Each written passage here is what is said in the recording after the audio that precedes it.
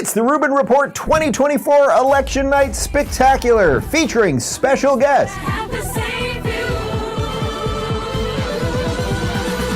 I'm just going to keep coming. I don't give a shit what you say.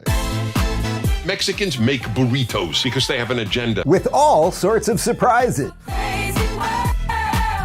ain't no party like a Diddy party.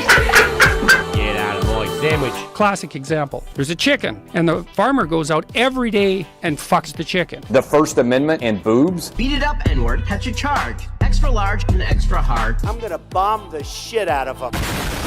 What can I say? Shanga, cool. Take a good look at these! What's Joe Rogan's dream? What's Joe Rogan's dream? I think that was Joe Rogan? I totally did. F you, Taylor Swift.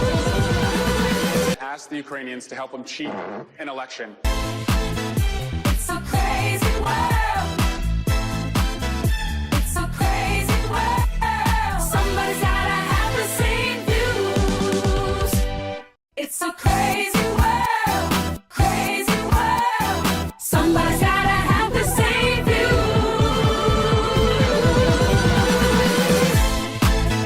It's a crazy world. It's a crazy world. Somebody's gotta have the same views.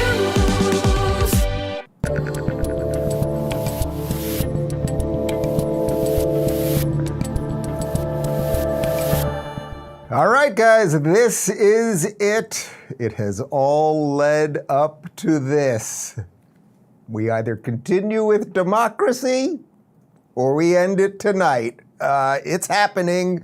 The polls are starting to close across the nation. It is election night in America. And before we do anything, and I am telling you right off the top, we have the zaniest, wackiest, star-studded bonanza of a show you have ever seen. Like, we saw what some other people are doing, and I think we have just knocked it out of the park at every possible level. We will go as many hours as it takes. If I have to sit in this chair with a numb ass for 6 hours, I will do it. Do we have anti-numbing cream? We have some anti-numbing cream on standby just in case. But we got a ton of fun things we're gonna do and silly things. We got a great guest list, which I'll get to in just a moment. But before we do anything else, we have tequila, lots of stuff. Before we do anything else, I just gotta say a couple things. I just wanna level set and just like really connect with you guys for just 1 second. First off, right before we started, and I know we're a couple minutes late here for our 6 p.m. start time, I said to the guys in the room, the guys and the gals in the room, I said, do you guys want to pray for a second? Like, literally. Do you literally want to pray? And I think everyone watching this, you at home and us right here, and everybody that's on, let's say, the right side of this thing, no pun intended, is kind of praying right now. And I have no doubt that people on the other side of this thing, I guess, are praying. They're a little less into praying maybe than we might be. But everything, the dream of America, I guess, is what is really up for debate tonight. You know, I've been telling you about how this isn't about Republicans and Democrats and conservatives versus liberals and all of that stuff. It's really been, this is an election in essence over reality. Will we continue to have people who can think for themselves and build things and follow the American dream and do things differently, or will we hand it all off to the system that has repeatedly lied to us and locked us in our homes and injected us with things and then lied about it and then lied about it and then lied about it and lied about it and lied about it? Like, is that the way we are going? And to whatever extent elections are real, if we believe that they are real, and I do, by the way, not to say that shenanigans can't be within the system, but I do believe that elections are real. I voted today in Florida, and it was pretty damn secure with a pen and a paper and people that made sure that my ID matched my name and my address, and then put it in, then had my private booth and then put it in the machine myself, and it was clean and clear, and we'll have results out of this state very cleanly. There will be other states where it won't be as clean. But we're all praying right now. Like, this really is a seminal night in the history of America. So with that in mind, I really, more than anything else, I just want to, before we get to the fun and silly stuff and the tequila, and I made some pretty bomb-ass Wagyu tri-tips for my team. We're working hard today. I just want to thank you for being here. I know that there is a million shows you could be watching. There are a million live streams. I have no doubt you'll be flipping around and all of that stuff. But I hope that we will provide something that's a little bit different and a little bit special. Connor, you could flick to the other camera if you want for a second. How special will it be? Well, we'll even have Super Mario Brothers being played. I am going to try, because there are a lot of downtime. You know, one of the things is they bring all these panels, CNN, MSNBC panels, 18 people, none of them particularly interesting, each one more asexual than the next, and they just talk the whole time. And they're talking and talking, and either they're happy or they're not happy, or if it's CNN or MSNBC, they have one token Republican and they throw a cookie in his mouth every now and again. We thought, well, how can we do this a little differently? When there is downtime, which there will be downtime over the next 6 hours or so, we're going to see, can Dave Rubin beat Super Mario Brothers? 8-bit 1985 Super Mario Brothers. Maybe we'll bust out the Duck Hunt 2. We've also got a PS5 ready to roll. I'm told Contra is up on there, and I've got 4 controllers, and I have young people in here who want to play me in that. We'll see about that. We're just going to do zany things, and I hope you're going to have fun. We have tons of like great throwback clips and just weird stuff.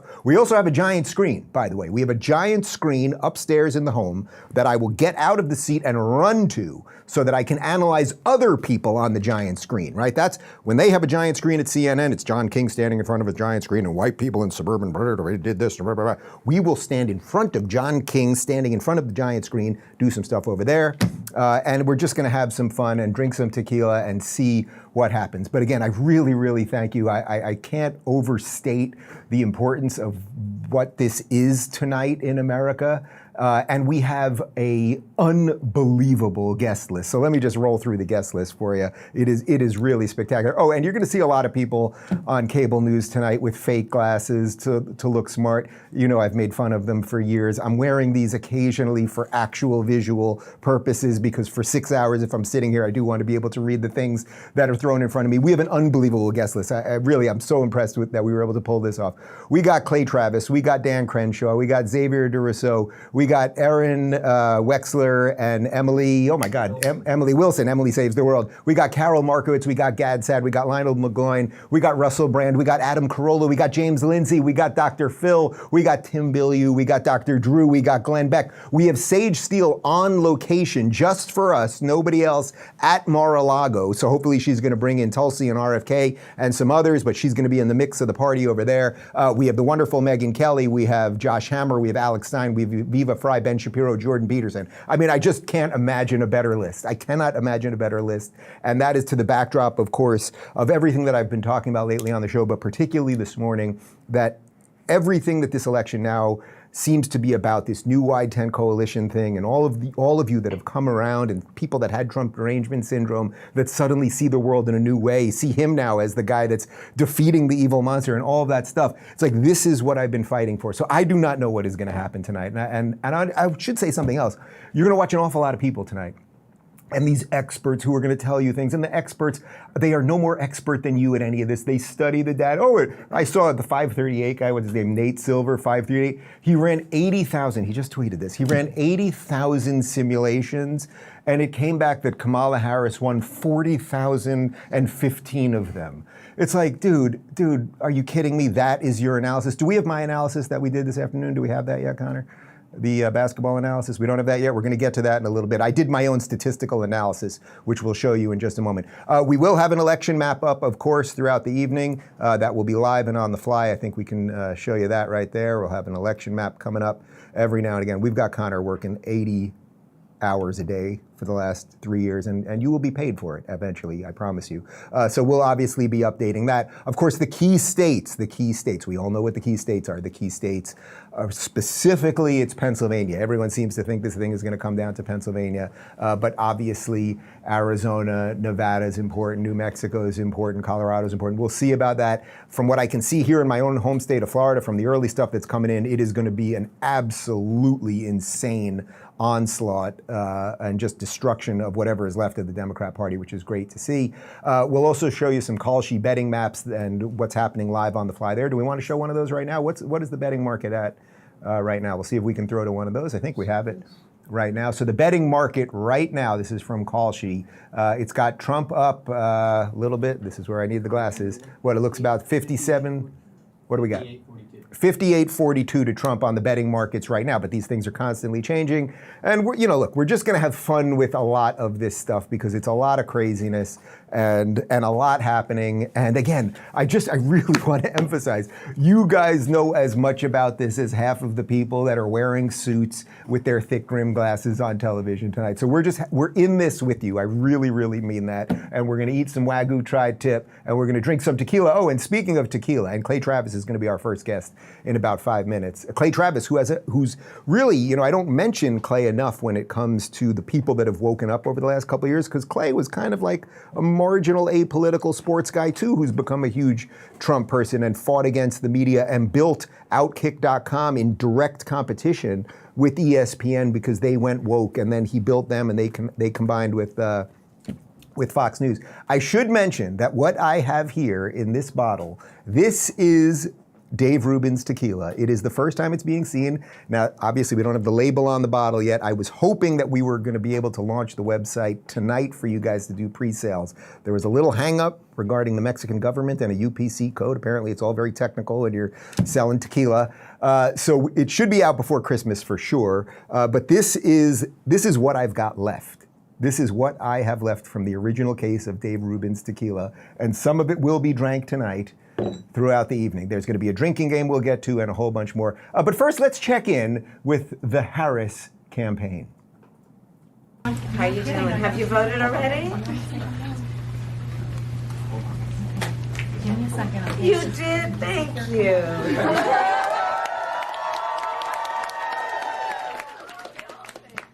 Thank you so very much. It's so important that everybody participates, and I thank you because I'm sure you got a lot of other things you could be doing. Taking the time to vote really does make a difference. So thank you for that. And you enjoy your day, okay? Did you catch what happened right there? She had her camera open. She was not talking to anyone. When you have your camera open, it's got video. This is my camera. Ooh, that's weird. That just entered us into like the fifth dimension of hell. That's the image right there. So she's on the phone pretending to talk to somebody. You can't talk to somebody when you have your camera like this because the audio does not work. This literally happened in the last hour and a half. Like the woman is going out in a blaze of glory. And look, she might win. She might be the next president of the United States. The woman who has the brain power of a third grader, perhaps, no insult to third graders. And she did coup the sitting president, so I gotta give her a little credit there, right? She did pull off something there with Nancy and Chuck and Brock. But like the fakery of this entire thing, this insane cackle, this ridiculous circular way of thinking with her, and the fact that at the end, we showed you on the live show today at 11 a.m., that she goes up and it's such a staged thing as she shows up at somebody's house and, oh my God, you happen to be a Kamala supporter who happens to be a poll watcher, I can't believe it. And now she's faking freaking phone calls like you cannot imagine it. Anyway, I mentioned all of these very serious people that have very serious data and they're crunching the numbers and they're carrying the one and they're doing all of this stuff with papers and pens and calculators and all of this stuff. And we were discussing, well, what could we do to give people an honest assessment, like a real true percentage of what might happen tonight? And I said to Brock, why don't we get out there on the basketball court and see if we can come up with something, so enjoy. All right, guys, about 3 o'clock here on Election Day, huge day for America and the world. Our coverage starts at 6 p.m. on the Rubin Report, tons of great guests, all sorts of stuff. But cable news, they're gonna have all these data scientists, people with thick rim glasses telling you about numbers and percentages and everything else. But we're gonna do it the scientific way here at the Rubin Report. I'm gonna shoot 10 threes right now. And however many threes I hit, that is the exact percentage chance that Donald Trump has to win the election. Here we go.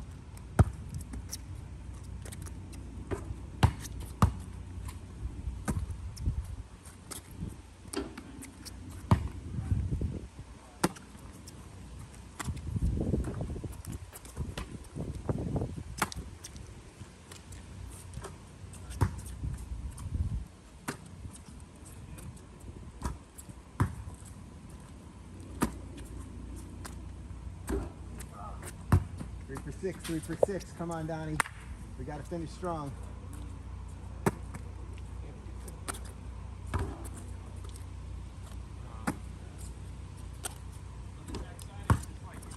What was that?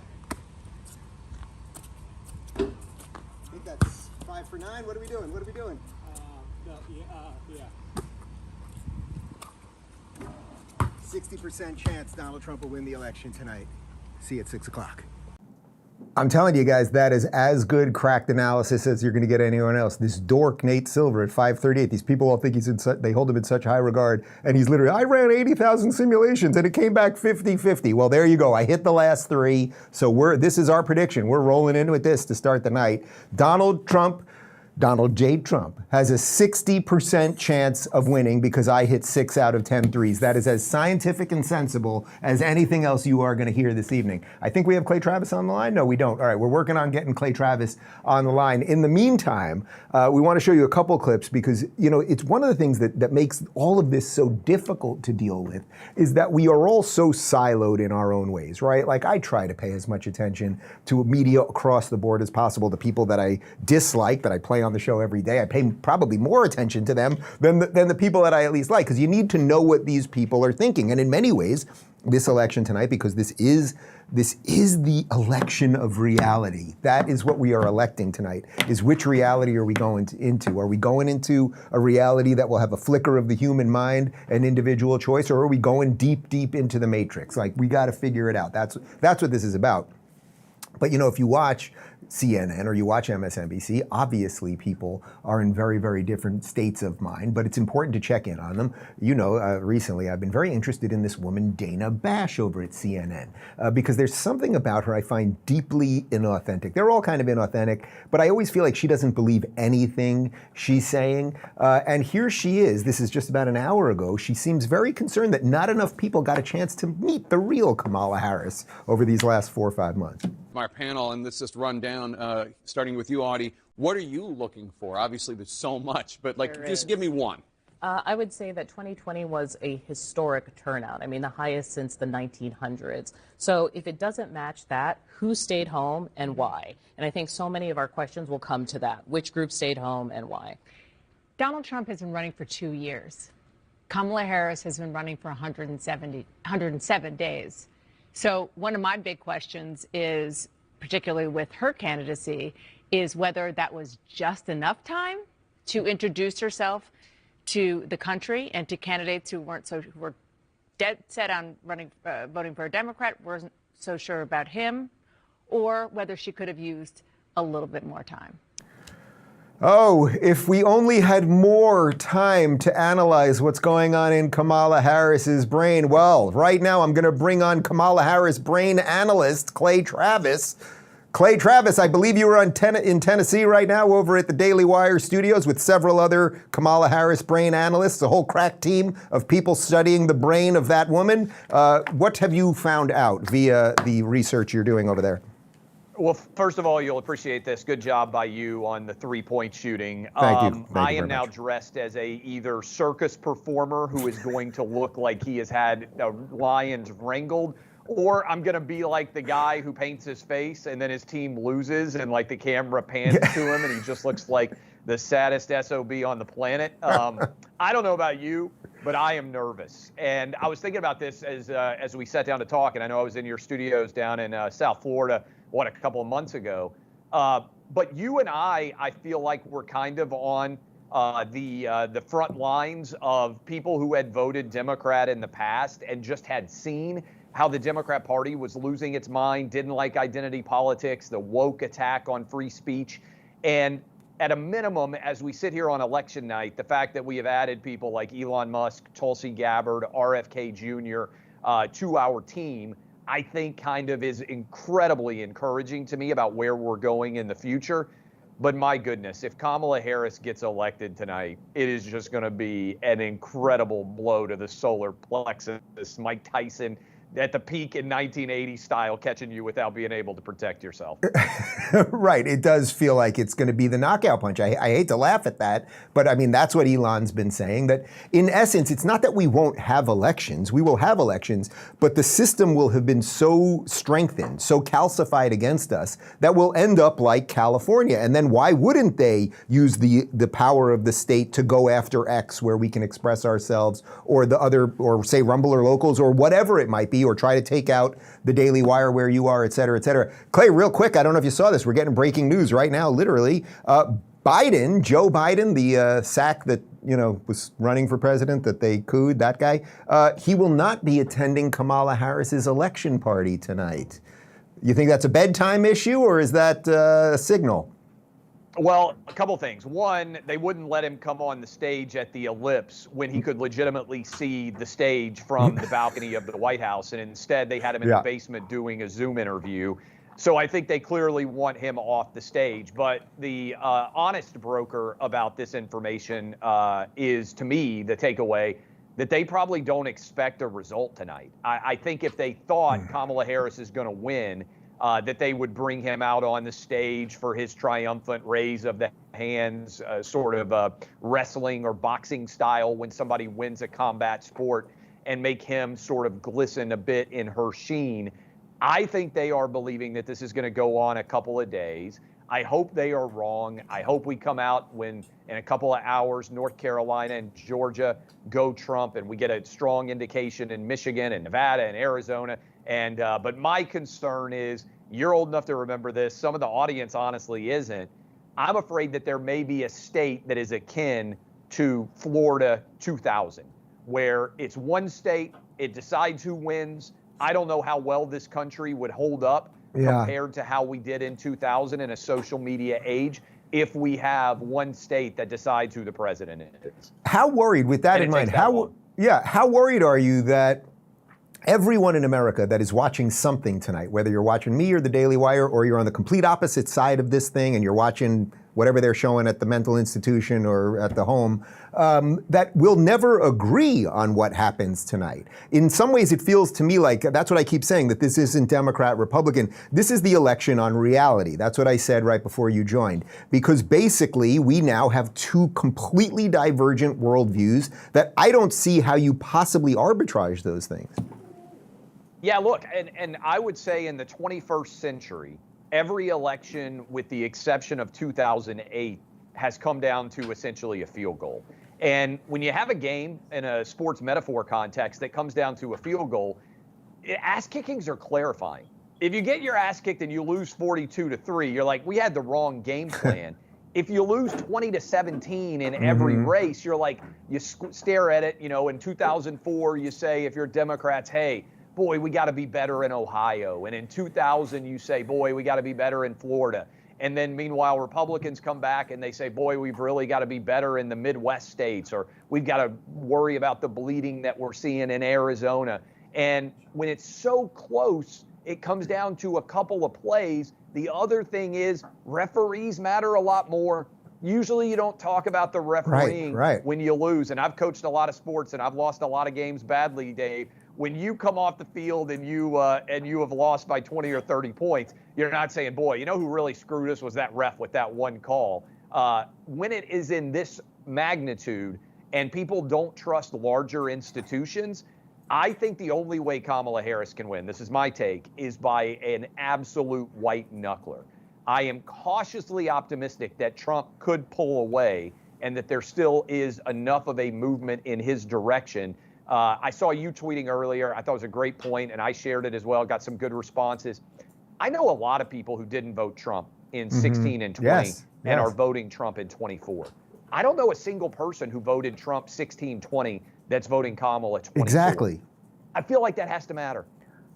Right. Well, that's what I want people. That's why I tweeted that out. I was asking people, and I said, I'll retweet you throughout the day because I want people to see other people like them. Because guys like you and I, wait, I'm not mistaken. You did not vote for him the first time around, right? You did not in 16, I went right? Gary Johnson. Oh, right. Oh, right. Me and you have. I was libertarian. For better or worse, me and you have the exact same voting record. We both did Gary Johnson and then Trump and now Trump again. But what was interesting about the responses to that tweet, maybe we'll show some of them throughout the evening, is that the people that are voting for Trump now that have broken, they are the most excited to vote. Like they suddenly are seeing the world with completely fresh eyes that maybe you and I have now seen things for a while. It's not as exciting to some extent, where they're like, they are just all freaking in. And that's pretty incredible, actually. Yeah, and look, this is one of the things I talk about with my wife a lot. One of the challenges I think that's out there is, when Ron DeSantis swept the floor with Gavin Newsom in the debate that they had on the Sean Hannity show, One reason he did that is because Ron DeSantis knows every argument that Gavin Newsom is going to make because they're well distributed and widely discussed in media. Most people have no real idea what arguments you and I are going to make, Dave. Like, we know their side argument, and we can explain why our side is better, but we very rarely get to have these head-to-head conflicts where we're able to explain why we believe what we believe and why we believe our side is right compared to their arguments. They don't even really engage with the arguments that we put forward. They essentially just say, oh, these guys are Hitler adherents. These guys are fascist. These guys are garbage. They're unintelligent. No, I think actually Trump has the right side of almost every argument out there. In fact, I would argue every side. I don't even think it's that difficult. The problem is a huge percentage of Americans never hear what we actually believe because we're so caricatured by their side of the media that it's impossible to tell. Yeah, you know, I was at the rally at MSG last week, and to be there for over 7 hours, I got there at about 12:30, I left about 9 p.m., to see the most joyous, America-loving, Orthodox Jew next to a Muslim woman in a burqa, literally, happy group of people praying, celebrating, American flags everywhere, joy, and then to see the way the machine just flexes and turns it into a Nazi rally is incredible. Clay, I want to throw to this video. I saw this right before we went live because as I keep talking about this war on reality thing, you know that Gavin Newsom, who you mentioned, and many of the Democrats really want to censor the internet. That's why Elon bought Twitter, and thank God he did. And check this out. So this is, someone created this. It's AI replacing the words our democracy with our bureaucracy via cable news hosts, and listen to how different things actually sound. If the Democrats fail, it might be the end of American bureaucracy. Our bureaucracy really is in fundamental peril. The foundations of American bureaucracy under attack. They want to destroy our bureaucracy. We are a bureaucracy in danger. We're watching an election where people are on the ballot openly advocating the end of bureaucracy. That's what Republicans are doing, attacking bureaucracy, attempting to destroy bureaucracy, and they're doing it with glee. This is the end of bureaucracy in America. When will America stop sleepwalking towards the end of bureaucracy? Right. It's Democrats versus, as Bill Kristol says, the end of bureaucracy. We are essentially, as Neil put it, one vote away from sort of the end of bureaucracy as we know it. I think our bureaucracy and the stability of that bureaucracy is really the thing on the ballot and really so important. Clay, isn't that it right there? Like, that's first off a perfect example of why they want to censor the internet, why they want to take Elon out, why they hate AI, they hate all the things that are coming on the horizon. But in essence, that made more sense than anything they say on their network. Democracy is not at stake if Donald Trump wins. Democracy explodes in the best way and a renewal of the American spirit comes. They're the ones coming through bureaucracy for our democracy. Yeah, look, it strikes the chords of incredulity for me, for them to be arguing that the party that is trying to bankrupt, imprison, and kill Donald Trump is actually trying to defend democracy, while simultaneously elevating a woman who had never gotten a single vote for presidency in her entire life. And one reason why I think this election is so important, leave aside many other issues out there, if Kamala wins, the lesson that Democrats are going to take is lawfare works and the American public respond to it. And so we need to try to lock people up more. We need to try to shut them down more. Dave, you know what I think is going to happen if Trump wins?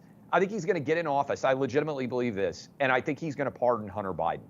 And do you have any faith at all that Kamala Harris is going to pardon Donald Trump? I don't. Of course I think they'll try to put him in prison for the rest of his life. And once you cross that Rubicon, once you establish that if you lose an election, you and potentially members of your family and your supporters go to prison for the rest of their lives, we don't have a functional republic anymore. And how many people out there that are otherwise very talented and would make great leaders are going to say, you know what? I'm not putting my name in. I'm not risking my family. I'm not risking my wealth. I'm not risking my freedom. To me, that is why we have to win. We have to send the message that this fails, that it blows up in people's face, and that one reason we won is because of the lawfare not that Democrats were able to get to the White House yet again because of lawfare. Clay, we've been on a very parallel voting evolution together, and people know I love non-political people that can then make sense of politics because they come at it from another angle, and that's what you've built, which is pretty freaking awesome. Do you guys you going to get Shapiro and Peterson and the rest of them to drink tonight, or what? What happens over there at the Daily I think Wire? so. Look, I'm going to be on with Fox Nation a little bit later. Do you know where I'm going to be? Kid Rock's Country Bar on Broadway in downtown Nashville. So you want to talk about a wide range of potential outcome? We're either going to have one of the most awesome nights that has ever existed, or it's going to be one of the saddest nights in a honky-tonk in Nashville in a very long time. Wide discrepancy here based on how this night goes. Fingers crossed. I hope I'm not the idiot with the painted face in the lion wrangling jacket. Yeah, if this ends at like 1 a.m. with you eating fried bologna outside of a honky-tonk crying, it's going to be very sad. We may have to check in with you in that case. Or Dave, think about this. I could be on the stage in Kid Rock's honky-tonk saying Donald Trump's the next president of the United States, and now Kid Rock. Can you imagine that? That's a wide range, too. That is a wide range, my friend. Clay, good seeing you. Let's pray, man. Amen. Let's hope it's going to happen. I'll see you, my man.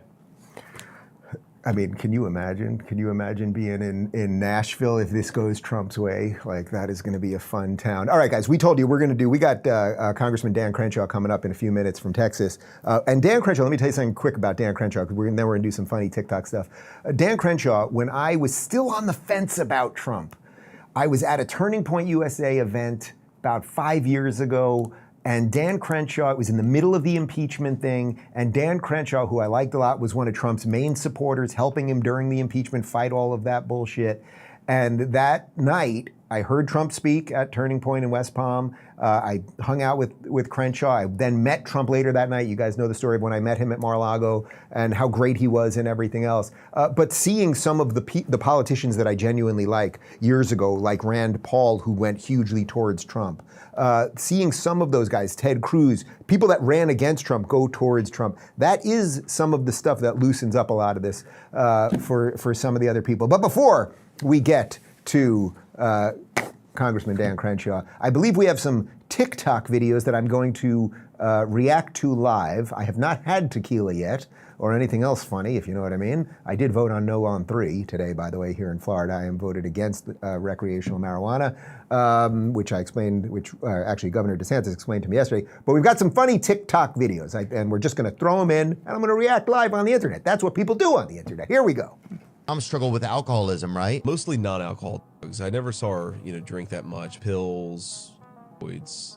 When mom was in the worst of it, yeah, there was some dangerous shit out there, but it wasn't nearly as deadly as the stuff that's out there today. Oh, yeah. The poison that we've got in the streets now is so dangerous. But it's also sad that somebody, you can't even do cocaine in this country anymore, And that seems like a crazy thing to say. Like JD's, you're like, it is Don't sad. Say it. Don't say that.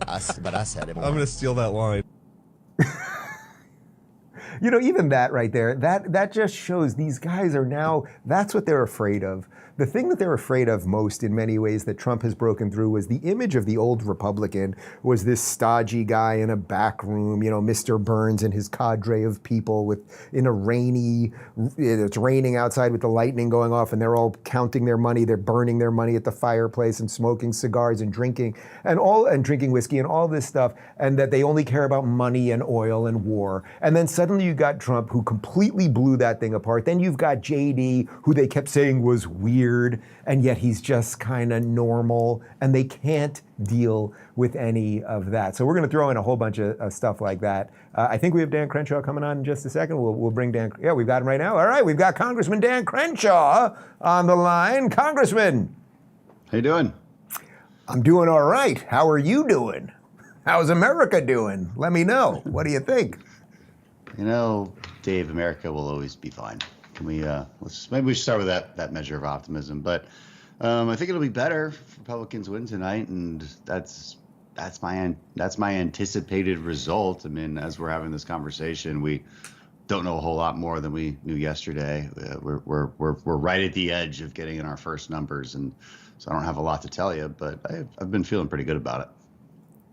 How do you feel Trump has widened the party? Because the party is very, very different than it was 4 years ago. It's crazily different than it was 8 years ago or 12 years ago, et cetera. How long do we have? We got, we got 8 to 10, my friend. We got 8 to 10. But it's like an hours long conversation, yeah. in my opinion, because I could argue that both ways. I could argue it's not different at all. I could argue a lot of people want it to be different because different just seems cooler and more hip these days. But if I look at the RNC platform now from before, I'm not sure you can tell me what some of the bigger differences are. Now we have taken off when major you issues see off the when you RNC see a platform, group which I that think are very bad. When you see a group that now includes, say, RFK and Tulsi, et cetera, whether you agree with them or not, that clearly something else has happened here that would not have happened years ago. Yeah, that's harder to explain. That's campaigning. That's campaigning more than anything else. I mean, what does that mean for the general platform of the party? It's a conservative party, or at least it should be. To the extent that you're adding this bigger populist wing, I don't think there's anything good to say about that. Populism is liberalism. There's no difference to me. But for campaigning purposes and disaffected liberals like Tulsi and RFK come to the Trump side, great. It's good for campaigning. And look, it's not like nobody ever had any good ideas. Okay, maybe they bring some interesting thoughts to the table. I mean, I don't know what they are just yet, but we'll see. But I see that more as a campaigning personality thing than I do as a radical change in a party platform. And the reason I say the word conservative and say this is the party of conservatism, or at least it should be, is because conservatism by its very nature isn't supposed to change that much. That's like the whole point. And I don't think it has. I think Trump governs as a regular mainstream Republican. I know people don't like hearing that. People want it to be a different thing. And his personality was certainly different. Like there were some policy differences, like a willingness to take on China. But I would say that was kind of happening anyway. That was sort of America as a whole waking up from like this giant Chinese trick that they'd been playing on Washington for a very long time, and Trump was the guy who was like calling it out. It's great.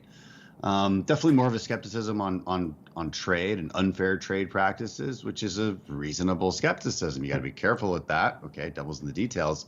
You end up hurting a lot of American workers in the process of trade war, but still, it's something worth pointing out. But does that make it a massively different party? I'm not so sure about that. If I'm going to point fingers at a massively different party, I'm going to point fingers at the DNC. I mean, when I was on Bill Maher a couple of months ago, one of my well, I think everyone would agree with that. Yeah, I mean, one of my favorite tricks to play on them was I read a party platform. I didn't tell them where the party platform was coming from, and what I was reading honestly sounded like it was written by like MAGA. It was just like MAGA. It was illegal immigration bad. The government should only do so much, limited in its scope, all these typical like Republican talking points. And I was like, what do you guys think, since you think we're so extreme? Because that was the argument they were making. We're so extreme now. And I was like, well, then where's this platform from? And now James Carville knew exactly where it was from immediately. Like I didn't pull one on him, but it didn't matter because my point was made. And he's like, that was the 1996 DNC platform, you little, he was all grumpy about it. It was kind of funny. But the point is that the 1990s Democrat Party is what's radically shifted. I don't like to think that we've shifted a whole lot, even if we ourselves like to think that. I think I'm taking an objective view at this, but sorry, I told you it'd be a long conversation. Unfortunately, it's a super interesting one. That's why I asked how long we had to really discuss something like this. Unfortunately, we're going to have to pick it up at another time because we've got about 25 guests during this, what could be 24-hour bonanza. But just give me a percentage. Give me a percentage before I let you go. Trump winning this thing tonight. I'm not a political pundit, and I don't study the data. If you make me bet, I think he wins. I mean, percentage-wise, I can tell you the exact percentages if I have some screens in front of me. It's 50.001%. But that's an edge. Okay, so So if you make me bet, I think he wins. I've been saying that for a few months now, and I think Republicans take the Senate and keep the House. So I think we're in for a better future. So let's be a little optimistic about it. Let's take it. Congressman Dan Crenshaw, appreciate your time. Thanks. And go Ted Cruz in Texas, by the way. Ted Cruz, his race, actually, his Senate race, which we'll get some updates on, I'm sure, throughout the evening, was bizarrely close because Cruz has done a really fine job, I think, in Texas. And suddenly, in the last couple of weeks, it's started to divide quite a bit. So I think Ted Cruz will be fine over there in Texas. All right, what should we do? Why don't we do a little more reaction stuff at the moment? All right, we're going to do a little more reaction stuff. And then we should bust out some tequila. I think it's time. All right, what do we got, Connor? Get back! Nice. That was pretty good. Get back! Good. Very nice. Get back. Good. Get back! Is that real? That's real. This is why you should have a gun.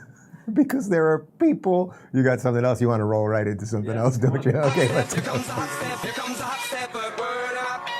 369 girls wanna drink wine. Tell the man not to waste your time. If the man broke, the man he a joke. So you gotta get loose with the Henny and the...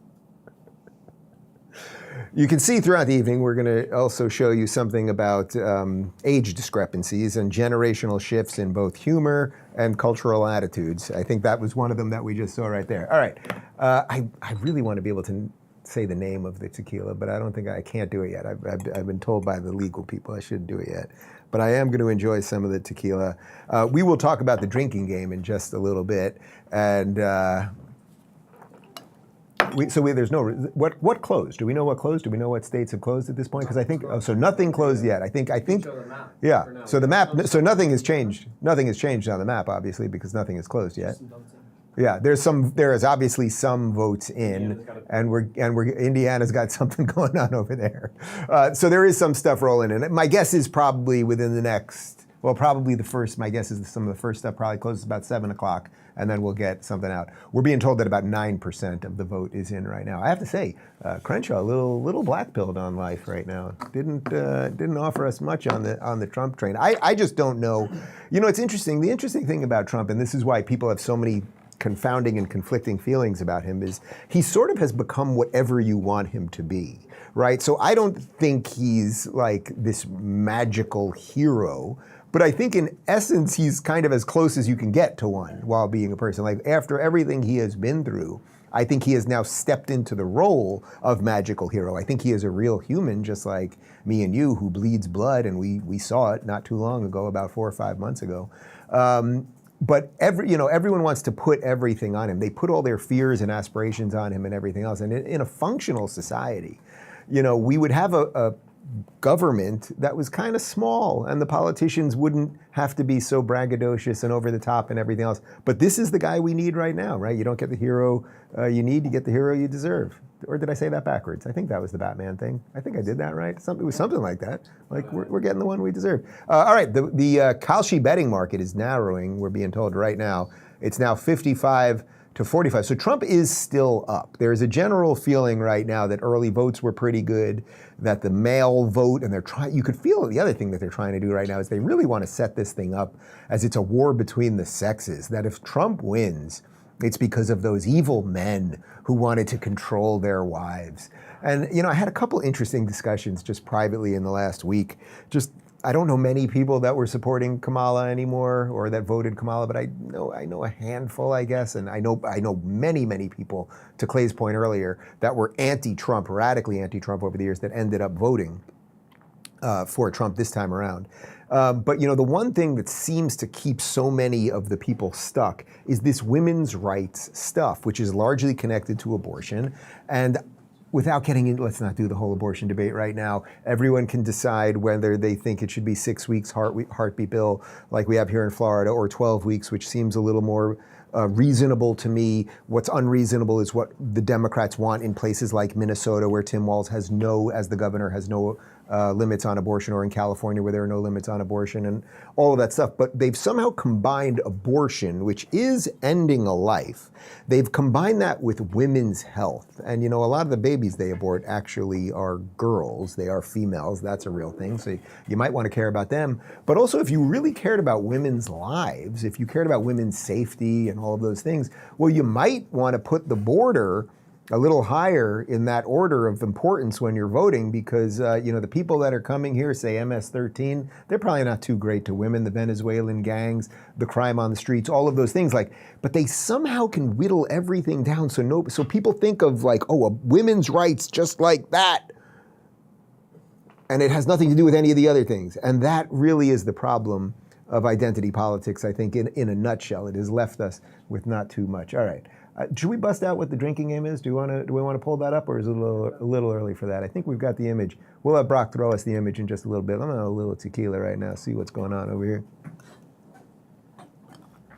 I am telling you guys, we have created, I cannot wait to release this. I, Dave Rubin, or Dave Rubino, as they say in Spanish, I have created the most delicious, exquisite tequila you have ever tasted. You'll get on some of that soon enough. Do we have Xavier? I think he'll be on. We do have Xavier. Xavier Durousseau, my friend from PragerU, the blondest black man this side of something or other. How are you?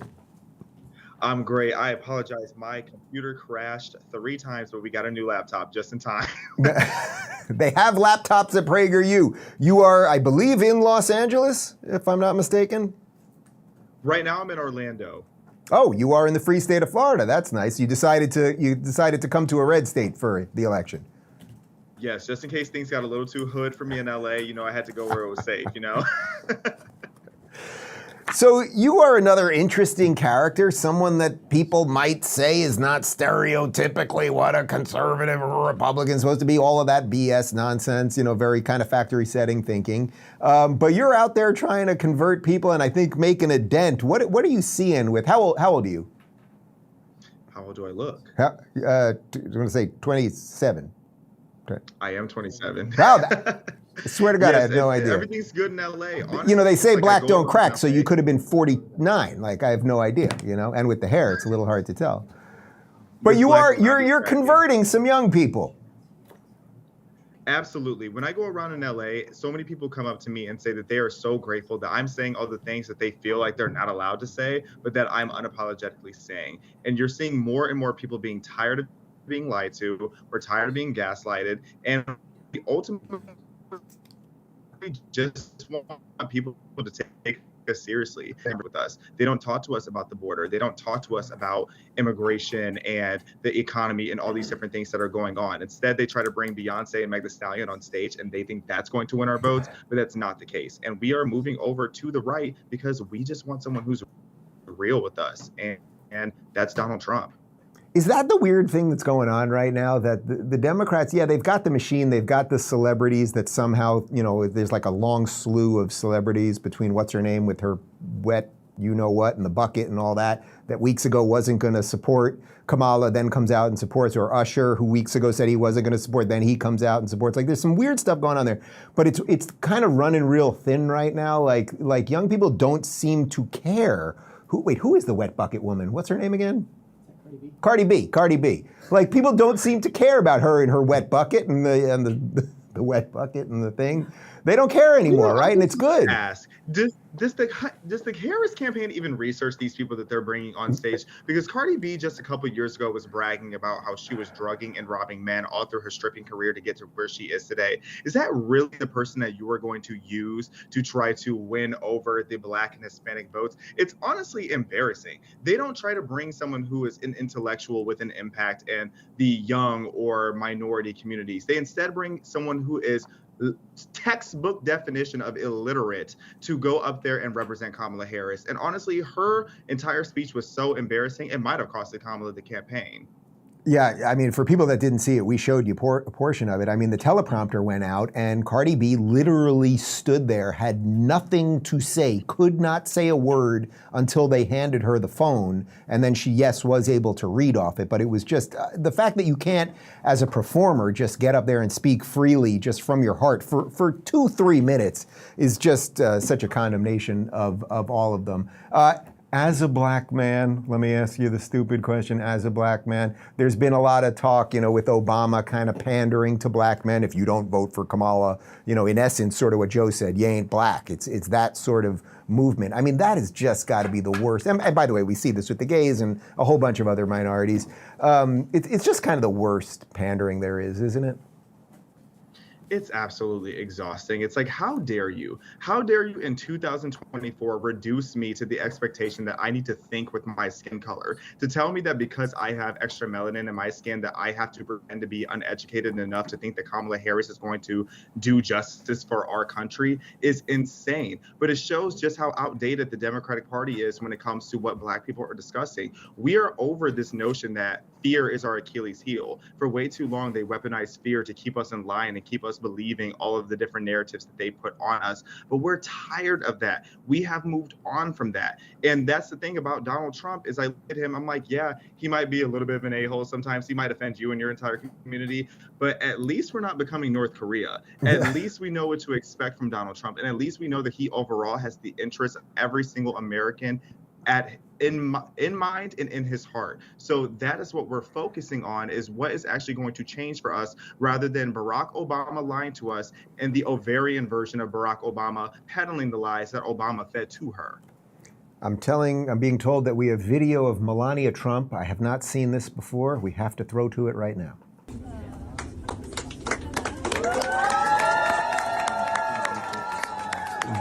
She's been indoors with sunglasses all day. People are wondering what's going on with that. What's going on with Melania indoors with sunglasses? One of the things that people think is that they somehow hate each other, or that she's this kept woman or something. And I don't know if you've ever heard me talk about it, but when I met them at Mar-a-Lago, I saw them together and I saw them holding hands on top of the table, her hand on his. He kept referring to her as honey, and I said something to him about what I thought was happening with the Democrats. And he said, honey, you should hear this. And I was like, that's not a man who hates this woman, asking her opinion on something. And the way she responded to him was so obviously that they don't. But it's all just, we've just created these characters, right, in our heads around all of these people, probably to the Democrats too, to some extent. I mean, absolutely. First of all, Melania wearing the sunglasses inside, that was just her serving looks. That was a fashion statement. And I think it was Rob Smith that said it best, it is an injustice that we did not view Melania Trump as a fashion icon enough all throughout Trump's first presidency, because she could have been our Princess Diana. But that being said, it's like people try to make up these fairy tale versions of what they think of Trump and Melania's relationship and thinking that they know every single detail. It's like, please, especially those of you who are married or been in serious relationships, you know that there might be situations where you don't want to hold hands or you might be a little annoyed with each other. But that doesn't mean that they're not a unified front at the end of the day. So people making up these conversations and these narratives in their heads as if they're the ones in Melania and Donald's bedroom, it's deranged, and really you need to mind your business. This is not the Real Housewives. Xavier, before I let you go, you were in one of the few blue places we have left in Florida, Orlando. Do you think it possibly flips tonight? We're seeing some crazy numbers. I mean, here down in Miami-Dade, which used to be blue, the Republicans, from what I understand, are up by like 30% right now. Completely insane. You think something could switch now that Disney lost to Mr. DeSantis? Maybe. I mean, I definitely think there's going to be some progress here in Orlando, but there's way too many adult Disney kids here, and I think they're too busy living in fairy tale land to switch over to the Republican Party. All right, before I let you go, I'm going to play Super Mario Brothers right now. That's from when I was a kid, 1985 Nintendo. Since you got a few years behind me, what system did you grow up on? All of them. Nintendo 64. I had 64. Xbox, PlayStation, GameCube. I was a little spoiled. Not all black people are oppressed. On that note, I'm going to play some Super Mario. Let's go, Trump. All right, let's bust it out. Let's see. We have Aaron and Emily coming on in a few minutes, but right now I'm going to play. Let's show the big screen. I want people to be able to see the big screen for just a moment. Let's throw it to the big screen right there. Okay, don't worry, you're not gonna have to watch at that angle the entire time. I'm gonna play a little Super Mario Brothers. Can I at least right now get through the first board without dying? Let's see. And we know, of course, that there's a mushroom right there. We're gonna grab that. Yeah, oh yeah. This, ladies and gentlemen, this is the type of election coverage. Like, what are they doing on CNN right now? Someone let me know what they're doing over there. And this is what people want, you know what I'm saying? So here we go. Can Dave Rubin, throughout the course of what could be the longest, right in the middle, longest political evening, right? You gotta go down. You gotta go down the pipe, get the extra coin, you know? Can Dave Rubin beat Super Mario Brothers? I still got it, you know? We're gonna get through the first board before we bring on Aaron Wexler and Emily Wilson, who are doing some great work on their podcast, by the way. You guys see Aaron on the show all the time? Let's see, how am I doing? Oh, that's it, I did it. 5,000 points, great jump, we got the flag. And we will continue with World 1-2 in just a moment, but I think I am gonna bring on Aaron Wexler and Emily Wilson. Emily Saves America and Non-Lib Take. We've got Emily, we have one of the two. Emily, how are you? I'm good, I'm tired. You're good, are you sure? Everything's okay? Oh, yep. I just died in Mario Brothers because I didn't pause it, so that we're not going to count that on the official score thing there. What video game system did you grow up on? PlayStation? You were a PlayStation girl, little younger than me. What do you make of what's happening right now? What do you make of what's happening in the world right now? You've been doing all these videos, sometimes with Aaron, sometimes solo, sort of like hitting this new kind of like female empowerment thing in the right sense. Like, go out there, you're allowed to be hot and like dudes, and dudes are allowed to like you, and there's nothing misogynistic about it, and that the other side is just sort of hysterical and mean and out of shape and bitter and all of that stuff. Yeah, well, those are all facts, but it's funny because people forget that there's girls who are obviously Republican in California, but they also forget there's a lot of women in very blue states and very blue cities that are living very conservative lives and have conservative values. Not every woman in a blue state has like blue hair, works at, you know, a blue bottle and has abortions every year. But it seems like an awful lot of them do have some of that. Do you feel like there's this, I was just talking to Xavier Durousseau, I don't know if you heard, but I'm sure you know who he is. You know, he's under the impression, and I've heard this from an awful lot of people, from younger people, Isabel Brown talks about this a lot, that the 20-something crowd really is gonna break very hard from the woke, that they got kind of hit by it the most in high school, in college, and they're gonna break the opposite way probably in record numbers, if not right now, at least as they get older. Yeah, I think it's a trend when they're younger. I see how a lot of these girls saw someone like Alice Cooper and they're like, oh, she's famous and she makes all this money and she interviews these celebrities. But I think these girls are waking up and being like, hey, the messages that these girls are pressing are actually extremely harmful as they're pressing, you know, drugs and alcohol and sleeping around and all these things. And I think these girls are starting to realize that maybe that's just not fulfilling and that's not the life they really want. And so I think they're starting to finally feel free because maybe they see girls like me online who they can relate to and are a little bit more younger and normal and they live in cities and they're like, okay, well, I'd rather be like her than like these girls. And she seems a lot more normal and more relatable. Emily, it has nothing to do with Super Mario Brothers, but we have actual election information that has just broke. Donald Trump has won Kentucky and Indiana, so neither one of those are surprises. Obviously, the numbers will keep rolling in, but he is the projected winner of those two. And it looks like Kamala Harris has won Vermont. So we've got three. No surprises so far. What are you expecting to happen tonight? Like, do you think we even get a result tonight? A lot of people seem to think that if we get something in the first couple hours, that kind of bodes well for Trump. But the longer this thing drags on throughout the evening, or certainly into tomorrow and the rest of the week, that it just gets worse and worse for him. Yeah, I mean, I think it's absolutely ridiculous that we add in all this technology to make things more efficient and less errors and easier to do. And I'm like, yet somehow it takes longer. We would have better luck going to counting each individual ballot. I think there should be no reason that they're not counted tonight. But as we saw the last election, it took a lot longer. And then all of a sudden, all these mail-in ballots that statistically actually isn't even possible came in overnight for Joe Biden. So I think there should be no reason why we can't tonight. But I see a lot of people saying that it's going to take a lot longer. And so we'll see what happens. Well, I voted today in the free state of Florida where I had a pen and a piece of paper and I handed it to somebody. It was private and secure. They asked for my ID. It was very refreshing. Erin Wexler, you are also a Florida chick. Are you in Florida this evening? I'm in Florida. I'm in Palm Beach, so I apologize to any viewers if this is grainy quality or if I break up at all. The service isn't great because I'm here in the convention center right near Mar-a-Lago where thousands of Trump supporters and Trump team folks and just other Florida people are going to be, hopefully, God willing, celebrating in a few hours. So hopefully if he wins, I assume he does the acceptance thing probably at Mar-a-Lago, or have they said that he'll do it there? That's like the offsite party, do you know? If I had to guess, the acceptance speech would probably, or whatever the speech is, should be here. There's a stage that's set up, press is here. Mar-a-Lago is a much smaller setting for a closer team and Mar-a-Lago members. So those of us peasants who didn't make the cut to get a Mar-a-Lago table are here at the convention center. What's the energy like there? That's what people always want to know. Is the energy good? Because this is an energy thing. We're always chasing energy. You know what's crazy is, I'm a nervous Nancy. Dave knows this. Emily knows this. We're all friends. So you guys know I'm a very type A anxious person.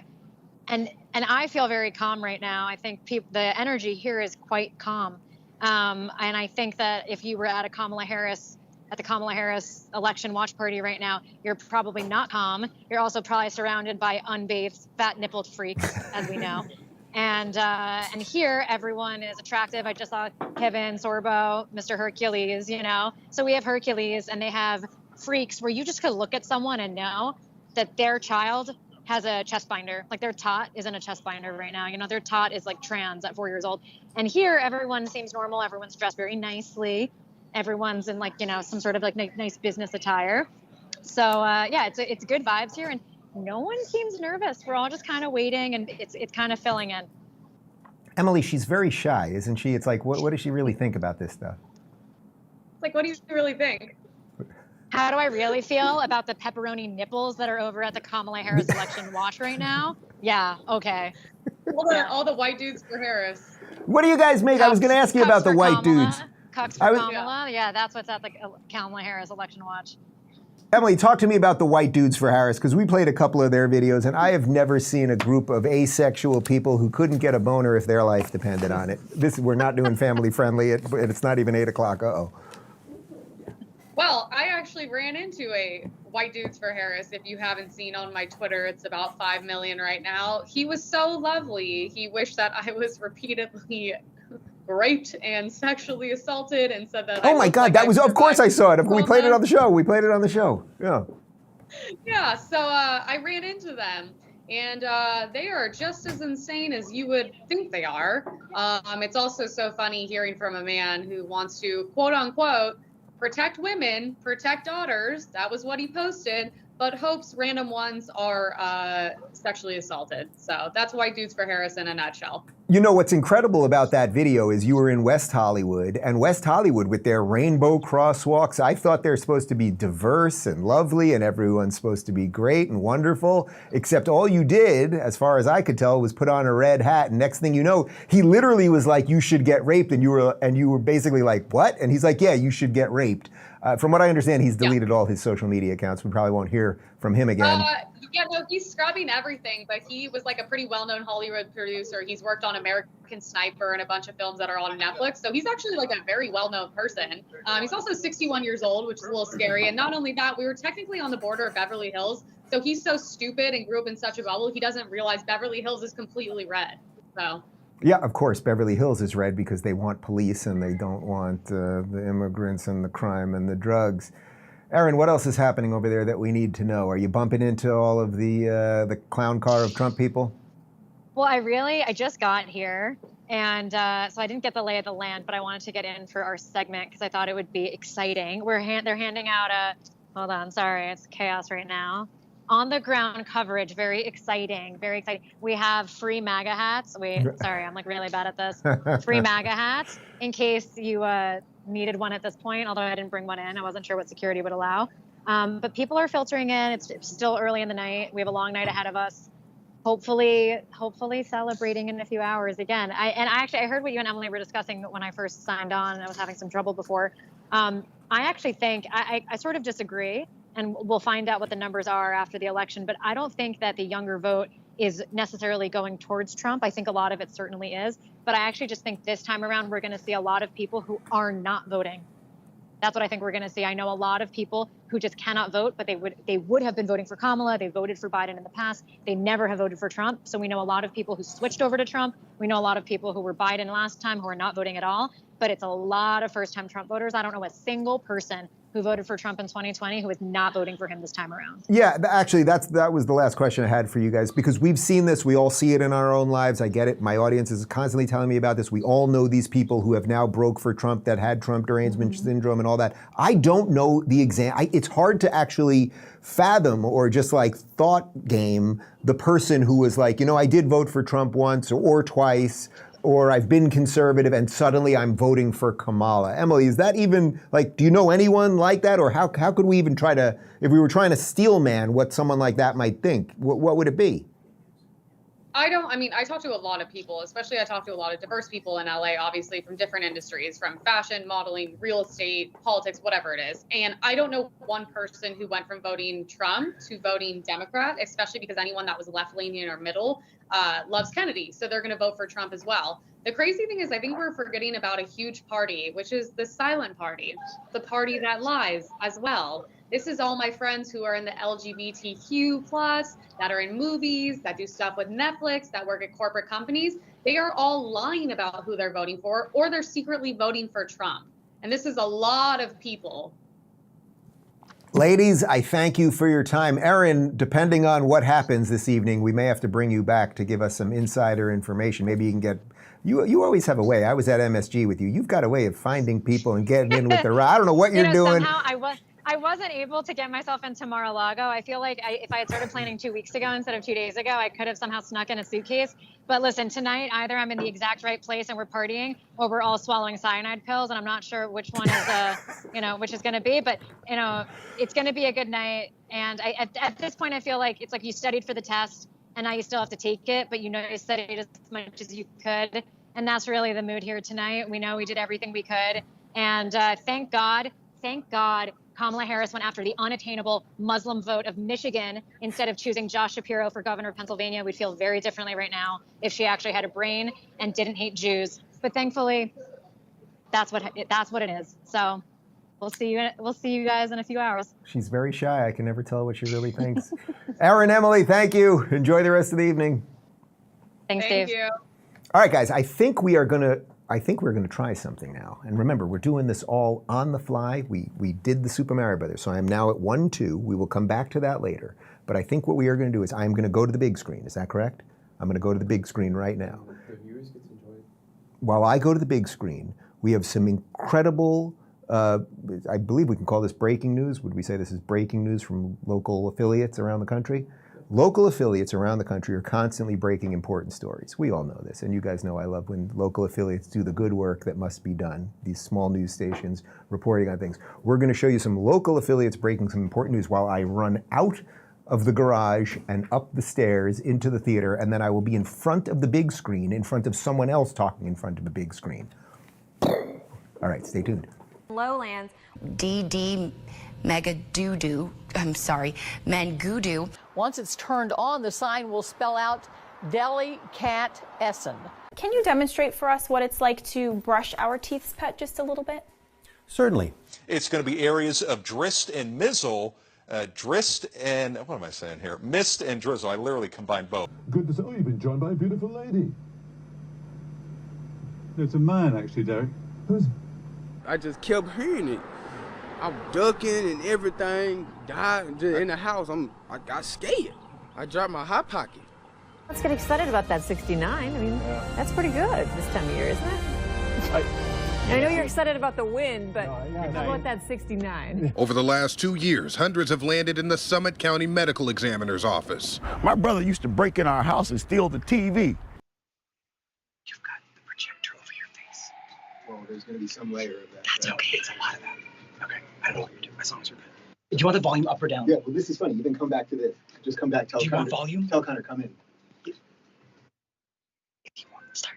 We're good. I think we are live. I am in front of the big screen. We do it a little bit differently here. We don't have the multi-million-dollar budget that they have there. So we're doing this off a projector. So some of that is affecting me right now. But what you can see here are graphics. And these graphics have been set up by people. And here, I don't know what this is. This guy, apparently, he's disappeared. I don't know why this came on right now. This is not funny. Apparently, he's missing. Maybe he'll come back sometime soon. Markets seem to be doing pretty well at the moment. Palantir, they got a little bit of Palantir. They're doing okay. Yeah. And we're going to wait. We're in just moments. I think we're going to come back with some NBC News coverage. We're testing this all out on the fly. But what you are seeing right now is a human being standing in front of a giant screen. There's Rudy Giuliani right there, covered in the American flag. He is actually a true American hero. I see NBC News will return in 2 minutes. So we're in commercial break. See, we're testing this all out on the fly. So what we're going to do is I'm going to run back downstairs, and next time I come up here, we'll do it not during the commercial for NBC News. Stay tuned. We'll be back. But now he's dead. We'll probably sit around and cook some soups and eat bread and desserts and just get all fat and sassy. Wow.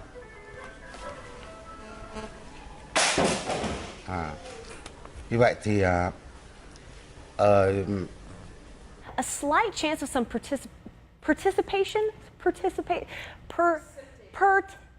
it's rain.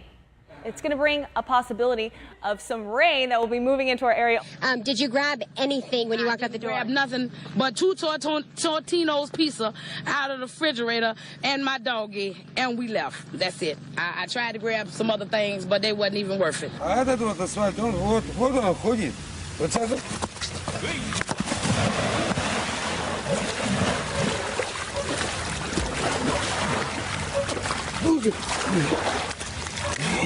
It's okay. Come a little closer. I'm going to stay over here by Joni. Do they know each? No, hold him tight. Hold him tight. Hold him tight.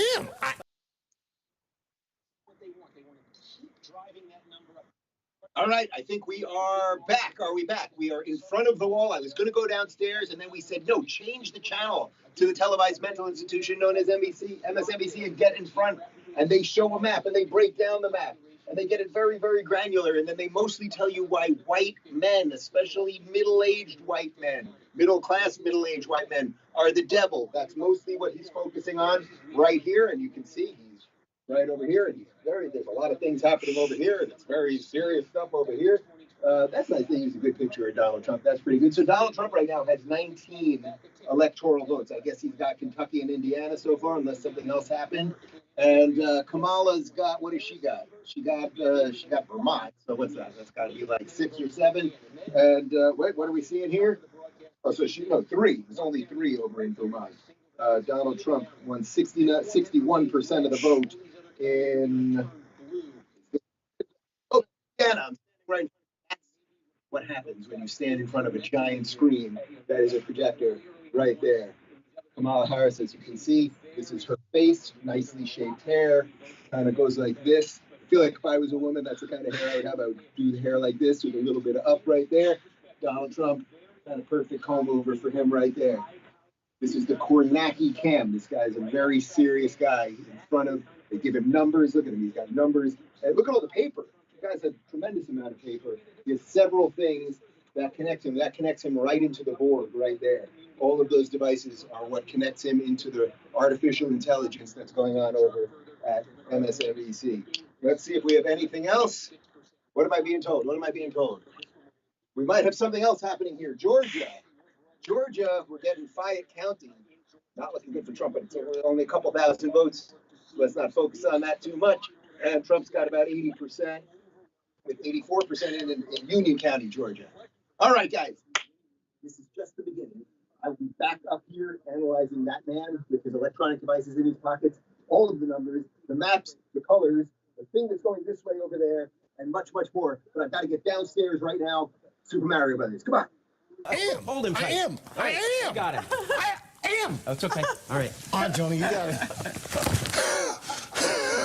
First and last name, please. Erica O'Donnell. And can you spell first and last? First Last.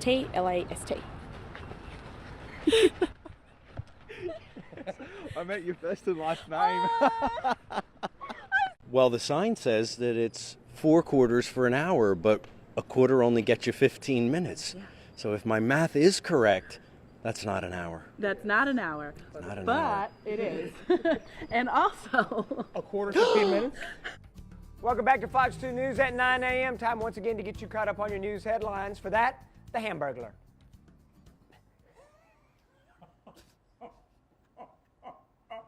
It's your birthday. I'll let it pass. Thank you. No, I won't. I'll get you later. And England skipper Andrew Strauss arrived in London, proudly showing off the little urn. They'll spend 4 days at home before flying out for the World Cup. And Belinda, I just can't understand how something so small can be so impressive. Well, Mark, you would know about that. Thank you very much. I'm Scott Mattis live in Hernando, Mississippi, where there's been spottings of a cougar, and that's not it. That looks like a house cat, but we're just feet away from where a local man rolled his cell phone video on what some say is a cougar. I'll be right back with a live report. But what we can say is that it looks for him in Uxbridge also something where there may be some concern. He had a 12,000 majority 12,000! I love those videos. That's it, people. We're running around the house. The kids were not happy that I didn't stop and play with them for a little bit, but that's what we do over here at the Rubin Report on election night for you people. I ignore the children so that I can run upstairs into the theater, have a very bright light shine in my eye, and make fun of people over at MSNBC. That's different than happening on any other channel you're watching across the internet right now. We've got the New York Post Carol Markowitz coming up in just a couple minutes. We're connecting with her. She's an interesting one who also moved to Florida the same exact week I did, came from New York, was very public about what they were doing during lockdowns with her kids and everything else. And we've become fast friends, and she's a true fighter for Florida and for freedom. So we'll talk to her in just a moment. And she wrote a great book about children and what the education system and the teachers unions and everything else have done over the last couple of years, along with Bethany Mandel.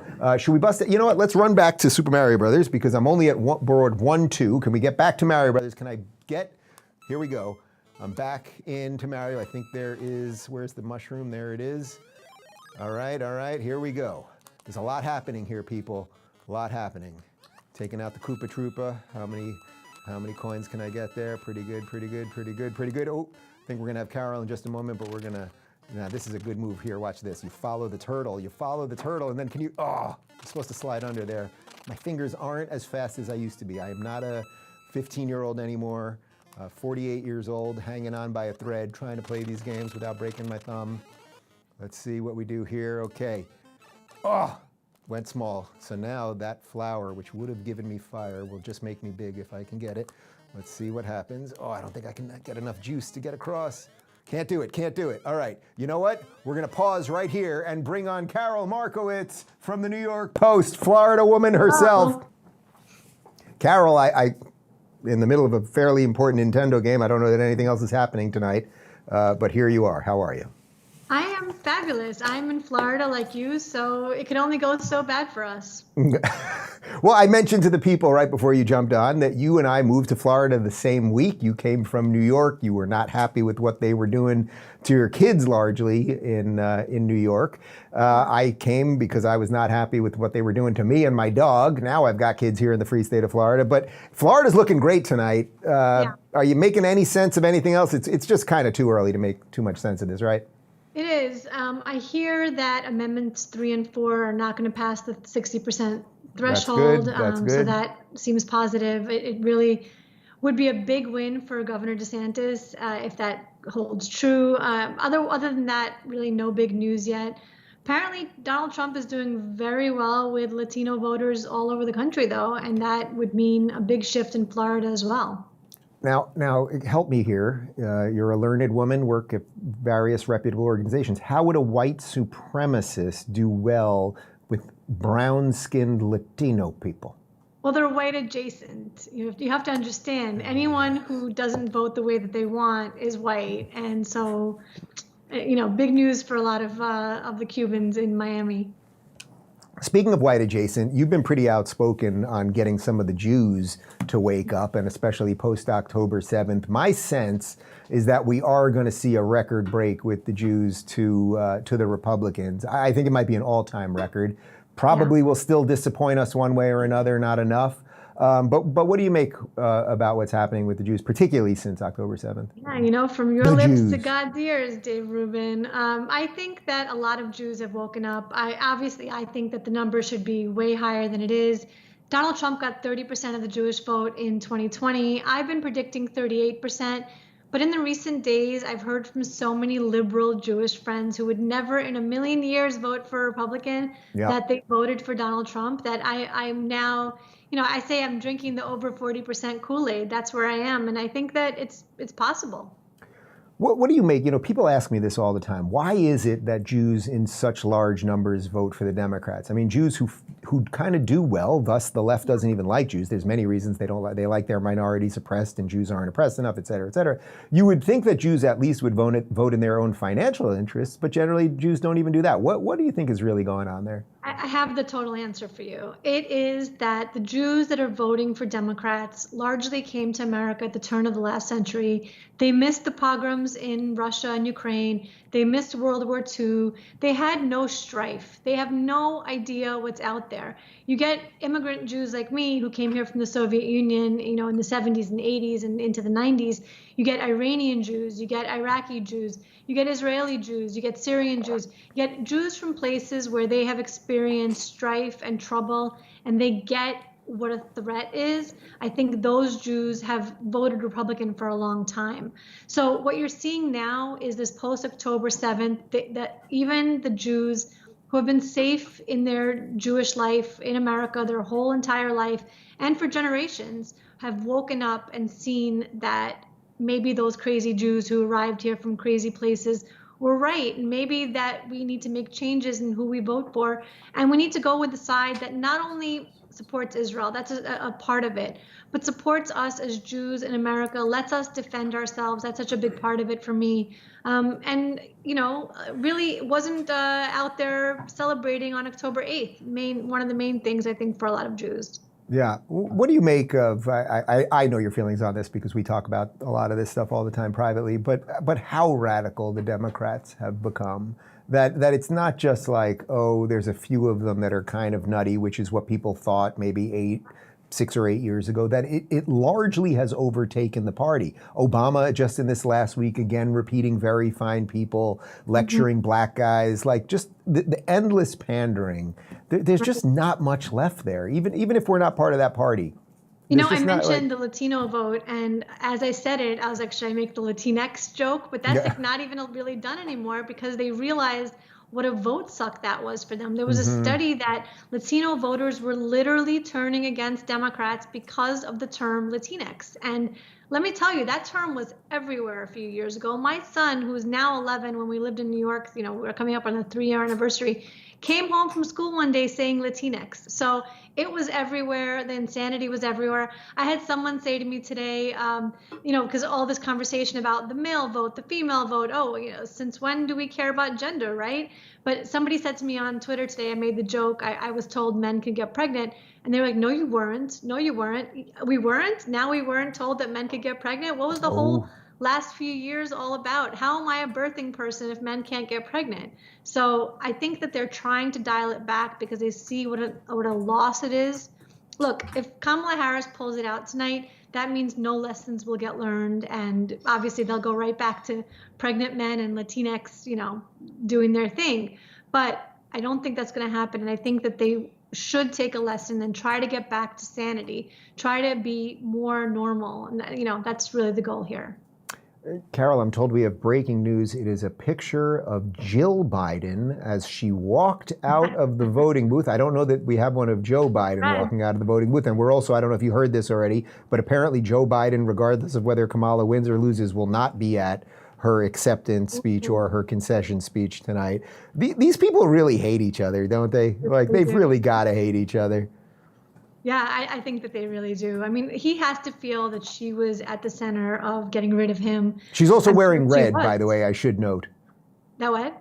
She's also wearing red, I should note, which is sort of kind of interesting in that Joe has been throwing her under the bus for a couple weeks now. That's right. I mean, the fact that she comes out in a red pantsuit, what is Jill Biden trying to tell us?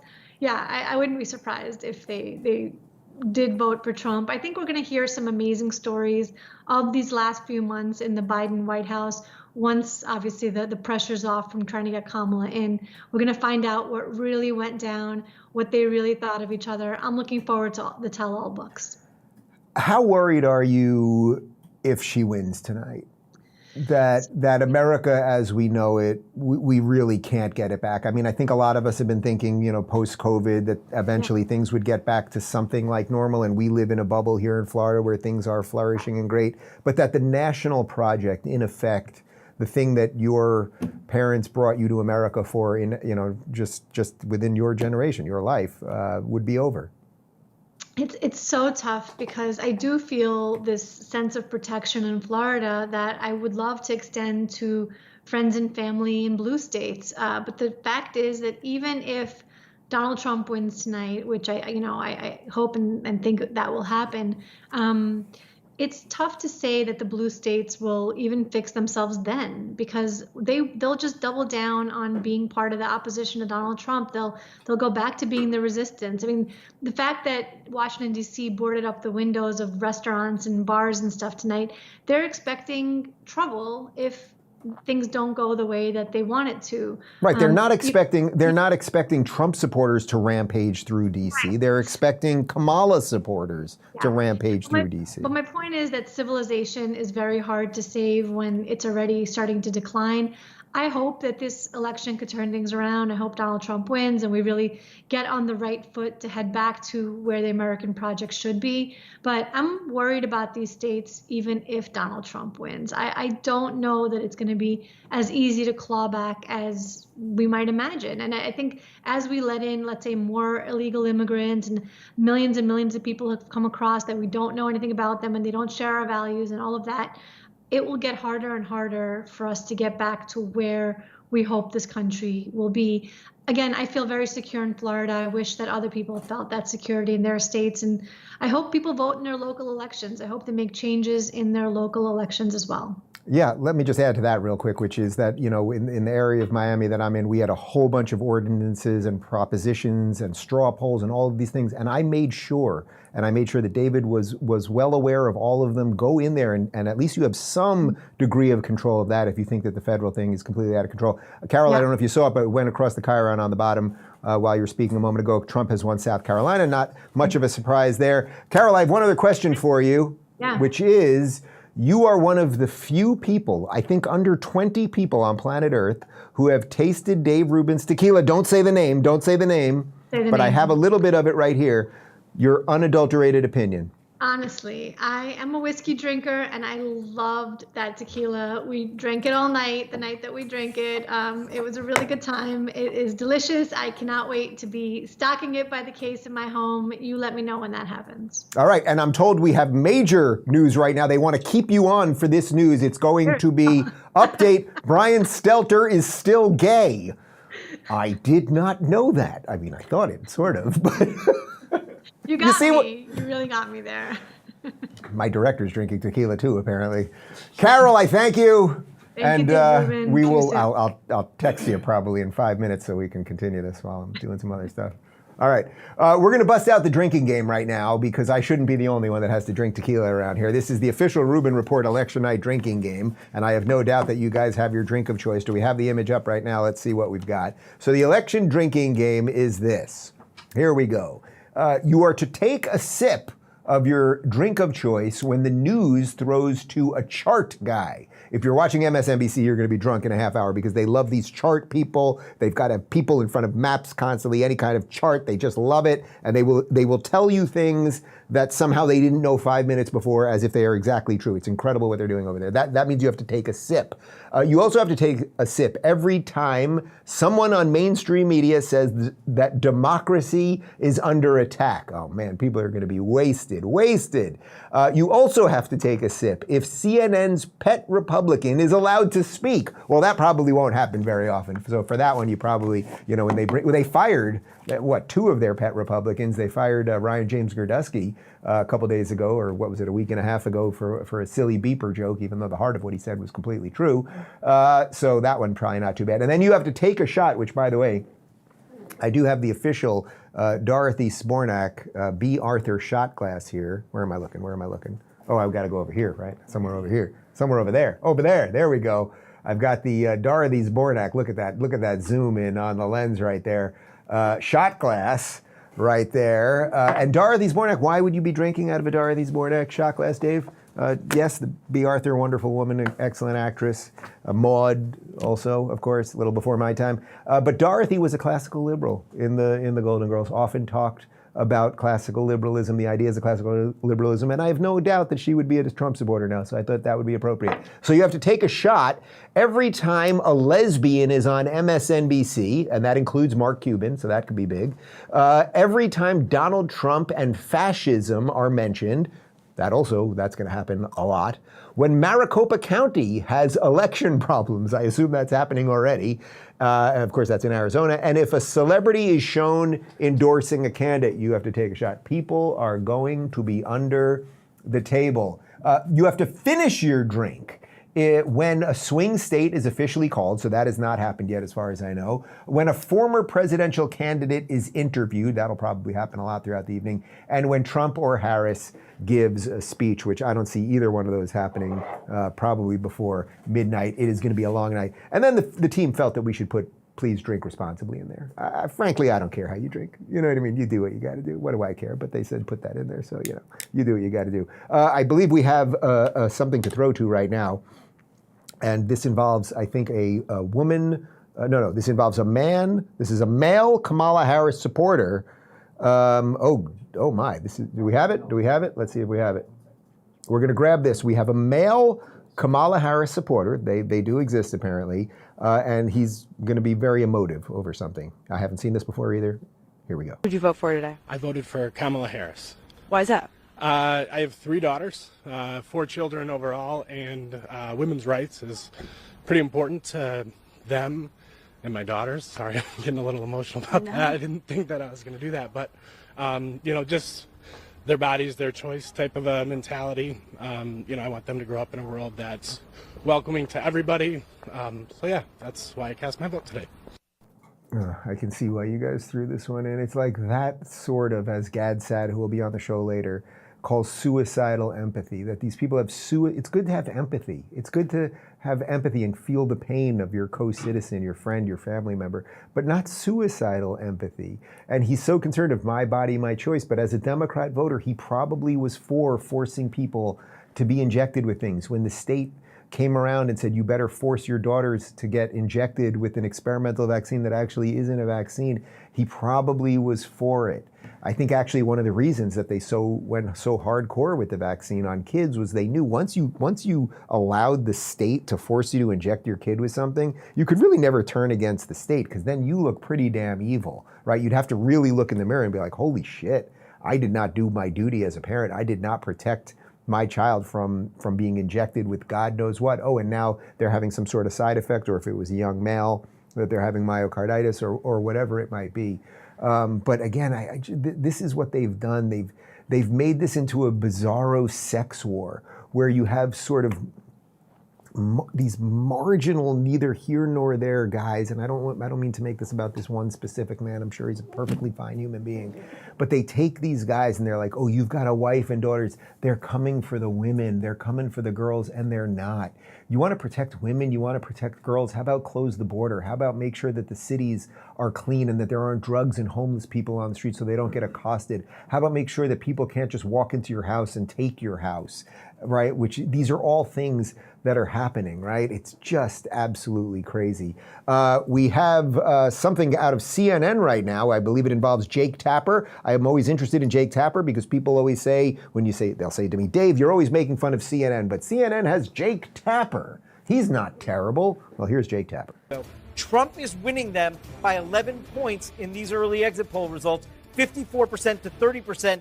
Jake, 4 years ago, Joe Biden won independent voters in Georgia when he won the state by 9 points. So we've seen a swing of 20 points towards Trump in terms of the margin, from 9-point advantage 4 years ago with independents for Biden to now an 11-point advantage with independents for Trump in Georgia. Jake. Wow. They're giant. And Dana, that is really significant. We see some incremental changes here and there when it comes to young voters. She's doing slightly better. Non-college whites, he's doing slightly better. But that independent swing is wild. It's a huge swing. All right, so that's rather extraordinary. And what I like about hearing independent voters, it's not saying white people, black people, people with a limp, and somebody who's got a lazy eye. It's saying independent voters, people who aren't part of a party, who maybe have sort of a mixed match of different political opinions, never found a home in either party, that they are now breaking in massive ways. I mean, that sounded like almost a 20-point swing from what happened with Biden in Georgia last time. That is absolutely huge. That's actually indicative of hopefully what we will see more largely throughout the evening. But I just mentioned my friend Gad Saad, the sexiest man on the internet, and I believe he is joining us live from Canada. Gad, they haven't put you in the gulags in Canada yet, you sexy beast. They're coming for me. This is my last communique before I go to Gulag 13. And I also note that you're not hiding under the desk. You're usually hiding under the desk because somebody, Donald Trump is coming for you or some other horrific figure is coming and you're hiding in the desk and your wife is off in the distance making sure that you're being fed well and that you're okay. Yes, as you know, I had a huge stock of cod, of tuna, and nuts, but they ran out, so I had to come out from under the desk. Gad, I mentioned, I don't know if you heard my previous interview or what I was talking about, but I mentioned a phrase that you have been bringing up quite extensively lately. I think you are, if I'm not mistaken, your next book is going to be about it, but you've written about it and we've talked about it before, suicidal empathy. And that really seems to be the affliction across the West that is driving the liberals, unfortunately, to kill us all. That empathy has become the most important piece of the hierarchy. Can you explain maybe when you first saw this and why you think it's so dangerous? Because I think it's perfectly indicative of what is happening with this election right now as it comes to the intersectional alliance that the left is trying to put together. Yeah, thanks for the question. That's exactly the topic of my next book, exactly suicidal empathy. So look, many emotions make sense when they are triggered within certain ranges, right? So take, for example, OCD, obsessive compulsive disorder. It is a maladaptive firing of an otherwise adaptive process. Now, that sounds like a mouthful, so let me explain it. It makes perfect evolutionary sense for us to check that the back door is locked before we go to sleep. But we check it once, we make sure it's closed, and then we move on.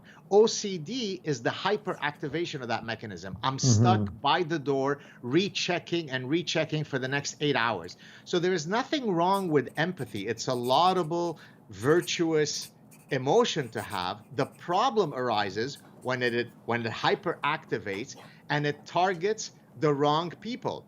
So for example, when it comes to immigration, to spend all of our capital of empathy on illegal immigrants over American vets would be a manifestation of suicidal empathy. To argue that all immigrants are alike, because people will, for example, write to me, well, why are you against immigration? You're an immigrant. Your buddy Elon Musk is an immigrant. Well, that presumes that all immigrants are equal. Just like George Orwell said, all animals are equal, except some are more equal than others. So suicidal empathy is simply the maladaptive application of an otherwise adaptive emotion. So how do you think it got weaponized? Because it seems to me that if we just had a certain set of people that maybe were a little too empathetic or a little too emotional or whatever, that could operate functionally in a society. But it seems to me that it has been weaponized to the point that everyone else now is Hitler, everyone is a racist, Donald Trump showing up at MSG is like Hitler in 1930, whatever, all of the stuff. And it seemingly has taken over an entire, it's not even electorate, it has taken over an entire segment of the population that will gladly import people who will behead them. Yeah, exactly. In Quebec, by the way, the Quebec government is perfectly happy to let in hundreds of thousands of Muslim immigrants, as long as before they behead you, they say bonjour. So as long as the beheadings happen in French, then it's all good because at least we've protected our linguistic heritage. But to come back to your point of how that happened, let's draw an analogy with football, right? What you're trying to maximize to win a game is to score more points than the other team, right? Everybody agrees that that's the rules by which you win. Imagine if somebody came along and said, no, what I have to simply hold on to the ball more than the other team. That's what I use for me to win the game, right? And so this is what's happening in the West. It's no longer about protecting our foundational values. The highest goal, the most virtuous objective that you can achieve is to be orgiastically empathetic.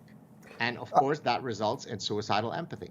I'd like to go into another phrase that you mention all the time. By the way, did you see the chyron that we put under you? You're going to love it. Can we put that back under him? I don't know if he'll be able to see it, but this is very important stuff we're doing over here. You know, people have you have a very intense history academically. You've worked at many universities, all sorts of great things. But we thought that putting this under you would be most... I love it. By the way, I was a bit offended that earlier you said the sexiest man on the internet. I'm the sexiest man on earth. My sexiness is not restricted to the internet, buddy. In case there's someone that's super sexy who just doesn't have a phone. All right, fair enough. Well, we'll have the team look into that. You know, it's okay. As I said, it's a very different show than you're seeing on CNN. But I do want to ask you about another phrase that you talk about all the time. So we've got suicidal empathy, and then, oh my God, I lost it just as I'm saying it right now. Give me one of your other good ones. Ostrich parasitic syndrome. Ostrich parasitic. Yes, that is it. The set of people that know something is wrong.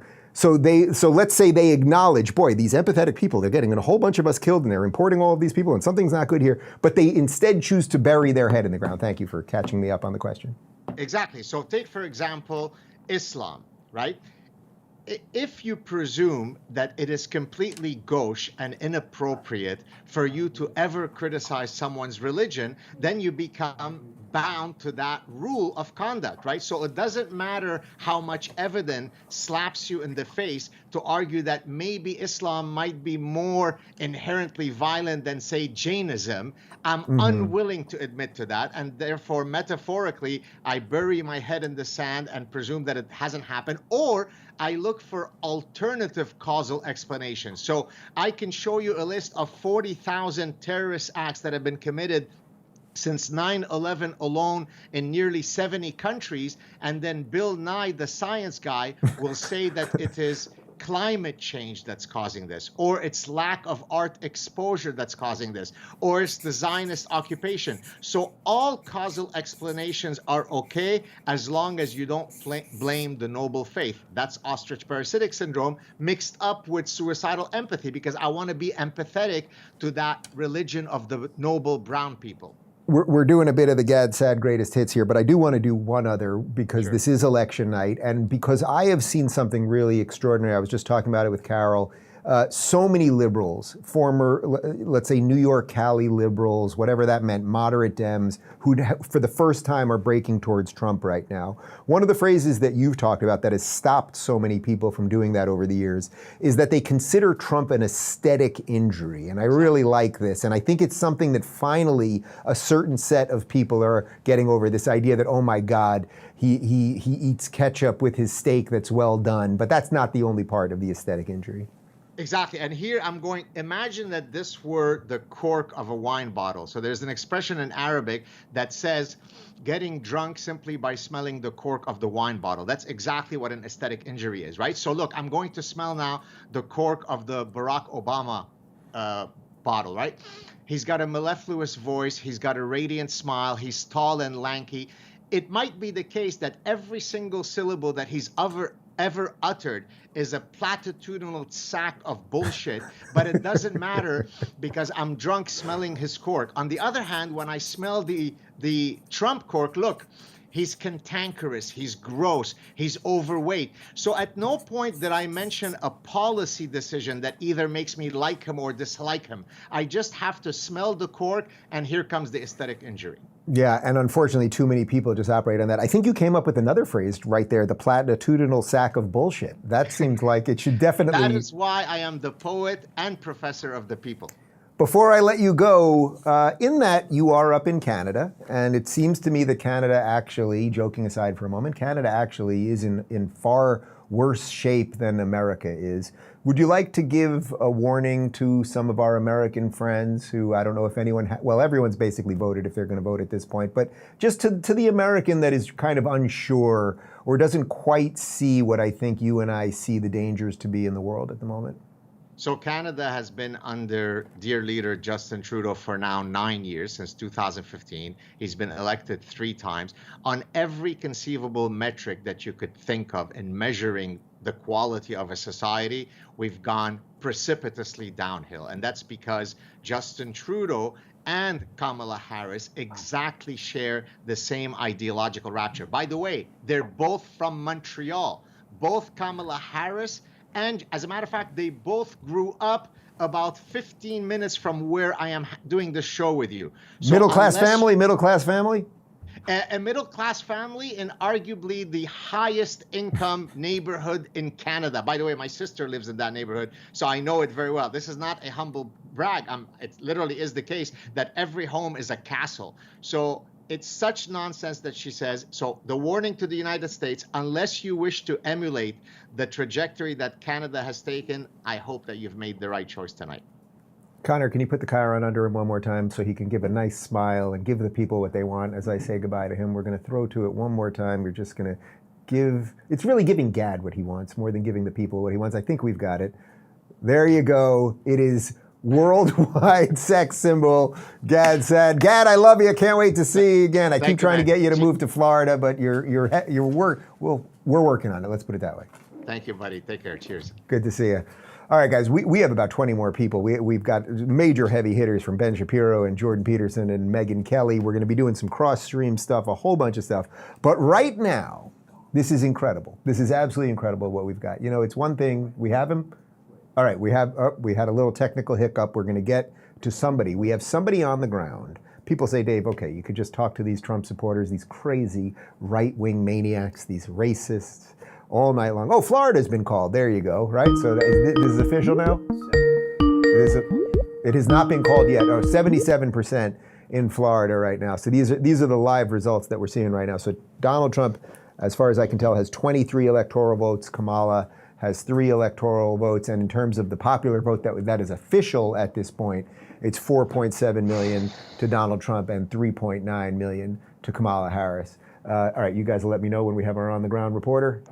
Oh, we have our on-ground reporter. So this is very interesting, guys. People always say, as I just mentioned, Dave, you could talk to these right-wingers, you could talk to these Trump people, these Hitler people. Can't you get us a pro-Harris person and put them down by Trump Tower and get them to talk to some of the Trump people? Well, we've got Lionel McGloin on the line right now. He is outside of Trump Tower in New York City. Are you in Trump Tower right now, Lionel?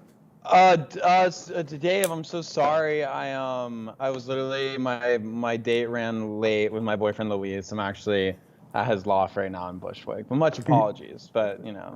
But I was feel told like I should be helping. What? I was told as a homosexual Kamala Harris supporter that you were out there meeting some of these Trump people. What did you find out? Yes, I was. And, you know, they're very, you know, I think this election is all about the TDSs, right? We have the 2 TDSs. We get accused a lot of having Trump derangement syndrome. But what I've also realized from a lot of these Trump supporters is they are just overwhelmed with this Trump dick riding syndrome. And so I want to know if their dick riding ability of Trump translates at all to the bedroom. That's what has me curious, because I hear a lot of them are actually closeted. What are you seeing on the ground in New York City? It's a strange place, New York City. It smells like half weed, half urine. It's very confusing. Oh, it smells like love, baby. It smells like the party of love and joy and a big Kamala W. And it smells like Bret Summer all over again. You know, sweaty bodies just, you know, infused with lovely, delicious ecstasy and having the best time. You're a young influencer out there. I missed Bret Summer. I was off the grid for August. Can you explain to some of my older viewers what Bret Summer is? Absolutely. So Mother is Charlie XCX, and she released her album Brat, which is green album cover, very simple font writing. And the album just took over the summer. and took over TikTok. And like, did you ever hear the song Apple? They say the apple don't fall far from the tree. You must have heard that, Dave. They've had me listen to it. Even at Mar-a-Lago, they play that one. Nice. So anyway, so that took over the summer, and when Joe so politely stepped down and made way for our Queen Kamala, Charlie XCX endorsed Kamala as being Brat, and Brat is just being so you. It's being free, not tied down by anything, and so Kamala is Brat. It's talking. I guess it's talking to people when you actually have your camera on and you're not really talking to people on the phone. I'm told we're going to throw to a video of you at the Republican National Convention. Would you rather date an illegal immigrant or a liberal? Oh my gosh. That is like the worst question ever. I don't know. Like, probably. Oh my gosh. I would say I would say an illegal immigrant. That's a tough one for a conservative, illegal immigrant or liberal. Yeah. Illegal immigrant could steal your house. Liberal could ruin the rest of your life. True. So I've heard. I mean, I've always said, though, I just think conservatives really, like Donald Trump, he's just never had the experience of being with a Honduran guy. Because Honduran guys will absolutely rip you. Their stamina, they can go under high duress, and they're just absolutely incredible. I mean, so I think if Trump was with the Honduran guy and most conservatives, they would see, I think it would totally, she would actually not only would you rather be with a legal immigrant, she would just be with one, I think. Thank God Russell Brand is on next and not Jordan Peterson. We're going to need a little buffer zone before we get to JP. Yes. Lionel, have you been with any Honduran guys, Dave? I don't think so. We'd have to check the records. Gotta try it out. Oh, yeah. Lionel, nice to see you. See you, Dave. All right, guys, as we roll into the 8 o'clock hour, we've got, are we switching it up? I'm told we have Jordan Peterson at 8 o'clock, and then I think we're going to have Russell Brand after. So we somehow are going to go from that to Jordan Peterson. But that's what happens on election night on a freewheeling Rubin Report, all happening live. But I think we're going to have a couple, we have a couple clips that we're going to play and a few other things. Should we jump back to, I paused Mario right before we jumped in with Gad Saad. Oh. This is very important. A lot of people are focused on California these days, that it's the lost state, that horrible things have happened to California. And I fled California, as you know, and many, many people have left California. But Sonoma, wine country, it's one of the great places that still remains in California. And this video, this just came out. I think this is a news report. It's a local news report, I think from earlier today, if I'm not mistaken. And it's just wild. Take a look. You ready? Ready to try it? Yeah, sure. Let's go. Not disgusting. Let's go. All right, you ready? Give us a 30-second time. Here we go. So what's the deal here?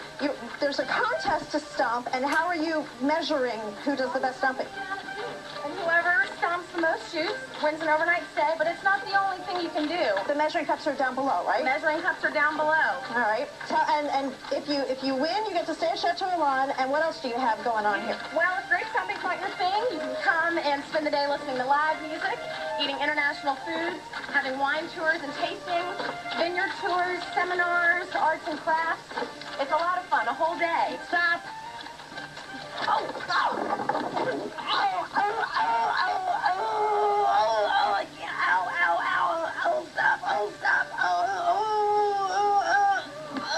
I can't breathe. Stop.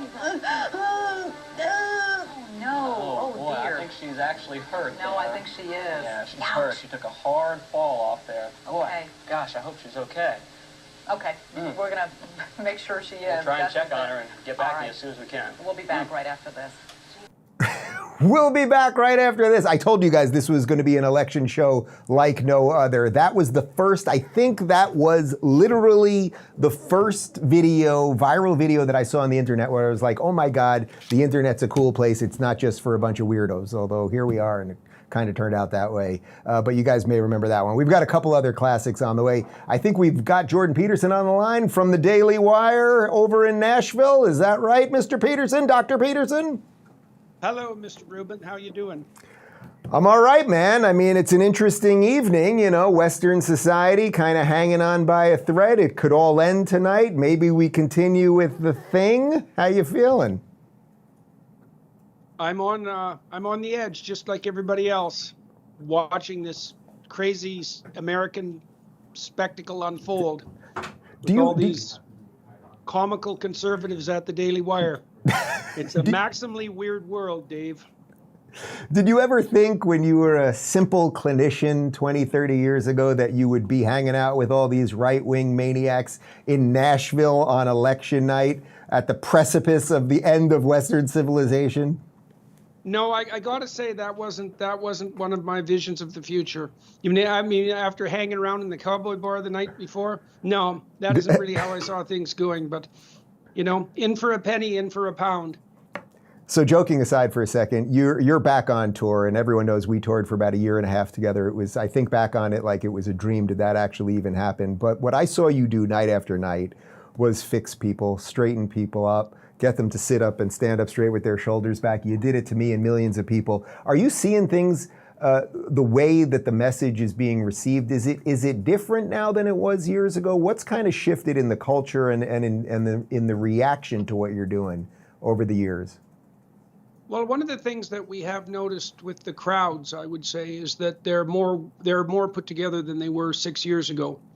So most of the people who show up, maybe it's because the ticket prices have increased in price. You never know. But I don't think so. I think the reason is that most of the guys who show up now are much more put together than they were 6 years ago. They've got their acts together. They're aiming up. They bring their girlfriends, they bring their wives, they often bring their children. They have positive stories to tell. They're much more put together. And I think, Dave, that probably corresponds with the movement that the New York Times even reported. And you know that something like this has to be happening if even the New York Times will report it, is that there's quite a marked influx of young men in particular back into traditional religious organizations. And, you know, they're leaving the universities in droves. Obviously, it's about 2 to 1 women to men now in universities, and the question is where are they going? And one answer to that seems to be back into the houses of worship, which is a very strange phenomenon, you know. But we don't want to underestimate the significance of this, and I think it'll be highlighted more. The reasons for that are highlighted more, I think, in this new book that I'm releasing on November 19th, which is called We Who Wrestle with God. And I'm making a case there for the validity of the stories in the biblical library and their insistence on sacrifice as the basis of community, which I think is technically, scientifically, and theologically accurate, rather than power. We're in a revolutionary time, Dave. That's why there's such a culture war going on. And there's all sorts of ways it could go. It could go in the direction of hedonism. It could go in the direction of power. It could go in the direction of nihilism. The alternative is a revolution of tradition.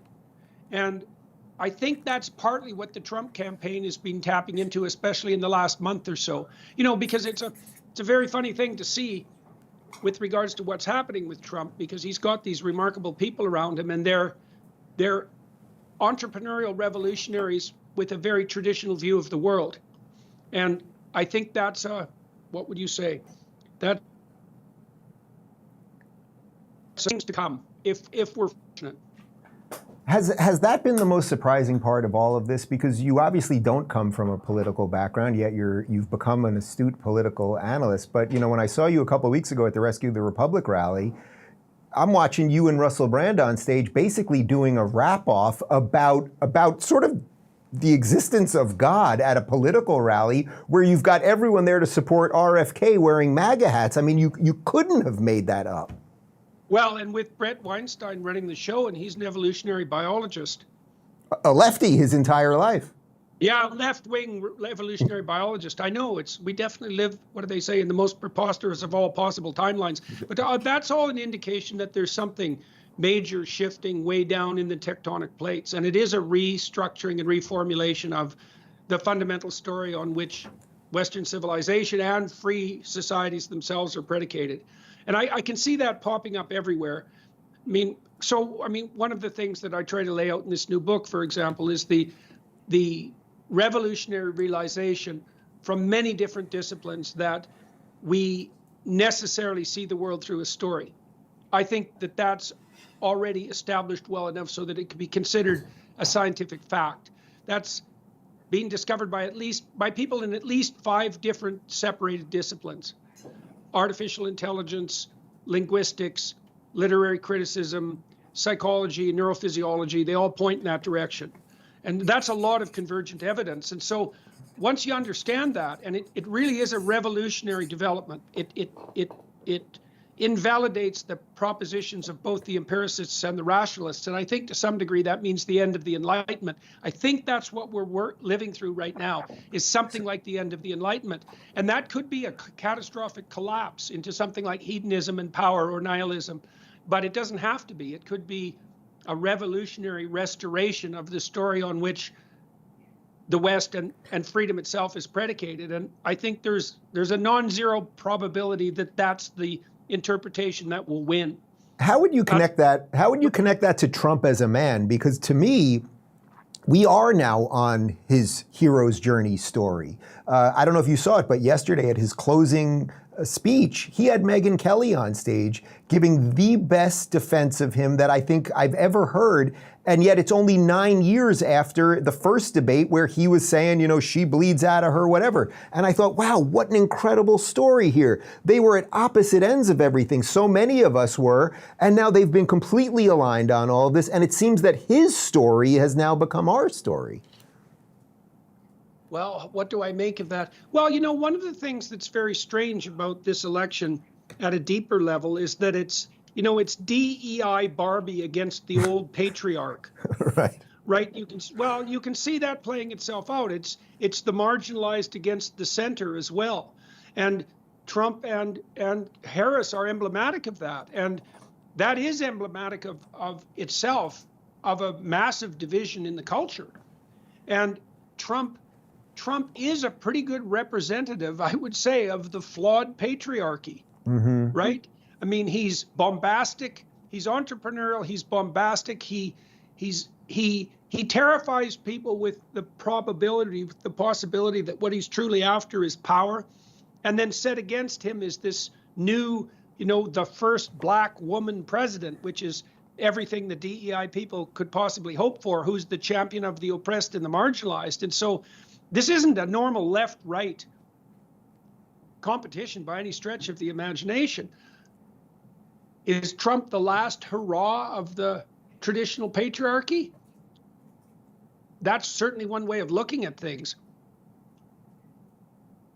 I'm hoping he wins because I think Trump, especially given the people he's aggregated around him, I think Trump can do things. And the problem with bringing the margin to the center is the margin isn't competent.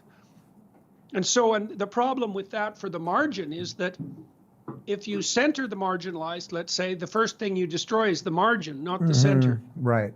So is that the weird situation that we're in right now, that in essence the left kept going to the margin and sort of pandering to the margin, but then I guess the nice part of that was that the right then started moving more center to take everybody that saw the margin going too far? Well, that seems to be basically what's happened. I mean, well, that happened to you. Yeah. It happened to me. It obviously happened to Trump and Musk and Gabbard. And I mean, in a sane world, Vance would be a Democrat, not a Republican, like in the world of 40 years ago, right? Because he's a guy who struggled up from the working class to take his place. So, and it is definitely the case that,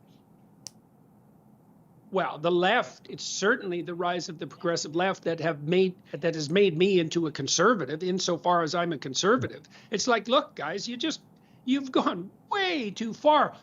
Not only as far as I'm concerned from my position of privilege, but with regard to your own interests. And I think you can see the fact that the majority of people, for example, who are transformed surgically for their gender, as a consequence of their gender confusion, the fact that a majority of them are gay, that's a perfect example of how the multiplication of the marginal destroys the margin first, and rather than the center. A very dangerous thing. Do you wish that more political analysts had taken a couple psychology classes along the way? Do you think that might have cleaned up a lot of what we end up talking about all day? Well, I'd like to think that, except the field of psychology itself and the way it's taught has also fallen completely prey to the woke mob. I mean, in Canada now, it's increasingly difficult for university programs that train clinical psychologists to become accredited as educators in that realm unless they have a social justice orientation.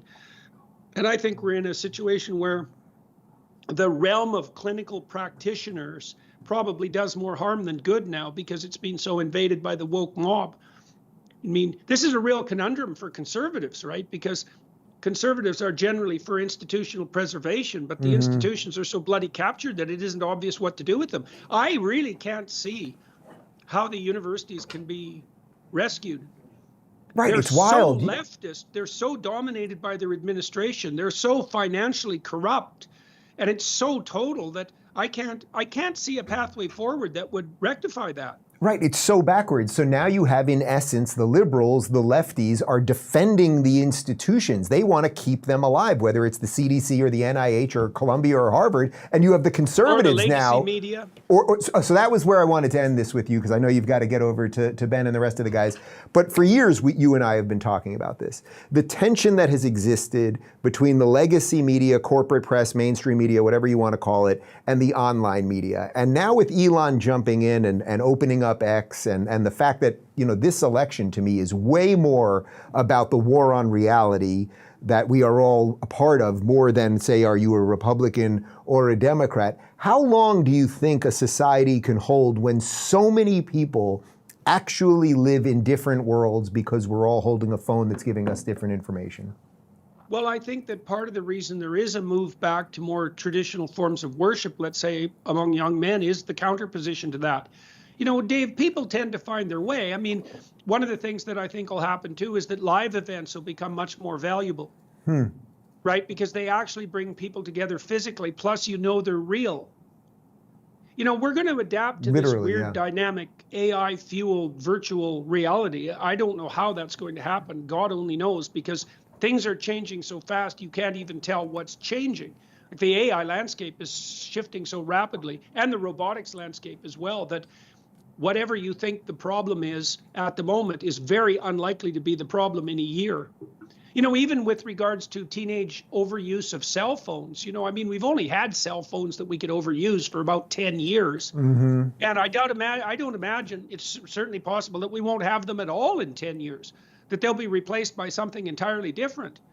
We have no idea. And so how do you adapt to a technological front that's transforming so rapidly that you don't even know what's changing?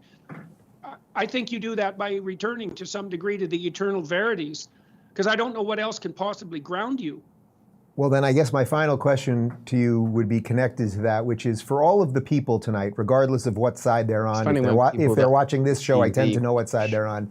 But regardless of what side you're on, if you're watching this thing tonight thinking, oh my God, the world is about to completely spin off its axis if I don't get the outcome that I want, what would be your ultimate message to them? In moments like this is Alex Jones, not shy. We've got Russell. Can we hang up on Russell for just a second so we can finish up with Jordan? This is live stuff. Oh, I think we got Jordan. Do you got me back? Yep, got you back. Yeah. Were you able to hear the question there? No, not quite. So you'll have to reformulate it. In essence, for somebody, say hi to Russell for me, by the way. We're going immediately from the Canadian to the Brit. That's what we're doing on an American election show. Wait, I think we're getting Russell again. Sorry. Of course. Bear with us for just one sec, Jordan. Okay. So my question in essence was this: regardless of what side someone's on politically, and obviously most of the people watching this are on, let's say, one side of it, for everyone that's just feeling this unbelievable tension right now, that it really could be it in 3 hours, that they're going to lose everything that they know, that society will never come back, and everything else. I think you've sort of illustrated what you think is the out on that. But what would be the sort of most comforting thing you could say to someone if they don't get the outcome they want tonight? Well, I would say you're morally required not to lose hope and despair. right? It's a sign of courage to maintain faith in the future. And it's a sign of faith to assume that if you are committed to doing the right thing and following the pathway of truth, that things will work out for you as well as they can. And I don't think you should underestimate the power of that. I mean, you've put together for yourself a very rich private life, for example, and you have that as a buttress, let's say, a fortress against the insanity of the outside world. And you know that. And so I would say, if the macro world doesn't sort itself out according to your desires, then you can retreat to some degree to the more private and micro world, and you can do everything you can to set that straight. If Trump isn't elected tonight, you still have a thriving business enterprise and a family. You have people around you that love you. You can focus your attention on that and continue to work on the political front, and there's no reason to despair. And 4 years into the future isn't that long a period of time as well. So, you're required morally to maintain faith in the future, regardless of the evidence at hand, let's say. Jordan, I know you couldn't vote in this election because you're not an American, but can we clean that up for the next one? Even though you're doing more than just pulling the lever, can we make you an American? What are we doing here? If I'm here as a Canadian, apparently, I just didn't. Oh, right, exactly. Yeah, you should have been doing this from California. That's the point. Yeah, right. It was great to see you, my friend. Thanks for joining us. Good to see you too. Yeah, it's nice to be down here with all you crazy Yankees. All right, see you, JP. And we're going to jump right into Russell Brand because he wanted on so badly that we were getting our audio crossed up. Russell Brand, I think we have you. We'll have him in, now we're going to have him in about 30 seconds, I think. We're calling him right now on the Skype. We'll see if we get Russell Brand. I think maybe we've got him. Oh, we're going to look at the map for just a second while we clean that up. So now some things are starting to come through. So it looks like we've got Donald Trump now with 95 electoral votes and Kamala Harris with 35. But again, this is super early. One of the things that's interesting, I'm getting this is breaking right now. Trump won the Miami-Dade, that's where we are right now, the Miami-Dade County early vote by 11 points. That is spectacular, and that is so indicative, guys, of what has happened when you have proper governance. And I had Governor DeSantis on yesterday.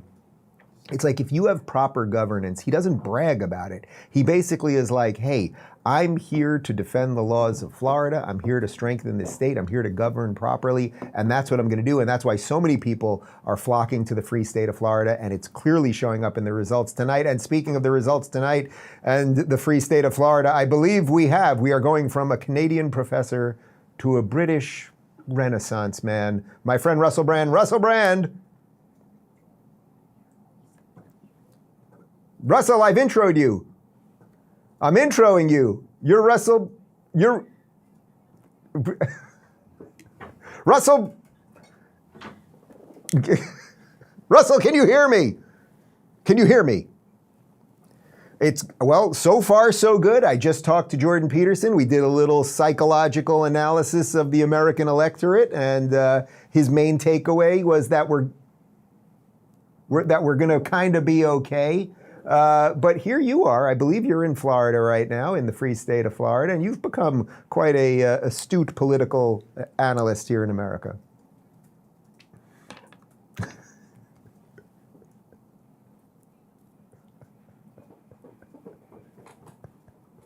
Granular level. In fact, before you came on, I was really offering real scrutiny and insights into this. I think would have really helped people understand. Get off your phone, Dave. You're still in picture. They're texting. We're doing a major 7-hour program here live. They're texting me things while I'm talking to you.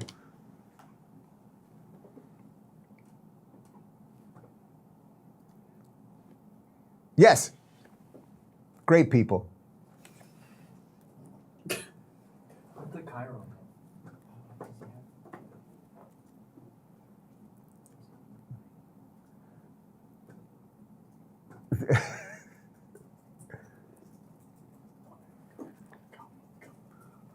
Talking to Crowder. I know, really, I want to learn from you. Like last time I was in your country for an election, Barack Obama won. There was a lot of hope for change, and I bet you were still a Democrat then.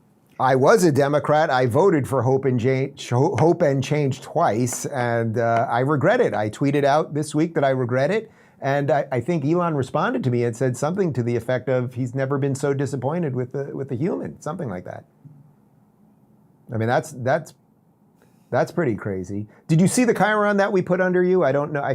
You're. Let's see if we can put it back up. I want you to be able to see that. Random, this is what the team put up. I did not give them this information. Random man who looks like Jesus. I'm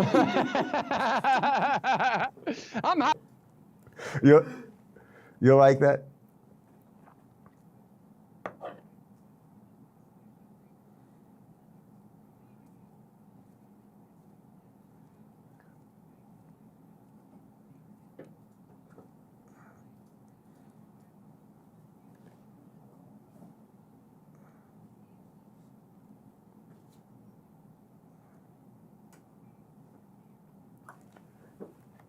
And I'd be very interested to hear what you and Jordan Peterson concluded. And first, I'll let you know that I'm doing this whole coverage in a sort of Elvis Presley 1968 comeback special, or full leather outfit.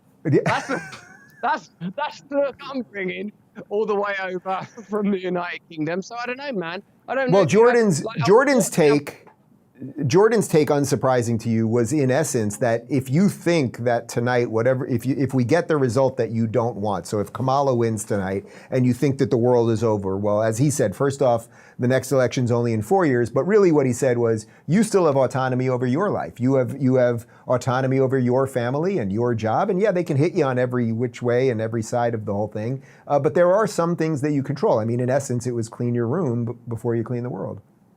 But we've all engaged in so much hyperbole on both sides. We all saw Elon Musk on Rogan saying, if Kamala wins, like X is going to shut down, he's going to be foreclosed upon. Did you hear the bit where he said, one of the bits that struck me was when he talked about the Stalin torturer in chief who said, show me the man and I'll show you the crime. Because, yeah, and when Mike Pence, who I know you've spoken to, said to me, when people say democracy now, they don't mean a process of representative electoral procedure.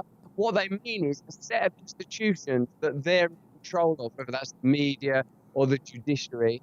And I've got to tell you, I am pretty scared. I spoke to Dana White, not today, like another day, and he said, get up on November 6th, it'll be a normal day. It's like, JP saying there. But it's difficult. Like, we've participated, haven't we, in escalating this sort of hyperbole in this sense of tension, Dave, without content.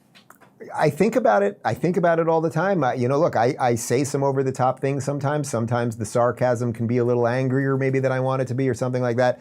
In some ways, to me, we're fighting something that is so deeply dangerous. That is the unbelievably never-ending, always growing Marxist idea that is so historically evil that if I've engaged in a little hyperbole along the way, which I undoubtedly have, I think sometimes it's sort of why when people are like, oh, I like Donald Trump, I don't like the way he talks, that I find that it kind of runs thin with me at this point, because it's like, you got to fight however you can, something like that.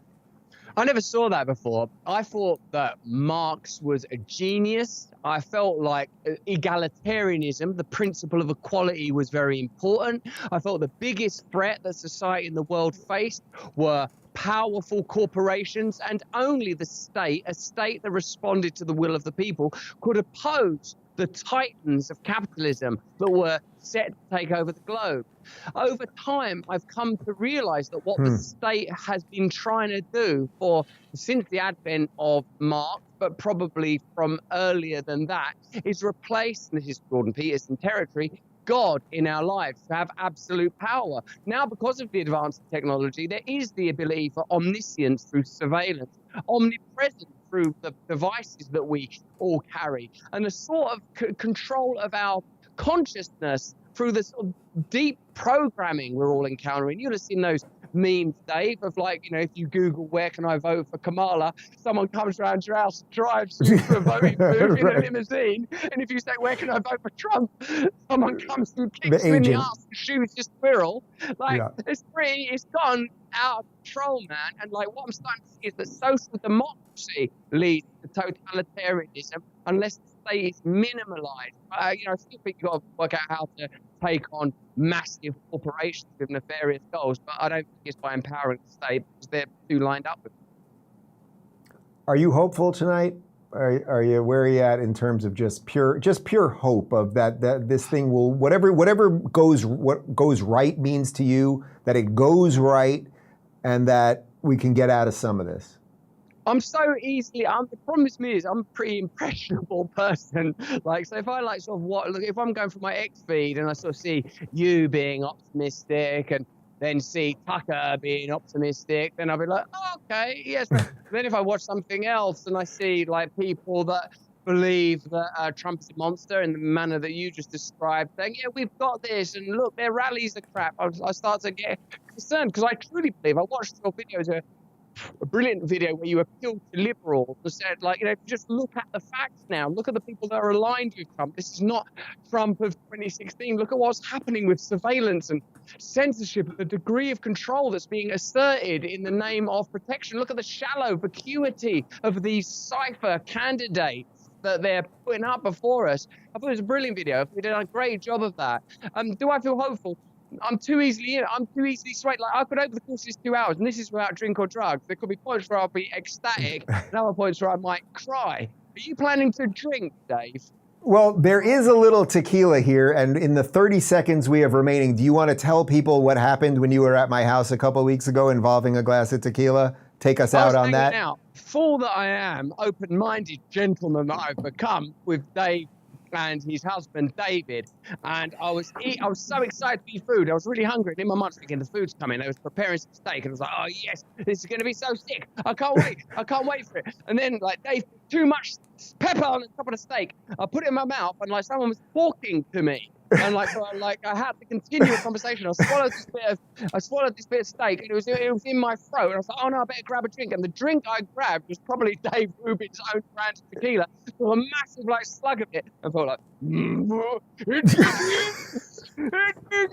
So I saw my wife, and everyone's sort of like, no, strap him up. But luckily, I have survived. I'm addicted to this now. Topo Chico, it could be worse than that. But yes, you took like 2 big gulps of tequila. You've been in recovery for something like 23 years, something like that. But you did some breathing exercises, and here you are in Florida, flourishing, doing amazing. And I have no doubt that I will see you in the next day or two, my friend. I love you, Dave. Thanks for coming on. Good luck with the rest of your night. Or blessings for the rest of your night. And I hope it goes the way you want. Love you, brother. Same to you. Take it easy, Dave. All right, we have just a crazy lineup. We're cutting people off. We're jamming people in. We got Corolla. We got Bret Weinstein coming up. Do we have anything updated on the map that I should get to while we're in all of this craziness right now? Let's see. We'll go to the betting odds for just a second. Kalshi's betting odds. We'll just check that out real quick. Look at me putting on glasses like a newsman. What am I seeing there? It looks like Trump. Wow, it's all right. So it's moving up towards Trump. So that is good so far. So now it's at 64% chance. These are just the betting odds that Kalshi's tracking. 64% chance that Donald Trump will win. So it did earlier in the night. As you can see, it got a little bit closer. And now it seems like it's separating a little bit. That's great to see. And again, what you're seeing there is just these numbers out of Florida that are phenomenal. And it's not, we all knew, obviously, Florida was going red. The Democrat Party has been decimated here. They basically don't exist anymore. We'll talk to Corolla in a second, who is in deep blue Cali, at least for now. I think he's on his way out. But let's see, what am I looking at here? New York Times map. The New York Times map, is that, what are you showing me there? Yeah. Oh, I see. The New York Times electoral map now has 95 electoral votes to Donald Trump and 35 to Kamala. Again, this is all super early, so let's not get too lost in it. Do we have Corolla? All right, we're going to have Corolla in just a minute. Trump has officially won the free state of Florida. I mean, how great is it that we live in this state, guys? Like, we did it. Adi over here, who's my chief of staff, she born and bred here in Florida. The rest of us are refugees into this free state, and we're very appreciative of people like you who made it so great. So it looks like Donald Trump so far has won Mississippi, Alabama, Oklahoma, South Carolina, Tennessee, Kentucky, West Virginia, and now Florida. So none of those are surprises. So as far as I can tell, everything is kind of going along as exactly as it was supposed to at this point. Harris has won Vermont, Connecticut, Massachusetts, and Rhode Island. So yeah, this is really, so far this is going by like standard, like textbook stuff, red, blue, red, blue. So that's where we're at the moment. I do have to tell you guys just real quick before we get Corolla. So Russell's at my house. This is 2 weeks ago. He, recovery for 20 something years. Try to imagine that. And he takes the tequila and I saw like fire in his eyes. Like the man has not had a gum. He won't even have gum that has xylitol in it because I think there's alcohol sugar in it or something. But I saw this like unbelievable fire in his eyes and he just very quickly had to compose himself and he walked away for a few minutes. He did some breathing exercises, came back and continued working on the ribeye, which I do. I put a lot of coarse pepper and coarse salt. That's my thing. That's part of the magic of what I'm doing. We do have Adam Carolla. We have comedian and podcasting legend Adam Carolla from California right now. Adam Carolla, I'm putting on my glasses because just like yesterday, you were wearing your glasses, so we're very smart people. You're in California, you crazy bastard. How you feeling tonight? Thanks for having me. What's going on out there in California? How you feeling about the state of the world? Is Donald Trump going to be president? Are we all going to the gulag? What's happening? Yeah. Oh, wait. Yes, to all the and we have a great I've Chiron under you. I don't know if you see it. Oh, can you hear me? Yeah, we have a great, can you see the Chiron that we put under you? Gavin Newsom's biggest opponent. Yeah, I've been working and driving and voting and got my hair cut. I've just been running all over the place. So I just kind of came up for air. So I really don't even know what's going on right now. So nothing crazy has happened yet. I've just caught you up. Nothing crazy has happened yet. It's kind of breaking the way it's supposed to. But I have a question for you because you are still in Cali. I make fun of you of it. I make fun of you for it all the time. But Elon said the other day that if this thing does not go our way, that America would become Cali. What would you say that would mean to the average American? Well, it would mean we would probably hit our saturation point in the next 4 years, and then we would revert back to something that worked. California is ahead of the United States in terms of the dumpster fire show, and probably Canada's 5 years ahead of California's kind of the way I look at it. So we know where this thing is heading. The question is do we stop it before we bottom out? And I've talked to people a few times about this. Like, clearly California is not going the right direction. When is enough going to be enough? And everyone always says we haven't bottomed out yet. And then I always say, but why do we have to bottom out? Right. And I would say, I said to Tucker Carlson once, I said, if you walked into your son's room and you found syringes everywhere and methamphetamine and cocaine, would you get them help, or would you wait until you walked in and he was flatlining and you had to hit him with paddles? Like, to me, seeing the syringes and the cocaine and the heroin is enough for an intervention. And yet Cali doesn't go the intervention route. And a guy like you, who is you're one of the, I would say, the most functional, well, certainly comedians that I know. I mean, you're a contractor as well. You build things. That's your background. And yet you live in a place that doesn't seem to do these things right. But do you think that let's say Trump wins tonight, do you think it does send a signal to California, like maybe clean up your shit a little bit and that things could maybe turn around because of an external force hitting Cali? I do. I mean, as we all know, politicians are spineless cowards who just lick their finger and put it in the air and try to figure out which way the wind is blowing. I mean, we've all seen all the footage of Kamala Harris saying she was against fracking and she's going to shut down offshore drilling, and ICE needed to be dismantled and prisoners needed to get sex changes. She said it all. And then she ran for president and she licked her finger and she put it in the air and she went, oh, no one's for all this crazy shit. And she changed her mind on everything. So she is a politician. That's what politicians do. And if this is a referendum on where we're heading, then politicians will get the message that this country does not want more of this.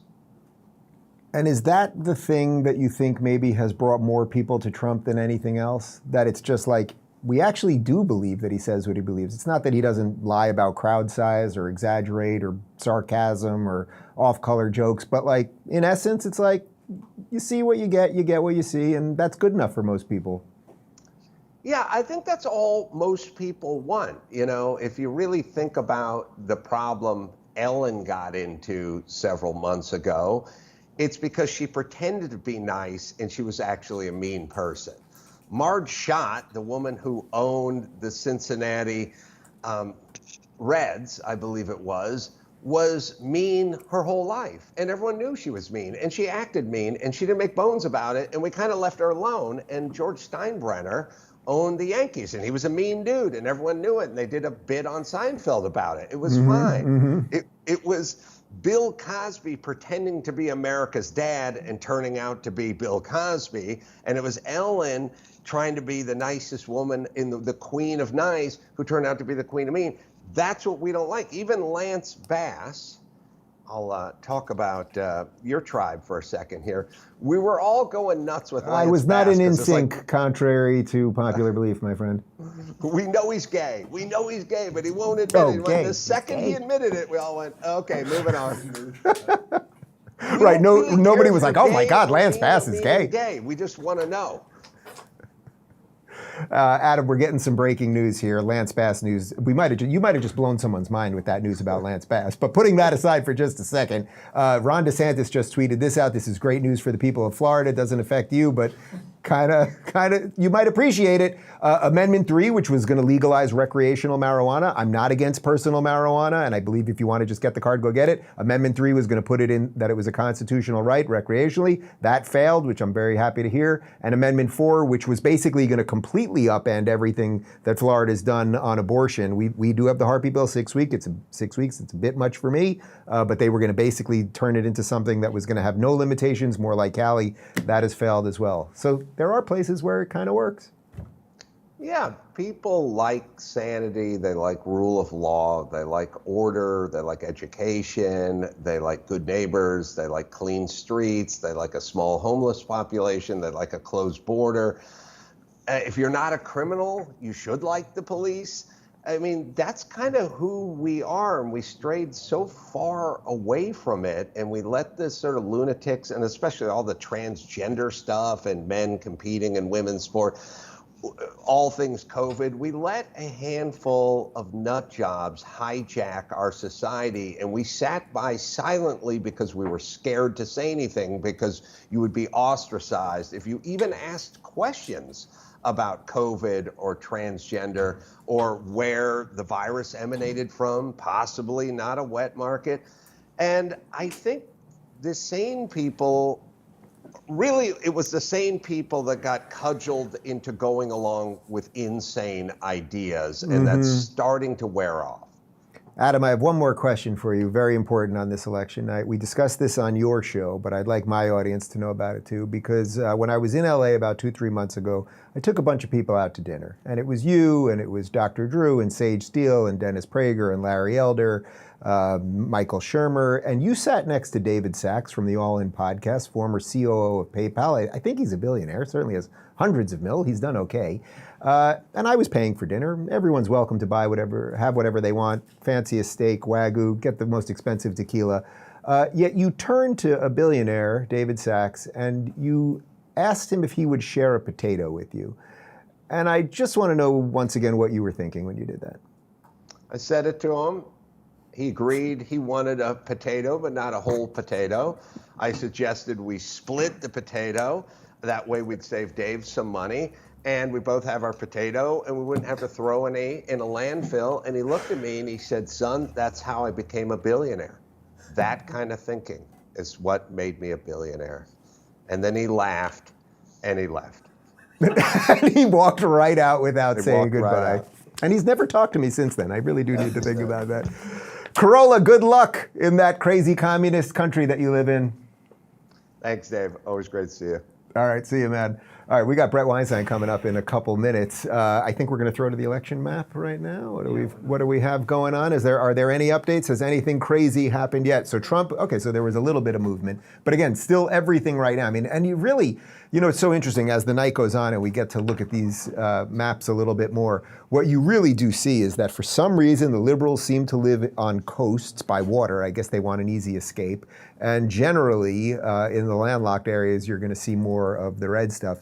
We're getting some Senate results that should be in a little bit. I'm going to go out on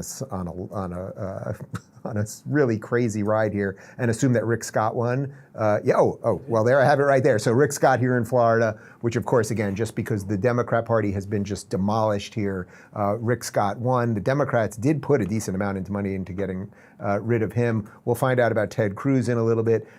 Jim Justice has won in Virginia. And who's Joe Manchin? And Joe Manchin, he won, I assume. No. Oh, Joe Manchin lost. He's the Democrat from Western, so we gained a seat. Oh, so Jim Justice beat. Oh, okay. No. Sorry, I'm reading a lot of things at once. Joe Manchin retired. Jim Justice beat the Democrat. That was Joe Manchin, +1. who retired.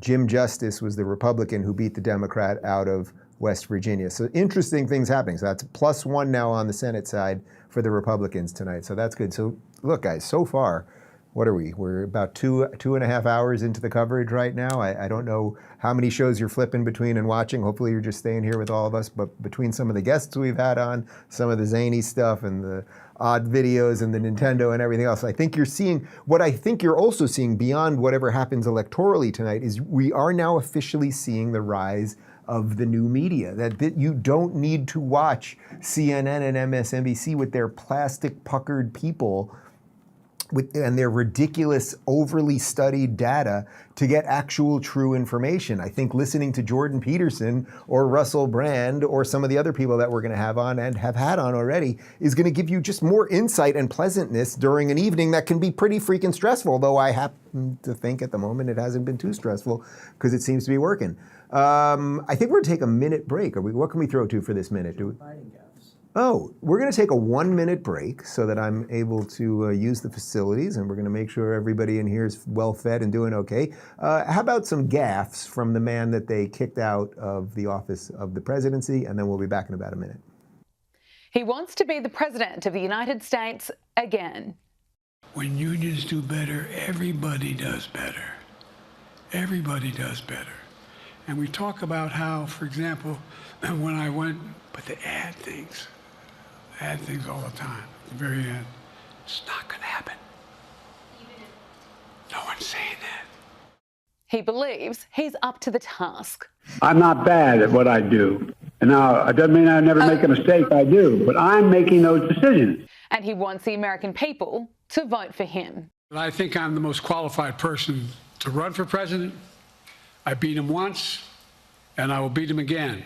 As more eyes than ever before are on Joe Biden, he needed a blunder-free week. And, well, that didn't exactly happen. Let's look at Joe Biden's recent gaffes. Sky News Digital Originals presents Biden's blunders. By President Biden's standards, he's had a busy week, appearing at multiple events and taking part in a handful of media interviews. The crowning glory of his week was hosting NATO, and things went, well, they went. I wouldn't have picked Vice President Trump to be vice president, but I think she was not qualified to be president. And now I want to hand it over to the president of Ukraine, who has as much courage as he had. Think how crazy it is that not only is that man still president right now, but they pretended in the first place that he could run, and that oddly he actually would be better at this very moment than the woman that they installed, or that she went around him to figure out how to make this all happen, et cetera, however you want to analyze it. Let's jump on with my old friend, I'm going to say former lefty, but I'll let him say that for himself if he wishes. Bret Weinstein, formerly of Evergreen College, now professor in exile, Dark Horse podcast, Rubin Report party attendee last week, and great hair on this guy. Bret, how you doing? Great to see you, Dave. It is good to see you. It is good to see you. I feel like this whole election, in many ways, is a culmination of so many of the things that you and I have been talking about for a long time. Me sort of first with the why I left the left, and then you particularly in this last year about how to create an alliance that will fight against this evil machine. And that's what you did with Rescue the Republic. And I suspect you're feeling pretty decent tonight. Well, I've got to say, all my models have gone to noise, and I am having trouble predicting anything. Certainly feels like Trump is going to win handily tonight, at least by the Electoral College and maybe the popular vote. On the other hand, I don't know what happens next. I also can see that the deep state cannot afford to allow a liberated Trump to take office and go about pulling them up by the roots. So, I have no shortage of concerns about what's coming. But yeah, tonight, I feel like things are going in our direction. It must be tough to be an evolutionary scientist because you're basically always looking around the corner. I mean, is that sort of how you view all of this? That even in the moments where it feels like it's kind of working, you're already thinking about the next thing they will do. I think it's completely warranted. We discussed it last week with a whole bunch of interesting people. But it's also like it's got to keep you just generally on edge in life, right? Well, I mean, it has a couple of effects. One of them is you do tend to be looking a little farther down the road, and there are a lot of things that can go wrong. On the other hand, it simplifies a lot because at some level, this is all game theory, and it's very easy to get overly tied up in the particular details of who said what, but that's not really what drives the system. So the thing that everyone knows about you, I'm jumping all over the place just for brevity's sake because we have so much going on right now. The thing that sort of put you on the map, of course, was what happened at Evergreen, which really was the most lefty, sort of progressive school in the entire country. Have your politics changed? I would say your alliances very obviously have changed, but have your politics changed amidst all of this? I mean, now clearly supporting at least the Trump movement. I assume you voted for Trump, right? Of course. Yeah. It's a hard question to answer. You got to break it down into a few different pieces. My values are almost unchanged. There are a few places where I've rethought some things, but in general, I think the values that I held were the right ones. And frankly, they're the values that has me aligned with many people who would call themselves on the right at this moment. I have changed my position on a number of important issues, but overall, I would say, it's become a cliche, but the left-right distinction has lost its meaning. Mm-hmm. My feeling was always that what made our system work was a tension between the noble impulse of good, honest liberals to make things better and the correct restraint imposed by conservatives who better appreciate the unintended consequences of intervention. Mm-hmm. So the system works when those two things are actually keeping each other honest. And I still believe that we're not going to conserve our way out of our current crisis. We are going to have to get to a place where we do recover the values that we are currently destroying. And then we're going to have to figure out how to carefully bootstrap a new way that addresses all of the novel hazards that we now face, which are things that the founding fathers couldn't have understood or anticipated. And so it does fall to us to figure out how to responsibly manage the new reality. So, Bret, I want to back up for a second because Barack Obama just tweeted this, and I think this is a perfect tweet to show you relative to the way you look at the world. This is just in the last few minutes. It took several days to count every ballot in 2020, and it's very likely we won't know the outcome tonight either. So please keep a few things in mind as you make your voice heard today. Thousands of election workers around the country are working hard today. Respect them, thank them. Don't share things before checking your sources. Let the process run its course. It takes time to count out every ballot. Bret, I think it's very fair to say that if he was feeling confident about what's going on, there's no way in high hell he puts that tweet up. Do you think that that's them foreshadowing that this thing isn't getting wrapped up tonight and they need some time to figure out how to do it? I mean, again, from an evolutionary perspective, you don't give up power when you have it. Yeah, my feeling is something has decided that it likes complicated elections. It likes elections that are drawn out over long periods of time, court battles. It likes bizarre constraints like a lack of a requirement for ID to cast a vote. And an honest team wouldn't need any of that. An honest team just simply needs a system in which votes are unambiguous and are counted in the normal way. And yes, very occasionally you run into a system where or a situation where you're so close that things have to be counted, by hand because the margin doesn't allow you to extrapolate. But that should be a rare circumstance. That shouldn't be every election. And the Democrats have become the party that wants to hold open every mechanism for cheating in elections and then dare us to point it out. So I frankly resent President Obama stepping in as if he's the adult voice of reason in the room, when frankly he said nothing about the fact that his party has nominated a candidate who literally can't function absent a teleprompter. Who quite literally nobody voted for before all of this. So what do you do when you see the machine, or whatever you want to call it, when you see it recalibrating right in front of your eyes? What's the best tactic in that moment? So to me, that's a signal. Obama just sent a signal out into the ether, which is, we probably don't know the results tonight. Again, he's probably only doing that because he thinks that his side may lose. So what would be the best way to actually deal with that, actually incorporate that, see it for what it is, and then move forward with it? Well, I think a lot of us have started to point out that for some reason, one of the parties loves the discretion that comes along with a drawn-out electoral process in which nothing is standardized. And I think we just have to, we have to watch the process like a hawk. It is absolutely a requirement of democracy that one party not have an advantage because it's simply more willing to cheat.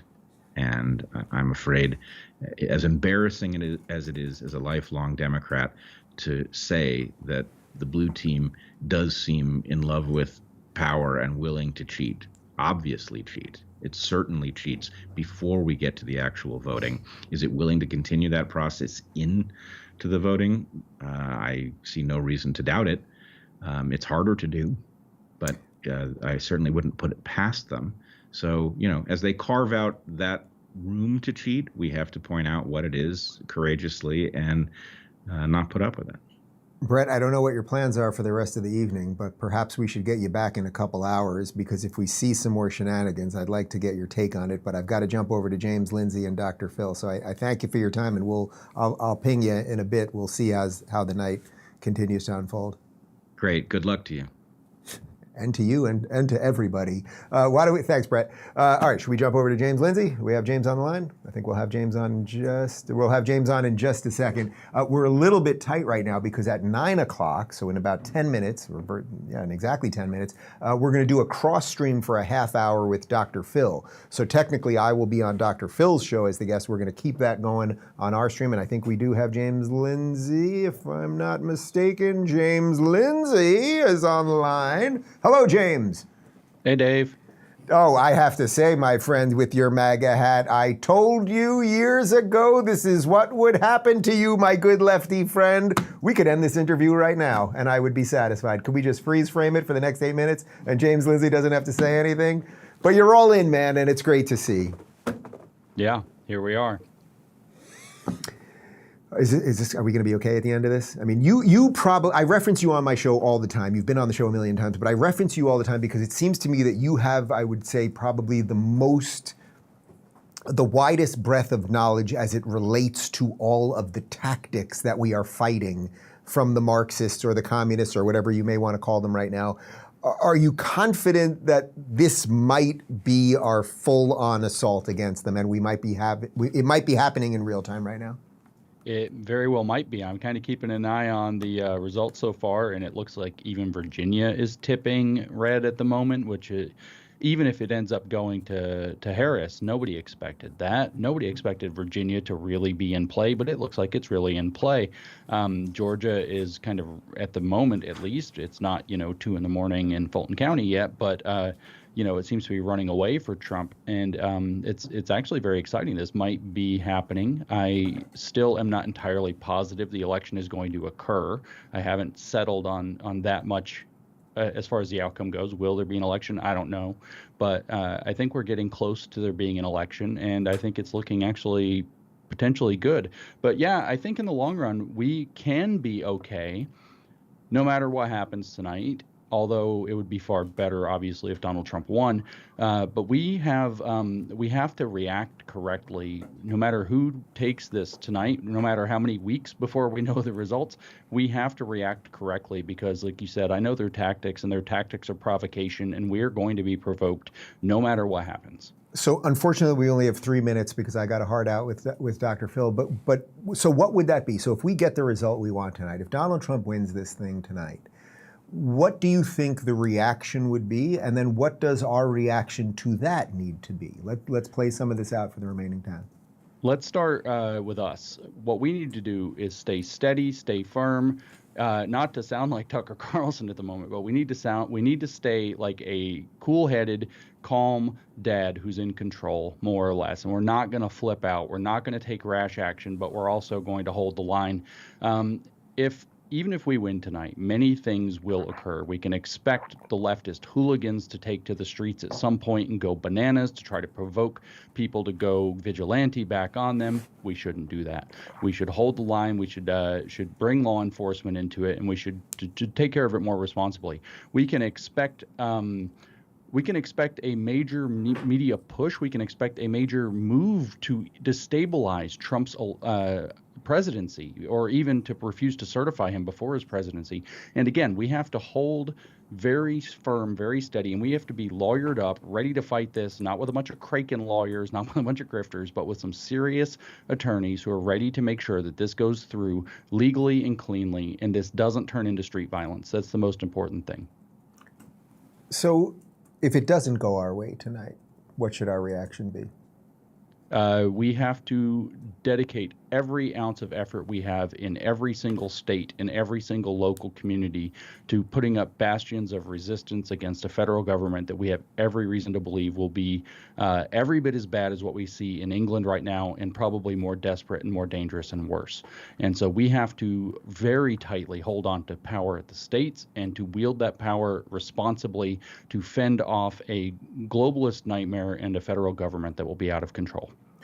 James, my friend, as I just said to Bret, I'm sorry we had to do this so briefly. Let's get you back on the show for a proper interview soon, because again, I think you have a way of analyzing this with deep knowledge of what we're up against, and that's why I always appreciate what you're doing. And I really appreciate the fact that as a lifelong lefty atheist, you have found common cause just like I have with a whole bunch of people that maybe years ago we wouldn't have. And I think that that's what is so exciting about America right now. So it's good to see you, my friend. 100%. You too.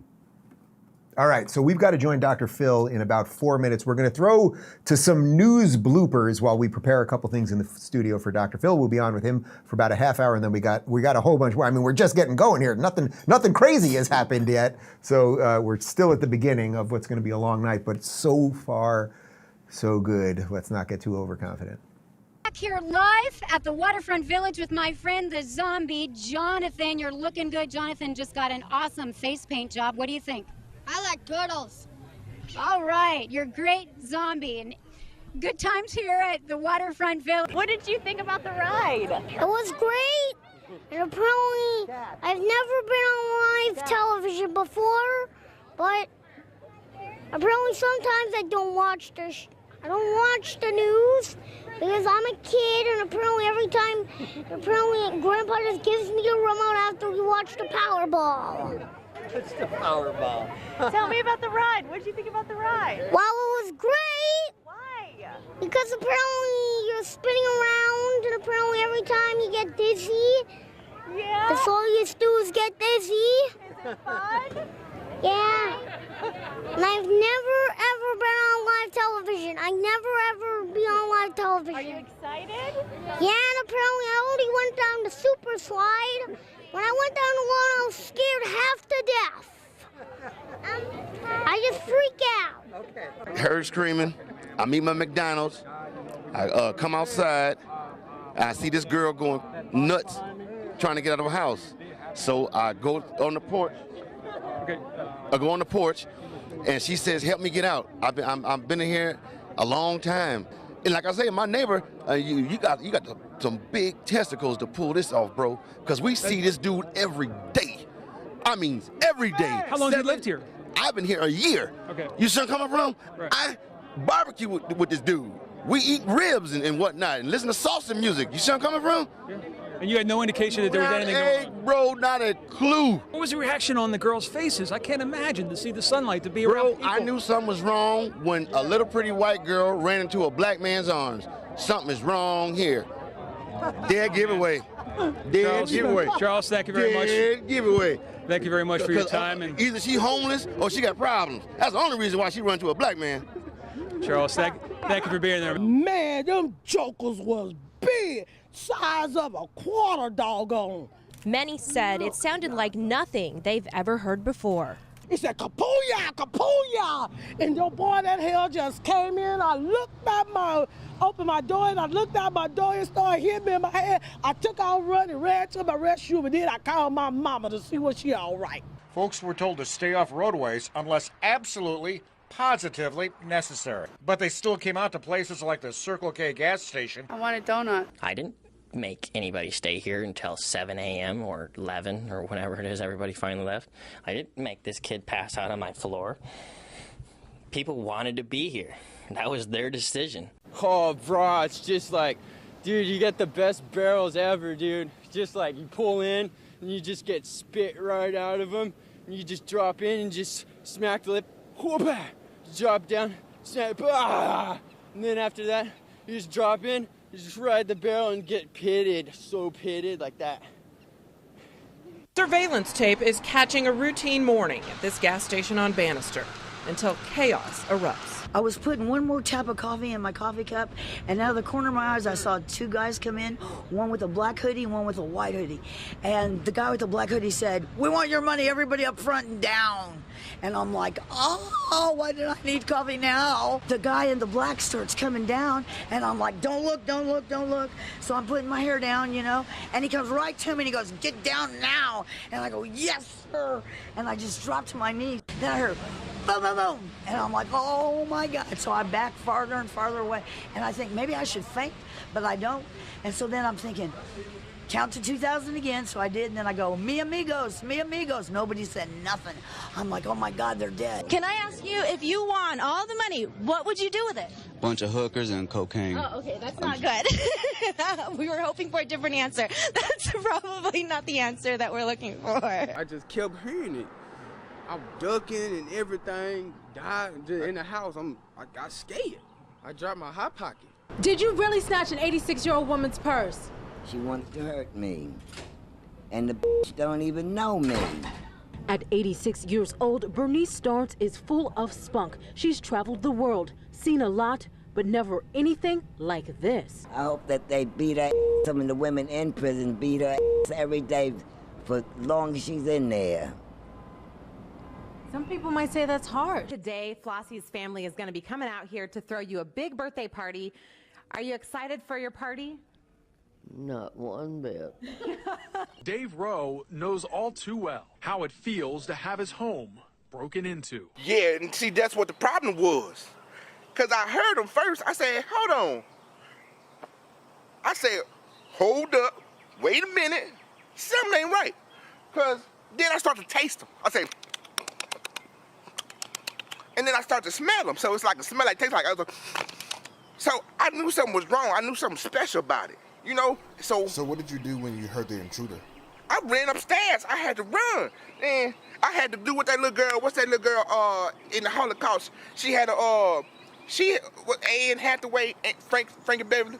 Anne Frank, that's a hiding bitch, ain't it? I had to get up the stairs. So he had so much rhythm.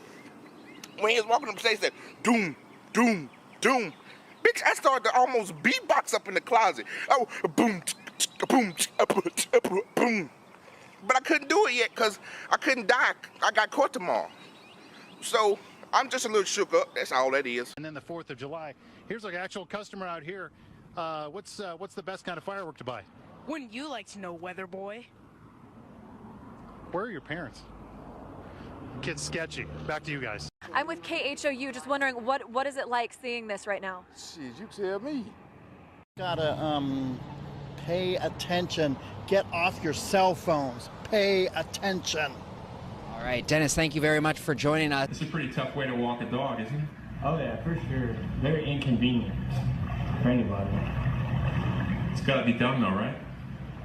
Yeah, it does. I don't want to pee all over the house. I gotta clean it up.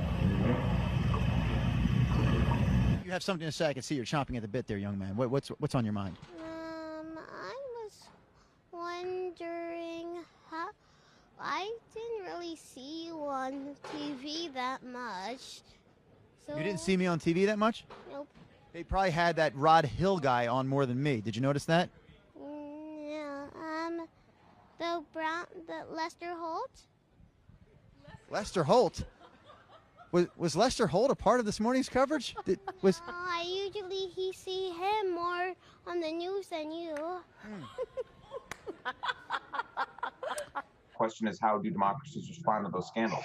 And what will it mean for the wider region? I think one of your children has just walked in. I mean, shifting sands in the region. Do you think relations with the North may change?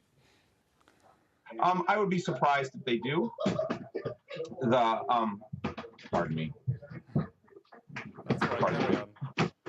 My apologies. What's this going to mean for the region? My apologies.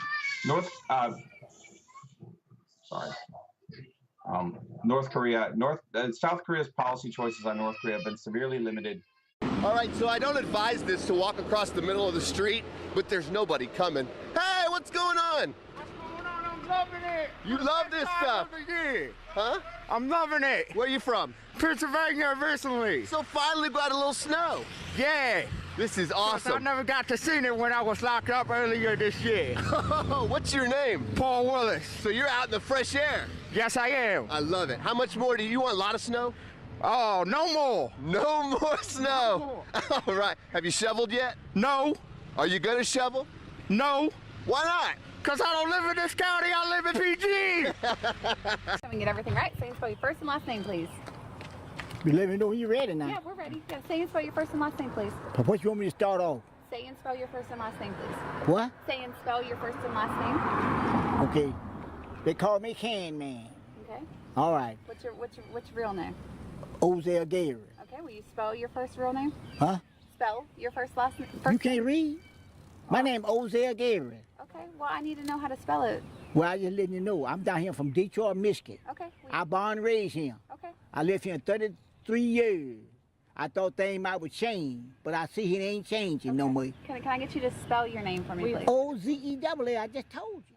This determination. Ladies and gentlemen, President Putin. President Putin. We got President Putin. President Zelensky.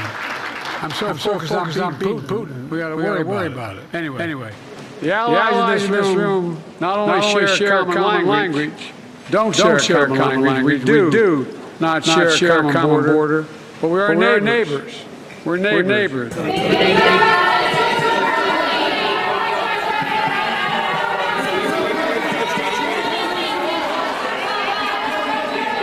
For five additional strategic defense systems. Destroy Ukraine's culture. He's a man of integrity and intellectual rigor. A competent implement the moment of crisis. A consummate diplomat. To try and dispel concerns that Joe Biden isn't up for the job, the president took part in a handful of media interviews, something he's avoided over the years. The week kicked off with a sit-down on ABC, his first following the disastrous debate. We have, I just, anyway, I don't want to take much credit. I have a great staff. There are concerns about your age and your health. are growing. So that's why I'm asking to reassure them. Would you be willing? Same stuff, which is, does this thing get delayed? Are we going to go late into the night and then suddenly into tomorrow and into next week and everything else? But I will also say that I'm really enthused about where I sense people are watching the news right now. They are tuning out of corporate press in droves. They're watching you, they're watching me, they're watching plenty of other people online. And it's not to say we're all perfect at all of this, and there's a learning curve with some of it. But I think part of what has been so wrong with everything in America over the last couple of years is that the news media has gone so completely out of control, and I think we're seeing a little bit of a course correction tonight. Well, I certainly hope so, and I can say this to all my viewers: if I wasn't here doing this right now, I'd be watching you on the Rubin Report. Well, I appreciate that. I highly recommend it. You'd be on my show. I know, which I was. Was it yesterday? Yeah, that was yesterday. Yeah, it was just yesterday. So, and we had a great conversation. Any surprises you've seen tonight? Nothing has shocked me too much. I mean, one thing, you know, Dr. Fell, I'm here in the free state of Florida. I fled from California during COVID, and I moved 2 businesses and multiple employees. I brought about 20 people here, and I'm not shocked that Florida went red, obviously, but Miami-Dade, where I am, which really was the blue center of what has become a very red state, has now become redder than red. I mean, there in effect is no Democrat Party here anymore. And that's not to say that that's the healthiest thing for a system. I mean, I think the healthiest thing for a system is that you have 2 somewhat moderate parties that disagree mostly on the size of government, and then there's a healthy tension between them. What we have in Florida is we've now decimated the Democrat Party because of good governance, largely because of Ron DeSantis during COVID and then subsequently everything that's happened. And then because of the migration into the state, where we've taken in about a million people in 3 years, which is an extraordinary number.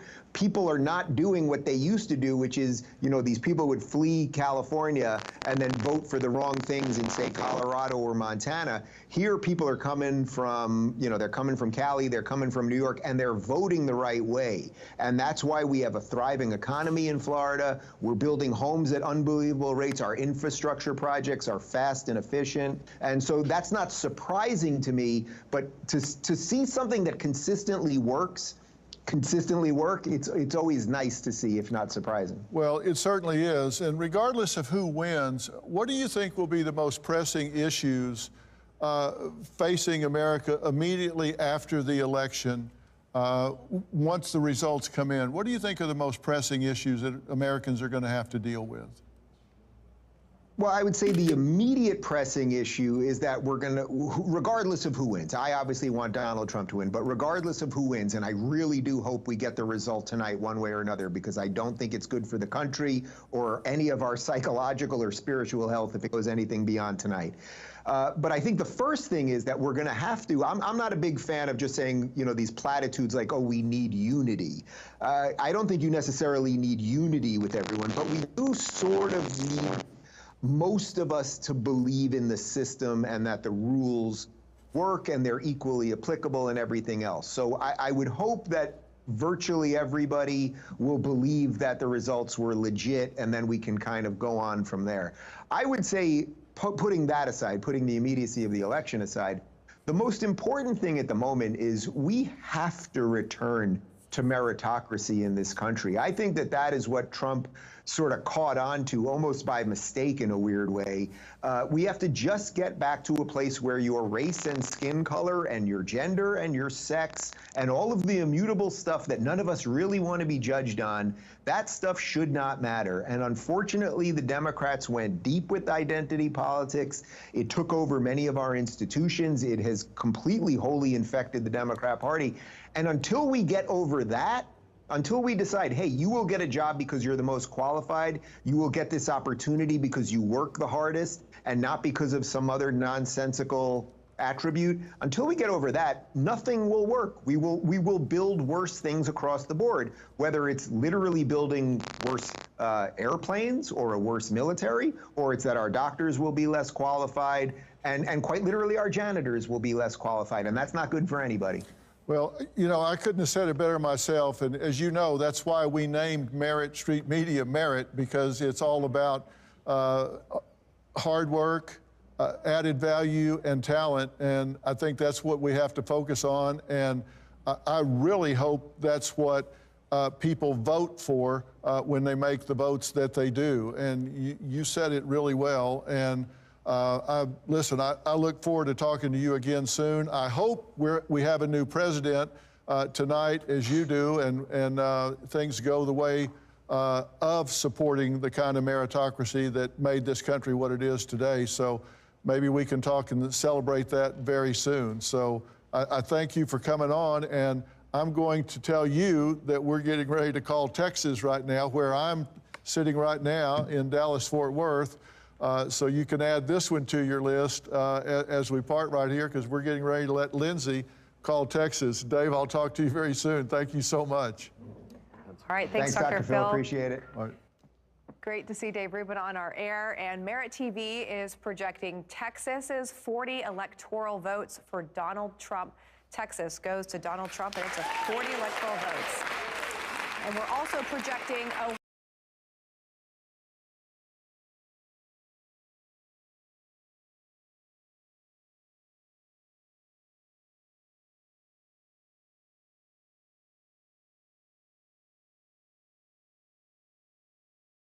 It's now down to 5,000. 5,000! Some people think it won't happen again. It won't happen again. Thanks very much, Tim. Lots of people trying to get in on the act there. Well, the best part is, you know, the guy that comes in and goes, let me buy lunch today. You know, those guys. Yeah, are those, let me get it. Right, I got it. It's a $2.99 burger. I'll buy lunch. Good. But, okay, well, I don't mean to interrupt, but can I try one of these?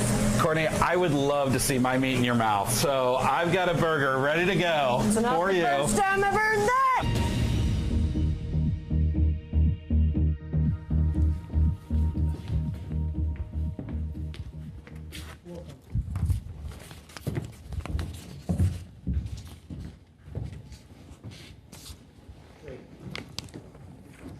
Hello and welcome. Also on, Chef, was Constance Landry. She says she's lived here her entire life, almost 80 years, been through just about everything. Ain't no 80 years old. Well, just about. I'm sorry, Miss Constance. 76 to be exact. No, 75. 75. Are you coming back to New Orleans and New Orleans East? Is the elephant heavy? I'm coming back, baby. The roads in Susquehanna County have people fed up. PennDOT held a forum tonight for residents to explain what's next. Fox 56's Victoria Halicard joins us live in Montrose to explain how much longer drivers have to wait. Victoria. Check your panties. About 175,000 rice. I think that was supposed to be pantries. I couldn't warn you before I saw it, and I couldn't warn you, Eric. I'm so sorry. About 175,000 rice and slow cookers are being recalled due to fire and electric shock hazards. Police was trying to do a stop point. The man said, no, not today. And they began to race behind each other like cats and dogs. And the police car just twisted around like a tornado, girl. And the Lord just shook it up and the man just got injured. His head went to one side and his body went to the other side. And girl, he hit the pole. I was actually going to buy me a piece of burger from Burger King. And I just stopped right in the middle because my hunger just went away. As the adage says, you give a poor man a fish and you feed him for a day. You teach him to fish. You give him, and no.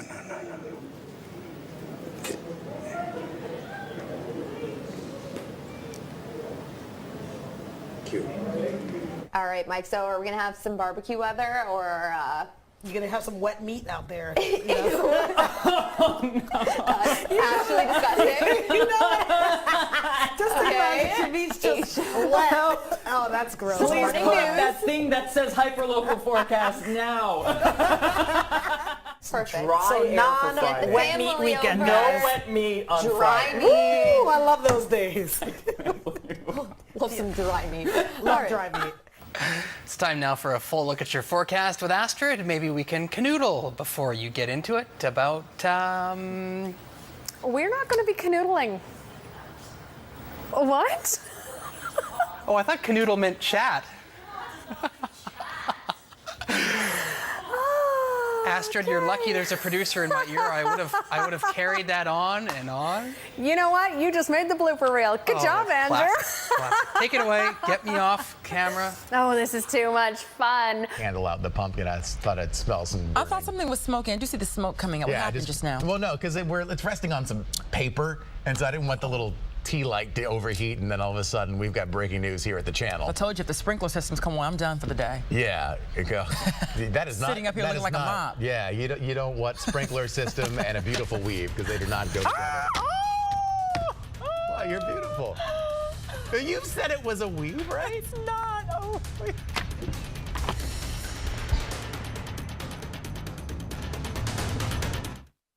Mang-Tani, so hanggang kailan ba tatagal itong mga pag-ulan natin? Matagal-tagal na rin, Mang-Tani. May mga naninimaho na ng mga damit.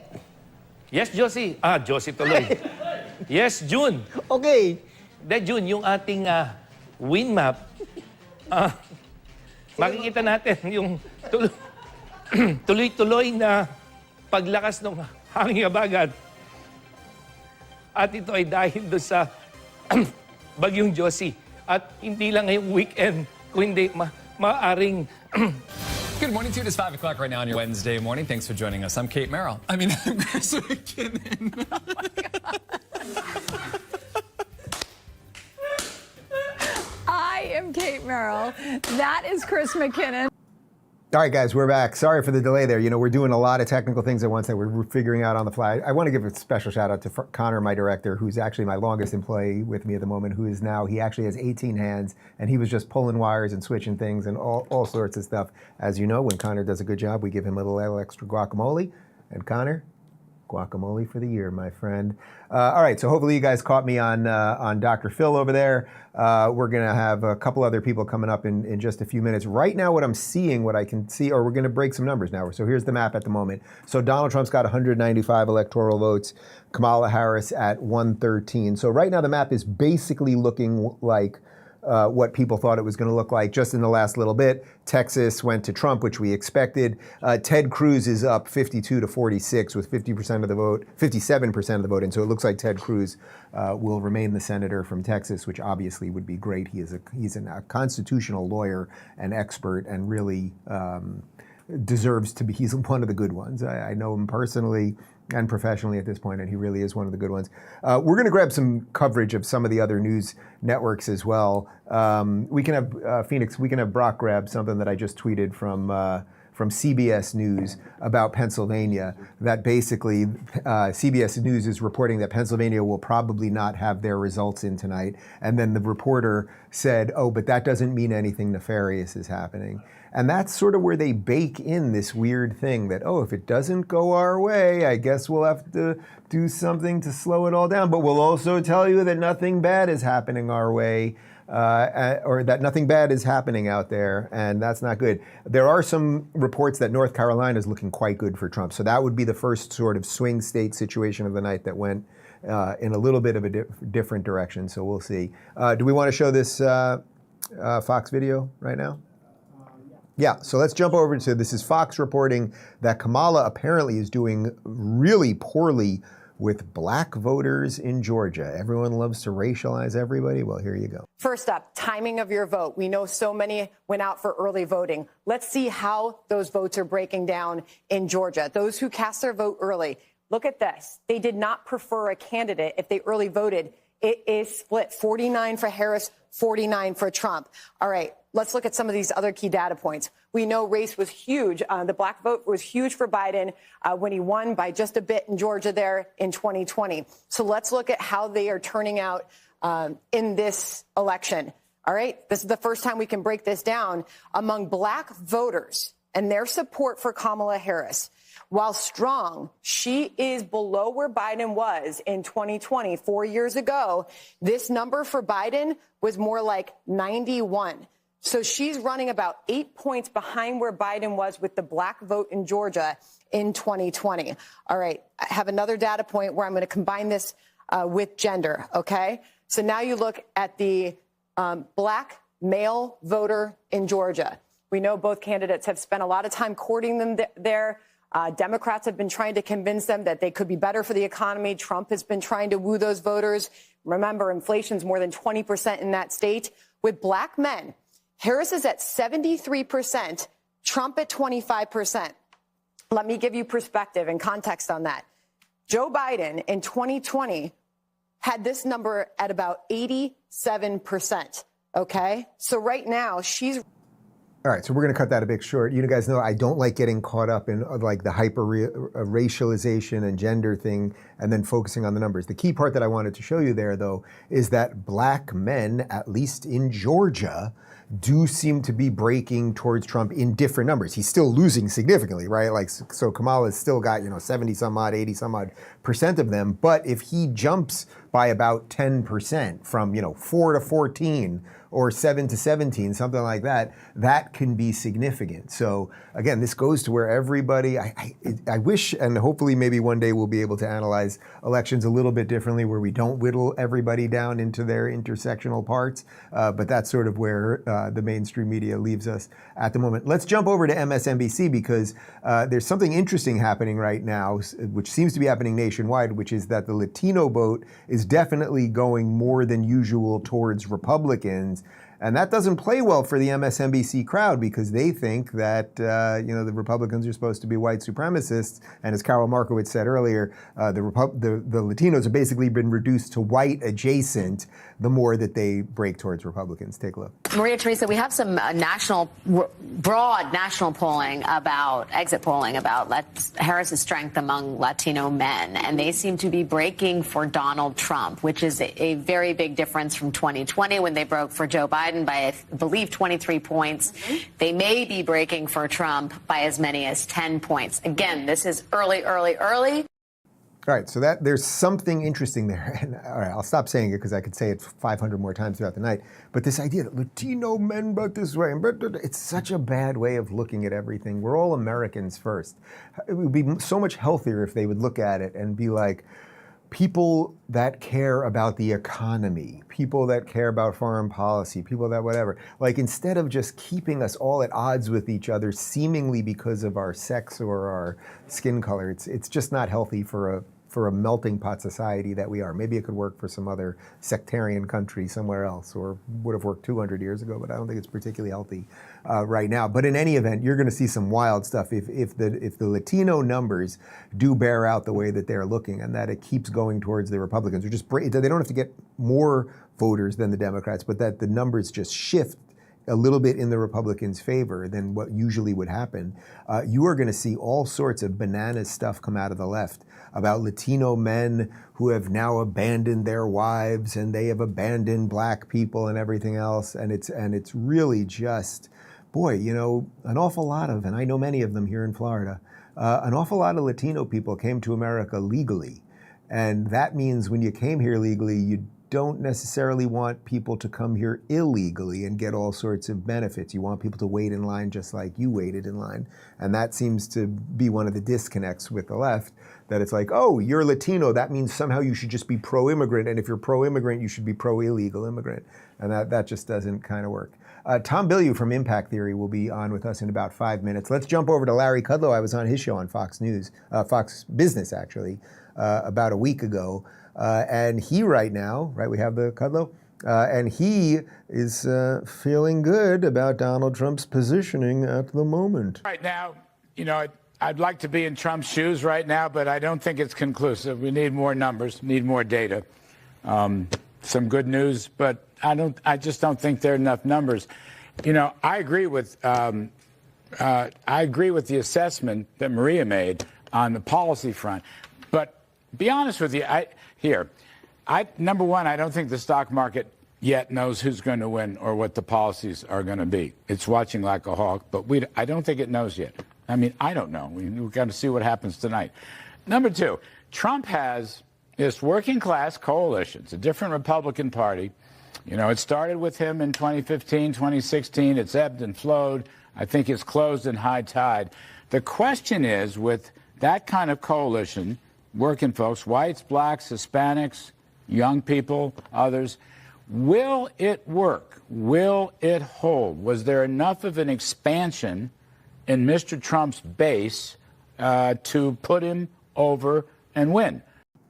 All right, so for those of you that aren't big on the financial shows, I mean, Kudlow's running a major financial show, in essence saying things are looking good for Trump, but I think he's right. We can't get overconfident at the moment. I am definitely concerned from what I'm hearing about Pennsylvania that somehow, Obama, what was it, 45 minutes ago that I had Bret Weinstein on, and Obama put out that tweet basically saying we're not going to get the results from Pennsylvania tonight, and then CBS News, we'll try to get you the video in just a moment, but it's basically what I just referenced, that they basically were like, we're not going to have results tonight, but that doesn't mean anything nefarious is happening. It's like, if we don't have Pennsylvania tonight, where are we at? Does Trump have enough to win without a Pennsylvania being called?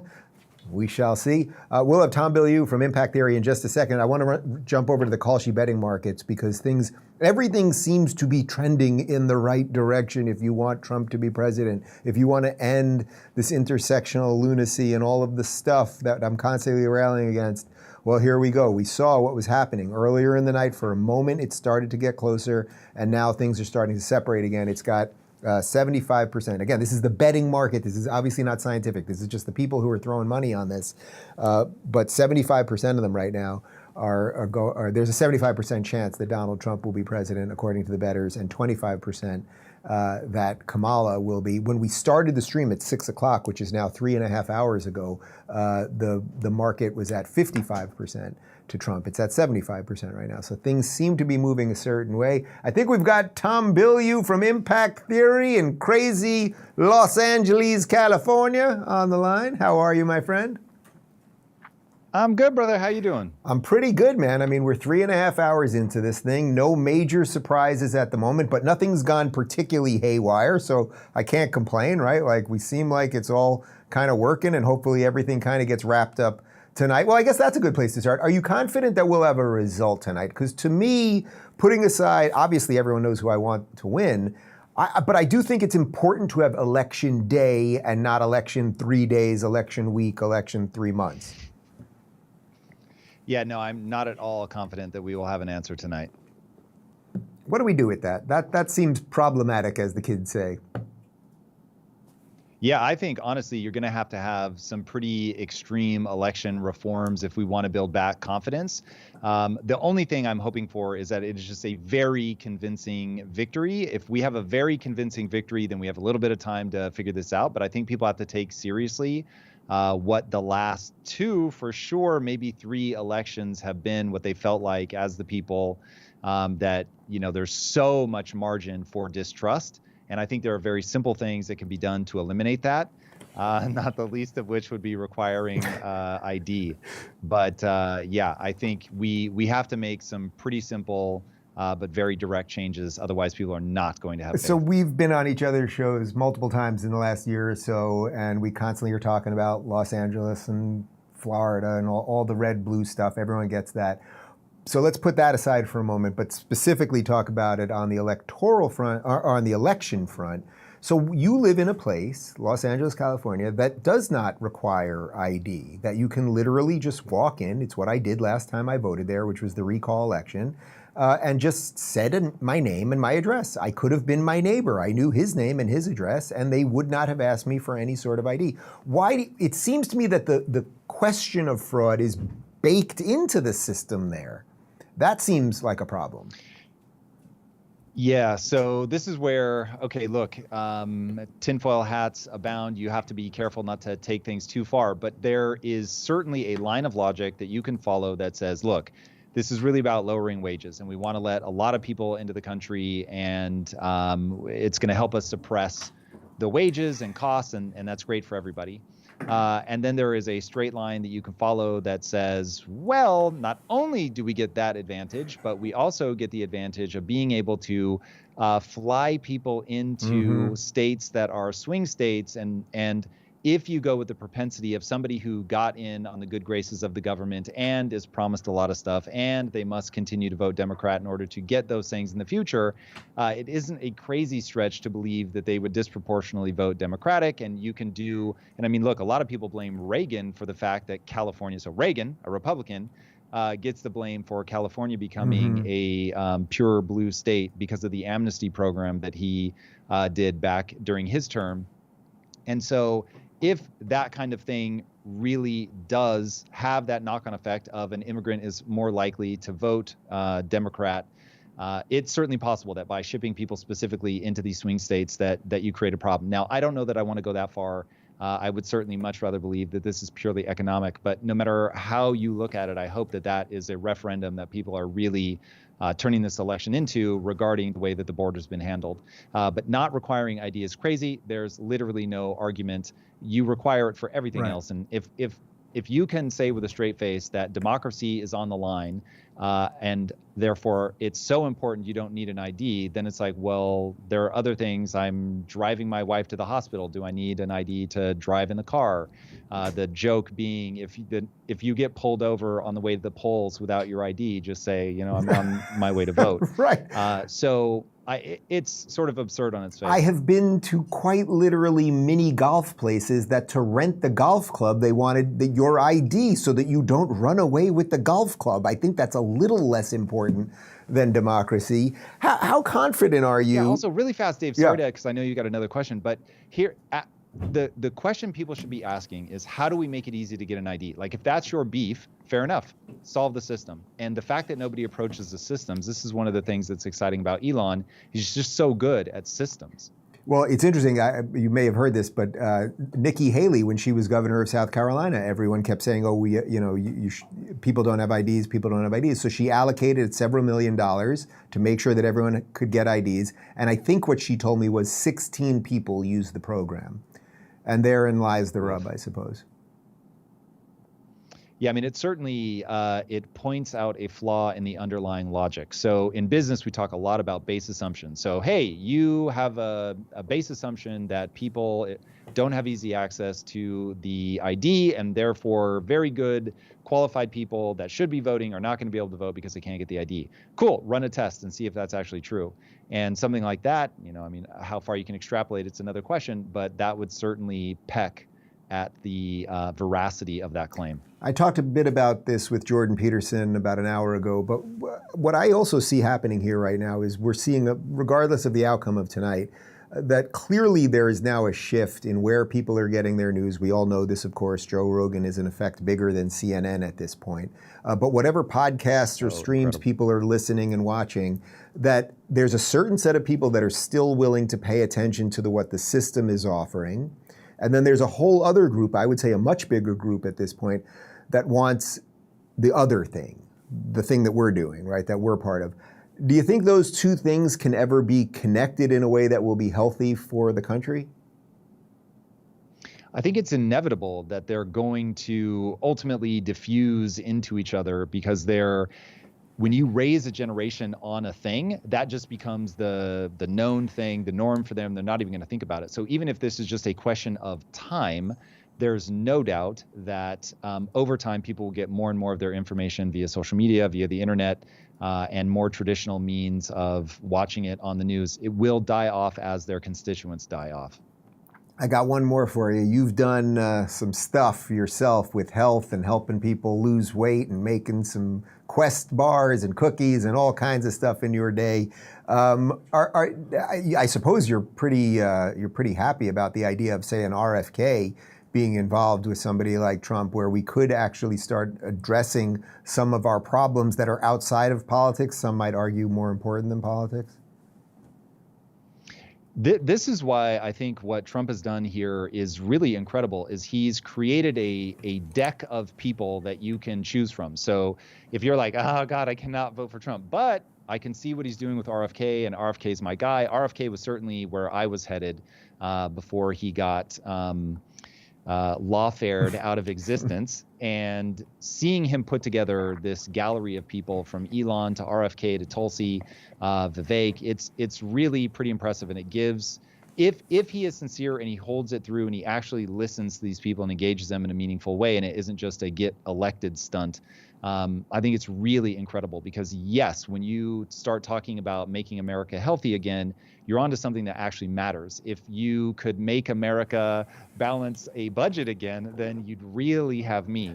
But getting people in that are looking at these broader social trends that are so impactful to our health, to our safety as a country, very powerful. So to bring us back to where we started, are we getting a result tonight? Do we end this show tonight with a result? Can you really see that? I can't. I don't. I think that there is enough incentive to want to slow roll this, that they're going to do that. That there's such an obvious path to doing it. The over under on that I will take. I don't think there's any shot that we get results tonight. Yeah, I really hope you're wrong. I suspect you might be right. I mean, to me, if they're already teasing this Pennsylvania thing, like if that becomes a far gone conclusion, then Trump has to basically run the show on everything else so that Pennsylvania becomes irrelevant. But that's going to be a tough one.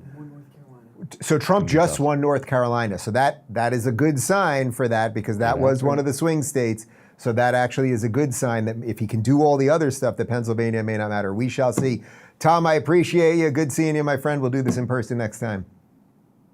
Same, brother. I look forward to it. All right, guys. So we're going to continue. We've got Dr. Drew in just a couple minutes. The North Carolina thing is big. I'd love to see some numbers. It's obviously early, but they've apparently called it. So that's really fantastic.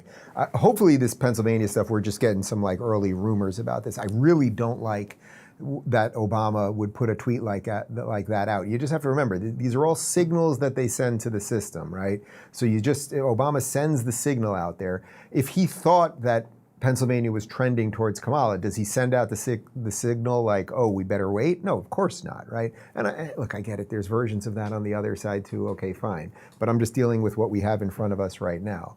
And if that is the situation we're in, where they're just going to delay Pennsylvania so that we can't get to some kind of volition tonight, that would be rough. But North Carolina, that's fantastic. We've got Dr. Drew in about 2 minutes. Anything else? Oh, we've got him right now? We've got Dr. Drew right now. We're going 2 minutes early on Dr. Drew. Dr. Drew, do we have you? No, we're going to give you. I can hear you. Let's do it one more time, Dr. Drew. We are live on the internet. Can you hear me? I hear you. Do you hear me? I do hear you. Let's try to do it. Let's do a live stream. Out of my ear. my ear thing went down. I had to grab one from across the table, and here I am. You are connected into the Matrix. Don't worry. So am I, my friend. That's how we can hear. Now I've lost this. Mm-hmm. Should we give him a minute? All right, we're going to give Dr. Drew a minute. We'll give Dr. Drew just a minute to clean up some of the technical stuff. Let's jump over to the map. So North Carolina, apparently that's official. So these are the Electoral College results at the moment. It is 178 to Trump and 99 to Kamala Harris. So we've had our first, it's not that it's a surprise, but we've had our first, I would say, a little out of the mainstream moment, because North Carolina definitely could have gone either way. It has gone to Trump now. So that's the first sort of big shift that we're seeing tonight. So that's really good if you're going in this direction. We'll give Dr. Drew just another moment, and then I think we can probably bring him on board. So again, we're at 178 to Trump and 99 to Kamala Harris. And I think we've got Dr. Drew now. Dr. Drew? Am I here? Am I in? You are in, my friend. You are patched in with your earpiece. Very fancy. They've got us locked in. This is where they give us all the information. It's through this wire that's behind our ears, right? Yes, indeed. And I listen, why is it that every time I talk to you, there's a technical problem? Every time. Well, it's because you live 3,000 miles away in California, which I'm not going to make fun of you. I've had several guests from California on the show today, and I'm just not going to do it with you right now, including your buddy Adam Corolla. Fair enough. I heard him on the show. We're listening. Listen, first of all, congratulations. Tonight is the night that digital media breaks through and traditional media sinks. This is it. You're much more interesting. It's much more engaging. Why do I want to sit and watch a bunch of talking heads speculate about numbers when I can hear this incredible lineup of guests that you have? Oh, thanks. Well, I appreciate that, and you absolutely are part of that. I mean, I think it's the thing that so many of us have been building, and as I said at the top of the show tonight, I mean, I think that's really what's happening here tonight. Yes. I'm not making that about me, I'm not making that about you, but the shift now from a hyper-controlled news that clearly does not give you actual news to something that's messier that we're doing here, where every now and again somebody's earpiece isn't going to be in at exactly the right time, but you're going to at least get something directionally truthful. I think that is just way better, and I think most people agree with that. And not only that, truth for sure, speech for sure. I wrote down a quote from Louis Brandeis. The remedy for harmful speech is more speech. Brandeis, right? This is not a lefty, a liberal. Opinion. Right. The liberal amongst the liberals, the one of the extraordinary liberals of the early 20th century.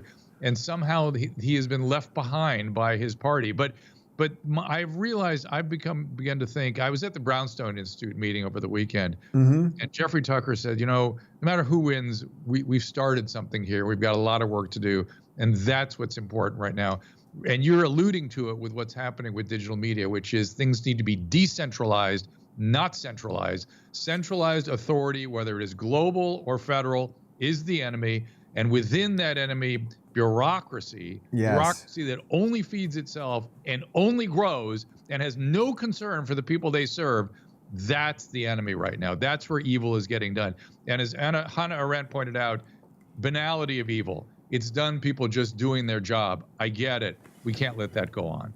Drew, did you happen to see, we showed it earlier, but you might have seen it going viral earlier today. Someone put together a compilation of cable news people talking about saving democracy, but they changed it via AI. You saw it, to saving bureaucracy, and you are exactly right. Yes. I was talking to two women today who were analyzing the parallel bureaucratic world that the World Health Organization has put together. And when you really start to see what's going on, it just becomes chilling, frightening. Bureaucracies, they just keep building. And once you have a job in a bureaucracy, you're just doing your job, and you're going to do what you got to do to protect your job. And these jobs, this is why I'm excited. Like you said with the last guest, RFK is my guy, Musk is my guy. These guys need to be in Washington. We did not design this federal government to be doing what it is doing. It was not supposed to be involved in our lives. It was supposed to regulate interstate commerce and defense, and the rest was supposed to be the state and the local practice of democracy. That's how this country works. And the fact that the federal government is up in our lives all over the place is anathema to the principles upon which we were founded. I just love the red pilling of Dr. Drew. I really do. Everyone knows I love it. I just love it, though, because I knew you when it was starting to happen, and you were the first guy, I think, that ever put me on television when I was a lefty way back when, although your show at the time was not political. And to see what happened to you during COVID and how you woke up, I just think it's great. But Drew, let me throw to this, because I just mentioned it a few minutes ago, but this is video from CBS News where they're already hinting, and Obama tweeted out already, that we may not get the results from Pennsylvania tonight, but don't worry, nothing bad's happening over there.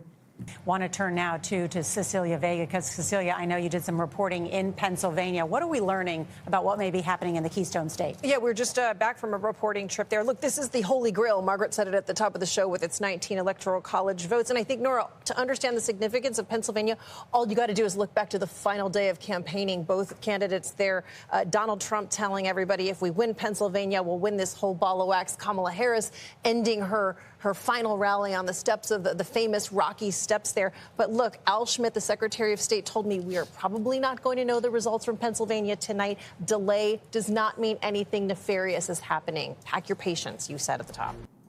Drew, putting aside the overproduction, the way that they talk to each other, which is not the way that you and I are speaking to each other in a normal cadence and everything else, putting aside all that theatrics and the great lighting that they have, I'll give them that much for the lighting grid.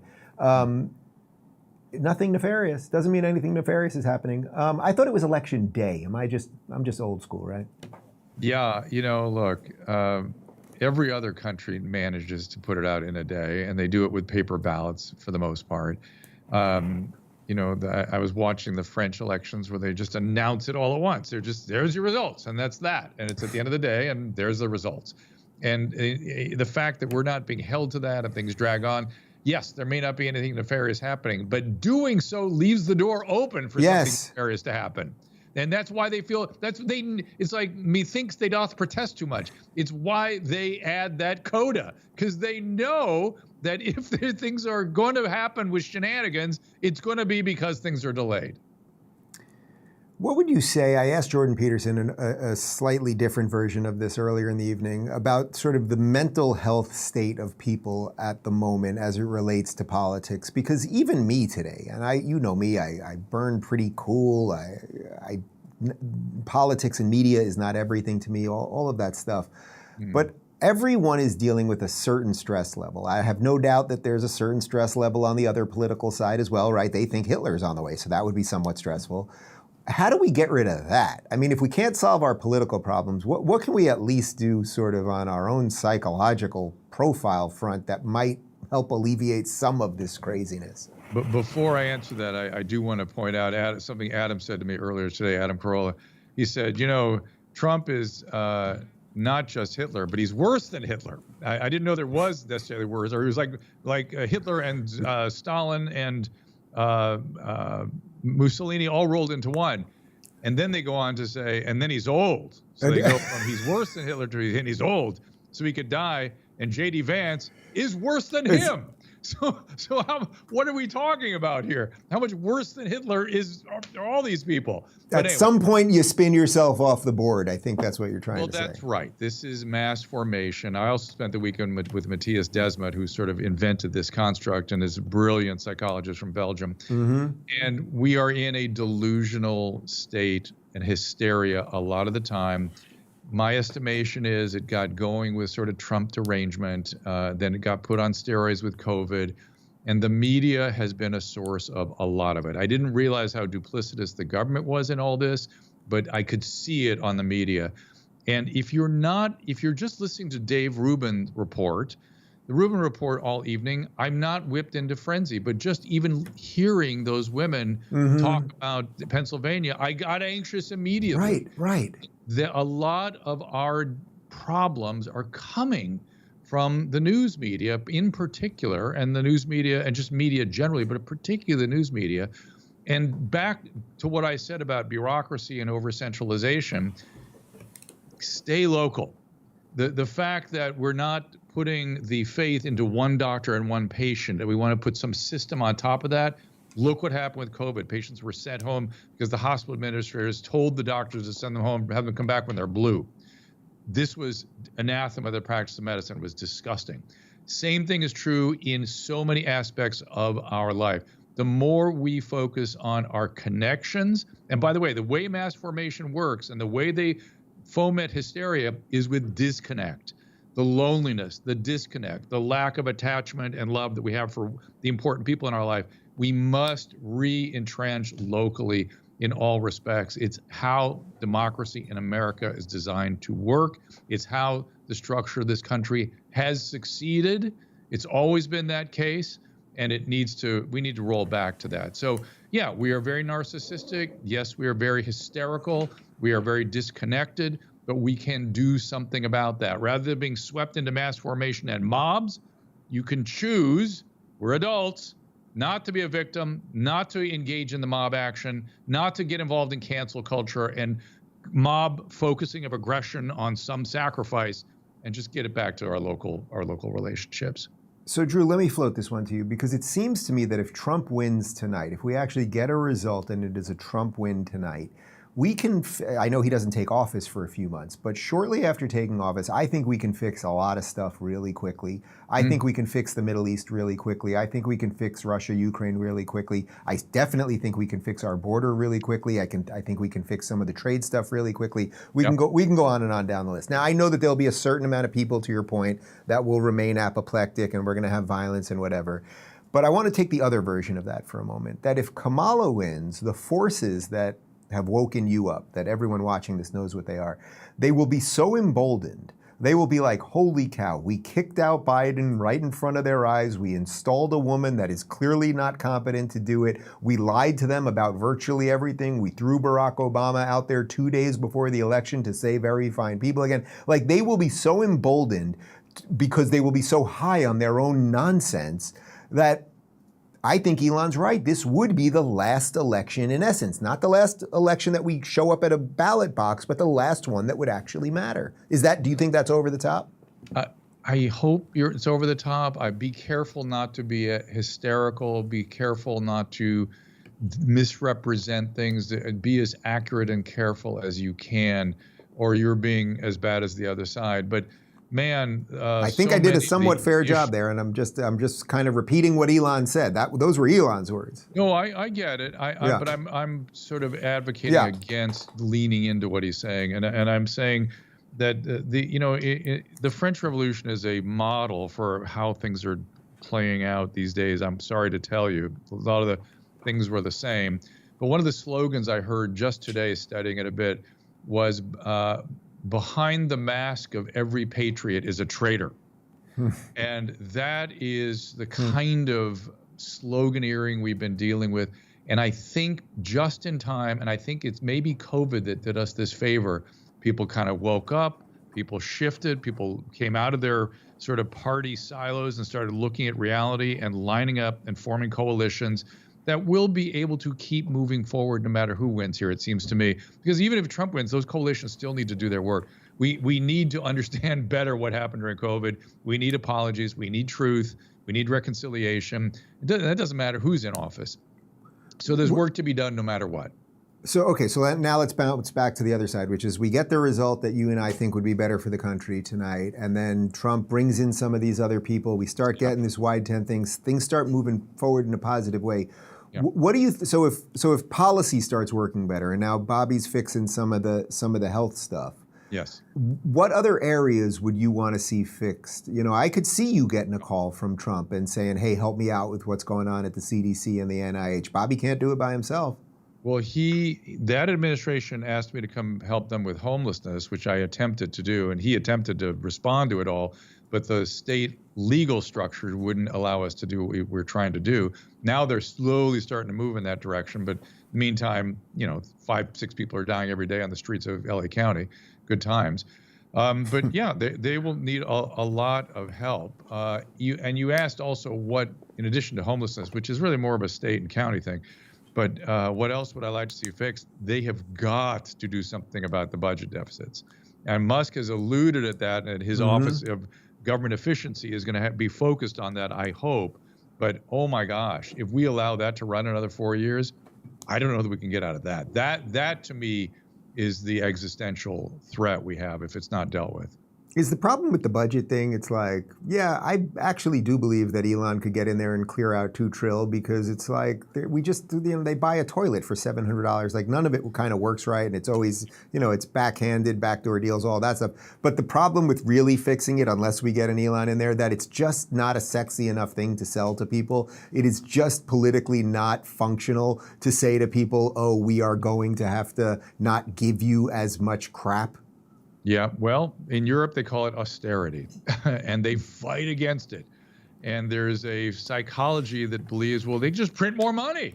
They've got the printing press, just print the money. Science and economics has got to be taught back in schools again, because our science, our understanding of the scientific method, understanding of how Homo economicus works is woefully pathetic.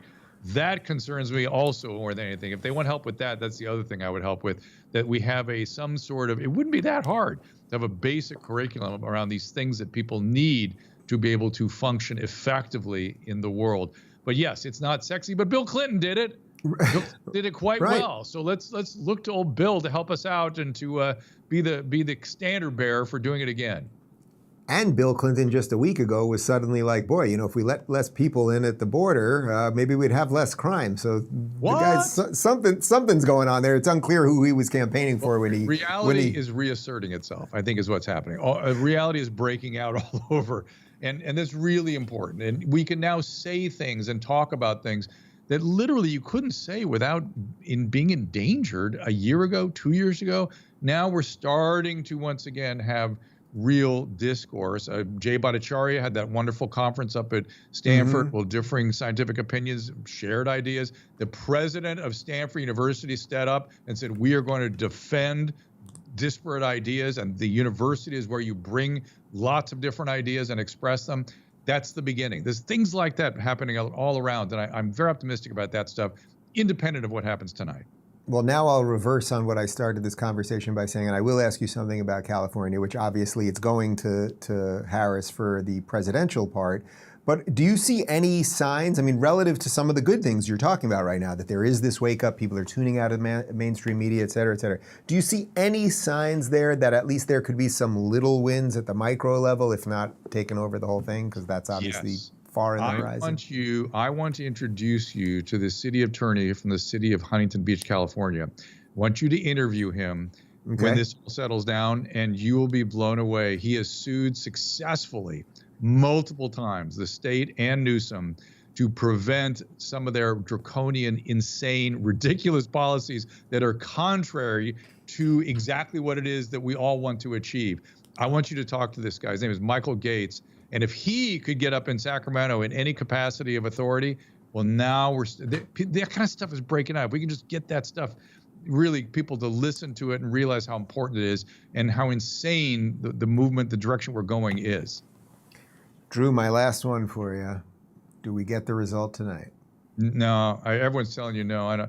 I don't think so. And they're preparing us for that. Unless there's some massive, I mean, it's already kind of close. If it suddenly shifts all in one direction, you get results. But I don't know that that's going to happen. The really interesting question is, will we have results in a day or a week or a month? That's the more interesting question to me, because I think there will still be debates tomorrow, no matter what. But by the end of the day, will we know something? I don't know. Wouldn't it be nice if we could just wrap it up tonight? Like, just wrap it up and let's all be like every other country in the world. I mean, still I don't understand why we have voting machines. Why do we have them? Why do we have them? Are they less expensive? Are they more efficient? Are they more accurate? None of those things. Why do we have them? Drew, all I know is voting here in Florida today was such a joy to show the ID, to do it with paper, to fill it out with a pen like an old school test that you took back in my day in elementary school or junior high, to then put it back in the envelope, a functional adult standing there helping you make sure it goes into the machine properly, someone thanking you. It all worked. I got 30 seconds and then I got to jump on with the guys at the Blaze. All right. And it's back to the community. You get to see everyone from your community at the firehouses and the garages, and it's nice. So yes, I'm all about it. Drew, I'll see you in the free state of Florida soon enough. I will be. I'll be down there soon. Sounds good, my man. All right, we're going to jump on in just a sec with the team over at the Blaze. Glenn Beck and the whole crew, I think, is over there, and I'm going to join them. We'll keep it on our channel as well, so we'll do a little simulcast. I think we are doing a little South Park, a little something. You people love it when I watch South Park episodes I've never seen before. The whole team is in the room right now. Everyone wants me to do this. Okay. Oh, we're throwing to a South Park reaction thing. Here we go. 1995 or 1996. I was still a when it originally came out. I have only seen clips over time. My team is constantly demanding that I watch South Park, and they want to show me clips, and I react to them, and that's what people do on the internet, and that's what we're doing today. Why am I talking like this? Here we go. Okay, kids, today we have a special assembly, okay? We're going to learn about the diversity of Asian people. Please welcome Mr. Liu Kim and Mr. Junichi Takayama. Shake that. Ooh. Oh yeah, I remember this song. South Park Elementary! Konnichiwa! How are y'all feeling? Hey, Mr. Takayama, did you know that China and Japan are actually different countries? That's true. Really? Hey, that's right. If you look at map, you can see. This whole thing is China, and Japan is this little bitty country over here. China big, Japan small. The Japanese always try and take over China. What? The Japanese rape and kill people in Nanking. The only thing Japanese love more than killing people is killing themselves. Suicide rate in Japan sky high. You! Oh no, I'm a Japanese and I had a bad day. I think I'm gonna kill myself.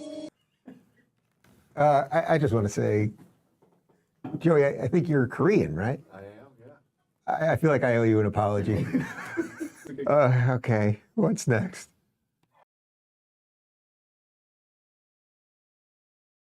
All right, people, here we go again. I did not watch South Park when it originally came out. I have only seen clips over time. My team is constantly demanding that I watch South Park, and they want to show me clips, and I react to them, and that's what people do on the internet, and that's what we're doing today. Why am I talking like this? Here we go. Okay, kids, today we have a special assembly, okay? We're going to learn about the diversity of Asian people. Please welcome Mr. Liu Kim. I would like to ask if we can get somebody on stage 2 to answer the question: how are the amendments or the propositions going where it is, what do you call it when the vote? Ranked choice? Yeah, ranked choice voting.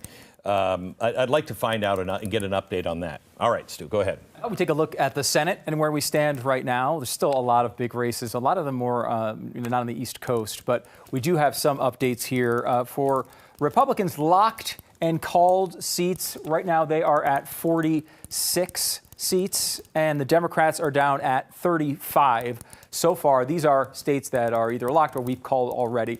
There's still a bunch that are out there that are almost certain. Well, only really one for the Republicans, and you may have just mentioned Utah. So that one's coming. But also for the Democrats, there's still 4 more, which puts us right now at a position at 47 seats for Republicans, 39 for Democrats. Of course, you have to get to 50 if Donald Trump is to win.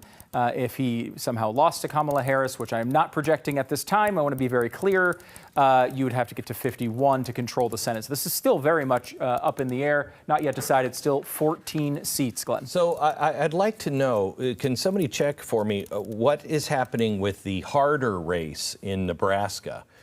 I can get you an update on that here, Glenn. I was just looking a couple minutes ago. Just give me a minute and I'll pull that up. If that strategy works, it didn't work the last time in Utah.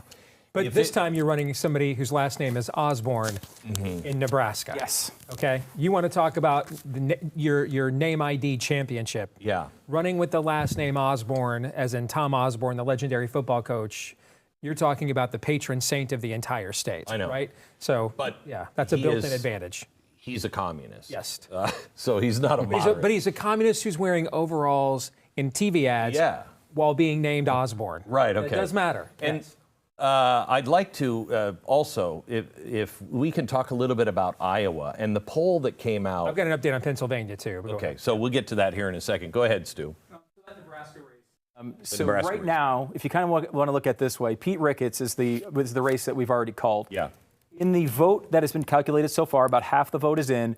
Ricketts leads by 6. With the same amount in for the other race, Deb Fischer is down by 6. So it's she's running about 12 points behind him. That doesn't sound good, of course. That being said, Ricketts should win that state by more than 12 points. So if that holds, it's likely that she could squeeze out a victory. But right now, I still think it's really close and could go either way. Okay, thank you very much. All right, let's go to Dave Rubin, Blaze TV host of the Rubin Report. Are we doing a simulcast right now, Dave? Yeah, crossover. We are, my friend. You are on the Rubin Report, Glenn. Don't freak out. I'll try not to. How are you, Dave? I'm all right. Look, we're just like you guys. We're rolling into hour 4 of our coverage over here, and there hasn't been any tragic disaster yet. Things have all kind of trended in our direction. But Glenn, before we get too excited, I would remind you that 4 years ago on election night, you and I spoke at about this time, and everything was looking pretty damn good for Donald Trump. And then a pipe burst in Philly, and then obviously everyone knows the history there. So I am cautiously optimistic at the moment. I'm very happy about what happened here in Florida, which we knew was obviously staying red. But the amendments that were on the ballot that were going to potentially change our Constitution as it related to marijuana and abortion, they failed. And we're seeing some good breaks towards the Republicans when it comes to Latinos and black men. So, yeah, I think things are good at the moment. So, Dave, have I ever done anything to you? I mean, I've always thought I've been a good guy to you, right? I mean, right? I mean, I don't know why. Depends where this is going. Well, Glenn. I'm just wondering why you have to come on and remind me that 4 years ago at this time things were going so well, and then Glenn, it all fell apart. Well, I'm not necessarily connecting the fall apart to me and you speaking at exactly that time. Okay. Although it is bizarre. I think it was at almost the exact same minute that we're speaking right now. But I think it was about 10:30 that, I don't remember which state said, okay, we're done. We're going to come back tomorrow morning and start counting again. We're like, wait, what? So we are in that danger zone now. Right, and the fact that we now accept that as normal, you guys probably read the tweet, but that Barack Obama about 20 minutes ago tweeted out, "Oh, we probably won't have the results from Pennsylvania tonight." That's a signal to the system that, oh, it's okay. It's not election day. It's election 3 days or election 3 months. I think that's a problem. There was also CBS News, which in essence said, oh, if we don't get the results tonight, that doesn't mean anything nefarious is happening. Yes, well, it it kind of does. It does. Because it's election day. Yeah. I mean, since when? Did they become union workers all of a sudden? I mean, I thought they always were in the unions. When did they you know what? I'm sorry, we're in overtime now. We can't work past 9:30 at night. I mean, when did that happen? I mean, nobody's going to touch a wrench around here without me knowing. That's right. You bring some scabs in here to start counting up, you're in trouble. I mean, it is so bizarre that all of a sudden, it's like everything. This is the new normal. No, we don't, as Trump said the other day, we don't have to live this way. There's no reason why the rest of the world, much of the third world, can count their votes accurately. And here we are, the most powerful nation in the world, currently, check what time it is, and we can't count our own votes. It doesn't make any sense. Well, of course, there's no true sense to it unless you wanted skepticism to be built into the system. Look, I voted in Florida today, and I did it with a paper ballot and a pen, and it was very easy to do and clean and clear with competent people. And then, at the end, you fold up your paper, you walk over to the box, someone shows you exactly how to put it in, and you walk out of there. I walked out of there very proud to be a Floridian and proud to be an American and feeling confident that my vote matters. Now, that's in stark contrast to what I was dealing with just 4 years ago when I voted in the presidential election and in the recall election of Gavin Newsom, which was a little bit before that, in California. Because there, I did not have to show an ID. All I did have to have was my name in my brain and my address in my brain. And guess what, Glenn? I know my neighbor's name and his address, so I could have been him too. It really amazes me. Did you see that video that came out a couple of days ago with the guy who walked in and they said, "What's your name?" And he gave his name and he said, "Could be." "What's your address?" "Could be," and he gave an address. "Are you a citizen?" "Yes, but maybe not." And they still allowed him to vote. I mean, it was the craziest thing. And they asked him, wait a minute, what do you mean you're a citizen, but no, you're not? "Well, I mean, I am a citizen, but maybe not, but you can't ask me. So, I don't know, could be." And they still let him vote. There's no reason that, you see these poll numbers on this particular question about the credibility and getting an ID and having to prove who you are. It's almost universal. I think the number is in the 80% range of all Americans, no matter how you vote.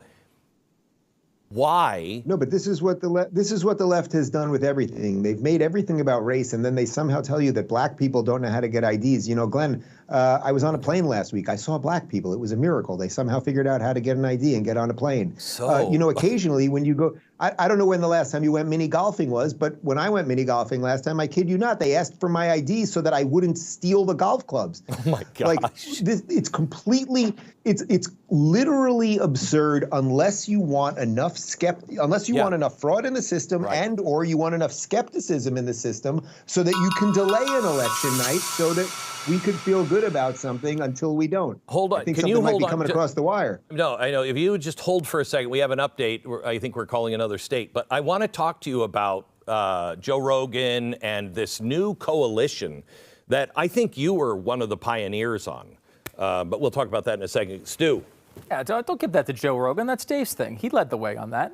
Come on now. We got 2 states to call. We have Utah, Glenn. You called this. Yeah, it's a surprise. Glenn knows the Mormons. Yeah. You knew what was going to happen here in Utah. Well, we all get together and collude. That's right. I've heard about that. So 6 go for Utah there. And Montana, which is more interesting for its Senate race. John Tester is trying to hold on as a Democrat in this very bright red state, but 3 or 4 electoral votes from Montana going to Donald Trump. Okay, thank you very much. Okay, so Dave, we were just talking about this. I don't know how you feel about the campaign that Donald Trump ran, but it was not the 2016, definitely not 2020. He is, I think the assassination and the time that he had outside of the White House to really think about what he had just experienced and what he would do differently, the man became a true leader and president, I think, this time around.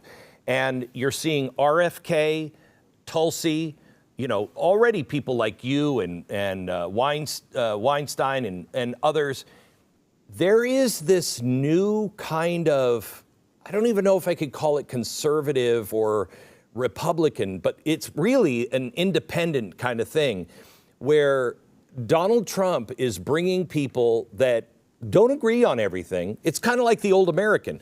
We don't agree on everything, but we have these principles, and he has been selling something that, and I think he can do it with credibility because of Elon Musk. This is one of the last things he said. We don't have to live this way. There is a bright future. And I think that is the beginning of something, whether he wins or loses. I think there's something to this new kind of coalition that loves the founding principles, the Bill of Rights, that don't agree on everything, but they know we're much better than this. Glenn, it's become a running joke on my show that if Trump wins this election, that my life's work is almost complete because, as everyone knows at this point, I very famously left the left, and I did that Why I Left the Left video for PragerU. Yeah. And then suddenly I found myself talking to all of these people like Larry Elder and Ben Shapiro and you. And if you remember, Glenn, when the first time I had you on in my show, if I'm not mistaken, it was early on in 2017. First time we ever met. I had you at my house. I still had a lot of liberal principles, I would say. Yeah. And you and I sat there for an hour and a half or so. We had never spent any time off camera together. We do a show live where suddenly, halfway through the show, we both kind of realized at the same time, boy, we have some differences here. Okay, where we exactly fall on abortion may be different, or even death penalty, or some of these things. Now, over the years, you and I have definitely come closer together, probably because I've shifted more in your direction. I can see that. But I've shifted as well. I'm nowhere near where I used to be in the early 2000s on war and pharmaceutical companies and all of that stuff. So we both moved. Right. So the shift, it's interesting because you usually think of a shift from right to left, but in some ways we now have a circle and shifts are happening in every which way, right? Yeah. But what really has happened here is that this is not a conservative movement per se or a Republican movement. This is a pro-America movement. If you think that this country is great, if you think our founding documents are the greatest man-made documents that ever freed people, if you think that basic things like having functional borders and institutions that we can trust, and if you think that the Bill of Rights is good and free speech is good and the right to assembly is good and all of those things, well, then we can deal with marginal tax rates and we can deal with some of the foreign policy stuff and all the rest of it. So that's what's brought these people together. And for years, this is exactly what I wanted because what I found having left the left was, I'm suddenly in common cause with people like Glenn Beck. So how do you make that a movement? Not just, it's a couple of us talking about these things. And I think this is the moment for it. And if tonight continues to go our way,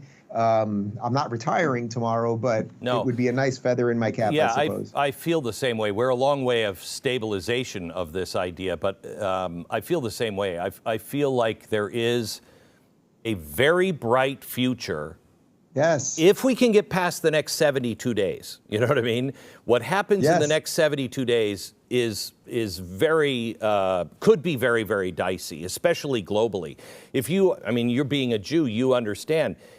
Can you imagine what it feels like to be either in Iran tonight and being somebody who hates the regime, but has had this administration just funneling money to that regime? What your hope is with another Donald Trump attempt, what it feels like in Israel, what it feels like in any of these countries where you are watching America and you're seeing a guy saying, you know what, we're going to deport all of these people. Bill Clinton is the president who deported more people than any other president in history. He deported 11 million illegals. Nobody said a word about it. Donald Trump is saying 15 million. That's not that big of a deal, especially with the changes in our population. And this guy could set the entire world in a different course because they're looking for somebody like America to stand up and say, enough of this. And imagine what it feels like to watch this in another country, the hope it could give you. Yeah, if I could speak to the Israel point for just a second, I am Jewish, and I really hope we're going to see record turnout for Donald Trump on the Jewish side of things from the Jewish population tonight. We'll see. But on the Israel side of things, all Israel wants is support from America, basically diplomatically, and then obviously they get weapons from us, which really becomes, every dollar that we give them, they have to spend in the United States, so it's not like they keep that money. But putting that aside for a moment, every success that they've had in this war, which is now a 7-front war over the course of the last 2 months, this miraculous thing where they've taken out all of Hezbollah's leadership by getting Sinwar in Gaza and everything else, it's not because of America. It's because they ignored America. Kamala Harris, what was it, 3 weeks ago or a month ago, said that, the audacity of the woman, she said she studied the maps of Rafah and Israel can't go into Rafah. Well, then they ignored her and they killed the head of Hamas. And there's many, many other examples of this. They just need the leeway to finish the war so that they could, putting aside the 100+ Israelis that are still hostages, there are 5 Americans. There are 5 Americans. And I don't think this administration gives a crap about the Americans. Yeah, thank you for that. I appreciate that lack of candor on that word. It almost happened. I know. We run a countdown, or not a countdown, a count up clock of how many days we've had hostages. Nobody even thinks of it. And I think the mainstream media is done. If he wins tonight, mainstream media is over. It is over. The next debates will be on shows like this or networks like yours or whatever. Why would you go on ABC or CBS or any of them? It's over, and they know it. And I think the kind of policy from the State Department and all of these big war people, I think that's over too. I mean, there is a dynamic change happening right now tonight. Dave, thank you. It's good to see you, my friend. Great to see you. Always proud to work with you guys in the midst of all the craziness. Likewise. Thank you. We've made so many great friends. Do you like your Amazon Echo, but wish its answers were more confusing? Introducing Amazon Echo Alexa Edition. This great new device will just give you a long, rambling answer to anything you ask. Alexa, what's the weather like today? Weather is big. Weather is exciting. And did you know that files are stored in the cloud? Your files, they're all up there, up in the cloud. In the cloud. So the climate is changing, and that's bad. Oh, hey, Alexa, what time is it? The significance of the passage of time, right? The significance of the passage of time. When you think about it, there is a great significance to the passage of time. Thanks, Alexa. Alexa has millions of great answers to your questions. Whether you're wondering about the stock market, traffic in your area, or the Roman Empire, Alexa has got you covered. Amazon Echo Alexa Edition, available now. Hey, Alexa. People are telling me about illegal aliens. How many illegal aliens did you let in on your watch?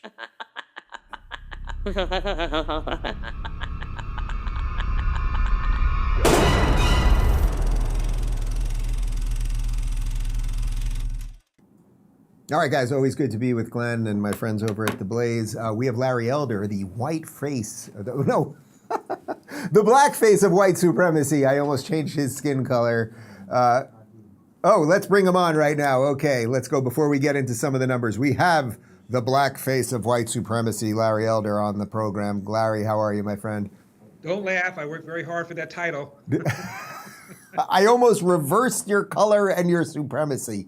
I'm sorry. Before we dive in, there's a couple numbers that are getting updated right now, Larry, but things seem to be looking pretty good tonight. How you feeling? I feel guardedly optimistic. Obviously, we're waiting on Pennsylvania. The margin of victory in Florida was bigger than I think most people thought. North Carolina is in the bag, so I think we're good. So let's get a couple numbers out real quick on some of the other ones that are important. Arizona with about 48% in. Phoenix, can you just lower that for me a little bit? Arizona with about 48% in. is basically 50 to 49.2 in favor of Kamala. Pennsylvania with 51% in is basically 50-48 in favor of Trump. And so everything else right now, Georgia has got Trump up by 5 points with 82% in. So Georgia's looking pretty good.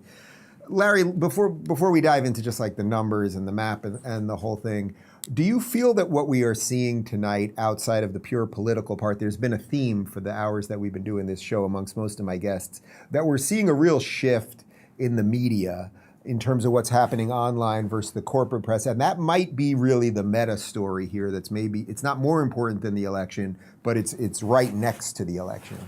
I think you're right. And you know who started all of this? Who lit that fuse? Donald Trump. Donald Trump is the one who popularized the expression fake news. He really got people, I think, looking far more closely at how biased the media are. I mean, I know you and I have been talking about this for a long time. Other people have, but Donald Trump has really singled out the news, called him out, called him all sorts of nasty names, and they've gone after him with a vengeance. And virtually every time Donald Trump has called him out and said, you guys have done this, you guys have done that, he's been proven right. There's a reason that the LA Times did not endorse Kamala Harris. There's a reason the Washington Post did not endorse Kamala Harris. There's a reason the Gannett newspapers did not endorse Kamala Harris. They are beginning to realize that their left-wing bias is starting to offend people, and Donald Trump, I think, ignited that movement. Is she the worst candidate in modern times? Putting aside, regardless of what happens tonight, just, I mean, in terms of someone able to sell their ideas and that you could authentically look at them and believe that they believe what they're saying? Well, Dave, look at the hand she was dealt. She was a co-pilot for 4 years. She said that she'd been the last person in the room for every major decision. 79% of people feel we're on the wrong track. The only way she could win is to dump on Joe Biden, distance herself from him, say that, well, when he pulled out of Afghanistan, I said, wait, Joe. When he did Build Back Better, I said, I don't want to be the tie-breaking vote for that.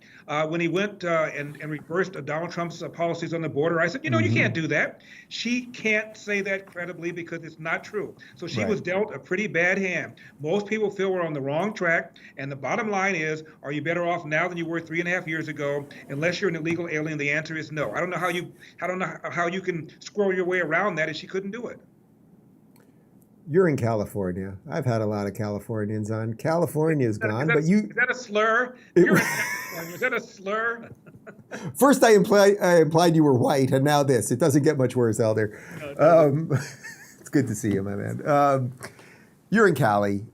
Elon's prediction basically was that if Kamala wins, that we end up as Cali.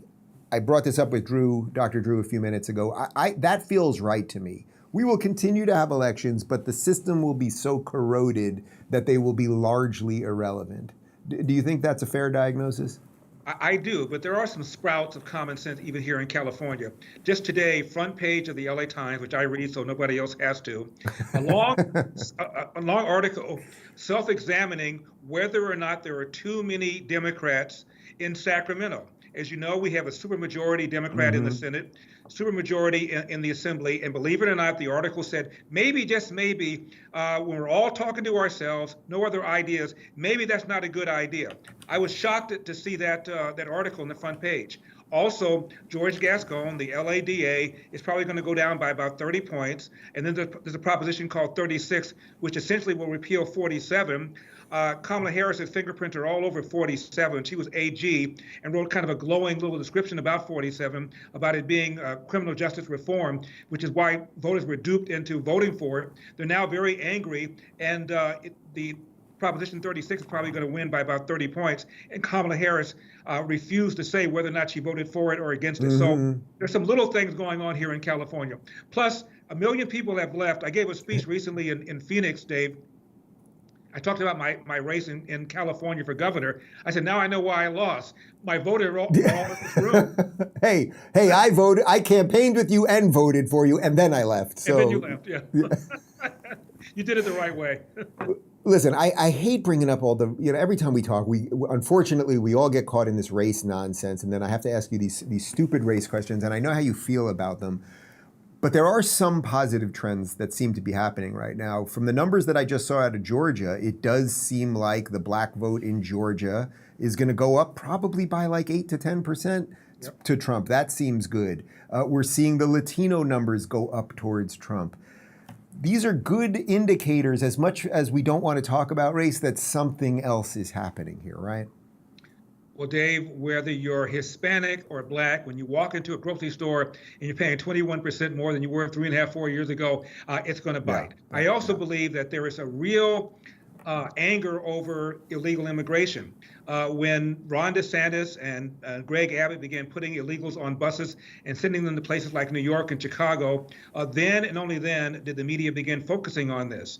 And the cohort that's most hurt by illegal aliens are unskilled Black and brown people living in the inner city. They have got to compete against these illegals for jobs. And the presence of illegal alien labor, according to a study done by the Civil Rights Commission, puts downward pressure to the tune of almost $2,000 on the wages of Black men and Hispanics every single year that they're there. So, and I also think school choice is a sleeper issue. You got 13 public high schools in Baltimore, all located, Dave, in the inner city. 0% of the kids can do math at grade level. And the Democratic Party is a party of the teachers union. They hate school choice, but polls show that urban parents, Black and brown parents, want school choice, and Donald Trump has pushed that cause pretty hard. So with that in mind, I mean, is this the most hopeful you've ever been in some sense, regardless of what happens specifically over the next couple hours? I mean, the things that you just mentioned when you're talking about the inner city violence and school choice and all of these issues. I mean, these are the issues you've been talking about for at least 3 decades. Well, that's right. And also crime. You've got Kamala Harris, Barack Obama maligning the police, causing what's called the Ferguson effect or the George Floyd effect. And that's the phenomenon of cops pulling back from their normal proactive policing. Right. As a result, you're finding violent crime up in places like LA, Chicago, New York, but arrests are down. Now, why would crime go up and arrests go down? Because the police no longer are engaging in proactive policing for fear they're going to be called systemically racist. Polls show that Black people want the police there as much as white people do because they're the ones who are disproportionately affected by things like cashless bail and soft on crime policies by these George Soros-backed DAs. So I think that's also a big factor as well. So the real question is, can we survive the white, middle-class, liberal Karen? Will she destroy Western civilization?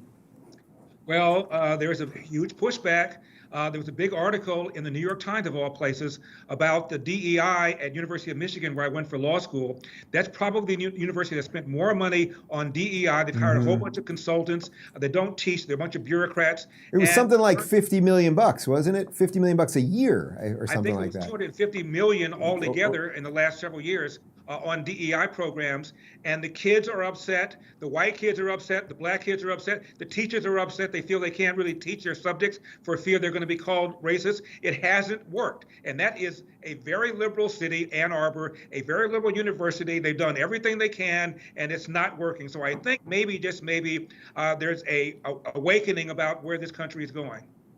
Larry, I got one more for you, my friend. If things work out tonight, or even if it takes till tomorrow or the next day, but hopefully tonight, because we all know the longer it goes on, the worse it looks for us.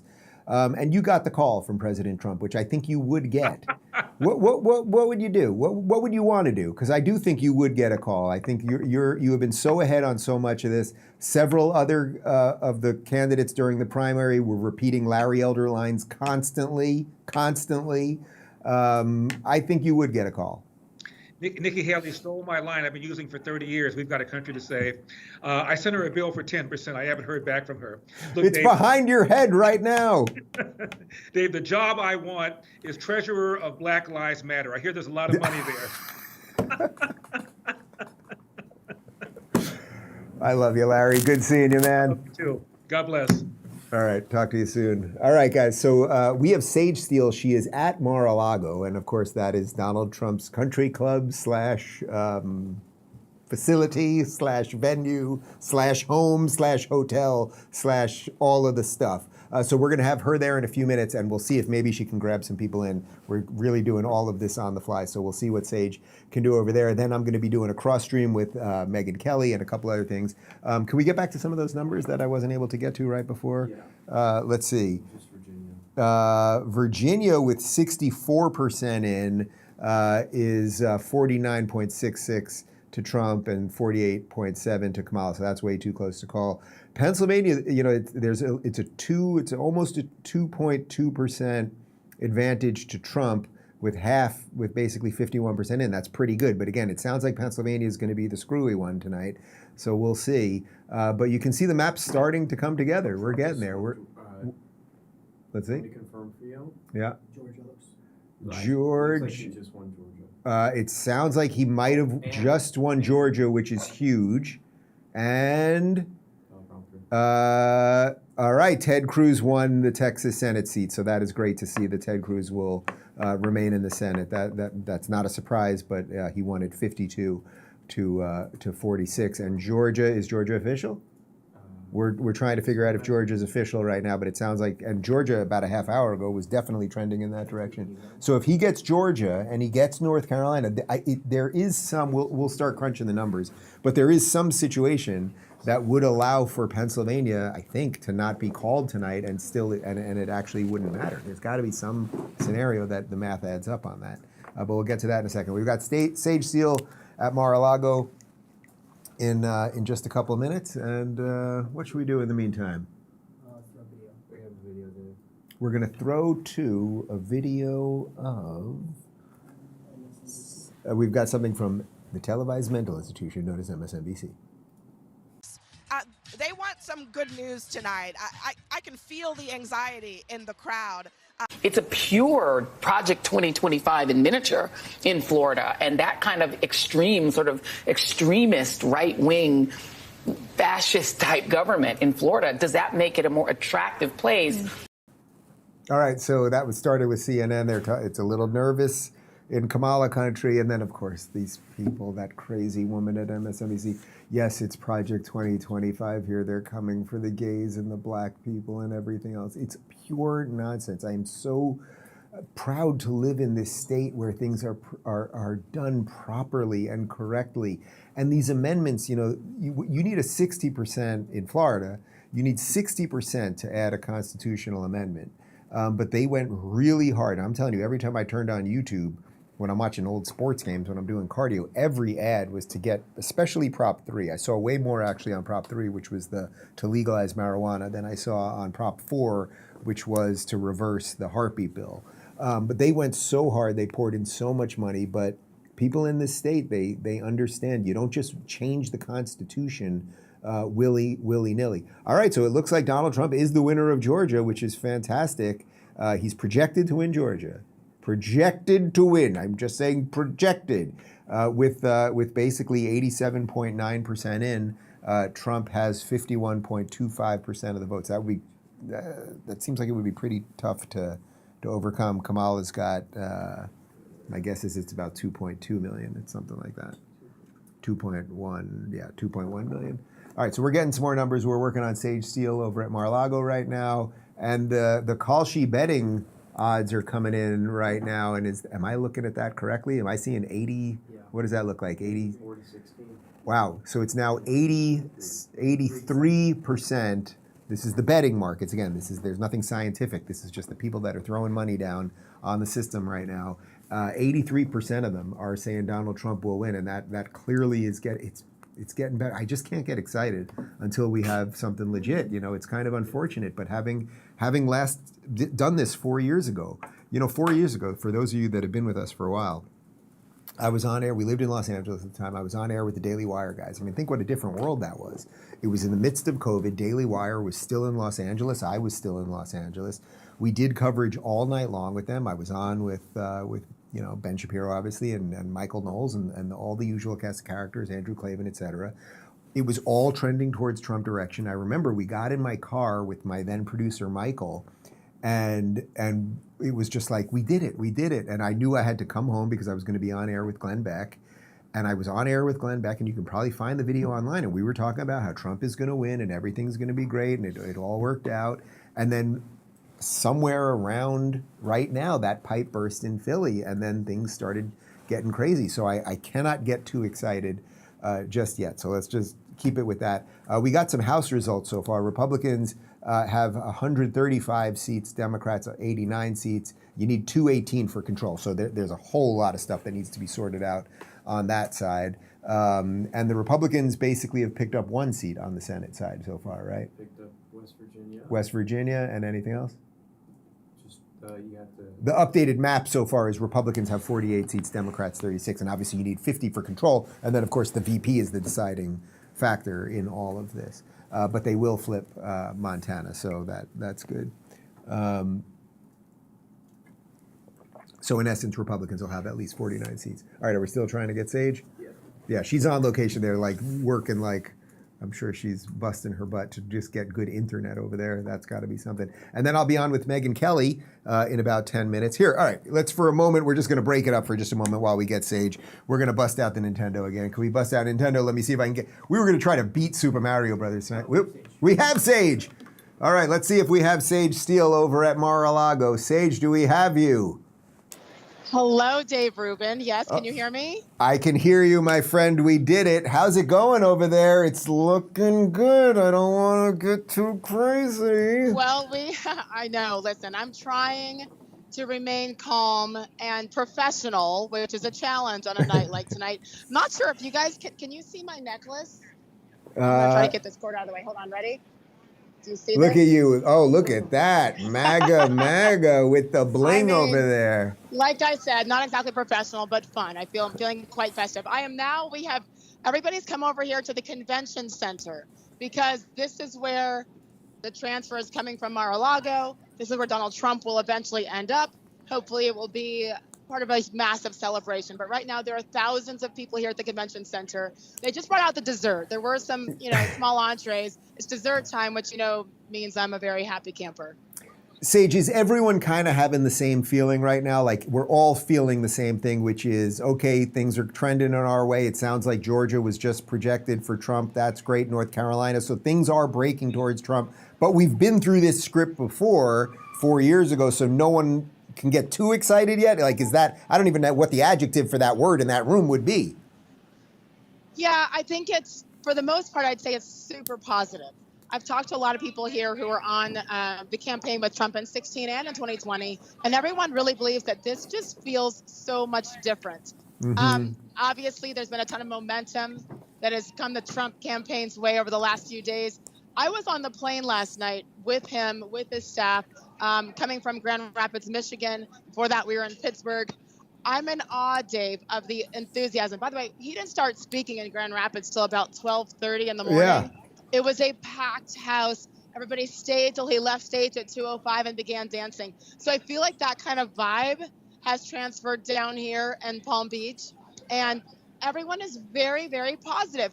But to your point, I think there's a lot of PTSD because people remember exactly what happened and the shock that occurred when everybody woke up the next morning. But it does feel different. That's according to the veterans, because I'm a rookie here doing this stuff.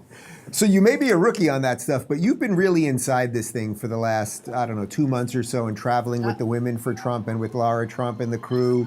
And, is something happening? Did something? I don't know. Is there somebody there? Have they called the state? Oh, I think I see on the board something, Trump's up 57, whatever. Whenever they show a good graphic for Trump, this place breaks out in cheers, and I kind of love it. But go ahead. So now that you've been inside this thing, and you mentioned you were just on the plane with him and traveling last night, literally the last night of the campaign and all that, what's been the most surprising thing about the inside part that maybe people don't see when we're just looking at the clips or watching the rallies or the rest of it?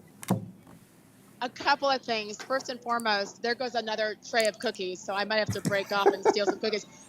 First and foremost, the word joy that the Democrats kind of took over at the DNC, I don't know how it is over there, but it is genuine joy with his team and with his campaign. I'm really blown away by it. And that's what it felt like on the plane ride home. We landed here in Palm Beach at 5:45 a.m. Eastern time. And everybody was smiling and happy, from the Secret Service to Donald Trump himself. And of course, Junior was on the plane, and Eric and Laura Trump and Tiffany Trump. And everybody is literally so happy.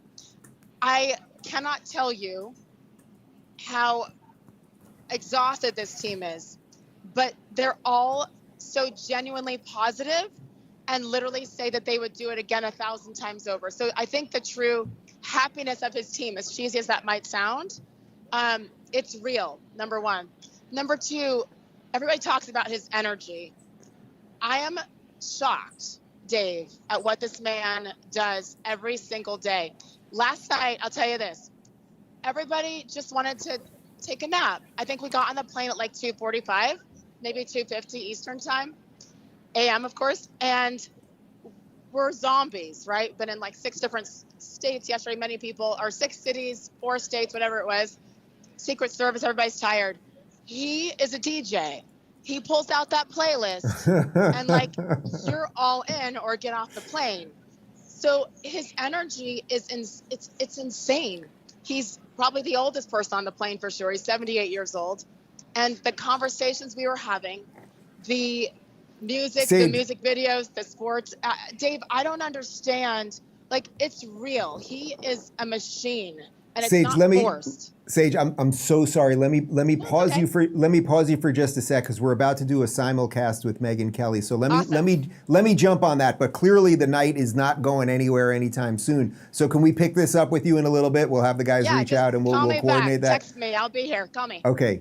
Thanks, Sage. Okay. Tell Megyn hi. All right. It's a crazy world. Crazy. All right, we're back. Whoa, how did that happen? Okay, all right. So we'll get Sage back on in a little bit. Obviously, you at home are feeling the exact same thing that I'm feeling, that all these people are feeling, that Sage is feeling, everyone in that room at the convention center in West Palm Beach is feeling, and probably across the nation right now. It's all looking good, but it's everything that we've all talked about all year. Like, what juice does the system have left? What shenanigans are there? Why is Obama hinting out the Pennsylvania thing, et cetera, et cetera? So we're going to be doing a cross stream with Megyn Kelly, and I think in about 2 minutes or so. So is that Georgia situation official? It's the project. I mean, it's very likely. 91% in, very likely. I'm getting a very likely from Phoenix. Same with North Carolina. And same with North Carolina. Okay, so how about we get the map up for just a second while we are. New York Times. Yeah, maybe we'll get the New York Times map. The New York Times, that's a reputable news source. It's all the news that's fit to make up, I think. That's what they call it. So they call it over there. All right, so right now we're at 210 for Trump, and we're at 112 for Kamala Harris. It's even funny, like, I don't even know how many, I've said Kamala Harris's name like 4 times tonight. Like, it's like she's not even the candidate. It's just blue. So it's 210 for Trump, and we know what that means. Oh, we know what Donald Trump stands for and means, and we know who the man is. And then it's just 112 for blue. It's for a sordid blue blob, the thing that has existed that wants to control you. That's how they've got 112 electoral votes. All right, we're gonna jump. Okay, we're gonna jump over to a video, and then I think we'll be on with Megyn shortly. So you guys know South Park came out in about 1995 or 1996. I was still a Simpsons guy, and I believed that you could only watch one thing. You had to be a Simpsons guy or a South Park guy. So I just never got on the South Park train. But my team of young people here keep telling me that I've missed something with South Park. So they want me to watch a couple South Park clips and see what happens. Here we go. Listen, everyone. Nobody can leave this building. But we need supplies. Food, silicone. You go outside and you'll die. By now, the global warming has shifted the climate, bringing on a new ice age. Within the hour, the temperature outside will fall to over 70 million degrees below zero.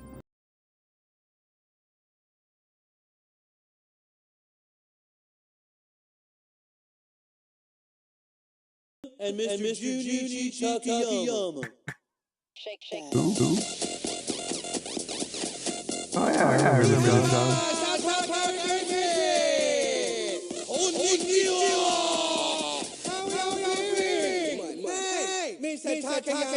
Did you know that China? Yeah, I mean, first things first with Kamala Harris. Every time I see her speak, she laughs. Hey, that's right. If you look at map, you can see. This whole thing in China and Japan is this little bitty country over here. China being a big Japan. The Japanese always trying to take over China. What? The Japanese rape and kill people in their name. The only thing Japanese run more than killing people is killing themselves. Suicide rate in Japan sky high. You. Oh, no, Japanese. I had a bad day. I think I killed my dear. I just want to say, Joey, I think you're Korean, right? I feel like I owe you an apology. Okay. What's next?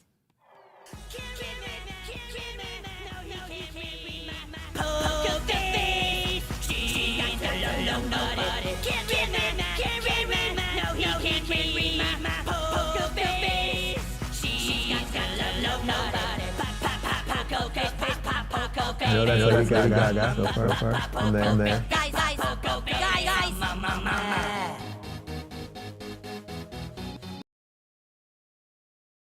Today, why am I talking like this? Here we go. Okay, kids, today we have a special assembly. Hey, what's the big deal? I like smoking and it makes me cool. Oh, really? Do you think lung cancer is cool too? What about emphysema? Is that cool? And what about abortion and AIDS? That's none's the cool. Word. Yeah, so butt out. Butt out! Yeah, give that cigarette butt a throw. Jesus Christ. Smoking's got to go. Remember, kids, if you smoke, you could grow up to be a failure. Worse yet, you could grow up to be dead! So don't believe what those evil tobacco companies tell you. Yeah, because if you don't smoke, you can grow up to be just like us. Here, give me another one. Oh, dude, this is really hard. You know, I've never smoked an entire cigarette in my entire life. If I took, I've smoked maybe 12 drags of a cigarette over the course of 47 years of my life. Put that in your pipe and smoke it. Okay, what's next? Turn on your hot light, let it shine wherever you go. Let it make a happy glow.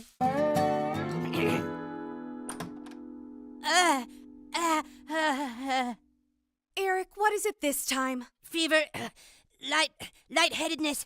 I don't know what's wrong with me. You don't feel warm. Oh, that's a relief. I thought maybe I had a fever, but oh, my buns! There's a sharp pain in my buns! Can you lay on your stomach? I'll try. What is this, a hamburger? A what? Why are there hamburgers in your underwear? Are you serious? How could there be... Oh my God! You're saying I have Asperger's? This doesn't make sense. Are you trying to sneak food into the school or something? What are you talking about? I got vaccinated from the school, and now clearly I have Asperger's. Very funny. Well, I'm glad you think Asperger's is funny. Just note my condition on your records there. Get out of my office. That's good. Right there. Who, me? Just in time for the holidays, it's Stop Touching Me, Elmo. When you press his back, Elmo puts his hand on your knee and says fun things. Have you ever been tickled on the inside? Oh, God. I'm lonely. Are you lonely? Can I watch you go potty? You want to kiss the guy who does Elmo's voice? Stop touching me, Elmo. Elmo also helps kids brush their teeth with his toothpaste dispenser. My. Don't miss out on this holiday season's biggest gift. Stop Touching Me, Elmo. Available at South Park Mall starting Black Friday. Go. We usually start lining up around 3 a.m. We douse ourselves in pig blood because it does help us slip through the crowd when the doors open. We do it every year, part of the family tradition. Last year we lost our youngest daughter. Her head was stepped on and crushed, but in her memory we're going to find a young girl and step on her head this year. If anyone thinks they're gonna beat me inside that mall and keep me from getting my kids Christmas presents, it's Black they Friday, can isn't it? kiss my fat vagina, cause I'm bringing the motherfucking pain. How did they get Rachel Levine to do one of those? That's impressive.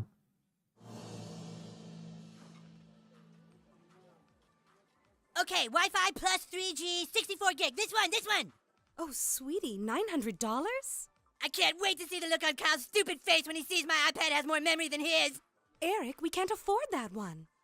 Well, you don't expect me to get the Wi-Fi only 16 gig version, do you? I think we need to get you a different brand, hon. They're a little cheaper. Mom, everyone knows that everything but Apple is stupid. Here, look at this one. Toshiba Handybook. Toshiba Handybook? This says it does everything the iPad does at half the price. Mom, do not screw me over again. If I take that thing to school, everyone's gonna think I'm a poverty-stricken asshole. Eric, stop acting like a spoiled brat. You can either have the Toshiba Handybook or you can have nothing at all. Oh, I've got a better idea. Why don't you go across the street and buy some condoms? Because we should at least be safe if you're gonna me, Mom. Eric? You might as well go buy some cigarettes, too, because I like to have a smoke after I get good and You wanna me, Mom? Just say so. Go ahead, here. Huh? Go ahead, Mom. Me. Me right here in the Best Buy. You wanna your son so bad? Go on, Mom. Me. Stop crying, Eric. I told you if you kept acting up, you weren't getting anything.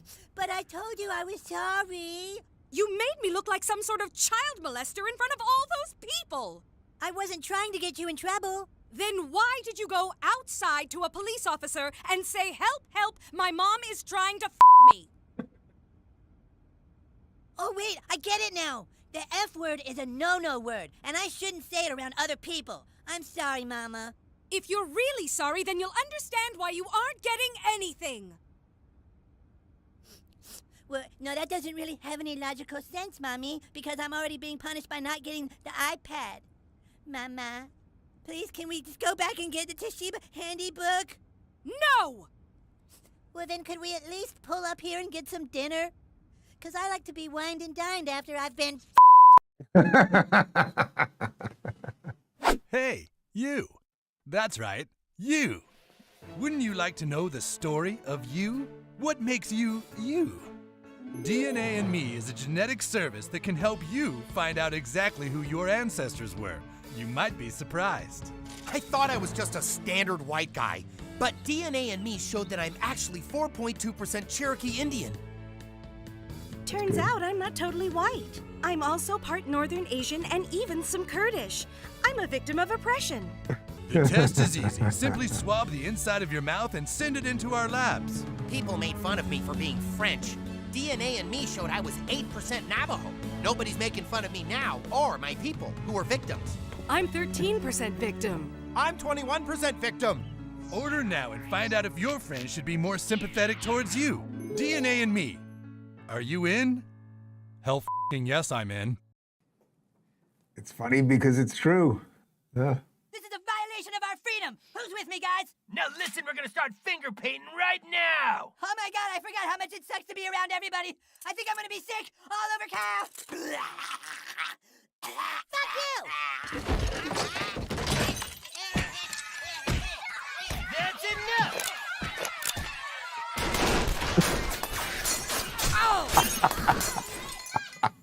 Got him!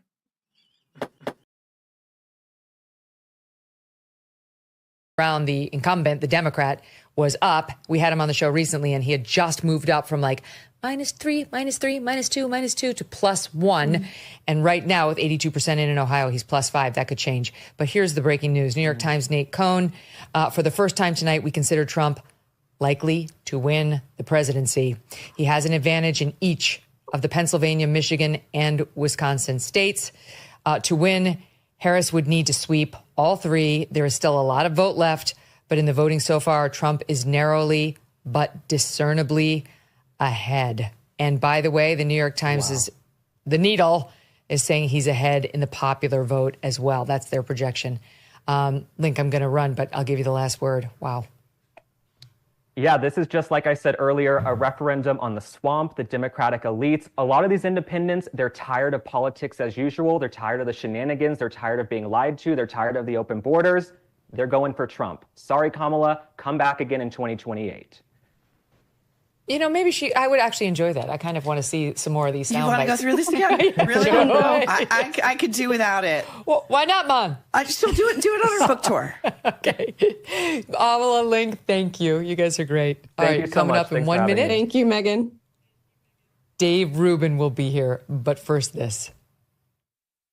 I would like to issue an apology to all of those states that we have.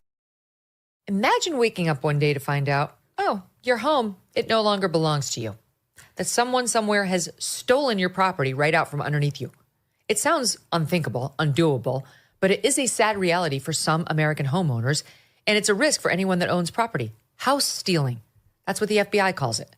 And it's a form of real estate fraud, where scammers leverage these loopholes in the system to fraudulently transfer your home's title into their name, and then they take out loans against your property or even sell it behind your back. By the time you find out about this, the scammer's long gone, leaving you, the legitimate homeowner, to clean up the mess. But right now, triple lock protection is available through HometitleLock.com, offering 24/7 title monitoring, alerts, and restoration services. You can sign up today at HometitleLock.com and use promo code Megyn for 30 days of protection for free and a comprehensive title scan to make sure you're not already a victim. That's promo code Megyn and HomeTitleLock.com or by using the link below. Back together and joining me now, Dave Rubin, host of the Rubin Report. Dave, welcome. So far, it's looking very good for Trump. Anything could happen. You hate to count chickens, but man, I feel like I can hear little tweets. Megyn, joy cometh this evening. I think it might just happen tonight. Yes, we are all thinking the exact. How'd I do there? I feel like that was pretty decent. You nailed it. Yeah. Not bad, not bad. Yeah, man. Look, we're all thinking the exact same thing, and this is exactly what we've all been thinking, not just tonight since this all started, but for weeks, which is that clearly things were trending in Trump's way. We see the new alliance. We see all the disaffected Dems. We see this really wide tent Republican thing that so many of us have wanted for so long. But what would happen late night on election night? So we are exactly, I think, where we all kind of thought we were going to be. So I am feeling as good as you are. And by the way, I just very quickly want to say how proud I am for what you did yesterday on stage with him. It was just so absolutely wonderful. I think it was part of both of your hero journeys, and considering where you both were with each other, 9 years ago at that first debate, and it was just so wonderful. But I think we're at the exact moment that we all thought we were going to get to right now. And let's just hope that, pipes don't burst and nothing crazy happens. Because I think the American people have just had enough of the nonsense, and we are about to reset the thing, and it would be so freaking wonderful and so overdue, and we can have it all back again if we can just stay on this path right now. I mean, think about this. Okay, the New York Times Electoral College estimate, just updating now, suggesting Trump looking likely to hit 300 to Harris's 238. We're getting down now to about the Biden-Trump margin of victory, if that's actually where it lands. If Trump wins this, it needs to be by a healthy, substantial margin, because I don't know, Dave, unless it's big and indisputable, I don't think the Democrats are going to go quietly into the night. I don't even know if Kamala Harris will concede. It's a tricky question, given all the criticism of Trump for not doing it, but they don't want this guy to take office. Well, look, I don't think there's any rule that they wouldn't break. I don't think there's any norm that they wouldn't gladly blow past, and God knows what shenanigans could happen over the next couple months. But I do know or a couple hours. I mean, I'm a little worried about couple hours. Yeah, Keep sure. Right. So let's get through a couple hours, but let's say it does continue to trend in the way it's going. So we get through the couple hours. Let's say we get an actual acceptance speech tonight and it really looks legit. I mean, we still have months and months of craziness ahead of us. I don't even want to think about it too much, but we really do. I mean, it doesn't get certified till the 6th. He doesn't get, put into the office until the 20th of January, obviously, I'm talking about in 2025. And, this was always the danger. If you were going to run around and say that your opponent was Hitler or a fascist and his supporters were white supremacists and neo-Nazis and all the rest of the nonsense, what wouldn't you do to stop him? What wouldn't be legitimate to stop that movement? This is the thought exercise that people have had for 50 years. Would you kill baby Hitler? It's a real thing that philosophers debate and think about. And that really is the problem right now. And it's so unfortunate because it did not have to be this way. They could have had we could have had 6 months, not 6 months because she just got in a couple months ago, but we could have had 4 months of an honest political debate in this country, the real differences between these two parties, these two people, the candidates, et cetera. And instead we got your Hitler, and then what it does is it puts a whole bunch of Democrats who hopefully end up on the losing side of this thing, thinking that Hitler's in charge, and he's not in charge, but it's not going to stop their craziness. And that's the real problem. Mm-hmm. No, but her messaging from the moment she was anointed was absolutely all over the place. She launched with he's a sexual predator and a criminal fraudster, and I know the type because I'm a former prosecutor. And then she went underground. We didn't hear anything except her scripted canned lines that we've heard a million times. Didn't speak with the press for all of August, all of that. Remember, she went like 6 weeks without talking to anybody in the press. She gave like 2 airplane side, questions to somebody. That was it. And then finally she comes out and starts talking, things start spiraling. Obviously, that was hurting her. They didn't know what to do to get momentum. And then they switched to Hitler, fascist.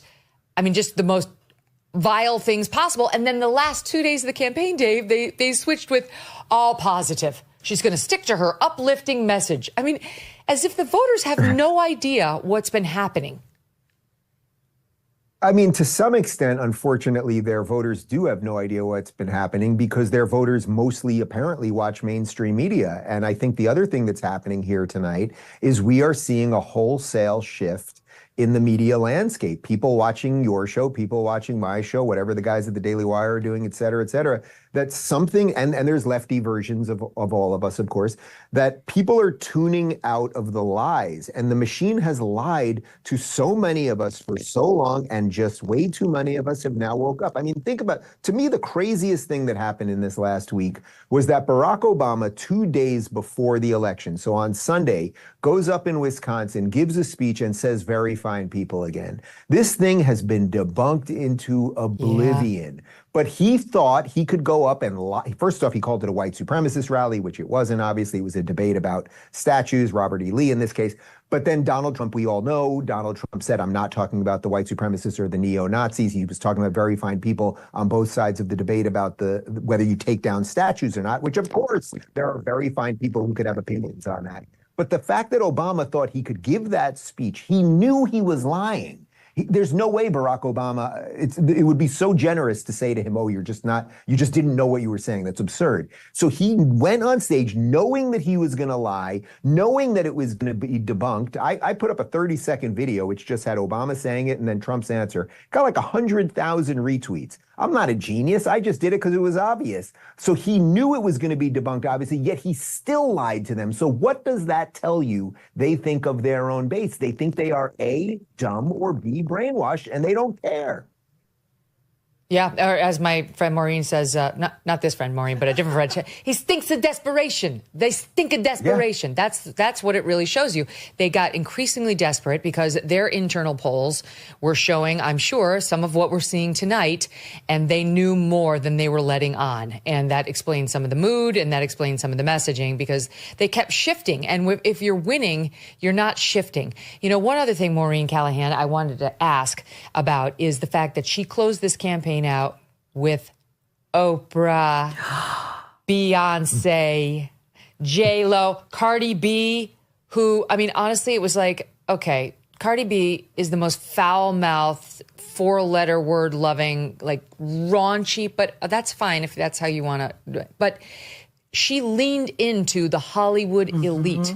She was not with the guys in the hard hats over and over, picturing with them or taking pictures of them, talking to them, you know, connecting with them in the campaign or otherwise. And the Dems wonder why they keep shedding the working class vote, the white working class, why they're now shedding the Latino vote, the black vote, the male vote. They're not, you know, they don't understand it. And I was really puzzled, particularly by the J-Lo, allowing her to endorse her so publicly at her rallies.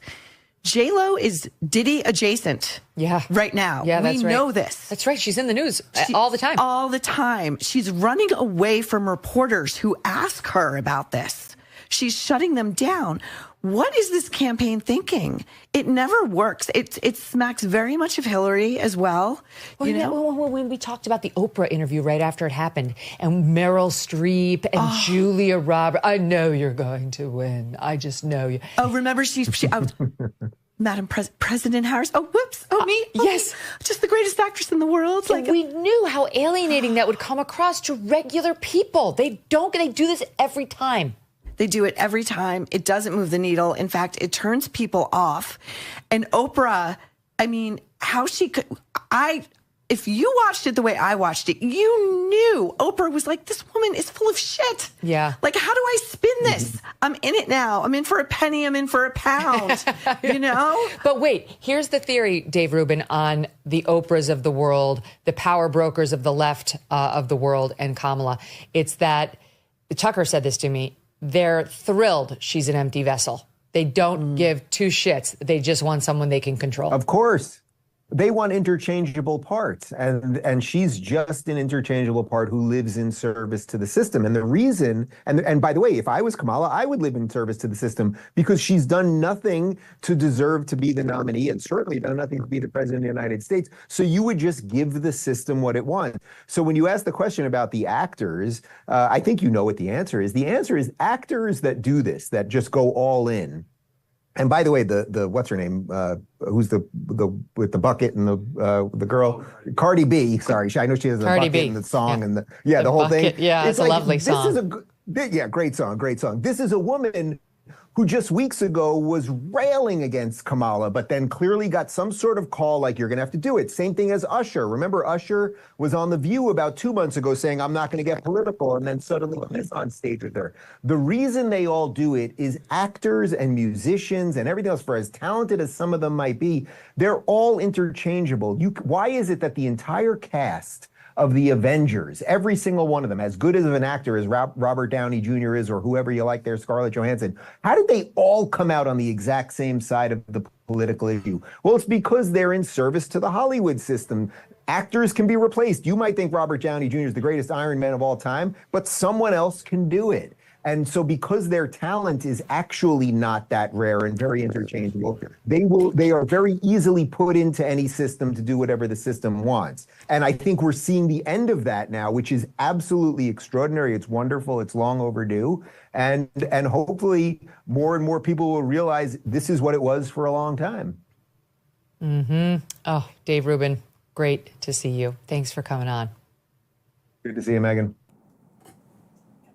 All right, we're back. We're back. I was watching myself on a slight delay there. Okay, so we have Alex Stein on in 3 minutes. We're going to jump back over to right outside of, or I guess it's sort of adjacent to Mar-a-Lago, the convention center where it's, again, I don't want to get ahead of myself, but Donald Trump may give some sort of acceptance speech if things keep going in this direction, but a pipe might burst. We shall see. But let's get to the New York Times electoral map for a moment. Right now it is 214 to Donald Trump, 179 to Blue. I don't even think we have to say her name anymore. She represents nothing other than blue, a blue blob that doesn't really care about you. But we do have some other interesting numbers right now. So Georgia with 93% in is now 4% towards Trump. So Georgia definitely seems like it's going to go to Trump at this point. That seems pretty clear. Arizona is significantly closer with 53% in. It's 904,000 votes to Trump and 901,000 to Kamala. So clearly that can go either way. So we'll see what happens in Arizona. But Georgia's looking good. Pennsylvania with 69% in is 3 points in favor to Trump. But that seems to be the place that we need to be focused on at the moment. Wisconsin with 61% in, Trump's got, he's got about a 2% lead over there. Michigan with 29% in, Trump's got about a 4% lead. So that's a nice lead, but 4% obviously at this point with 29% in is too early to call.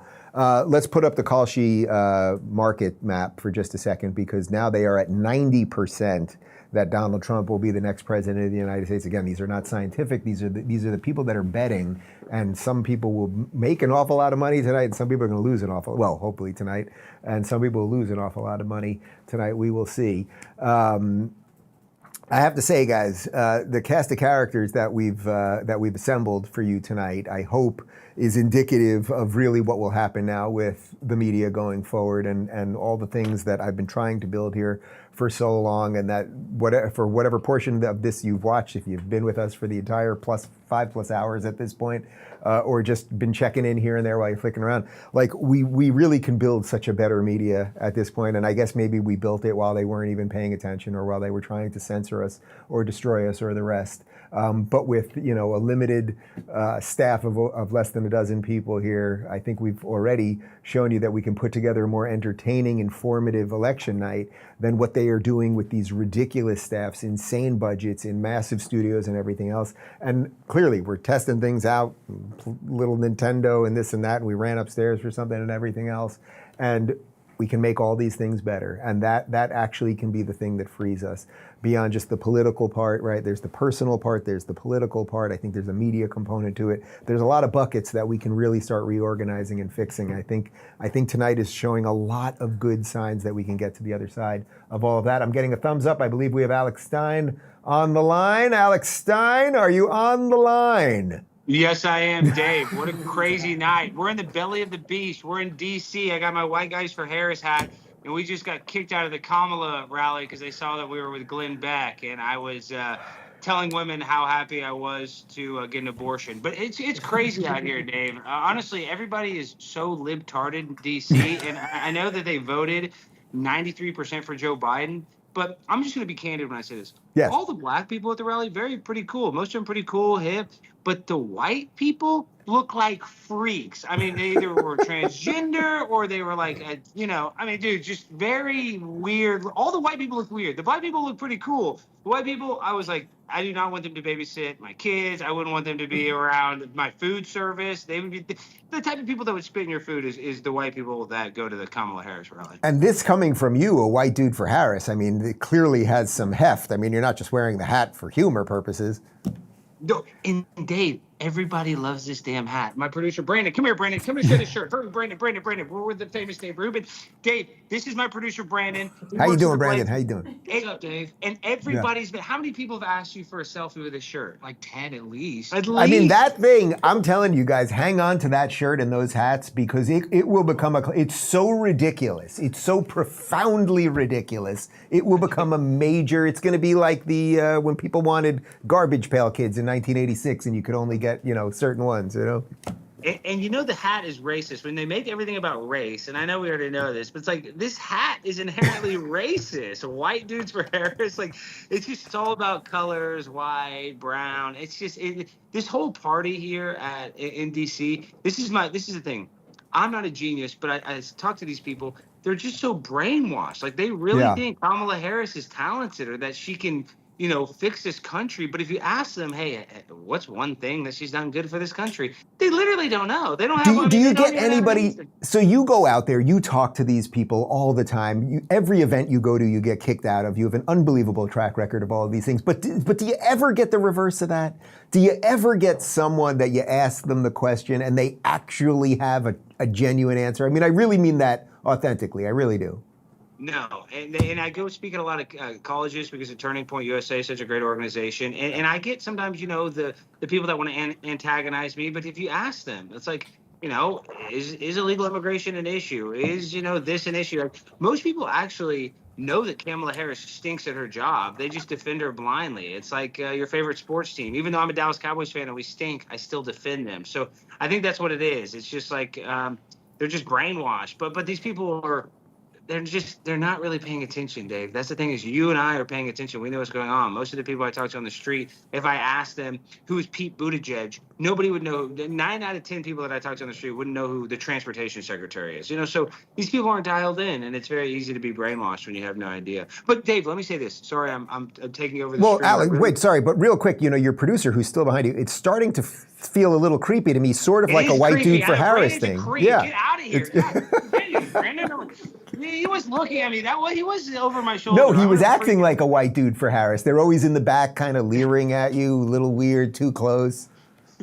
He was. But Dave, I want to say this. One event I didn't get kicked out of. I was recently at Kamala's rally in Houston, and I just didn't get kicked out because of the Secret Service was, they were up my butt and around the corner. They were on me, so I just didn't want to do anything.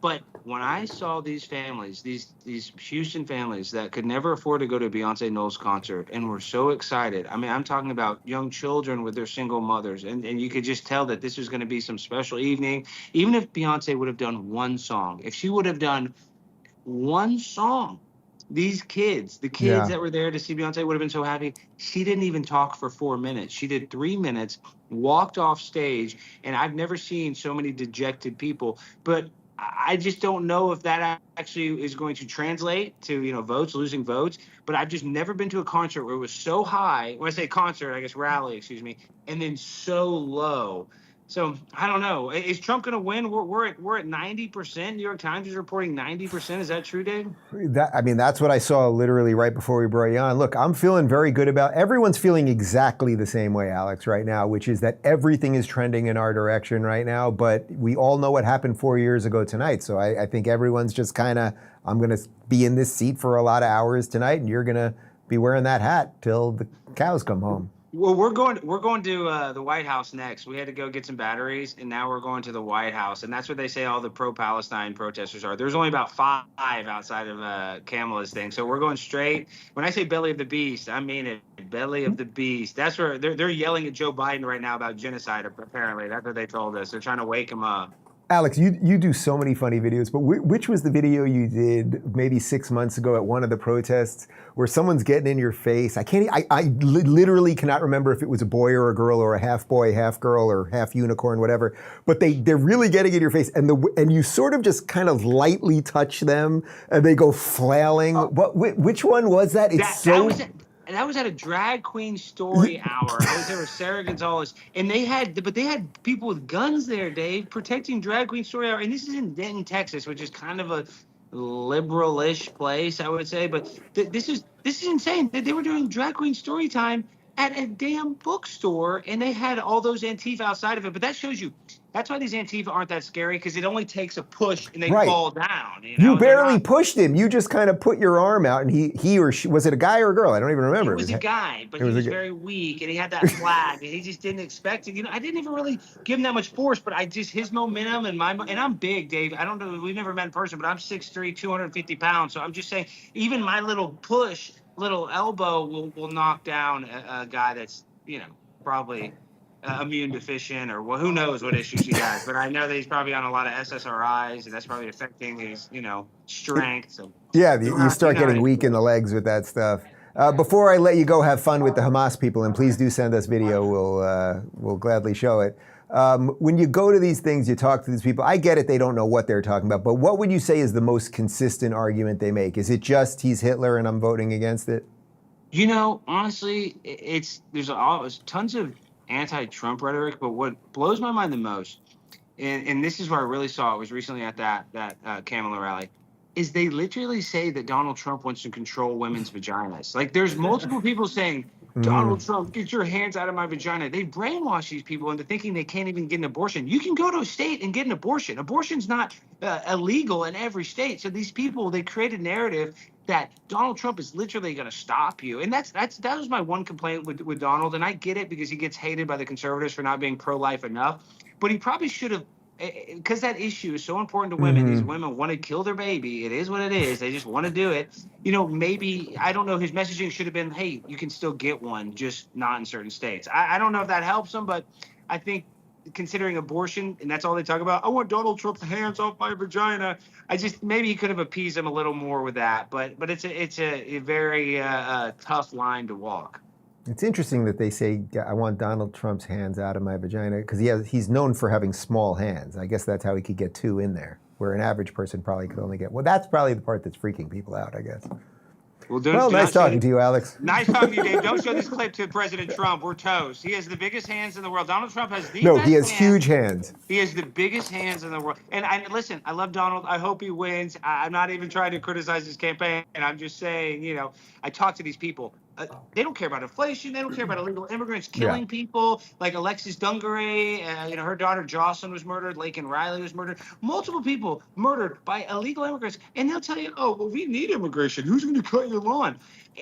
These people are dumb. And abortion is the thing that they get so riled up about. So we'll see what happens. It's looking good, but you were right. Last time I was partying too, this time last year, and it became very sad. So no party yet. However, I will tell you that it is now official. North Carolina has been called for Trump, so we are now at 230, 179. So things are looking good. Pipes bursting notwithstanding. Good luck with Hamas.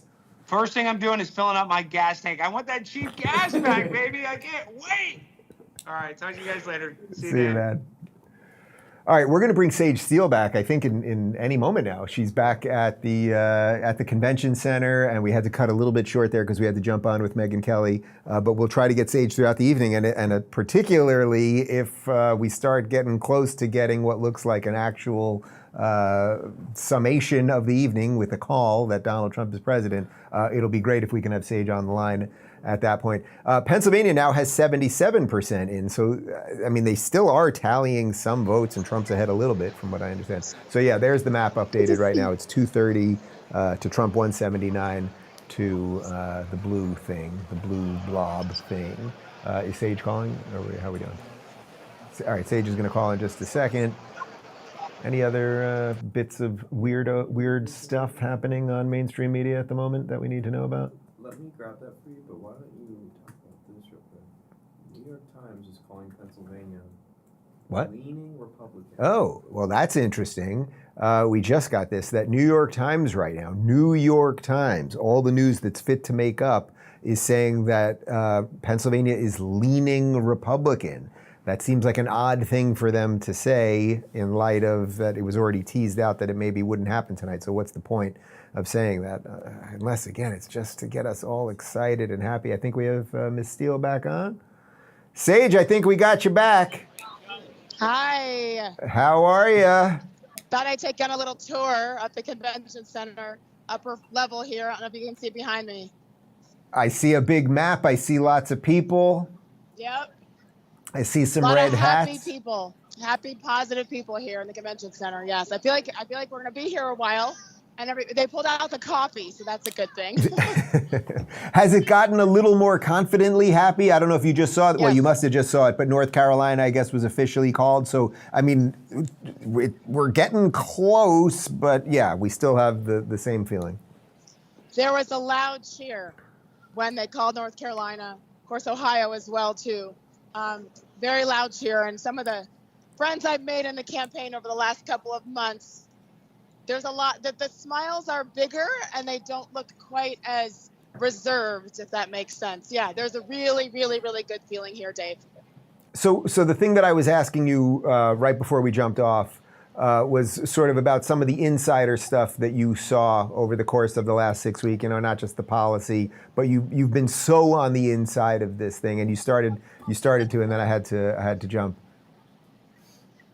Yeah, it's I think we're talking about what I learned the most, right? Yeah. And just the overall attitude of the people, the campaign, and Trump's.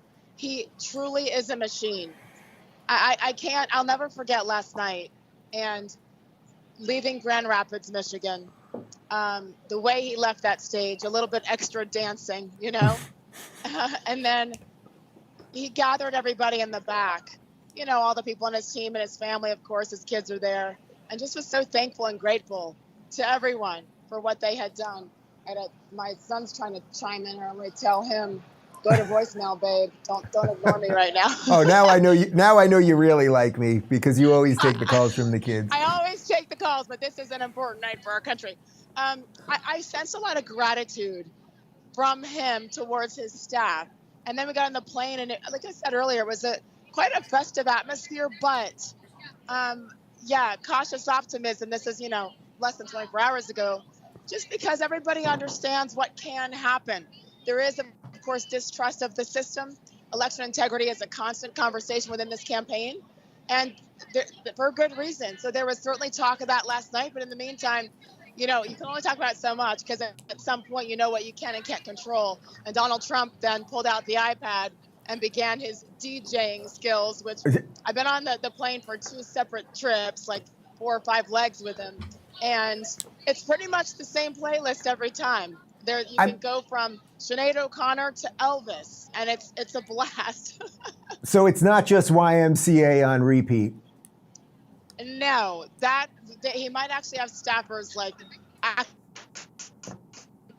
things if that were the case. But there's also, I mean, he's really big into the music videos. So when he says, "Hey, take a look at this," y'all take a look at that. I mean, it's a fun environment despite the seriousness of it and the stress. And I really respect that because that's strategic to make sure that his team remains light despite what's, you know, at stake here.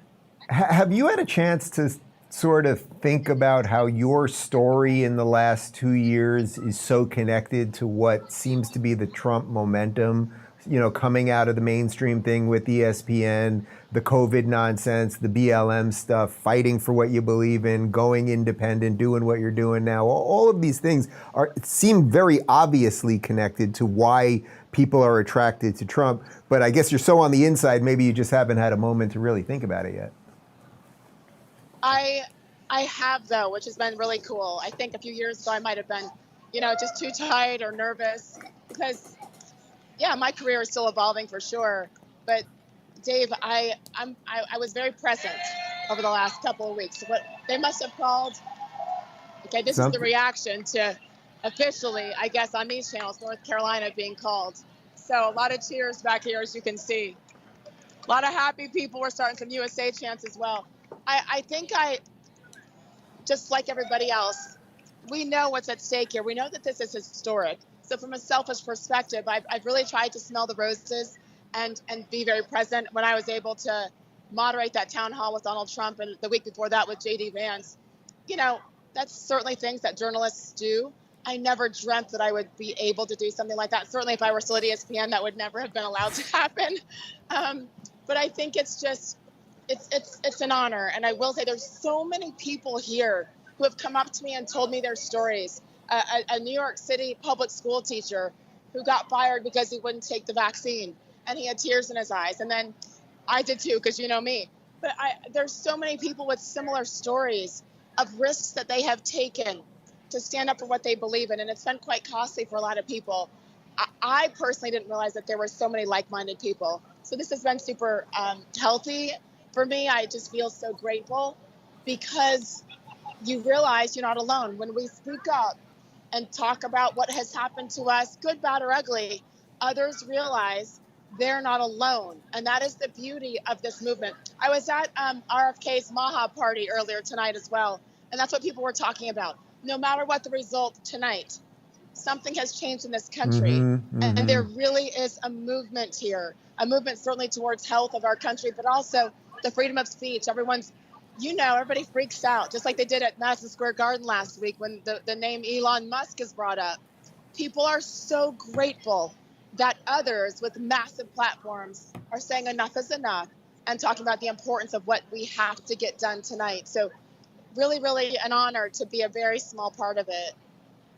Let me ask you one other thing, and then we'll jump off with you, and then hopefully as the night continues, if you still don't mind talking into that little microphone, we'll have you back as many times as you're willing to jump back on. But this is really for the people at Media Matters and the organizations that watch my show very intently, trying to take anything I say out of context. You are there right now at what we're told would be a celebration of white supremacy. Are you in any sort of trouble? Do you need to blink? Do we have to send the team for you? Is everything okay? I'm kind of off in a corner now because I wasn't sure what to experience. My bulletproof vest is on. You never know. I got to meet a lot of the Secret Service people the last few weeks, so I feel very protected. They have my back. There are so many different people here. I mean, just like it has been at the rallies, right? Muslim, Black, so many of the African-American population who I've connected with via social media saying, hey, girl, I'm out there too. There's so many people, of all different religions and backgrounds and cultures. So go ahead for the mainstream media. Go ahead and try to continue that narrative. It's all BS. And I think I'm proof, you're proof, so many people are proof. I'll also say this. Danica Patrick and I spent a lot of time together on the road over the last couple of days. And Danica is another great example of someone who, through sports, as a NASCAR and IndyCar driver for all those years, she was like, I don't have time to think about this stuff. Apolitical, yeah. And over the last, totally. This is the first time she's ever voted, ever. And over the last year or so, when she simply went to a Turning Point event in Phoenix because she loves America and got hate and threats from it, as we all have received, she's like, what is this? So when you have a Danica Patrick come out like that, when you have an Elon Musk, when you have RFK Jr., when you have Tulsi Gabbard, who we've been on the road with specifically on the ground in North Carolina the last couple of days with hurricane victims, these people who have a lot to risk by not just coming out in Danica's case, but making a change like RFK and Tulsi, the courage that takes, to me is tremendous. And it's such a diverse party. There is so much joy and acceptance and tolerance. So I would love to talk to all those people. Give them my number, Dave. I would like to have a word with them. I will send out several texts on your behalf momentarily. All right, make sure your phone is charged because Yes, if we can get on with you, if this thing keeps going in the direction we hope, I think we get a resolution tonight. It would be pretty awesome if we were on with you when we officially hear it. I'll be here, and I have been told, of course, Donald Trump will be here. It might be 2 a.m., but he's coming. So I'll text you guys and let you know if that's ending. All right, thanks, Sage. Stay tuned for guys. more. And we're gonna. Do we have any updates, or should we jump right into Viva right now? Yeah, quick. All right. So the quick update, in essence, is we're at 230 for Trump, 187 for the blue blob. Obviously, you need 270 to win. The Senate right now is 49-40 in the Republican favor, but that's obviously going to change as the night goes on. And the House is 165 to 110. You need 218 for control, so we'll see where that lands. The Senate, though, is looking pretty good at the moment. Do we have Viva on? We don't have Viva on, no, so we'll have Viva on momentarily. Then we have Dennis Prager coming up in about 10 or 12 minutes, and Josh Hammer will be joining us. Ben Shapiro will be joining us just after midnight, and we clearly are not done yet. I feel like I should be eating some sushi on camera. Can I have one piece of sushi that people can see? We plowed through all the tri-tip hours ago. I've been sitting here for 18 hours. Look at this, I'm being delivered sushi. Gonna have just one little tuna avocado. You know, you don't see this on CNN. You don't see Rachel Maddow eating raw fish on CNN. You know what I'm saying? Did you get the joke? Did anyone get the joke? We've got Viva? All right, let's bring on Viva Fry. Viva, I'm eating sushi on air. Hold on, are we live right now? We're live on the internet. I made a joke as I didn't know if you knew that you were live when you were making the jokes that you were making. Bada bing, bada boom. You got it about the sushi and the. It was yes, it was a la the microphone. What they were suggesting Trump was doing with the microphone. Yeah. A 1.5 second GIF. Yeah. How are you, my friend? Viva Fry, everyone knows Viva Fry, great legal mind, a man from Canada who now spends part of the year in Florida because of the tyrannical government of Canada and the pure love and joy of freedom and fishing and chasing alligators with his children. Where are you right now, I guess I should ask. Dude, I'm in Boca. Dave, I've been spending the better part of the last 3 years here, and by the looks of things, I might not get deported anytime soon if the numbers as they look like they're going to hold up, in fact, hold up. This is a sigh of relief, but until they declare it, until I hear her, cackling Kamala, concede and give the concession speech, I'll be cautiously optimistic.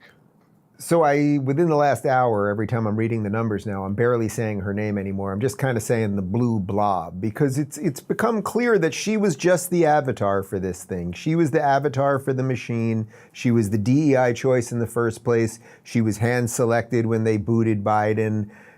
Do you think that's a fair estimation? I mean, she doesn't really represent anything other than the thing. The question is this, as to whether or not she was selected or whether or not she outmaneuvered the Obama camp and stabbed Joe Biden in the back. Well, I think she definitely stabbed Joe in the back. The question was it with the Obama people, right? I don't think it was with the Obama people because, Obama taking 4 or 5 days before formally endorsing her. And remember, it was that phone call that she had. And she's talking on the phone, it was although so she's putting fake. it to her ear for some reason while it's on speakerphone. I think she might have outmaneuvered with the help of Willie Brown, politically outmaneuvered Obama because I don't think they wanted her. And, Barnes had been saying forever, they're not going to pull Biden because nobody is more popular than Biden. And he was wrong on that. They were not going to pull Biden, but right on the fact that there was nobody more popular or less unpopular to replace Joe Biden with. And they did it, or at least she outmaneuvered, got it. And yeah, the blob. Have you seen the movie A Scanner Darkly? I have seen it. Great. Philip K. Dick. I read the book and saw the movie. I think it was a short story. I've never read the book, nor did I know that it was actually a book before the movie. Oh, yeah, I'm joking, Philip K. I did know Dick, that, but I didn't read the book. But no, she's like Johnny, I forget, Johnny Everyday. We realized that they could run a non-existent human. They could run an AI-generated caricature. And Democrats would be duped into voting for it because they listen to MSM, they listen to the propaganda, and it doesn't matter what it is so long as it's not orange Hitler. And no, but we've seen it in real life. It's actually mildly depressing, but mildly encouraging that it doesn't pay off at the end, because at the end of the day, the more she spoke within the last couple of weeks, the more she became detested the way she should be detested. Well, my friend, we have breaking video right now. This is from Kamala Harris HQ, and apparently it's descended into eerie silence. Yeah, Jake, let me just give you a gut check here about what we are hearing here as we've been sitting here reporting from the Harris headquarters. And I think the operative word right now is silence. There's not a lot being said because the Harris team appears to be searching for bright spots in the map as these results very, very slowly come in. Searching for bright spots and also very aware of the warning signs throughout the electorate in Virginia, in Iowa, in other places. I am told that Milwaukee and Detroit and Philadelphia, that is what the Harris campaign tonight is holding out hope for, more votes to come in. They have always said the blue wall was the most straightforward path. Now it may be the best, not only at all, because Georgia is also something that is developing tonight. Yeah, I mean, I still hear from Harris aides that they feel good about Georgia, but it is very, very close. It's a gut check, Viva, a gut check, and it's eerie silence, and uh-oh.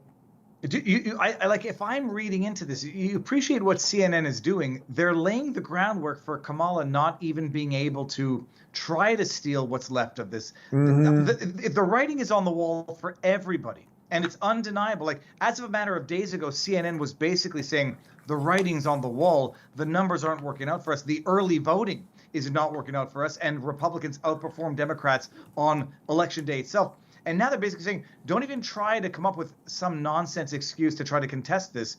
It's done.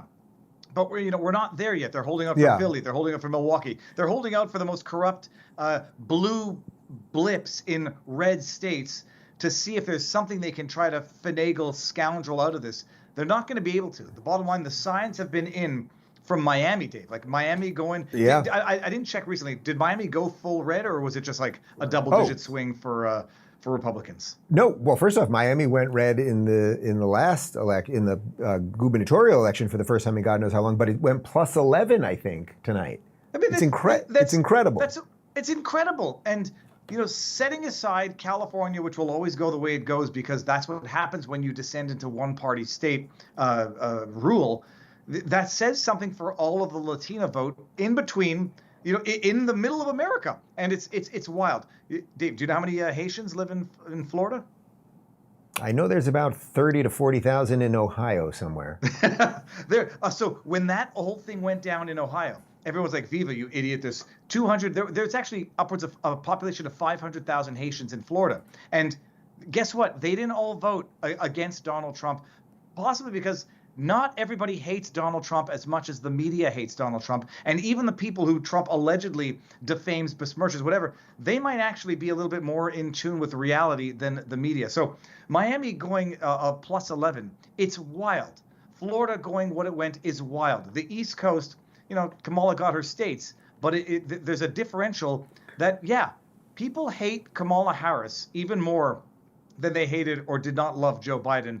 And congrats, you got what you wished for, but I will still hold my breath until she concedes and until they officially declare it. Right. We're all holding our breath still, but I think you make an interesting point that over the last couple of days, everything has been trending in the right direction up until literally the moment we're speaking right now. There hasn't been this crazy surprise. There hasn't been this crazy break. And you mentioned the Latino voters. Let me show you this from Fox from a few minutes ago.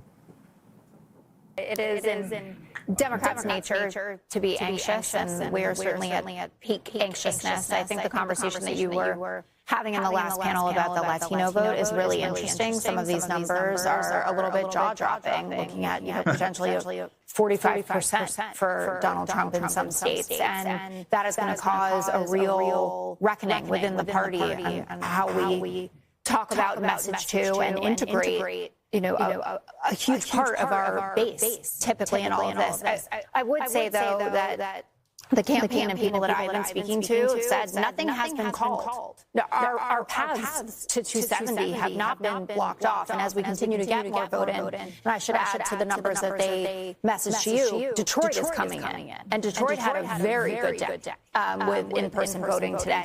And the suburbs of Atlanta outperforming where Biden was there. One point of concern is that she's not doing as well in the rural areas as Biden did, and that's something that they're paying attention to. But Viva, I've only got another minute because we've got Dennis Prager on the other side. But right there, I mean, that's a Fox show, but clearly an analyst who's, let's say, sympathetic to the Democrats. I mean, the right, it feels like the writing's on the wall. I'll give you final words. She's not sympathetic to the Democrats. She's half brain dead. I've seen her enough to know that she's basically brain dead, or at least I was trying to be nice. It's almost midnight. I've been on air for 6 hours. I was trying to be nice to somebody for a second, you know? No, I love it. They're like, oh yeah, but we've got our most corrupt of the big blue dots or small blue dots in big red states. Oh, we can hold our breath for that. Maybe we can still pull something out of our butts. No, the bottom line is the writing is on the wall. 45% of Latinos voting. Congratulations, you've reaped what you've sowed by taking advantage of the demographics you took for granted and then shoving them aside when it was time to cater to another minority for the purposes of your pandering. They've neglected everyone they promised to represent, and indeed the day of reckoning has come. Hopefully, touch wood. Viva, I know you could not vote in this election as you are not a citizen yet. I always told you from day one I would be willing to write some sort of letter, which I think in this state actually could help you. It probably wouldn't help you get into America. It might help you some way in Florida. But I nonetheless will call you Florida man. So Florida man, good to see you. Thank you very much for having me, Dave. My pleasure. All right, so we're going to jump over to Dennis Prager in just a sec. Do we have Dennis? Should we? Yeah, we'll have Dennis in about a minute from now. So the numbers, so nothing else has changed in this last little bit, as far as I can tell, right? So we're still at the 230 for Trump, and but now New York Times is saying Arizona is leaning Republican. Now, according to the New York Times, Arizona leading Republican, which again, these are all signals to the system. It gets to that point that Viva just brought up. Like nothing weird has happened so far. It doesn't mean anything weird isn't going to happen for the remainder of the evening, but we're getting good signals, right? We had a weird signal with the Obama thing hours ago, right? And then there was the CBS report. That doesn't mean anything nefarious is happening in Pennsylvania just because we won't have the results tonight. But getting a signal out of the New York Times saying that Arizona and what was the other state? They're saying Wisconsin, Arizona, Michigan, Pennsylvania. They're saying all of them. And Georgia and Arizona are all leaning Republican. Wow. So according to the New York Times, all of the remaining swing states now are leaning Republican. So like, why are they putting that signal out unless there's something to be said for that signal? And I think we're kind of seeing that. All right, we've got the great Dennis Prager on the line. Dennis, my friend. Yes. So. Hello. How are you? Yes. So what does "how are you" mean? How am I at this moment? How am I in general? Well, I don't see you as much as usual. How's life? How's Sue? How's, How my dogs? I understand. How my kids? Look, we've been burned, and so I'm not ready to. I did say to the Daily Wire people, where I'm talking to you from, I did say to them that if Trump wins, I will do the something I haven't done in decades, and that is have whiskey. All right. I will. I love tobacco. I can't stand alcohol, but I will definitely have a drink, and if it happens, look, I'll tell you what will be among the many interesting things if this develops as it seems to be developing. And by the way, even more amazing, perhaps even the popular vote for Trump. If this happens, the analyses will be as interesting as the actual election. And I'll offer you one immediately. What the Democrats did to their electoral chances is what that young woman did to Bud Light. Oh no, that is what has happened. I got it. They really believe that people on the left believe there is nothing that is too far for the American people. They will tolerate anything the left imposes on them, including taking 5-year-olds to drag queen story hours on behalf of the school. and teaching them that America was founded not in 1776, but in 1619 in order to bring slaves to the country. So I don't know if they'll learn a damn thing, to be honest. But although Bud Light did learn a lot. Right. But there is apparently a limit to which even the left can go. So, of course, saying that is to the backdrop of we don't know, and, you know, a pipe could still burst and everything else, but everything is leaning in our direction. But let me ask you something about, I think, what you focused on probably more than anyone else that I know in public life, which is you always say that you hate evil more than anything else, which sort of sounds broad, and it's like, can you really define what that is? But it seems to me, for the last decade, we have been living in a fairly evil time, that lies have been just allowed to been spewed and amplified and everything else, that all of the people who have been good have been told we're bad, the bad people have been told we're good. If this works out tonight the way that it feels like it might, do you think this is a seminal moment for goodness to actually repel evil? It's seminal, but the battle against evil is never won permanently. It's the human condition. As I've come to say, I have a suspicion that God lives Groundhog Day every generation. And I, you know, it's not a cute line. I really mean that. So the big picture is that if it turns out the way it looks it will, America has definitely sort of saved itself, because the left destroys everything it touches. That's the understanding of life that I have, and because it's accurate. And they're rarely stopped, and they may have been stopped tonight. That's what's seminal. How do you feel about? Often see. Go on. No, well, I'm curious because you've always, as long as I've known you, even when I was on the left, before I did the Why I Left the Left video and all of that, you always have made the distinction between leftists and liberals. For you to see this new liberal crew now ally with Trump, so the RFKs, the Tulsis, me, the Elons, all of these new people, how do you feel about that as someone that actually is a true conservative? How do you feel, like, can the thing hold? It must be exciting to some extent in terms of winning, but is it something that you think is strong enough to hold? Oh, I think it will hold, but the issue is numbers. You're giving me exceptional individuals like RFK Jr. and Tulsi Gabbard and so on. The average liberal, look, to take the example that I heard just tonight here at the Daily Wire, the Jewish vote in New York State for Trump was 43%. That's the assumption. So that means that 57% of New York State Jews still voted for the left, not for a liberal. There's nothing liberal about Kamala Harris or Tim Walz. You can't get more radical than them without joining the Communist Party. So if Jews are typical liberals, and most are liberals, not left, most Jews don't believe that girls should have their breasts removed if they say they're boys. But what they do is they ignore that, or they dismiss it as, well, look, there are kooks on both sides. Exactly. Sorry? No, exactly. I agree with you completely. Yes, that's what they do. So I don't know when liberals will awaken to the horror of the left. It may never happen. It didn't happen tonight. It may have happened to just enough to determine the election. That would be a very big deal.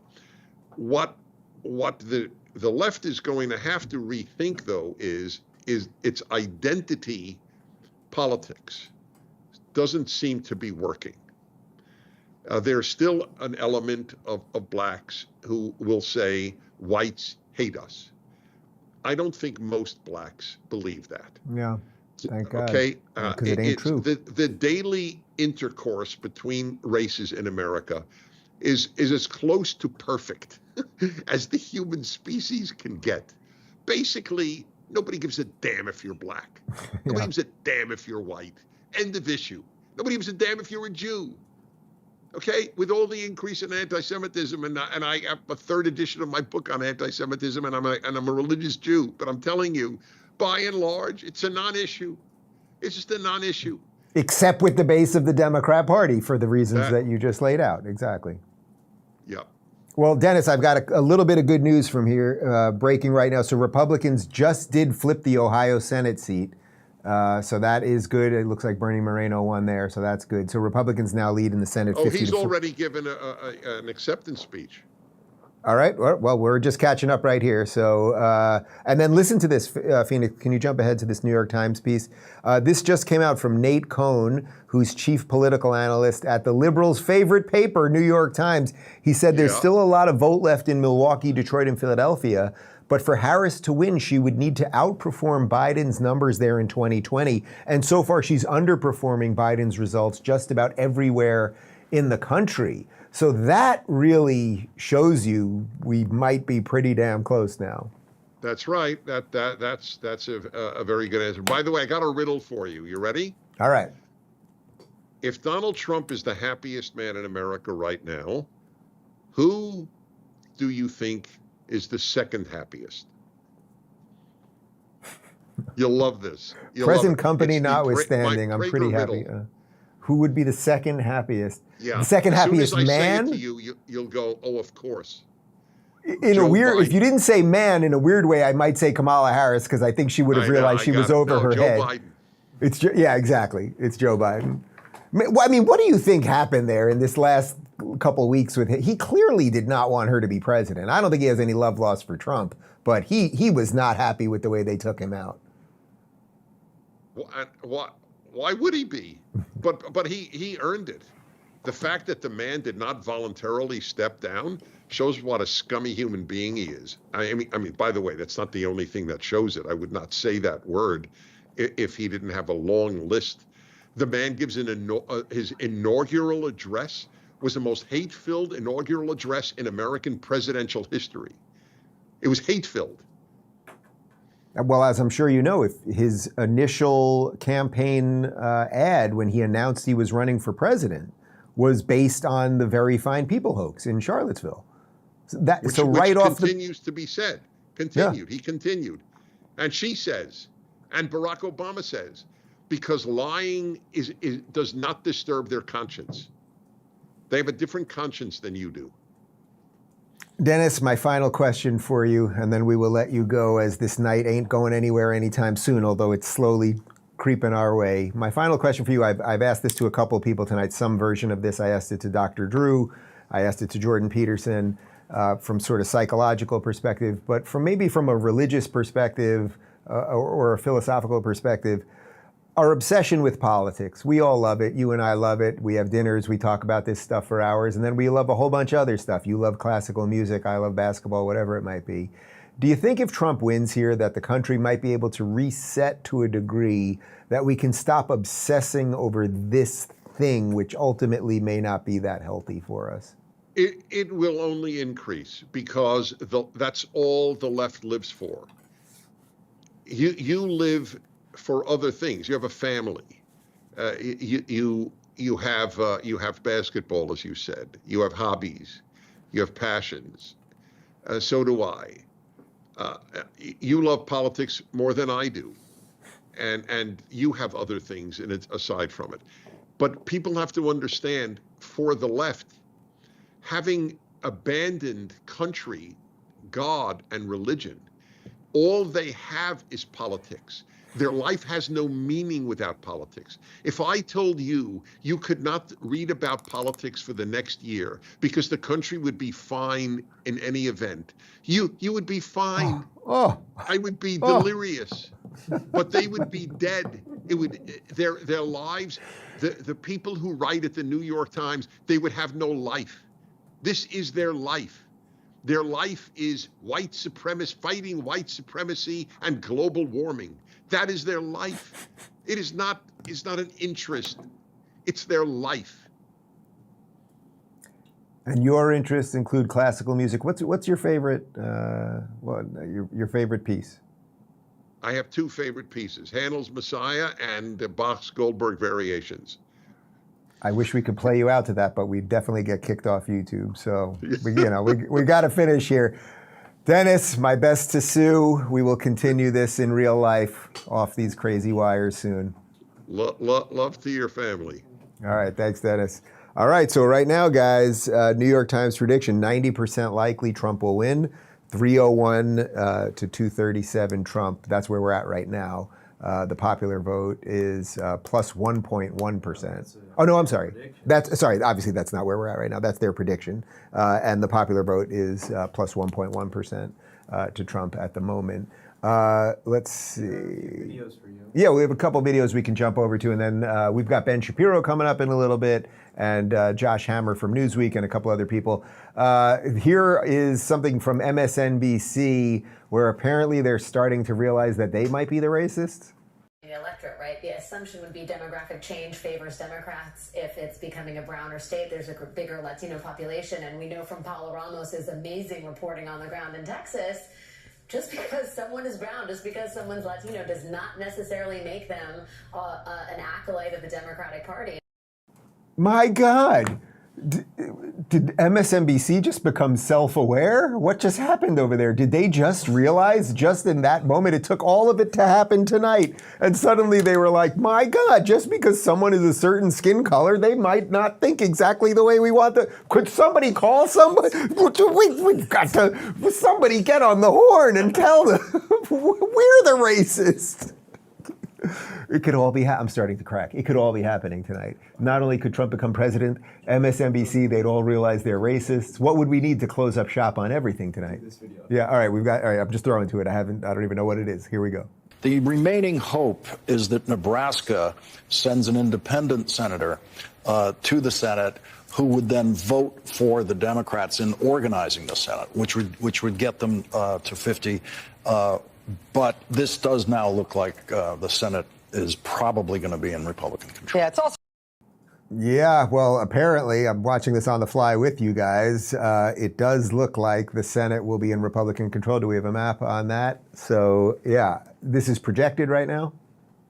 Is that projected? The states that are red there've been one, and then there's 2 states on there that will go red, which is Montana and Nebraska. Right. So it's going to be 52 to 48. Right, so it looks like the Senate will be 52 to 48. So that would be Republican control of the Senate. We're getting some updates on the House, and obviously things looking good for Trump. I think we're still all in this same, we're all in the same boat. We're all in the same boat. Yeah, we have Josh Hammer. All right, we've got Josh Hammer from Newsweek. Josh Hammer from Newsweek, another Florida man. How are you, my friend? Dave, I'm enjoying the spectacle much as I assume that you are as well, my good friend. Look at the smile over there on Josh Hammer. It's not just because your wife is pregnant and you're going to be a dad soon. It's because something good might be brewing. Am I right? Something good is brewing. I also just get a smile on my face every time I see you, Dave Rubin. It's always just a delight, but especially on an evening like this. Look, I mean, this is basically the best case scenario, what we're looking at right now. I mean, 52 to 48 in the Senate, by the way. I think that's like the most conservative estimate possible. I think you could easily see a scenario where Mike Rogers wins in Michigan, Dave McCormick in Pennsylvania, Eric Hovde over in Wisconsin, maybe even Sam Brown in Nevada. I mean, you could be looking at, but I don't want to get ahead of my skis here, but you could potentially be looking at 55 to 56 Republican senators, which would be the largest majority for Republicans in the Senate in almost 100 years, if I'm not mistaken. Wow. So I don't want to get too far ahead there. But if this starts to start trending in the same direction that it's been trending in for the past few hours, this is going to be one for the history books. But right now, like you and so many others, Dave, I'm just paying attention to those Rust Belt battleground states, Donald Trump, Kamala Harris there. The rumors, just before I hopped on with you, the rumors are that Kamala Harris's team is now apparently privately confiding to Democratic Party officials that they do not see a path to victory. Apparently, the campaign spokespeople are no longer taking questions from the media. People are filing out of the campaign watch party in Washington, D.C. You know, it's probably like a funeral parlor there at this hour, if I had to imagine there. Look, I don't put anything past these people. Yep. I mean, you know, look, it's midnight here on the East Coast. I'm going to have to go to sleep, I suppose, at some point. 4 years ago, Donald Trump was winning at a similar juncture. I was a little drunk, to be honest with you. I passed out on the couch. I woke up at like 4 or 5 a.m. I saw a ballot drop. It happened here in Milwaukee, Detroit. I was like, what the heck is going on in my foggy, kind of semi-drunken state? I don't want the same thing to happen again. But as of right now, Dave, it's looking pretty good. Well, it seems to me that there's not much juice in the system to show us anything counter to that. There was, a few hours ago, there seemed to be some confusion around Pennsylvania, but everything right now, Phoenix just gave me some info. I mean, basically, New York Times is now saying every one of the remaining states is leaning Republican. Yeah, no, that's exactly right. At this point, if Kamala Harris wins, it would essentially be the equivalent in poker terms of pulling an inside straight on the last card. I mean, she's facing a very, very bad situation, which really more people should have seen coming. I mean, like, not to toot my own horn, but I mean, last week I publicly said I think Trump's going to win all 7 swing states. That's 3 into 12 electoral college votes. I'm not sure why more people were not saying this. I mean, yes, it's Donald Trump. Yes, people have the Trump derangement syndrome, TDS, and all that there. But fundamental politics still matters to an extent, where you have a right track, wrong track dichotomy, where like between 30 and 40% at the most, sometimes even less than that, sometimes even 26, 27, 28% of Americans say that America's on the right track. You're probably going to lose an election. I mean, at some point, politics 101 just has to take over, and it just makes no sense. Cognitive dissonance only goes so far. America is not ultimately going to send that same party back into power that has just been catastrophically destroying us and all the issues that the people tell pollsters they care about. So it just doesn't make sense. So, look. Right now, it's all looking pretty good. Pennsylvania, Donald Trump is way outperforming his metrics in certain parts of the state. The vote in Philadelphia is really not coming through what Kamala Harris needed. I saw one data point, speaking in Pennsylvania, actually. So where Penn State University is in State College, that's one of the bluest counties in the state. Apparently, Donald Trump's actually outright winning there right now. Ryan Gerdusky, I saw tweeted also about Zapata County, Texas, the most Hispanic country in the United States of America, a 97% Hispanic county. Donald Trump won by 16 points. I mean, these are just incredible statistics that we're starting to see happen here, Dave. And, fundamentally, the conclusion that I reach, which I think we've been heading towards for a few years now, is this is the end of the road for the 2008 Barack Obama intersectional coalition, this whole woke intersectional coalition of aggrieved interests. I think this is it. I think this is the night that it actually dies, Dave. God, if it dies tonight, we could get America back. We really could, even if Trump doesn't do half the things that we think he could do. It's like if that thing just dies and we can move past the evils of intersectionality and these horrific DEI-based policies, if that alone would be worth it. Phoenix, could you just jump back to those Pennsylvania numbers I just saw? Because so in Pennsylvania right now, 84% is in. That's a pretty big chunk. It may not include all of Philly, which obviously is a huge population center, but he's up 51% to 48%, which is about, what is that? That's about 450,000 votes. That would be pretty tricky to make up. Oh, and I'm being told right now, let's see, New York Times is calling... No, it's calling Pennsylvania likely... New York Times is now calling Pennsylvania likely Republican. So we're close, man. I guess you weren't that crazy when you were sending me those text messages earlier in the week. Yeah, so... I'm sorry about all those things I said about you. If Pennsylvania actually goes to Trump, I mean, that's essentially game over. I mean, Kamala Harris is, what does she have to do at that point? She has to win Arizona and Nevada. I'm actually still not sure if the math actually works out even at that point. But I mean, Pennsylvania has been ball game the whole time. Way back in March, I hesitate to toot my own horn on the Rubin Report, but I guess I will just do it just real briefly here. So way back in March, after Donald Trump got the nomination, Dave, you and I were both strong supporters of Ron DeSantis in the primary, but Donald Trump gets a nomination. And looking at the situation back in March, it was pretty evident to me even back then that the path to this White House runs through the Rust Belt, through Pennsylvania, through Michigan, Wisconsin.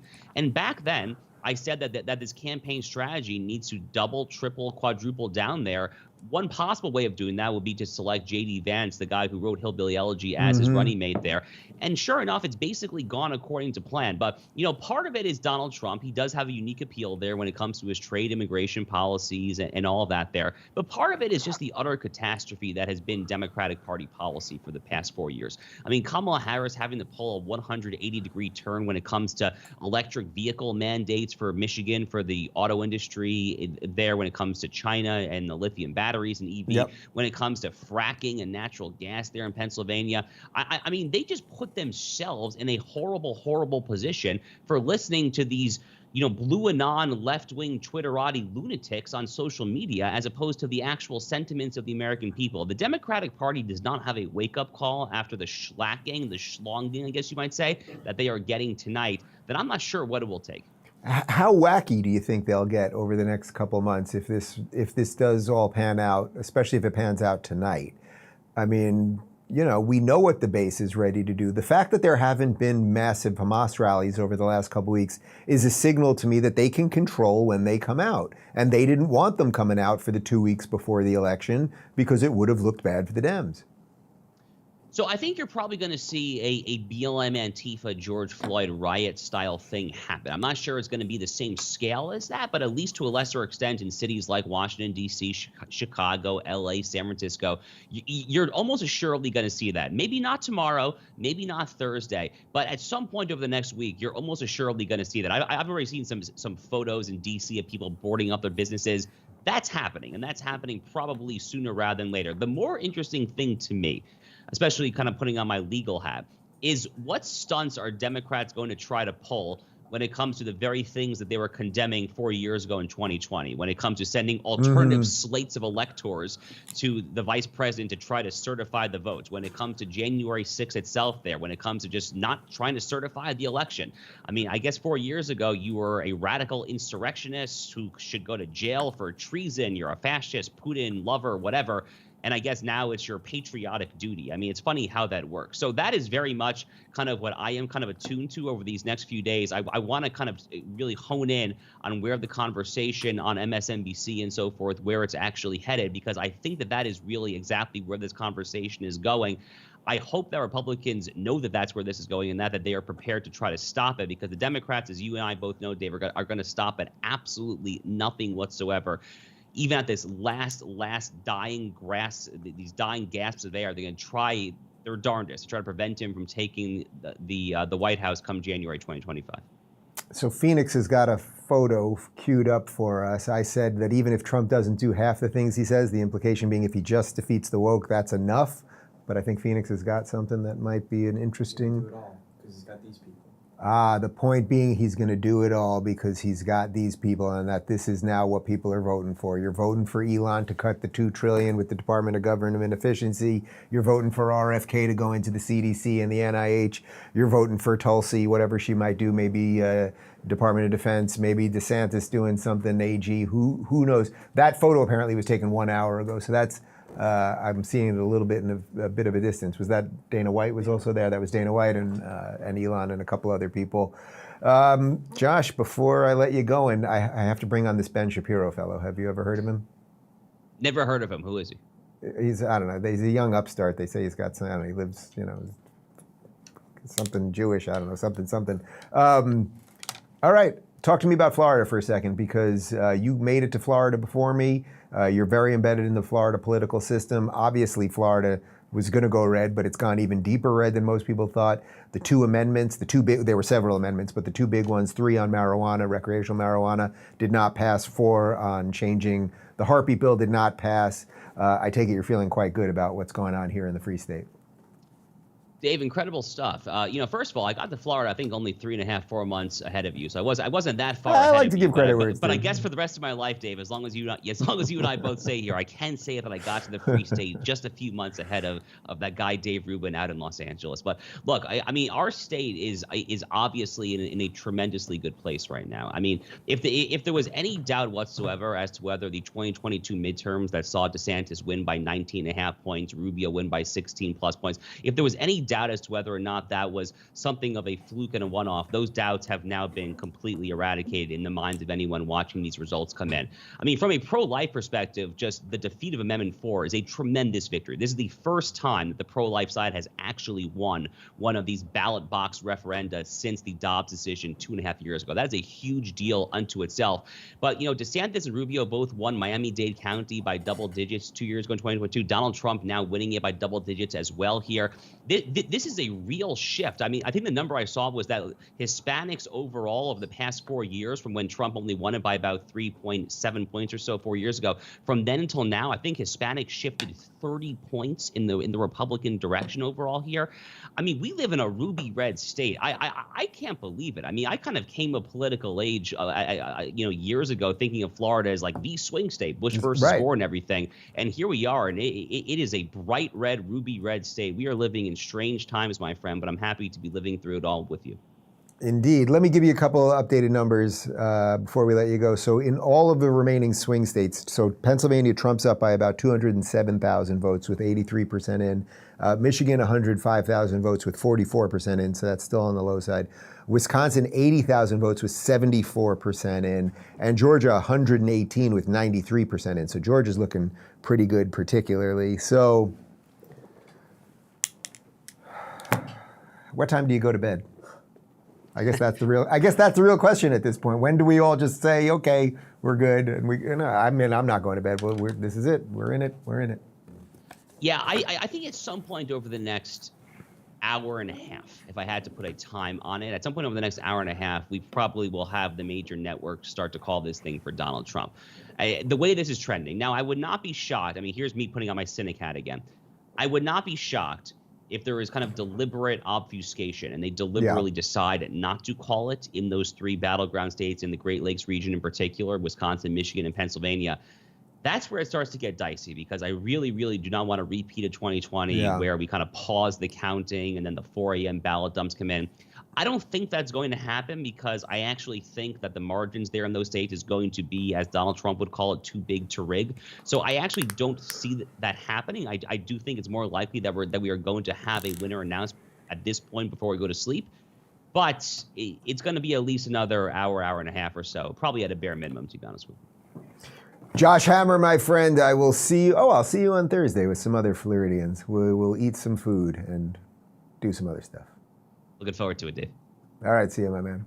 All right, guys, so we've got Ben Shapiro in about 7 or 8 minutes or so. So in the meantime, I don't think there's any numbers to update on. Where's Kalshi at right now? Kalshi's at... Got to be at, what, 96, 97%? 2 videos coming up in 60 seconds for you. All right, we got 2 videos coming, but Kalshi right now is at 93% saying Donald Trump will win. These are the bettors. These are the people that are throwing money down. 93% to Trump, only 7% to Kamala. I'd love to find, if we can find video of the Kamala party, where they're calling it a party. At what point is a party not a party? I'd love to see some update. Oh, we have some updated video on that. We will we'll get to that. I think we have video CNN where they seemingly are coming around to Trump presidency number 2. Generally speaking, he is overperforming what he did in 2020, and she is underperforming what Joe Biden did in 2020, and that ends up what it was a narrow edge for Biden is at this point, we have to condition it, a narrow defeat for Harris. And the thing about North Carolina, and John has been talking about this and will do more at the wall, is you do have kind of a sense of the country in the state of North Carolina, in that there are growing minority populations, and there is a growing sort of suburban, maybe more moderate population in and around the big cities. And so that is why the Harris campaign thought, with the dynamics of the country right now, that she would have a better shot. But look, the headwinds of the economy, the inflation that people are feeling, the difficulty in their everyday lives. Yeah, she could not outrun that Biden economy. Yeah, and the economy, Chris, that is what people are feeling every single day. I mean, we were talking earlier about whether or not the sort of women and the idea of this being the first post-Roe presidential campaign was going to supersede how people felt when they were buying eggs and milk. And certainly North Carolina and other places that we are seeing start to formulate in these other states, the answer is... I have to say, guys, watching those videos, it's like, I can't imagine how anyone right now that pays attention to any of this could watch any program where the hosts and analysts don't say what they actually think. Dana Besh, say you're a Democrat, and here's where we're at, right? Like, you're obviously a Democrat. You're depressed right now. You're a Democrat. Chris Wallace, you're obviously a Democrat at this point. Whoever else was on all these things, like on every CNN show, you're all Democrats. On MSNBC, like, it's tacitly said that we're Democrats, just like on Fox News, you know, it's implied, obviously, that they're virtually all Republicans. But that's why CNN, where everyone's always the most frustrated with them, because it's like, we know what you are, but you won't say what you are. Like, you would not be that depressed if the numbers were flipped right now. So where are we at? Let's jump over to the televised mental institution known as MSNBC, because my favorite over there, Joy Reid, she's not happy with white women. You know, it's a state that I think Democrats definitely were reaching for. There was a lot of work to try to turn out the college campuses, which were really thick and really packed, and try to turn out the suburbs. And I think there was a lot of hope because of just the insanity, can we say fairly, of the person who's running for governor in that state, and a thought that, you know, defeating him would also carry Harris in. But in the end, you know, if they didn't make their numbers and essentially exceed the numbers that Joe Biden had in the suburbs, and I think we have to be blunt about why. Black voters came through for Kamala Harris. White women voters did not. That is what it appears happened in that state, is that if you can't flip enough white women, and we've talked about this on this set numerous times, is that you have a state where you've got a 6-week abortion or a 12-week abortion. I think theirs might be 12 weeks. Yep. But it's a state where women lost their reproductive rights, where there was a very heavy push to get women to focus on not putting in place, you know, re-electing, putting back into the White House the person who was responsible for taking those rights away and restoring them. But that message obviously was not enough to get enough white women to vote for Vice President Harris, a fellow woman. This will be the second opportunity that white women in this country have to change the way that they interact with the patriarchy. And, you know, God bless Shannon Watts, who has tried to have that conversation. But if people aren't receptive to it, and if people vote more you know, party line or more on race than on gender and on protecting their gender, there's really not much more that you can do but tell people what the risks are and leave it to them to do the right thing.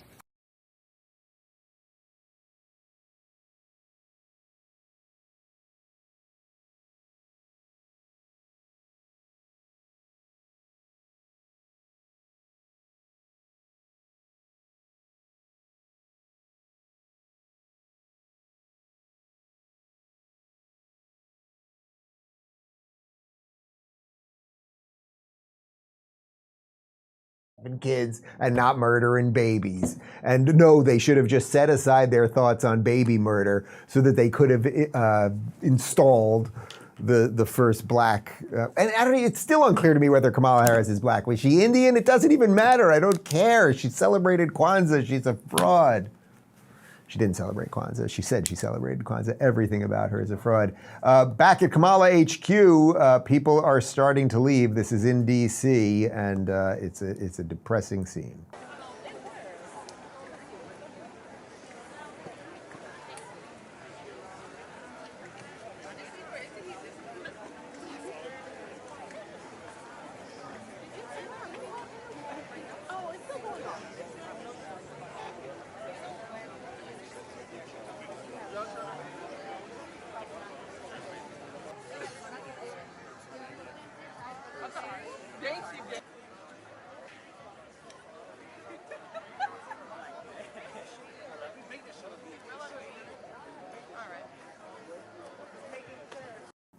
All right, so that's Kamala HQ. They are filing out whether they be Hamas supporters, intersectional lunatics, people without their proper genitals, blue-haired crazy people, whatever. It does seem like they are seeing the signs and they are not hanging around for a concession speech that may or may not happen.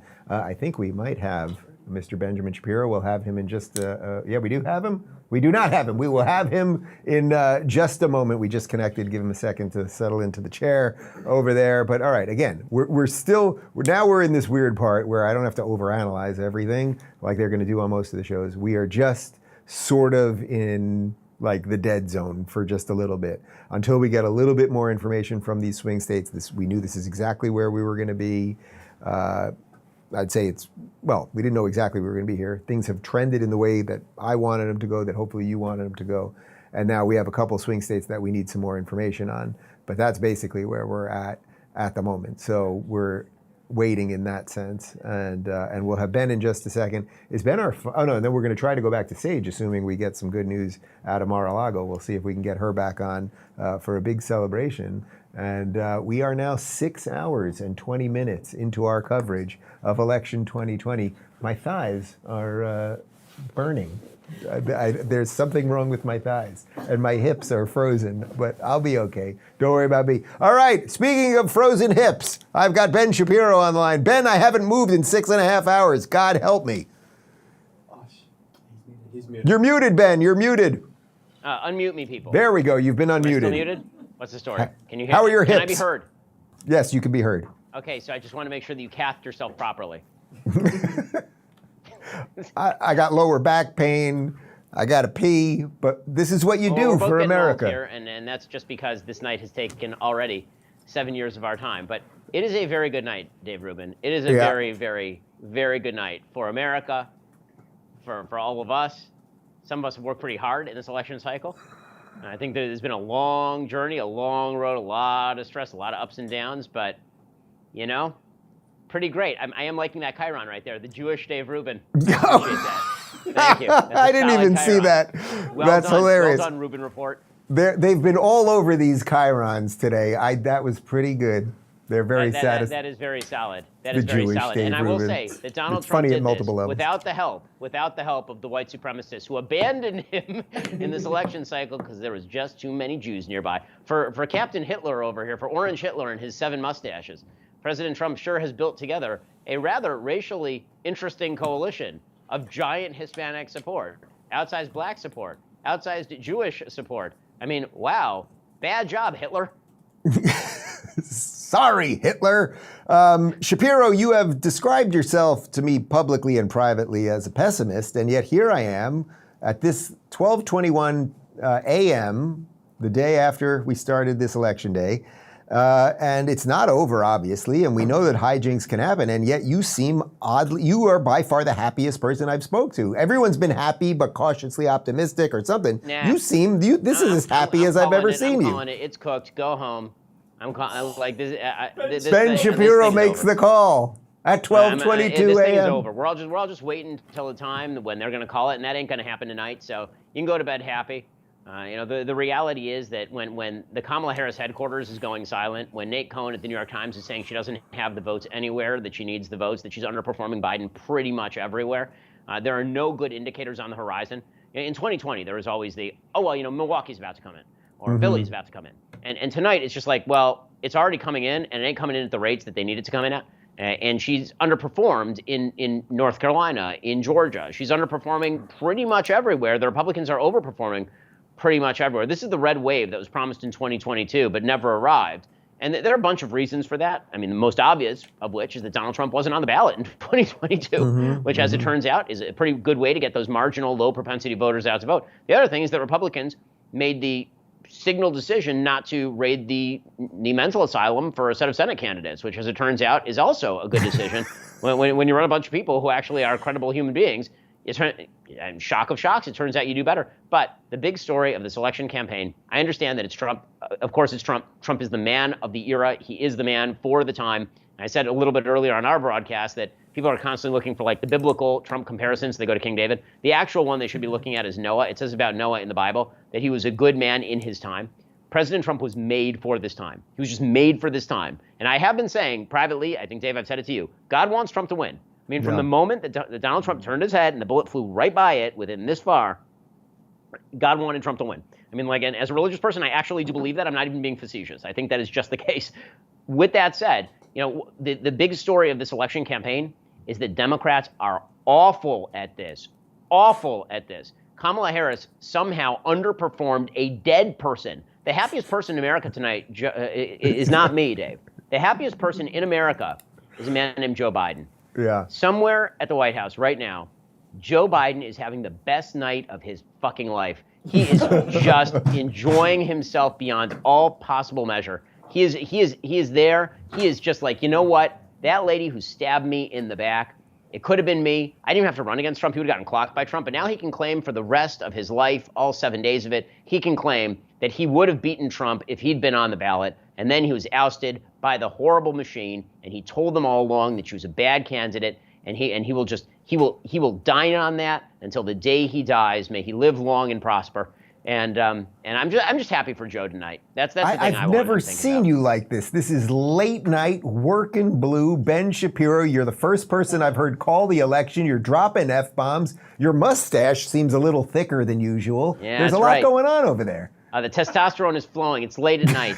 I've not even been drinking. It's just that as a very clean living father of 4, at about 8:30 at night, I start to get real tired. Yeah. And it's getting real late.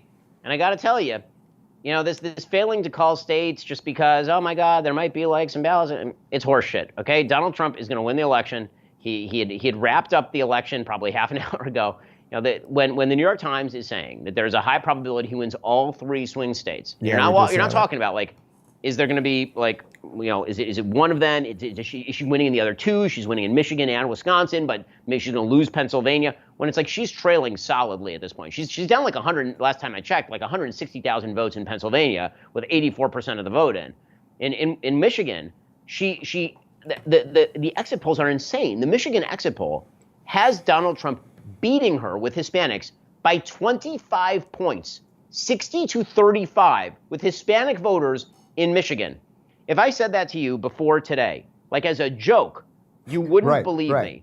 You would not believe me. It turns out that Tony Hinchcliffe is apparently the greatest Hispanic outreach director in the history of political campaigns. If these numbers hold, I mean, this is total insanity. And it turns out that politics have consequences. If you pursue a series of the worst policies of my lifetime, bar none, people really, really hate it. They really hate it, and they don't care if you swap out the person who is dead for a new person who is part of that same administration. They just don't want that. They don't want that. And they're willing to go back to the guy who everyone calls crazy and Hitlerian, so long as he gives them the things that they want. I'm proud of the American people tonight. I'm really proud of them. Because you know what? The American people basically decided to put aside all of the trash, all of the garbage that people are talking about, all the stupid nonsense, the whatever excesses Trump has. And you know what they went with? They went with who can fix the toilet. Donald Trump can fix the toilet. This person threw a cherry bomb in the toilet. Donald Trump can fix the toilet. It's that simple. And you know what? If we thought about policy that way, we'd be a lot better off. Does it also feel like to you that, assuming this now all let's just go on, I'm on the Shapiro crazy train here, it's over, okay, fine. But does it also feel like that the other piece of this is that now the thing that you and I have been part of, and this alt media versus the mainstream media, pretending, these people on CNN pretending that they don't have an opinion on anything, and all of the over-analysis and the cover-up of the lies, and that Obama's doing very fine people 2 days ago and no one talks about it on CNN, that is the other thing that maybe even needed to be destroyed more than the Democrat Party itself? Absolutely. I mean, it's part of the same apparatus, right? I mean, I've called it the Democrat media human centipede because that's effectively what it is. The Democrats crap something out, it's ingested by the media, and then crapped out upon the American public, not to be too graphic. But that is precisely what the media are. They're the apparatchiks of the Democratic Party. And in this election cycle, every narrative they trotted out utterly failed. Yep. All of them. First, there was the Joe Biden is well narrative. Done. Then there was the Kamala Harris is brat narrative. Totally done. Then there was the Donald Trump is orange Hitler. Totally done. Then there was the Donald Trump wants to kill Liz Cheney or some such nonsense. Totally done. It's like every narrative they tried to plant out there was a fail, because it turns out that when the American public, by polling data, trust you less than they trust Congress, right? That is the latest data, that you don't have that kind of sway. And you know what podcasts like yours or mine or Joe's do? What those do is they expose these candidates to the light of day in an authentic manner. I mean, I had President Trump on the podcast like 2.5 weeks ago. It's not the same thing as Joe, right? Joe's a way bigger audience than any of us, and he had him on for like 3 hours. But Donald Trump is an authentic human. Kamala Harris is not an authentic human. And that means that you get a good picture of who these people are, because it's very difficult to act for full-on 3 hours when you're just having a conversation with somebody. And so, the alternative media has flexed muscle in a way here that is so encouraging, truly amazingly encouraging. And, I hope we keep it up. I hope we do.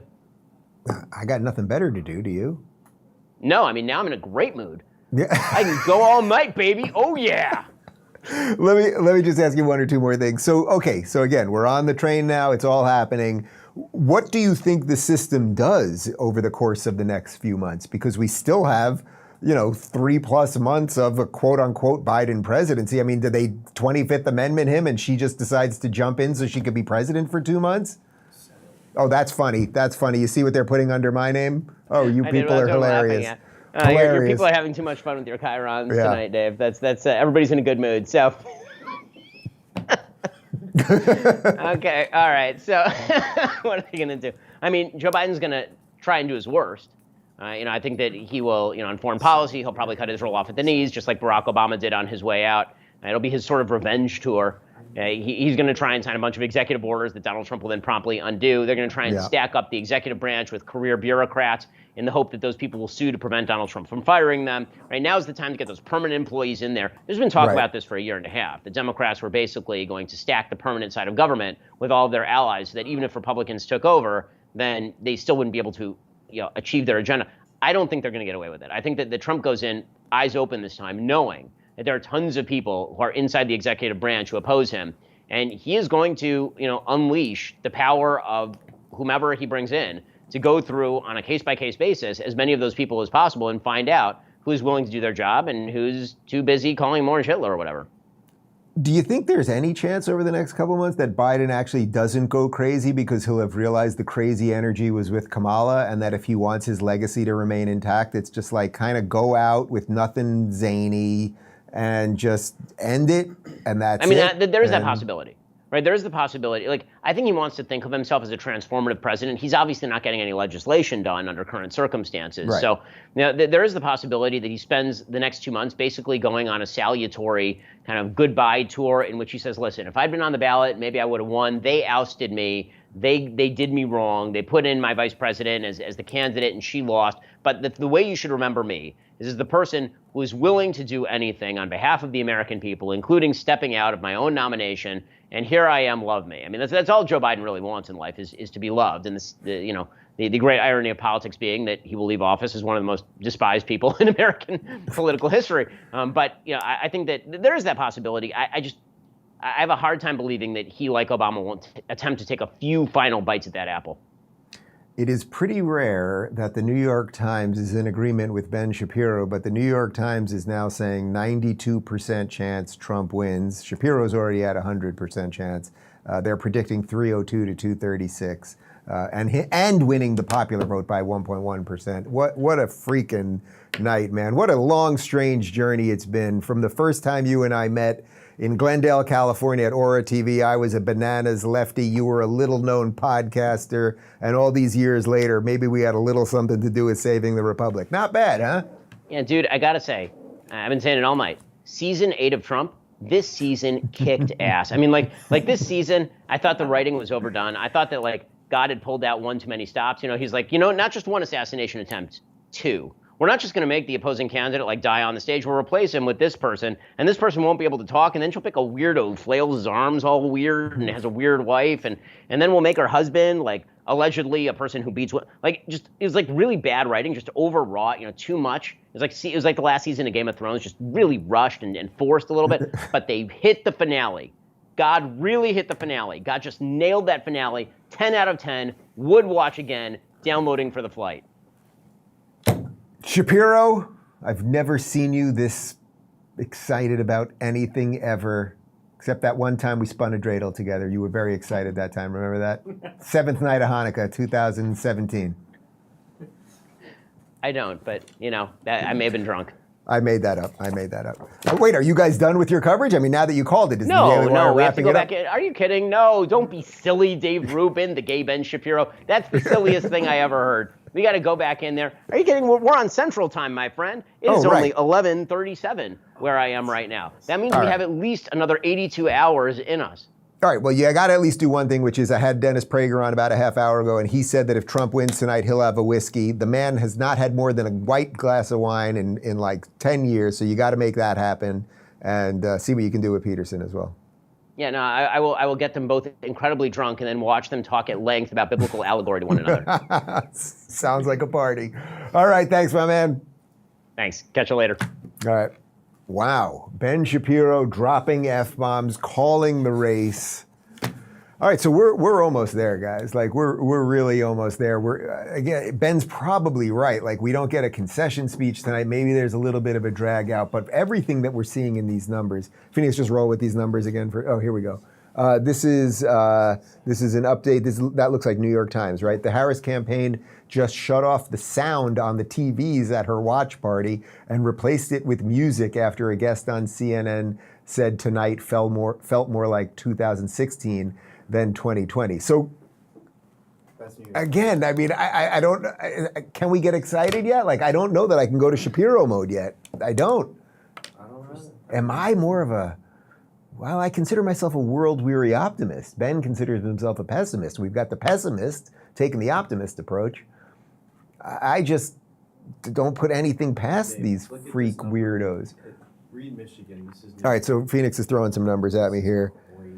Michigan right now, which obviously is one of the big ones. So Michigan, Trump's got basically a 200,000 vote lead in Michigan right now, which is about 6%. That's with 56% reporting.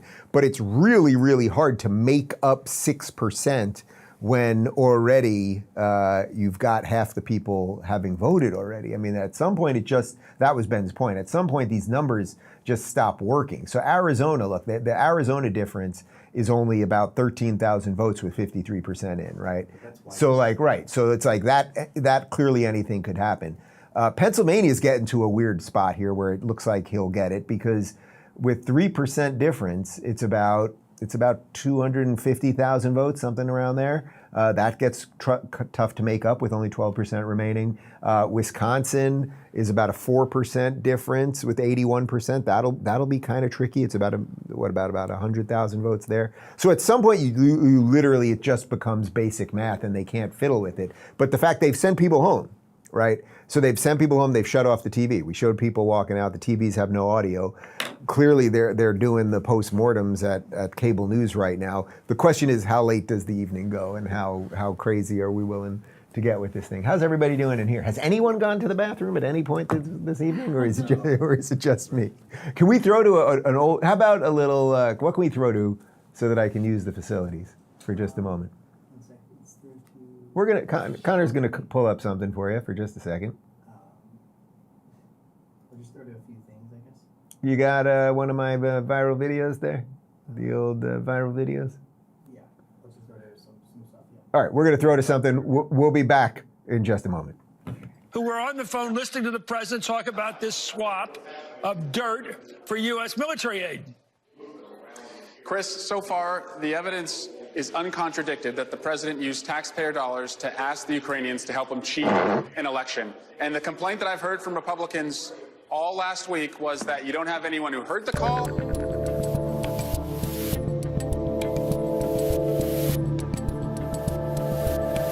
All right, guys, big day around here. I am about to interview President Donald J. Trump. We are doing a sit-down, although it's a slightly different sit-down because he is doing it via the phone. The classic style of interviewing from an undisclosed location. But before we start, I want to say one thing, which is that his team made it very clear. I can ask him absolutely anything. Nothing is off the record. Nothing is to be hidden or not to be asked. And will I get booted off YouTube for this? I suppose we will find out. So here we go, my interview with President Donald J. Trump. All right, President Donald Trump, welcome to the Rubin Report. Well, thank you very much, David. Great to be with you. So, President, what are the chances that I don't get kicked off Twitter and YouTube and Facebook just for talking to you? Oh, I think you have about a 10% chance, a good solid 10%. 10% getting kicked off or 10% staying? No, 10% staying on, actually. It's crazy. This is a crazy world, and let's see what all happens. I think they're overplaying their hand, but we'll find out about that, Dave. Yeah. So do you miss Twitter? That seems to be the big question that everyone wants to know. That was your thing. Do you miss it at all? So something happened that's, I think you've seen, and that's very interesting. I do press releases like I used to. You know, the circle goes round and round, right? I do press releases, and it seems that a lot of people are waiting for those press releases. And if you look at of all places, the New York Times did a story a week ago about the circulation of what I'm saying is essentially as big. It's very big, and the word is getting out. I did a couple of them today. I like because I'm not confined as to number of characters, but you know, the number of characters, you don't want to keep it too long anyway. Okay, that's one thing we all learned maybe from that. No, I think we're doing very well. With that being said, I'll be on social media in the not too distant future. We're looking at a lot of options. We had hundreds of millions of people. You know, if you look at, we had 91 on one site, we had 10 on another, we had 36 on another, we had POTUS. We have a lot of people, and a lot of people on Facebook. And I hear it's become very boring, to be honest. And I hear in particular Twitter has become very, very boring. And a lot of conservative voices have gotten off. Some have been thrown out, and a lot of them have gotten off. And I hear Twitter is not doing well, and it's lost its voice. And when I started there like 11 or 12 years ago, it was not a success. I mean, it was not I don't know who was going to make it, but it was not a success. It became very successful. And I think you're going to see a lot of people are going to be finding there's a lot of platforms out there. That's what we're looking at, getting the right platform, a perfect platform. All right, we're jumping back. That was during the first Trump presidency, and it looks like there will be a second Trump presidency. So yes, he is in the lead in all of the swing states right now. Like, that's where we're at. He is in the lead in Montana. Montana's not a swing. Sorry, this is the Senate now that I'm looking at. We're doing 20 things here at once.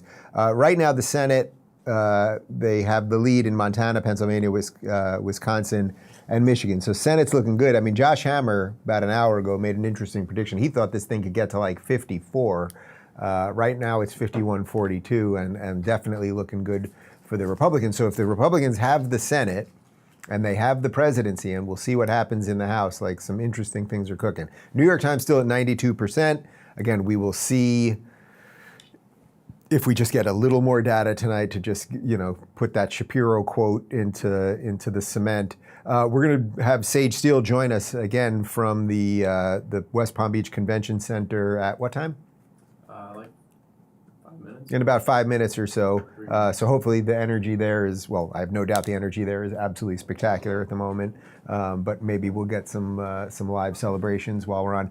Kalshi is now, the betting markets are now 94% for Donald Trump, 6% for Kamala. I mean, the thing is, short of them pulling like the bananas wackadoodle stuff, there's nothing left. I mean, that was Ben's point. Like, at some point you get to just math, and where can you find the votes? And it doesn't look like it's there. Man, I wish I was watching MSNBC right now. I know I'm doing this, but just to watch the depression, it would be pretty spectacular. Okay, so we'll get to Sage in a minute or two. Phoenix, what else can you throw me in the meantime? I'm trying.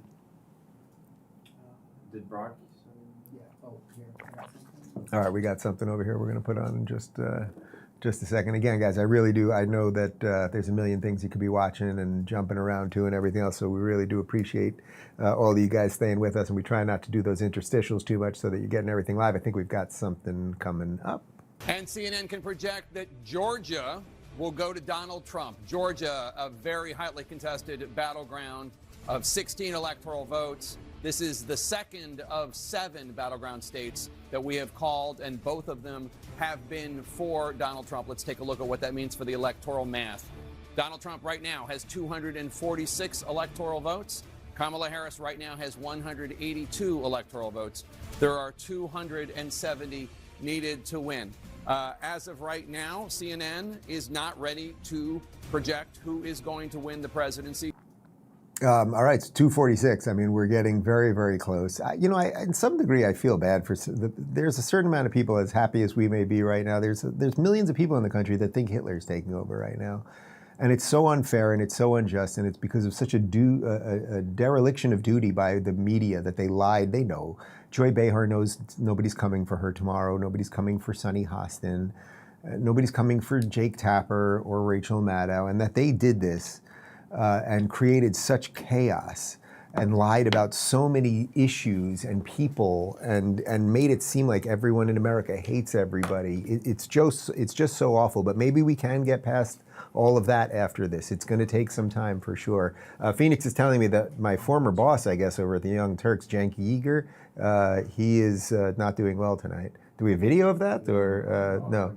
But no, I don't need video of it. But another rant. Yeah, Cenk Uygur not doing well. The Harris HQ. Oh, and we've got video from the Harris HQ. I'd imagine it's a hell of a party. They're probably playing YMCA backwards while listening to Dark Side of the Moon go. They're saying are accurate, and she would need to outperform, really turn things around, and what's coming in is not showing that is likely or possible. Not likely or possible. Again, everything just... Listen, Ben was talking to God before. God, if you're listening, let's just get it to the volition here, right? Let's get to the finish line. Let's all wrap it up. I'll eat a little bit of sushi, and we'll go home. And we're going to pick this up at 11 a.m. tomorrow anyway. But, all right, we should have Sage on in, I think, about 2 minutes or so. But this is a good night for America, guys. It really is. I wish I could feel more positive about it right now, because I am a skeptic, I suppose, at heart. I am still a skeptic. But there's no evidence anywhere across the board that it's not good. That's pretty great. Let that sink in. Oh, that's funny. When Elon took over Twitter, he put up a picture he walked in with a sink. So that's the picture of him walking into Twitter headquarters with the sink. And of course, that is with the Oval Office there. Let's see if I can catch anything interesting on the Twitter machine right now. We have another video. Yeah, I mean, a lot of people, I'm just seeing a lot of stuff about CNN giving up, depression at MSNBC. Trump, this is from Visegrad 24. Trump won the most Hispanic county in the U.S. by 16 percentage points. That's Starr County, Texas. Absolutely incredible. Looks like Tammy Baldwin is out in Wisconsin, and that Eric Hovde is going to win over there. I mean, there's just this is just good across the board. Wow, lots of good stuff. And I think we have another video we can throw to in the meantime before we get Sage. But we are now hearing from sources that Donald Trump is making plans to come over here. Obviously, they have to prepare the motorcade for him to get in to take about a 10-minute drive over here where the convention center is. But, Jake, that is a sign of how good the Trump campaign is feeling based on the numbers that John King just read there, that Donald Trump is preparing to come over here. He said earlier he had no speech planned. We'll see what he says when he's here. Kristen Holmes, we've been... All right, sounds like Donald Trump is heading over to the convention center, and if I'm not mistaken, we have Sage Steele, who is at the convention center. Sage, things have gotten incrementally better by the minute. Are we allowed to celebrate yet? Come on. No, dude, I'm never going to say I know, yes until it's over. I just called you dude. Sorry, that's unprofessional. That was very unprofessional. So I will admit to you, there's no one behind me because I went up to my room because my feet hurt and I got my tennis shoes and I'm walking back right now because it's been a lot of standing and a lot of chatting and so much excitement upstairs. I'm heading back there now. And reports are, yes, I overheard the TV you had on in the background, and that's what we're hearing too. I'm here with Tulsi Gabbard's people. Actually, she's on her way up as well. Nice. And they're like, okay, he's coming over much sooner than many people expected, honestly. So that to me is a very, very good sign. And you look at what happened with the Senate and Georgia now. So I think there's a lot of positivity, and for good reason. Yeah, well, it seems I just had Ben Shapiro on, and Ben, who describes himself as a pessimist, that was the happiest I think I've ever seen him. He said it's over. Really? I mean, Ben was willing to do it. It's over. He said it's over. It's over. Did you see Elon's tweet? Wait, we're getting something, I think. The Harris campaign said Kamala Harris will not be speaking tonight. The Kamala Harris campaign is saying she will not be speaking tonight. Because they don't have anyone on hand to run the teleprompter, that's why. Right, the teleprompter guy is a union guy. He doesn't work after. He doesn't work past midnight Eastern. Yeah. Well, that doesn't surprise me. Right? I mean, if I'm not mistaken, Hillary didn't speak that night, right back in 2016, right? Didn't she not speak until the morning, if I'm not mistaken? Exactly. So, Georgia's official, by the way. With all the inconsistencies over the last several elections like this, I don't think it is wise to speak now, right? I'm sure they're going to have some other reasons why to say, hey, let's double check on this and let's go recount that. So it makes sense to wait. Yeah. It's just, I was saying in between segments here that it's just so, for as exciting as this all is, and again, let's not count the chickens till they hatch, it's just so unfortunate what the media has done that half of the country, or at least, I don't know, whatever you want to say, 60, 70, 80 million people really think that some really racist maniac is about to take the office. And it's so counter to everything that you and I have seen on the inside, what so many of us have seen on the outside, and yet they did this to us. And it's, in some ways, it's very unforgivable. I totally agree. To me, I liken it to kind of how we felt with COVID. And, okay, we have to move on, right, and do our things, but never forget. Hashtag never forget. I think that's really important. When we sat together at MSG, it's something we talked about is just how diverse the crowd was for that rally of 20,000 people. And then just the last few days when I've been on the road, like I told you earlier, in North Carolina and throughout the state of Pennsylvania at the rallies, and then doing work with the hurricane victims. And, everybody looks a little different. And at the end of the day, sometimes it isn't about Donald Trump. It's literally about the policies, which is what I think it always should have been. But you have a ton of people who are like, I didn't vote for him in 2020 or 2016, but I'm in now. And it's been so fascinating for me to have time to ask them why. And it is so much about lack of trust with her and lack of transparency. I mean, Dave, how long did it take her to put just something on her website as far as a policy is concerned? And so that's a big deal. I think they took a lot for granted, and little things to me, like not going on Joe Rogan, which, hey, if I'm running her campaign, I'm probably like, yeah, let's not, because she can't handle that. But when you only choose very, very, I think that they took for granted that the American public would just be like, no, it's fine. It does take a toll. Okay, do you see behind me?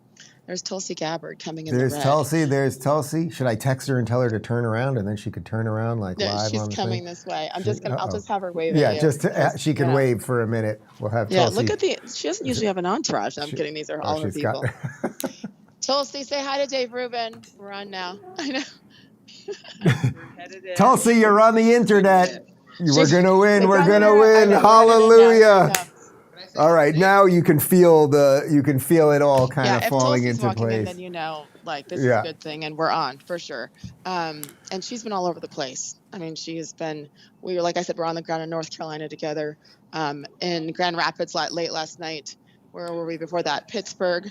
And people don't realize, Sage, I hope you don't mind if I give a little insider info that I know from you and Tulsi, but people don't realize, like, you guys are traveling, you're not flying in first class, like you're in coach, just taking crazy flights, not being paid for much of this or any of this. And you're doing this because you believe in the country, you believe in the mission here, and finally maybe we're seeing the fruits of that. Correct. There's been $0 exchanged, literally, and I've been so impressed watching the Trump campaign with Laura Trump. I mean, that girl will get on Spirit Airlines to get home to tuck her kids in. We are constantly in, boarding group 7 with American Airlines, and we run and grab peanuts, et cetera, before we get on the plane. Like, it's real and it's raw and it's genuine. That's the thing that's been so awesome to watch, is how genuine everything has been, because people want to do this. All of us are volunteers, and it's the biggest honor. So you know what? Apparently everybody's taking their seats and like jockeying for position up where he's about to speak, because he's on his way over. Do you want me to head up there and then call you guys back just with a little scene set? That would be awesome. Get yourself settled. If I know one thing about Sage Steele, she knows how to get a good seat at an event. So get in there, do what you got to do, and we'll check in with you. Security is tight. There's quite a line here, as you understand. Okay, I'll text you when I get up there. Okay, all right, great. Okay, thanks. Bye. All right, cool, guys. Well, now I feel like something shifted. Maybe it was just that Tulsi moment where now it does feel like I think this thing is basically in the bag and we're going to be okay. Also, I think my house alarm might go off in a minute due to a door opening over there. We're usually not in the studio this late. We'll see what happens. It's okay. It'd be kind of funny if all that is happening at once. Dave, we have some videos. Okay, we've got some videos to throw to. So let's take a look. And again, okay, we're going to have some stuff that we're going to throw to in a minute. So let me see what, let's see. Which one? Yeah, all right, we've got something from the televised mental institution. Not all working class voters are members of unions, right? And so there's a huge portion that correct. And I think that gets overlooked. And while we can all say, but Donald Trump does absolutely nothing for them, that's true from a policy perspective. But they look around and somehow still they feel connected with his personality. They like the way he speaks. And he speaks to them and says, you are forgotten. You know what Joe Biden did? He forgave student loan debt for college educated people who have all sorts of job opportunities. You continue to be forgotten. Oh, it's like you people are actually having some sort of self-awareness suddenly. Yes, she was a terrible candidate. And yes, Donald Trump does have a way to talk to the people that feel forgotten, and he eats like them and goes to McDonald's like them, and he's a real person like they are. And you guys all decided to be robotic, artificial weirdos, caring more about chopping children's genitals off than covering the border. And then you wonder why you ended up here, and tomorrow you're going to debate all day long how evil white women are, that they didn't do what they needed to do for you, or that black men are now evil because they changed in some numbers towards Trump. Like, none of it makes sense. None of it works. You know, the other thing that'll be interesting after all of this will be what happens to the Democrat Party. Do they purge the progressives and somehow some sane Democrat Party comes back? Like, I don't think so. I don't think there's enough of them left. All right, let's do a little crazy reaction to TikTok stuff. You know what? I have not had a sip of tequila in quite some time, but it is here. All right, it's time. I think we can start celebrating a little bit. You did say bananas, democracy, Elon, Pennsylvania, and immigrants. Oh, I did say a lot of the drinking game buzzwords throughout the evening, and I didn't drink, so here you go. All right. God, that is good. I cannot wait to share that with you guys. All right. All right, let's see some TikTok videos. Let's see. Here we go. We're shifting gears while Trump gets over to the convention center. What a night, what a night. Long boy better be hung. Grab a ding dong, let's sing along. Oh my God, I'm so gay. I'm so gay. Yeah, okay. Oh my God, I'm so gay. I'm so gay. It should be noted that when younger people say gay, they don't mean gay like you're gay, like you want to do it with another person of the same sex. They mean gay like you're a dork. You're kind of like you're a loser. That's what they mean. They don't mean gay like you're just gay. You're two dudes having a good time. They don't mean that. They don't mean you're dancing to the YMCA. They mean you're just a loser, basically. All right. A lot more. Yeah, all right, let's go. Where'd you go to college?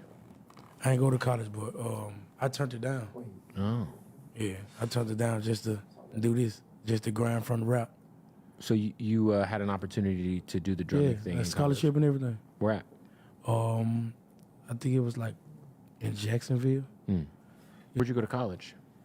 I ain't go to college, but I turned it down. Oh. Yeah, I turned it down just to do this. Who is just that? to grind from the rap. So you had an opportunity to do the drumming thing? A scholarship and everything. Where at? I think it was like in Jacksonville. Yeah, a big band in Jacksonville. It was a big college though, and they offered me like 15, some shit like 10 million or something like that, 5 million, something like that. Wait. 15, 10, 5 a scholarship. million to go to Okay, college? but not $5 million. They offered you $5 million to play the drum. Yeah. What the fuck are we doing here? Like, what the fuck y'all, like, you know what I'm saying? But I was so younger, like, Wait. I didn't know what it was. Are you sure they offered you $5 million to play? I turned it down. It was a scholarship, like, I had to go to school for this decade. I think he's a little confused about things. All right, what else we got? Oh, why? We have to show that one again because it's a little too quick for people to fully understand. But all right, you all know how much I love Frankie Valli. There is a thing happening on Instagram right now. He's 90 years old. The guy is still touring. He obviously is lip syncing. He can't really move his mouth anymore. But if you go, and I'm going to see him again in January if he's still around, God willing. If you go, you enjoy it after 5 minutes. For the first 5 minutes, you're like, oh my God, this is insane. But now show the video again.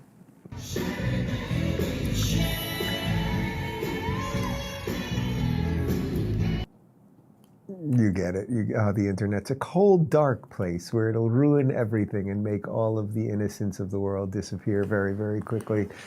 All right. Well, Shapiro called this thing at, what was that? That was 12:02, if I'm not mistaken. Now we've got Tulsi Gabbard saying that we won. We got something else good here. What do we got? We got... my former boss, Cenk Uygur, from the Young Turks, I guess is not having a great night.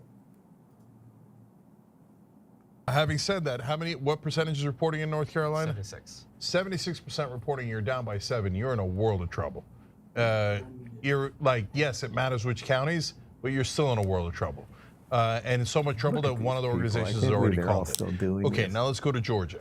Yeah, by the way, Iowa has been called by CNN at least for Trump. Iowa called for Trump, so there goes that guy's nonsense. name? I used to work with him. He was such a prick. I'm getting revved up here on a significant rant. So he's getting revved because up. Kamala Harris is not winning, and the people who thought that Kamala Harris was going to win in a landslide are totally wrong. Did anyone think Kamala Harris was going to win? I can't believe he's still doing that. Like, God, dude, just like diet, man. All right, here's Jake Tapper and John King. Good. There you go. Pamela, what do you got for us in Georgia? This is important information in Georgia. I'm getting from Gabriel Sterling, the top election official there. The margin right now in Georgia is 118,000 votes, right? 100,000 votes are outstanding right now. This is what I'm being told from Gabriel Sterling. Now, he says the split will go marginally for Harris. So let's break down what we know about where some of that outstanding vote is. Chatham. 40,000 outstanding, I'm told. This is a county that went to Biden in 2020. Carroll, outstanding, 18,000.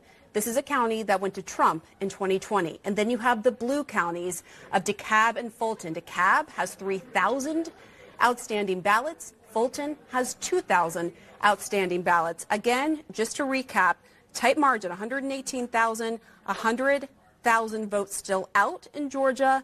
And Gabriel Sterling says it's the split coming from that will be marginally, his prediction is for Harris. But this is what the data coming in is showing right now. Back to you. John, do you have any questions for Pamela? You say the total outstanding votes is 100,000? He said 100,000 votes out. Yep. Well, and so I just gave you a little snapshot of where some of those places are. Chatham, Carroll, I asked, when are we going to find out these results from these counties? He did not have a timeline exactly for that, but hopefully soon. But the significance, obviously, that Donald Trump right now has a margin of 118,838 votes, and you're saying there's 100,000 left. If he's being literal, sometimes 100,000, they're getting calls from counties and they say 20,000, it's really 22. Right. They say 30,000, it could be 33. John, but if he's can I just jump in? Yes, please. Actually, we asked about how do you know these numbers, and actually by law they have to have it, the actual numbers. So I understand your point, but I think they do have more precise numbers based on what the law requires. Interesting. Well, then if that math sends a shockwave through the Harris campaign. Yeah. If that is literal. Just even if she won them all, if there's 100,000 left, and she won them all, and she won't, he's 118,000 She votes said ahead. marginally for Harris, which means probably like 53-47 or something along those lines. Interesting. We'll have the decision desk talk to the people in Georgia. Can I go back? Guys, I'm not a mathematician, but if you're up by 118 Trump and there's only about 100 left, there's pretty much no way that can be resolved. So yes, Georgia will go to Donald Trump. That is quite clear. Here is Harris campaign co-chair saying that Kamala ain't talking tonight. Short and to the point statement from Cedric Richmond, the Harris campaign co-chair, speaking to what is still a considerable crowd at Howard University in Washington, D.C. You now see them turn as one to start to leave the grounds. They're letting the crowd assembled there for the Harris campaign and for in support of Vice President Harris letting everybody know that she's not going to be speaking on any subject over the course of this evening. All right, I don't see how they could pull off any kind of stunt that we're all afraid of at this point. I mean, I know, like the last thing you want to do is be overconfident about everything, but like every sign is on the wall. The numbers, I see no way that the numbers make any sense. We've got more video of the crowd from Kamala's watch party leaving. Oh, that was? Yeah, I think we have more on that in just a second. But I just see no way around this at this point. So we're gonna have Sage jumping in over at Mar-a-Lago not at Mar-a-Lago, at the convention center in West Palm Beach. Hopefully she'll get a good seat, and maybe we can get some of this live streamed as Trump gets up there, which at this point, it's 1 a.m. right now. We started this thing at 6 o'clock. Longest broadcast in Rubin Report history, completely numb in the legs, but we will continue. The joy cometh. That's what Kamala said, something like that. The joy cometh in the morning. Yeah, maybe I should, all right, let's play Nintendo for a moment while we let the team collect themselves, get some clips. I'm gonna have a piece of sushi. Have a little piece of sushi, a little tuna avocado, a little bit of soy. My ear things popped out. Adi might make a guest appearance and give me my ear things back. Here we go, gripping. Yeah, we're gonna bust out a little Super Mario. You don't see John King doing this. You John King. You know that John King and Dana Basher used to be married? I Did know. you know that? Isn't that weird? It's so incestuous, all of it. All right, let's see what's going on over on. I think the system froze. Look who's on Wait, the live stream. wait. Look, it's Sage. She's on the Fox News live stream. Sage Steele is on the Fox News live stream right now. She's double dipping. She's at the Trump rally. She's at the Trump speech, so you can see it's like. We'll see her there in a minute, I'm sure. In the meantime, I think I'm gonna have to reset the Nintendo system here. There's Sage Steele, working hard. All right, we're gonna start up Mario Brothers again while we get a little bit more info here.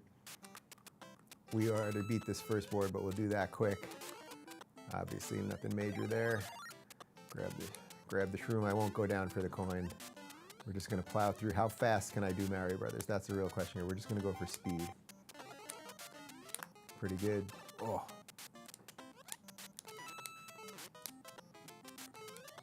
Oh no. Oh. Terrible, terrible. Here we go. Is there a mushroom around here? Oh, we got the star. Is there a mushroom? These are all coins? What are these?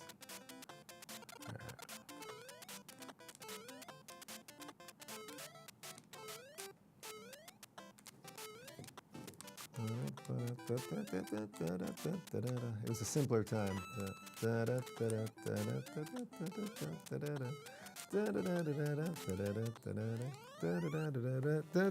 right, we're gonna get into 1-2. I think we will get to a warp board from here. Might warp it to 3. Eating a little sushi, that's okay. All right, here we go. Are we all having a sleepover tonight?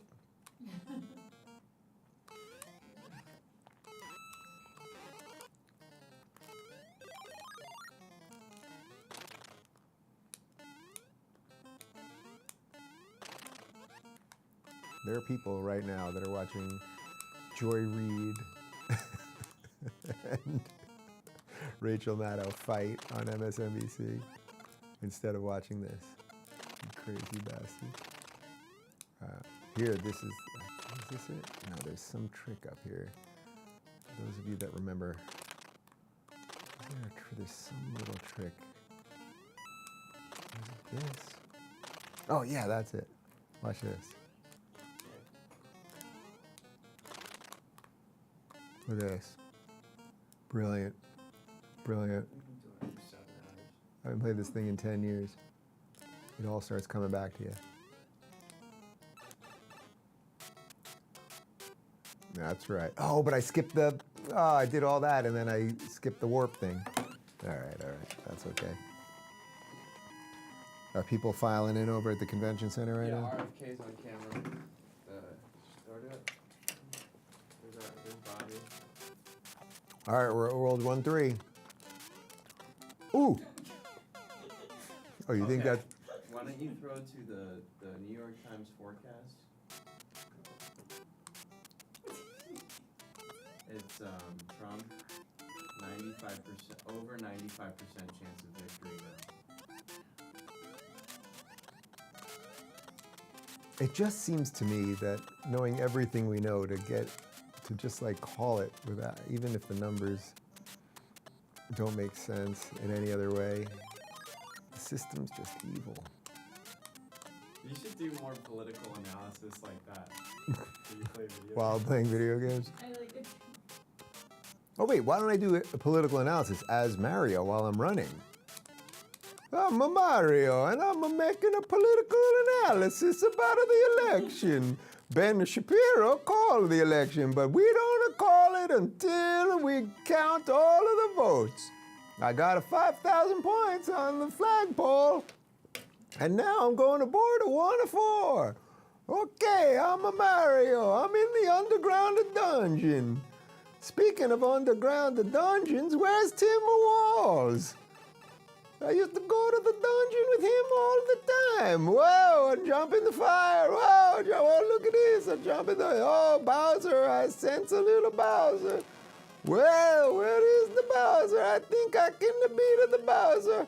Oh, easy. Huh? That was good. Thank you. I beat the Bowser. We go to the next level.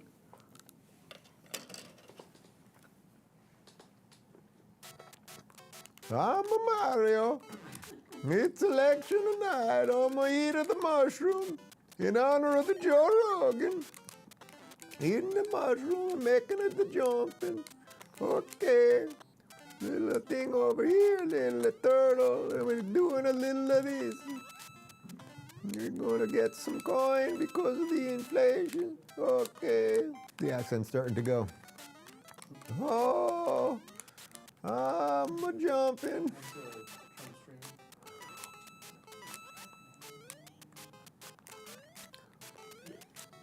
That was a close call, but I'm doing okay.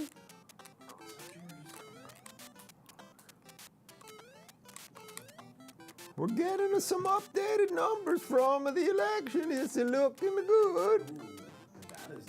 Nevada's in. We win in the Nevada. I'm a Mario and I'm a jumping around, but I still care about a democracy. It's a good thing, you know. I come from a place without the democracy, but we got the democracy here. Okay, jumping. Oh, Lordy, this is gonna be tricky. Oh, pretty good. Yeah, all right. Where's Luigi? Wonder if he voted for Kamala. Using the thingy over here. How do you do it again? Okay. We gotta go. Gotta get there. Oh. That's right, people. So they just dropped the Nevada numbers for the first time tonight. All right. Because they handled their election victim. Trump. Oh, I forgot about this. The swimming board.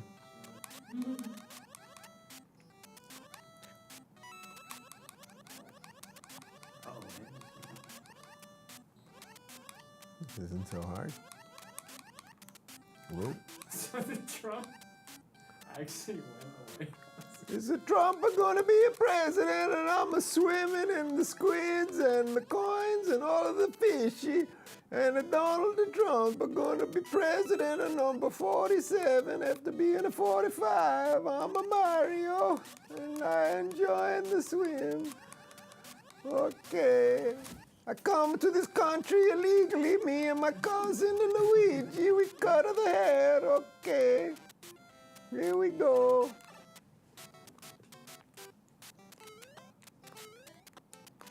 Ooh, all right, we're killing it over here.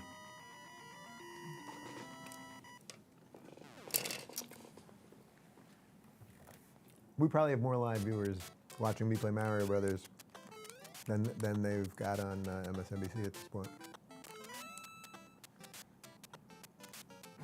Whoa, whoa!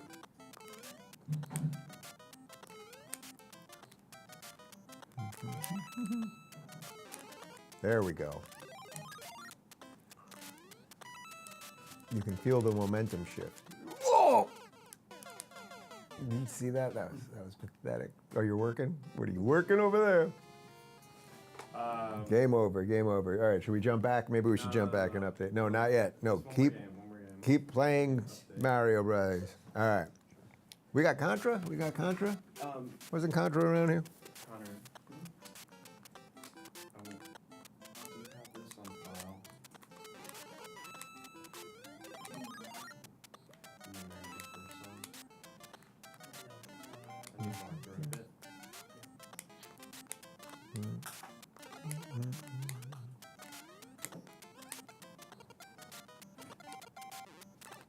Oof.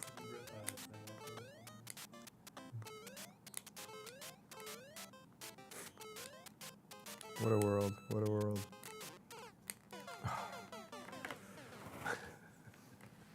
I'm out of sushi. I got no sushi. I keep it dying on the board of one.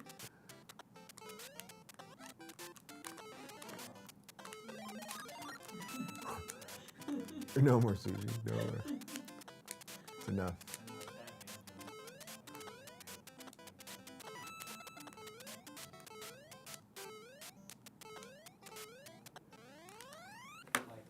Woo.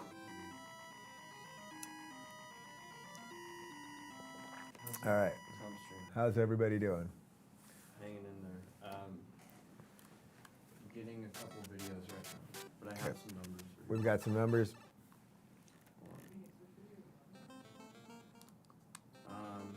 Should we check in with Sage? How's she doing? She probably got a primo seat. It's on the sheet, bro. What were you doing the night that Hitler was elected? I was playing a Super Mario.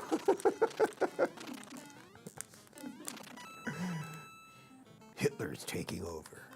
But I'm trying to eat a mushroom, and I'm fighting the Koopa Troopa.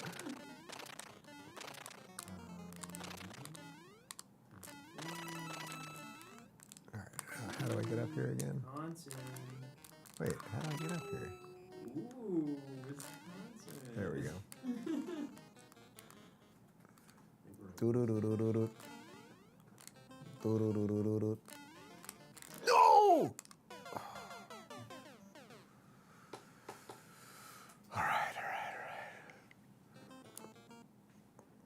Do-do-do-do-do-do. Do-do-do-do-do-do. Do-do-do-do-do-do-do-do-do-do.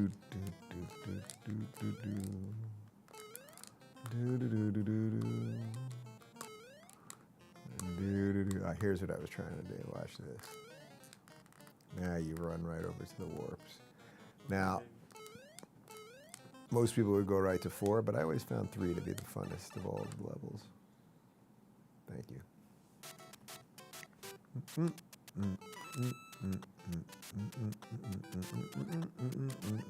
Sweet move, man. Oh. Sage can join. Yeah. If you'd like to read these numbers. All right. Connor, put me on full screen. We're back. All right, we're going to get Sage back on in just a second. Nevada, we've got some numbers. Trump has 518,000 votes, 51%. Kamala, whatever her name is, the blue blob, 483,000. So that seems to be within a margin that we can't get too excited about at this point. Arizona, only 54% in still. So still something with Arizona and the speed and Maricopa and all that stuff. It's only about a 14,000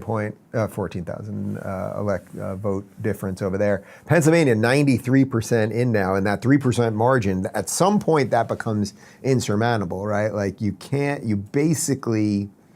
they're now saying it's most likely Republican. according to the New York Times. Like at some point, the 300,000 vote with only 7% left, you just can't find the votes there. Wisconsin, also, it's 4% with 87% in. So, they got about 120,000 votes you got to make up. You probably can't do it. Michigan, 66% in. It's a 6-point margin. You got to make up to about 240,000. I think exactly 240,000 votes there. So at some point, it just gets hard to make up the votes there. Should we check in with Sage? And then maybe she'll have some insight. All right, let's call Sage Steele over at the Palm Beach Convention Center. I was at the Palm Beach Convention Center for a Turning Point event in December of 2019. Pretty sure I got COVID there before everyone said COVID came in, whatever it was, like February or whatever, March. Pretty sure I got COVID there. Nothing? Connor, why don't we pull that video that Brock sent you? All right, we're going to try to get Sage in just a second. But yeah, everything else is sort of in no man's land at the moment. I think it's okay to just leave the camera on me and I don't have to do that much. You know what I mean? Like, do a little what would you TikTok like? dance. What would you like me to do? You want to do a TikTok dance? Okay. Come on, do it with me. I'll do it with you. You're going to dance with me? I'll Oh, dance God, with things you. are getting weird. We were on a mission. Okay. Okay. DMs, We've the been on Y10 thing. Yeah. Like, this is a good opportunity for you to talk about that a little bit too. But I think this is a little celebratory. Okay. That we can do together. Connor, you got it? You gotta dance to it. 69. Now it's time for new, believable people, and we must do it. If we don't control insiders, this will be over and over. To lead by an any big fat love, find common ground. It is the magic of Trump. Everyone can do this. Of lies, and we must do it big. Oh, everyone in the studio is doing Find it. common ground to halt the spread of lies. And any America first. America first. Non-fatal. We want to build a much better, believable people. Oh, I think we've got Sage Steele. Non-fatal communication very much higher. America first. To lead by an any insiders fighting for insiders. Time to stop. Insiders fighting Do we have for Sage? Do we have insiders. Sage? I think Sage is Insiders calling. fighting for insiders. Time to stop. Insiders fighting for The insiders. memes are back. It's all back, baby. Oh, I think we might have Sage, or she's at least trying to connect. We're working on getting you, Sage. Now it's time for new. I heard, oh my God. That's hopefully good. If we don't Yeah. control insiders, this will be We're working. over and over. To lead All by right, we're an working on the any connection with Sage. fat love, find common ground. Fox called Pennsylvania. Fox called Pennsylvania. Wait, what number does that put us at? I mean, we're done. It's over. Sage, I just heard Fox called Pennsylvania. Did you get that over there yet? And we're gonna win Alaska with 267. 3, and we'll get 270. And Alaska's 3. Oh my God. We have to get Alaska, but we're gonna get Alaska. Sage. We won the fucking election. People are. We won the election, dude. Oh my Yeah. God. Did it happen? Oh my God. Did it happen? Quick, put back Super Mario Brothers. Wait. Are they? Wait. Put on the Fox map if we can. All right, MAGA hats on. all right, we're gonna. Wait. Sage, are you there? I know, but I can hear you. Can you hear me? Should we try Sage just with audio, maybe? Because it's probably an internet issue. just like.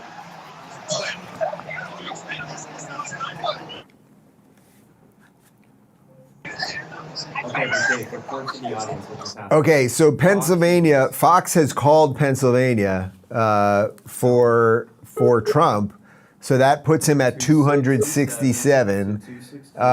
And Alaska hasn't been called. Alaska hasn't been called yet, but Alaska's 3, right? And like he's going to win Alaska, so that's 270. Like it's over. It really is over. 1 hour and 20 minutes after Ben Shapiro called it, we're willing to call it here on the Rubin Report. I see no way around it now. Look at all these happy people. Wow. All right. Look at this, ladies and gentlemen. I'm willing to mess up the hair. I'm willing to mess up the hair. We're going to make America great again. We actually are going to make America great again. That's the thing. We are going to put all of this bullshit behind us. We are going to move on. It is enough of the woke nonsense. It is enough of the neo-racism. It's enough of hating ourselves and our genitals and trying to abuse children. Enough of all of the bullshit. Let's get back to the greatness that America once was. Let's get back to the place that our ancestors all fled to because it was way better from where they were fleeing from. It's time, ladies and gentlemen. It is just time. Clearly now, Donald Trump will speak probably, my guess is in the next 15 minutes or so. Maybe they'll have one or two people. Maybe Junior will speak before him or Tulsi or whoever. But like, I think this is the first time I've ever put a MAGA hat on, period, actually, if I'm not mistaken. We were holding this one for a while. It is officially... It's on. It's a good fit. It's a good fit. Not bad. We did it. We did it. What's your message over the past? What's my message? Back in the past couple years between the Larry Elder moving to Florida, campaigning for DeSantis, and re-supporting Trump, RFK, Tulsi, getting them on your side. Look, guys, as I've been saying on the show for the last little bit here, everything that's happened in this country in this last. I don't know, in the last 2 years, I guess, it's really since COVID, I guess, I feel like has been so connected to what I've talked about on the show. When the government overreach of COVID was happening in Cali, and I was talking about it, it was like, well, do something about it. And do something about it was move to Florida. And now Florida is the strongest, reddest state in the country. And then what do we do?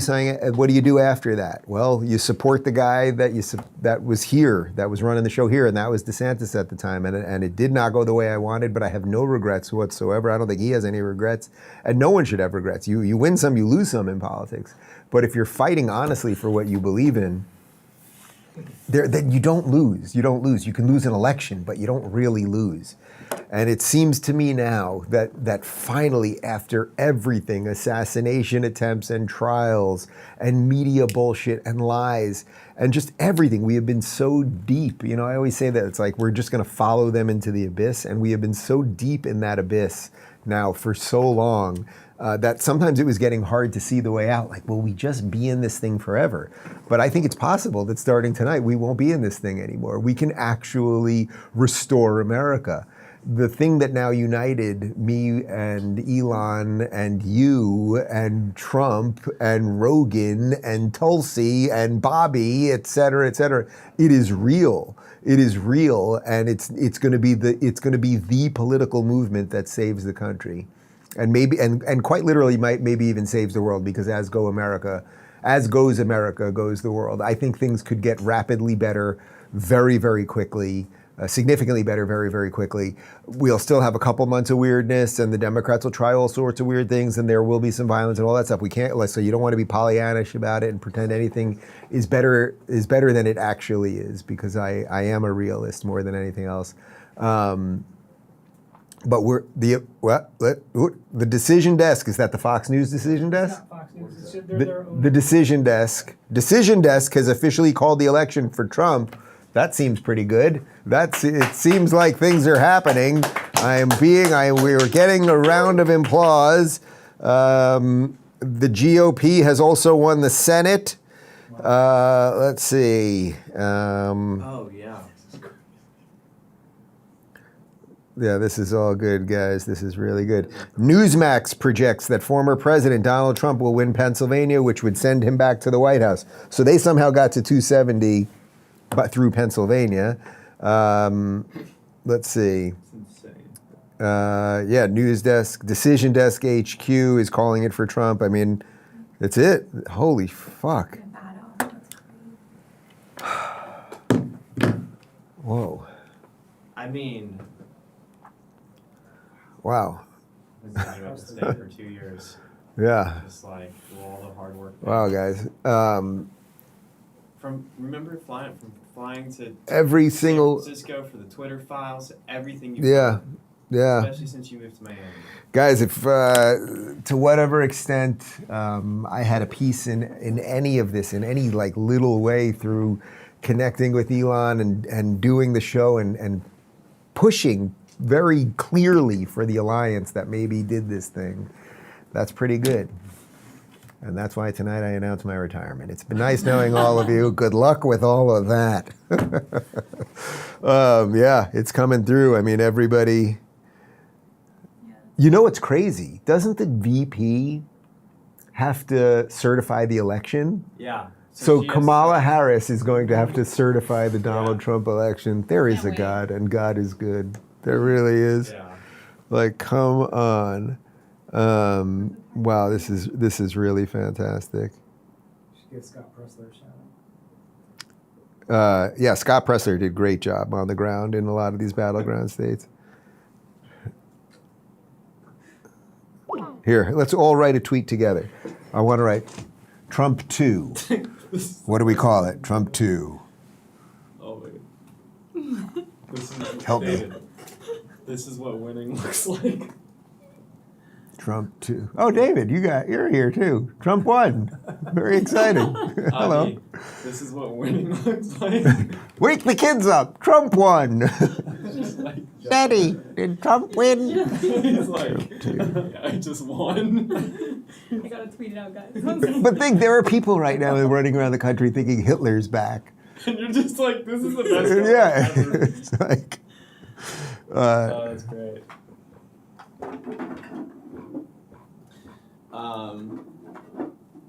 Okay, we all read it. How about this? Trump 2. Orange, you glad to see me. Pretty funny? Pretty funny? Let's see if that does well on Twitter.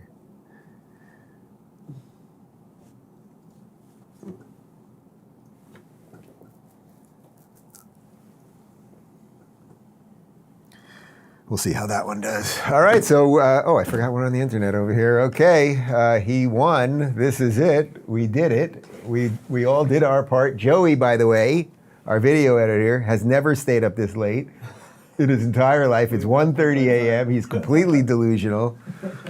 We're going to do this at 11 a.m. tomorrow? God. All right. But guys, for real, like, the hard work begins now. So Trump will accept tonight. Let's just assume that everything is okay over the next couple months, and yes, it will get weird, but then we can really start restoring things. Like, think how quickly we actually could do it if Elon gets in there. And Elon's like, I'm going to clean this up. We are going to cut the waste. And Bobby is like, you know what? We're going to look at what's going on with the food supply, and we're going to do something at CDC or NIH, or Dr. Drew, who I had on earlier, if he was to head one of them. Like, there's so many opportunities here. There's such an unbelievable... It's the, you know, when Trump won in 2016, I was with the Daily Wire guys. I was with the Daily Wire guys in 2016 when he won, and I was with the Daily Wire guys in 2020 when he lost. Although when I left them that night, we thought he was going to win. And the night that he won in 2016, nobody knew what the hell was going to happen, but everyone really thought Hillary was going to win, basically. And we were all kind of shocked. And Andrew Klavan said something that I thought was really great that night. He said, you know, how amazing is it that in this country, things that people don't think can happen can still happen. He said that can't happen in most countries, but it really can still happen in the United States of America. And it just happened again, right? Like, it just happened again. Donald Trump is going to be president again. And guess what? He's not going to be Hitler. He's not going to be mean. He's not going to be racist. We're going to fix our foreign policy stuff quickly. We're going to fix our border quickly. He's going to be better and more efficient at it. He's not going to hate anybody because of the color of their skin or anything else. He's not going to use the Air Force to attack The View, although I would be for it. Like, things could get better quickly. And in a weird way, that's what they want the least. Because then it would show you that everything that they've tried to sell us through identity politics and ridiculous backwards economics and peace through weakness and all of the rest of it, that it was all just bullshit nonsense. And that things can be fixed properly when you have good leadership and you have a good team. And that's what he's going to have this time. And this will also largely be the death knell of the mainstream media. That yes, they'll be more hysterical. They're never going anywhere. They've got a lot of money. Okay, fine. But people more and more will tune out. This is the proof in the pudding moment. Like, how is it that for all of the shows that we did here, we were closer to. I always knew we were closer to being right on the ideas, right? Like we can explain the ideas that I talk about on the show. We can explain. I can explain them. I can explain why I think the things that I think, why I've evolved on this issue or that issue, and they can't do those things, and that's why they're left with the racist, bigot nonsense, and that the media, like to me, the at the end, like what did they do at the end? They threw Obama to say very fine people. That was all they fucking had at the end. They did not deserve to win this. They did not deserve to run America anymore. They've got to go home. Well, they don't have to go home, but they can't stay here, right? Like that's it. That's it. Enough is enough. And this country is so unbelievably extraordinary, and it's so. People, you can't even, and maybe none of us that live in it right now can really realize how incredible it is that the default position of this country is that we should all be treated equally, regardless of our skin color or any of those things. And that's not what virtually any other country in the history of the world was ever predicated upon. And for some reason, we let people for the last 20 years tell us that this place was bad. And then we let a culture tell us that it was bad. And we let everything rot it out from the inside. And we let the inmates run the asylum and all of these things. Well, no more. Maybe this is the no more moment. It is the no more moment as far as I'm concerned. Hopefully more people will get on board that. And hopefully Donald Trump will have learned from his mistakes and will lead properly, and it will be okay. It will be better than okay. It will be great again. Phoenix, how are we doing over there? Anything interesting happening? Yes, interesting things are happening. 3 minutes, and you're gonna have some great videos. All right, 3 minutes and videos are coming in, and I'm seeing a lot of happiness here. So Pennsylvania. So several people are saying, from what I can see, that somehow it was Pennsylvania that got him to 270. Mark Cuban tweeted, "Congrats, Donald Trump, you won fair and square." Congrats to Elon Musk as well. So Cuban trying to get back in on it.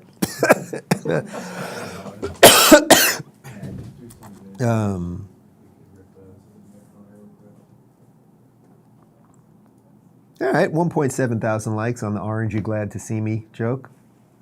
Not bad, considering. I mean, it's crazy. He's back. It's just...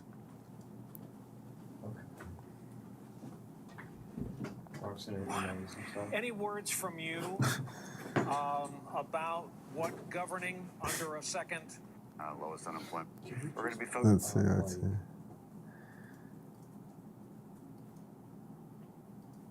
Van Jones is oh god! If you're a parent of a trans kid, your child's fate. Oh, okay. We're gonna play a couple of things. So obviously, look, the fear is gonna come, the craziness is gonna come.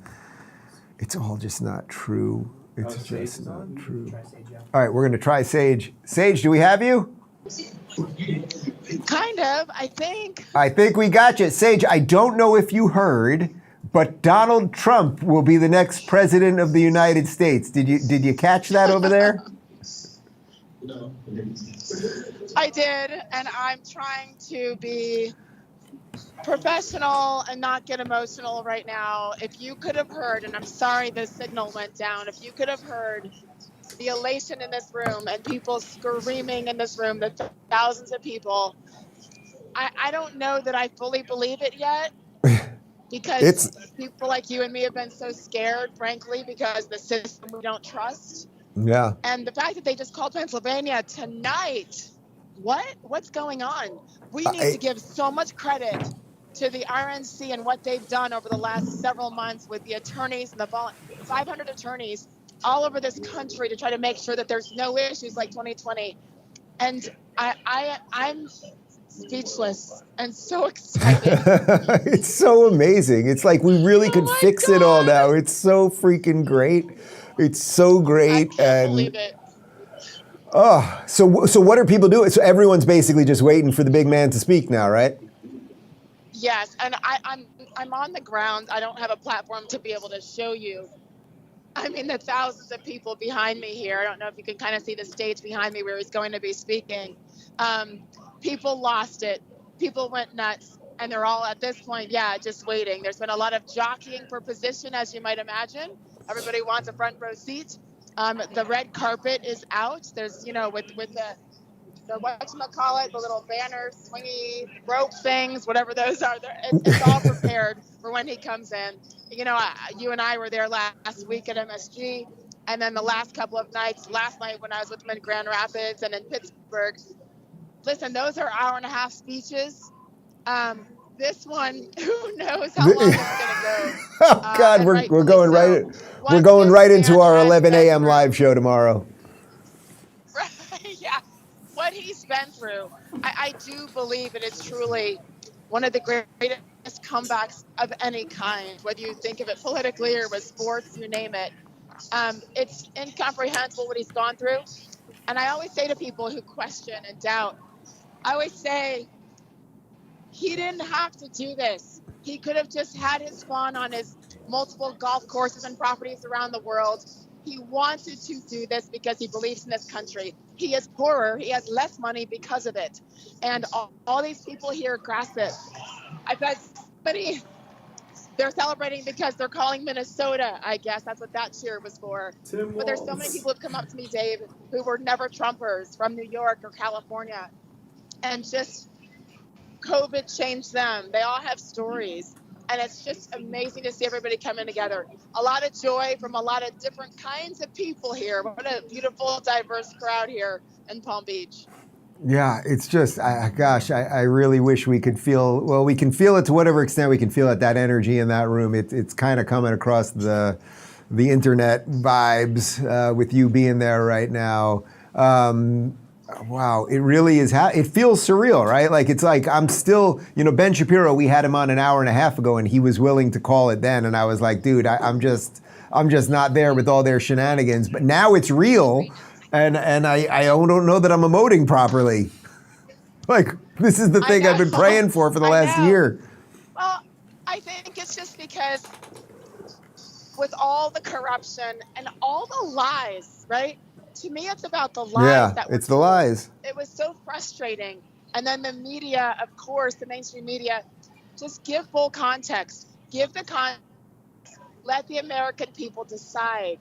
And they were unwilling to do that. I actually am surprised in some ways at how the Democrats ran this campaign. You and I were together on June 27th for the debate, that infamous debate. And the fact that, in hindsight, I'm sure that they would change a million things. But they let it go on way too long, obviously, with Joe Biden. But even since then, with how they chose to keep her away from interviews and away from the mainstream. I guess it was just the mainstream and not anyone else who would ask tough questions. And I think in hindsight, that's a huge mistake. But maybe they're smart because they knew she couldn't handle it. And that was proven down the stretch when they had no choice but to allow her to talk to some people. And it didn't go well. It really is, if you think about it, he was put through a lot, like an assassination attempt or two and all the legal stuff and the ballot stuff. But he didn't run an inefficient campaign. He ran quite an excellent campaign, actually, scandal-free in terms of real scandals and everything else. Like, he really ran a disciplined campaign and kept widening the tent and kept bringing on new people and doing that whole thing. And now, in retrospect, she ran everything about the Democrat operation from halfway through the Biden presidency when they should have pulled the plug on him, if not even before. Every single thing they have done has been awful, but propped up by the media. It's not much more complex than that. No, absolutely. I think, listen, I remember that their one debate. This is what's happening behind me is that they have the Fox News broadcast live on the big screen. And of course, when those cameras turn on the crowd, they all cheer. So I don't want you to think he's coming in now. Hopefully when he does, I can be on with you. Yeah. But I think it's so interesting because there was concern, right? Because she got under his skin. She said the right things to get him, I think, off focus in that debate. She poked and it ticked him off, and he didn't take advantage of some opportunities there to just focus on what she has and hasn't done over the last 3.5 years. So I was concerned then, but the campaign has come back beautifully. And then really, quite often, look at the ads they ran. Sometimes there was no other voice except her voice. And then how would they end it? Saying, I'm Donald Trump and I endorse this message because they hurt themselves. They teed it up for the campaign in many ways, and I think the ads were so effective, and that's what it was. She hurt herself. They hurt themselves based on the last 4 years. So this is the right thing based on how America has been. Whether or not you like Donald Trump, they had 4 years. They failed. We were better off in the 4 years prior. Well, here we are. There's a party about to start. What do you think this means for the mainstream media at this point? Like, tonight should be the end. It doesn't end fully. It doesn't like Freddy Krueger style get its bones buried, because there's a lot of money behind it and these people will still exist to some extent. But that clearly the Rogan thing with him and everything else that's been happening here, it's a full sea change now. It really is here. Yeah, I heard about half of what you said, but I think I understand. As far as the mainstream media, there's a lot of tears being shed, liberal tears, which never makes me sad. But at the end of the day, it probably will help them. If you think back to when Trump was in office, I think that's when CNN's ratings were at its highest, and MSNBC, because they have something to bitch about, frankly, and that's exactly what's going to happen, But at the end of the day, I hope that and maybe this is me being too optimistic, I hope that the mainstream media can take a look in the mirror and really evaluate, because if they were honest, this would have been a very different last 4 years, and certainly just at the campaign. But they chose to tell lies. They chose to push that narrative, fascism and all of those things. And I, as a journalist for almost 30 years myself, yes, it was sports, but you still had integrity. And they didn't have that. They chose that. The leadership chose that. And it has nothing to do with you and me, American people. They were not fair. So it'll be interesting to see how they handle it. And if there's finger pointing or if there's accountability and ownership, just looking at how they ran the campaign, much less themselves. But this is such a victory for the good guys, for people like you who changed your mind and you chose to take a deeper look at your beliefs and made a massive change for you, for your family, for your team. And there's millions of people like you. And that's what this stands for to me. Well, Elon just tweeted. Have a voice. Our connection's a little wonky here. I'm not trying to speak over you. Elon just tweeted that the people of America gave Donald Trump a crystal clear mandate for change tonight. And I guess really the question now is we just have to see how these 3 months go before he takes office. And do they decide to just rein in some of the craziness? Did we lose it? It's all good. We have some videos to throw to. Okay, so we lost Sage for a second there. Obviously, the connection was getting a little bit weird. We're going to throw to a couple different clips here, and let's tell Sage that we'll try it. Yeah. All right. So let's go to Van Jones, who is known to tear up on some of the nights that don't go well for him. It looks like it happened again, and let's make sure we get Sage back in just a few minutes. I hear what you're saying, and I do see it differently, because I'm thinking about the people who are not a part of anybody's elite, who are hurting tonight. There are African-American women who know a little bit about being talked down to and know a little bit about having their economic dreams crushed, who tried to dream a big dream over the past couple of months. And tonight they're trading in a lot of hope for a lot of hurt. And they were hoping that maybe this time, one of their own could be seen as worthy. And once again, they're facing rejection. And that hurts. They thought tomorrow morning they're going to walk out with their shoulders back a little bit, maybe able to breathe for the first time and feel like they belong someplace. They did everything that they knew how to do. And it's going to be harder than it should be tomorrow for them to hold their heads up. And they're not the only people who are hurting tonight. If you're a parent of a trans kid, your child's face was used as a springboard to power for somebody. That doesn't feel good. There are going to be people tomorrow, we're going to be handing clothes at the dry cleaners to people who don't have papers. There are going to be people who are going to be cleaning your teeth tomorrow who don't have papers. And they're terrified tonight.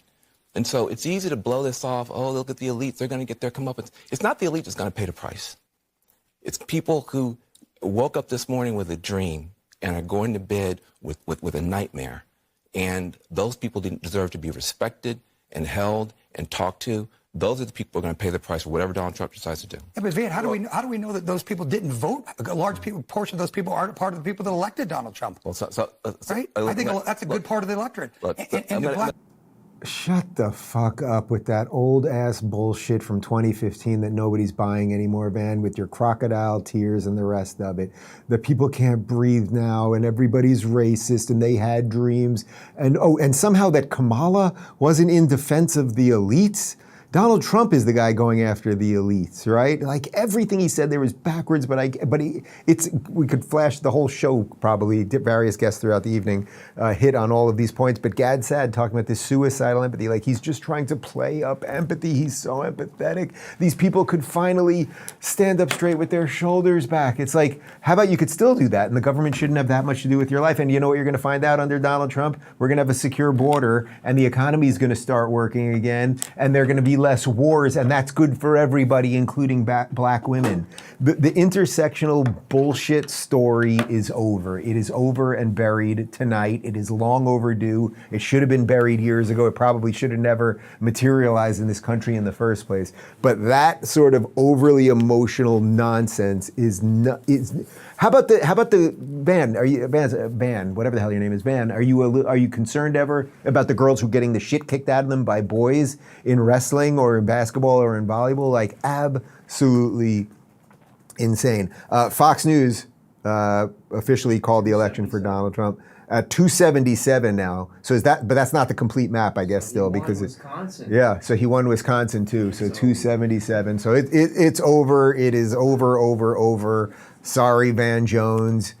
Like, and all of you people, you don't deserve jobs anymore. I mean, that's the other thing. I don't need to gloat yet, but all of you people on MSNBC, you race huckster, put the camera back on me for a second. All of you race hucksters, all of you liars, all of you frauds who've lied about America, lied about Donald Trump, lied about half the country. None of you deserve jobs. If you're an NBC network exec and you're watching this right now, fire everybody at MSNBC. Turn it into a 24-hour cartoon network. It doesn't matter. There would be no, well, that would be actually, wouldn't be that off what you're doing right now. But enough, like nobody wants any more of your bullshit. And I know what you guys are gonna do. You're gonna double down. That's all you do. That's all you do. That's all you've ever done. There's no, because you're fighting Hitler. You're fighting Hitler. So why would you look yourself in the mirror? And what you're gonna find out is that Hitler's actually pretty good for the country. And you're gonna have to grapple with that one day, but we know you people are kind of slow to come around. But as you do come around, we'll gladly collect you like Pokemon cards. We'll take you, we'll collect all of them, and do what we gotta do. Are we bringing Sage back? I think we're maybe bringing Sage back a little bit, or should we throw it to Clay? What, you know, we started the night, yeah, we started the night with Clay Travis, which was about 7 hours ago. Apparently here is breaking video of Clay Travis's reaction to the Trump win. Hey, it's fucking over. Kamala, finished forever. Bye, bitch. Trump's 2024 to the White House. Bye. Let's go. He did say something about a little drinking that would be happening in Nashville, and I think we got evidence that it did happen. Here's some. So here's the tweet that I read from Elon. The people of America have gave Donald Trump a crystal clear mandate for change tonight. Yeah, and this is going to be real change. You know, what a sad ending to the Barack Obama story. It's a sad but perfect ending. The guy who came in with hope and change, he goes out as the worst sort of lying, just nothing. That's what he goes out as. You go out as an angry nothing who could only use fake racism in your last gasp for breath. How pathetic, man. It did not have to be that way. Here's some stuff from Canadian state broadcasters who apparently are not having a great night. Oh, we don't have that one. No, we don't have that one. We do have some video of Donald Trump. I just want to tell you that America is the greatest place on earth. How long is this?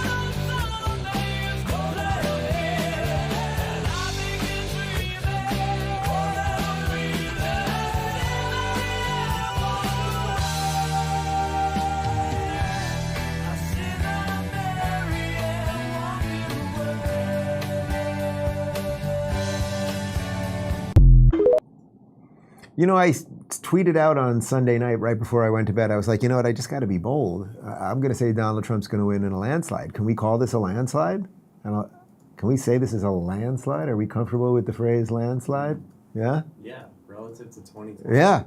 Yeah. Donald Trump wins in a landslide. I mean, it wasn't that close, and it seems like as the night goes on, the margin will increase by a little bit. So we're still waiting for Trump, obviously. Let me see if Sage is trying to get a hold of me here. MSNBC's Joy Reid says Trump election has given the Israelis the green light to carry out a complete ethnic cleansing. Oh God, fuck that bitch.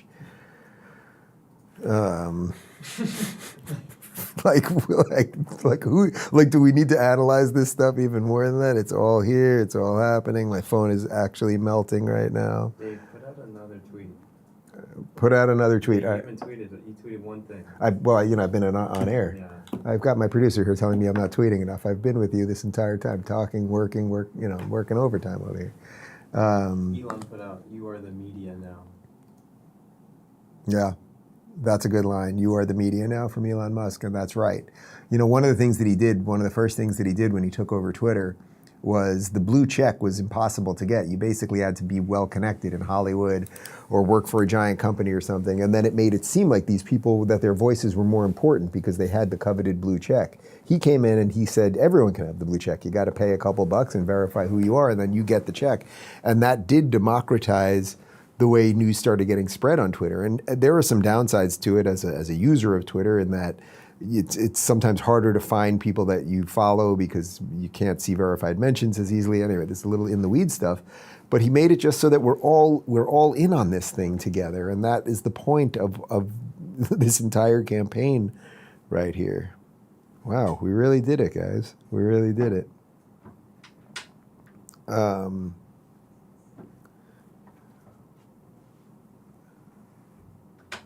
Trump will be the president. David, what was the first thing I said when I woke up this morning at about 6 a.m.? Trump. I said Trump, Trump, Trump. I said his name 3 times, and then he became president tonight. There you go. It was like Beetlejuice. Oh, I guess we got to go through the speech. How should we handle the rest of the evening? Everyone can watch the speech on their own, or what do we think here? Yeah. Do we know when he is? Let me text Sage, see if we can get some insider information. Hang tight.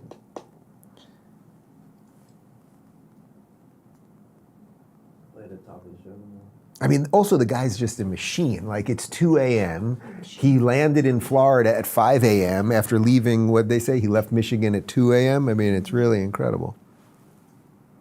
There's video from at 2 a.m. like dancing. Yeah. Let's see.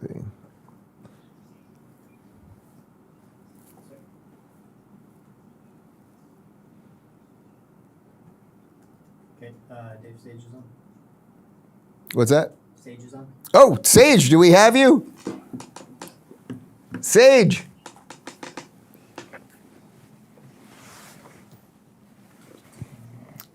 Connection might not quite be working. There's an awful lot of people over there on their little computer phones. Sage, do we have you? Oh, that's good. Yeah, we could try to connect with her after. Or maybe she can do a pickup separately. Guys, today, it really is a great day. I don't know that I'm emoting properly. Like, it's a really, really incredible day for the world. I don't even know that I have much more to add at this point. Like, this was a lot of hard work by a lot of people. This literally in this room was a lot of hard work by these guys. But everybody that was part of this, everyone that put yourself on the line by telling your friends what you thought, and you encourage people to think about things a little more deeply, or you shared some of our videos and maybe helped somebody wake up. You know, one of the things that I did first thing this morning was I said throughout the day I'll retweet people who tell me why they're a first-time Trump voter. And all day long I was reading these stories from these people who had Trump derangement syndrome. They were lefties their whole life. They were purple-haired this. And like, something has fundamentally shifted in this country right now. And it just goes to show, like, if you fight hard enough with a just enough cause, like the thing that feels impossible. This is the second time Trump's done the thing that feels impossible, right?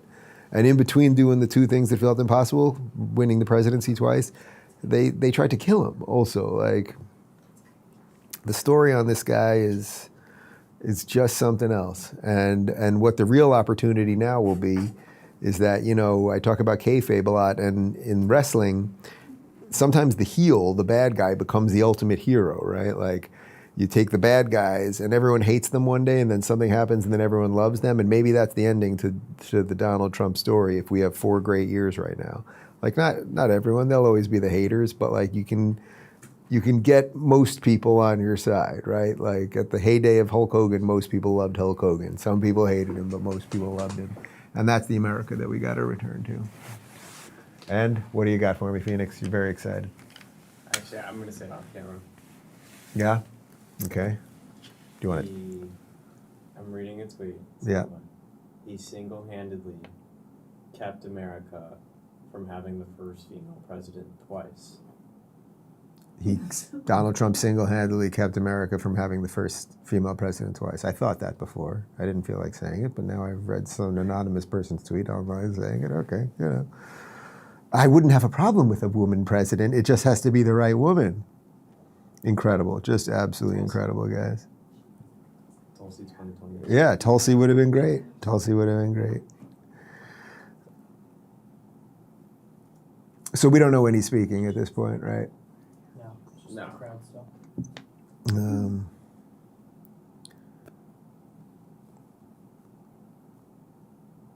Wow, we did it, guys. I'm tempted to say that after 8 hours, which we're about to hit in 20 seconds. We just hit. Yeah, that we could say goodbye to you on the internet. What do you think? We did it. Like, we did it. You know, Trump's going to speak. You don't need to hear me analyze Trump's speech. I think we could say to everybody, thank you. We worked hard. We're happy to be here. We're happy to save America. We're all in on it together, and this is just the beginning. But I think it is time. I feel like Sinatra at the end of a long night. You know, guy laying over there, unconscious on the floor. Does anyone have anything they want to add? We got a cold close. Oh, we got a cold close. Do I know what it is? And we'll be live in. We'll be live in 9 hours. All right, we got to. Well, first off, thank you for being part of this insane adventure that we pulled off tonight. This really, again, this is not just about Trump now. This is about a wholesale switch of the media and the things that we're working on and projects that we have planned and expansions that we're working on and all sorts of stuff like that. Just got rocket fuel tonight, because the old thing is dying, and it's dying really fast now. And the new thing is here, and we've been at the forefront of that for years on several fronts, whether it was going independent or locals or anything, or whatever we've been doing, and home studios and all of the stuff. So in some ways now I suddenly feel like we're right at the beginning again, but what an incredible night. You know, I did think at one point, today at about 4 o'clock, we did the main show during the day, and then we were doing things all day long, and from 4 to 4:30, I just laid on my bed and I closed my eyes, but there was no chance I was going to fall asleep. But I was just trying to just expunge some stuff from my head or just clear my thoughts or whatever. And I thought, man, what will happen tonight if we're rolling into 8, 9 o'clock and Trump's losing and it's just going to be bad, bad, bad? Like, what will I be doing on camera? Like, it would be an unbelievably horrible moment for America. I don't know that I want to be on camera for that. That's not exactly what I signed up for when I had the idea of doing all of this. But that's not what we have tonight. We have something really spectacular, really joyous and wonderful, and I'm thrilled to be on the adventure with these guys and with you guys. So I thank you. I think we can cut it now. Enjoy the speech tonight. And you know Trump, like he may take another 2 hours to get up there, and he'll go on from 4 and he'll do a 3-hour speech and it'll be 7 a.m. We will be back live in less than 9 hours. Everyone coming to work tomorrow? Everyone coming? Everyone? Wow, I got nods from everybody. Yeah? All right, everyone's coming to work tomorrow. I thank you guys. What an absolutely exciting day. And let's make America great again. Why not, right? All right, ciao.